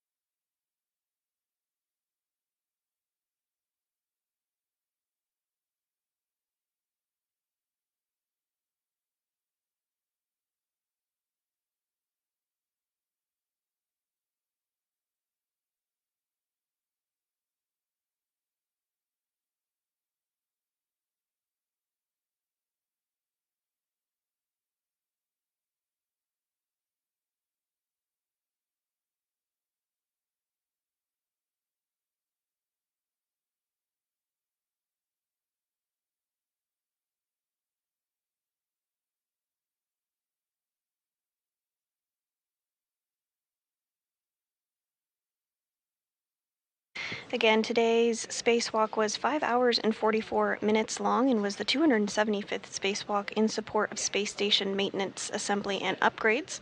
It was the third spacewalk for NASA astronaut Anne McClain and the very first for NASA astronaut Nichole Ayers. The crew is now back inside the airlock, and they are working to get their mini workstations removed from their spacesuits. The mini workstation houses the tools and tethers that are utilized during spacewalks.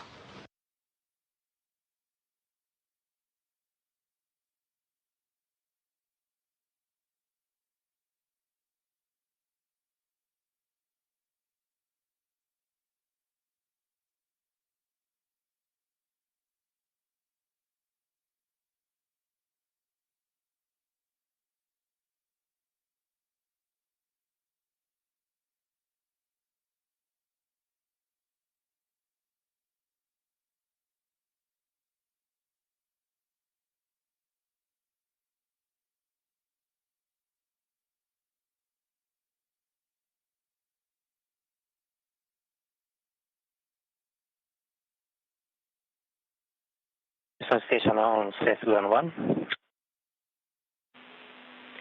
Go ahead and one talk.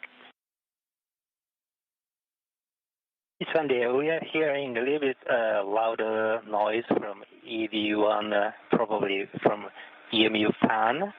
So we are now taking some record on the GoPro camera, then we will continue to the suit docking. We copy, thank you.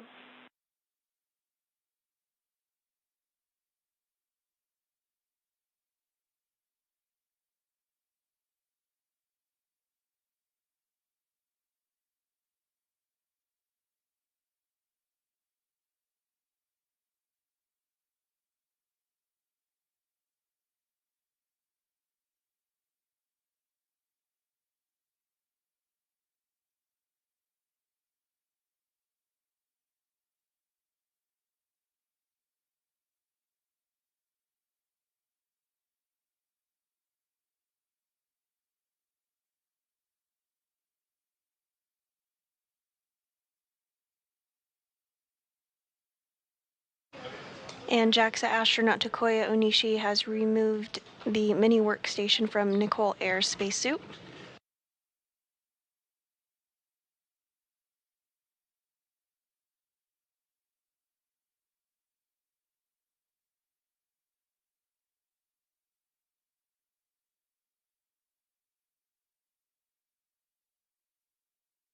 Johnny Kim is working to remove NASA astronaut Anne McClain's mini workstation from her spacesuit.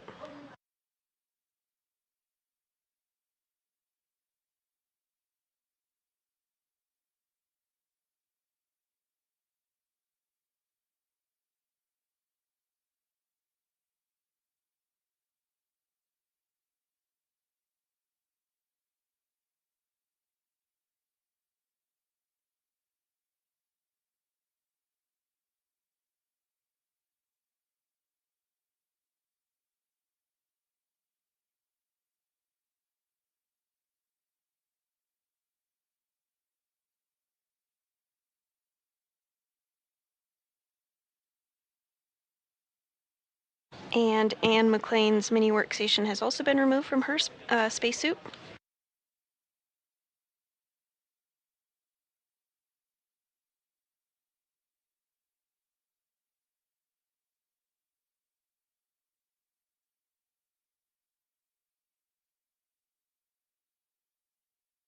And we are in a brief expected handover period between our satellites, but we'll regain views here shortly.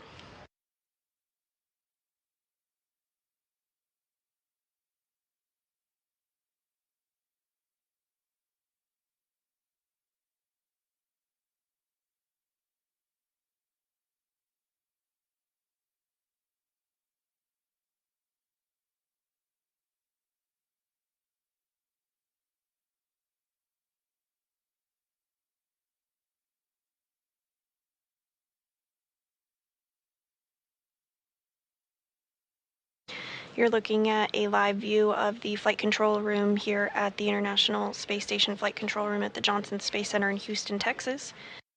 Today's Orbit 2 team has been led by Diana Trujillo during this 5-hour and 44-minute spacewalk. In the center of your screen there is also the EVA, the ground IV, who is NASA astronaut Marcos Berrios. During the spacewalk, he was the individual who was communicating with McClain and Ayers.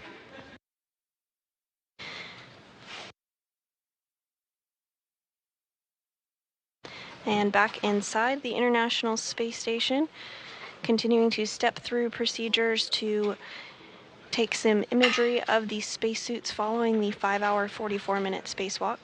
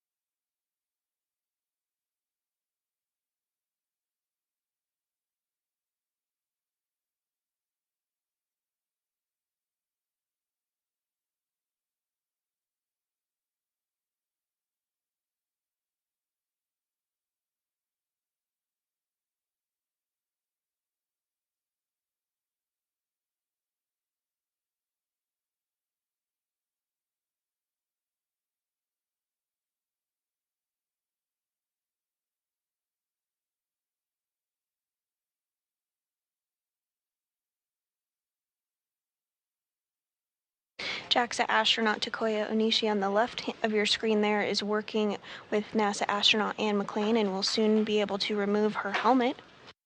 On the right-hand side of your screen is NASA astronaut Johnny Kim, who is working to do the same on Nichole Ayers' helmet.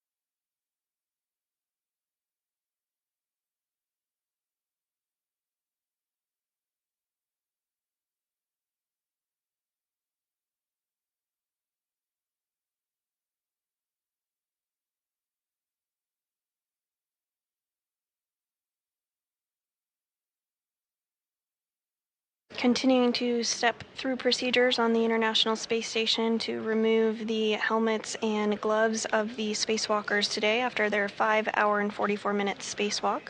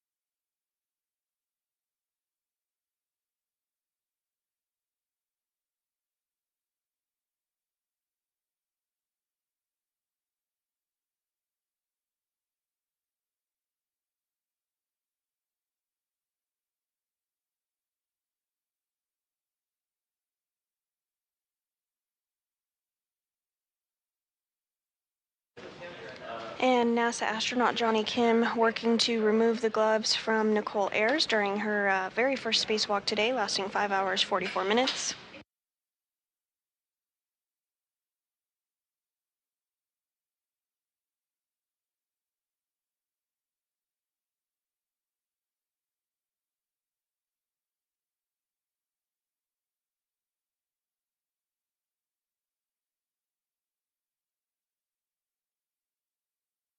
And JAXA astronaut Takoya Nishi doing the same with NASA astronaut Anne McClain, her third spacewalk today.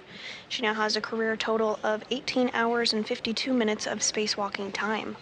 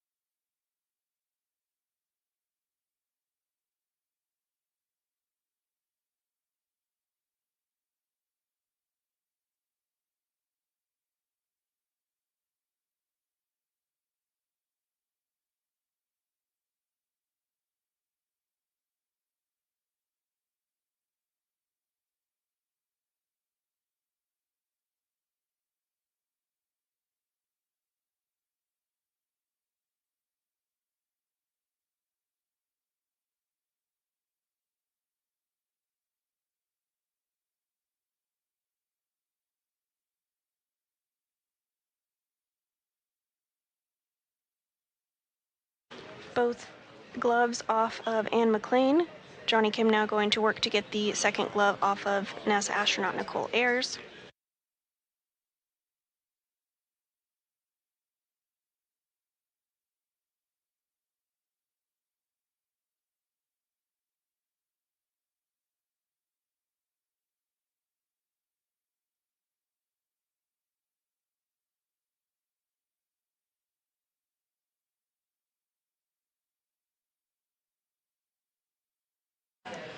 And Anne McClain's helmet is now off.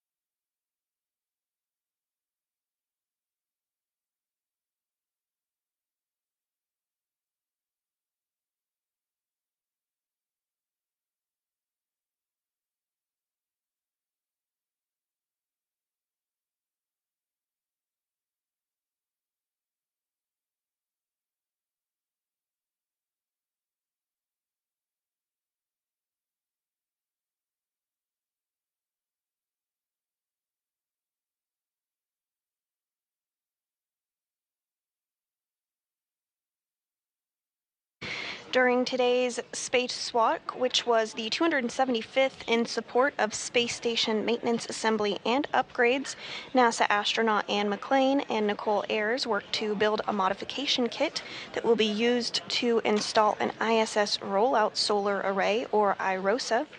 The duo built and installed the upper triangle on the mass canister and also installed the right lower strut, which is the minimum configuration for the modification kit.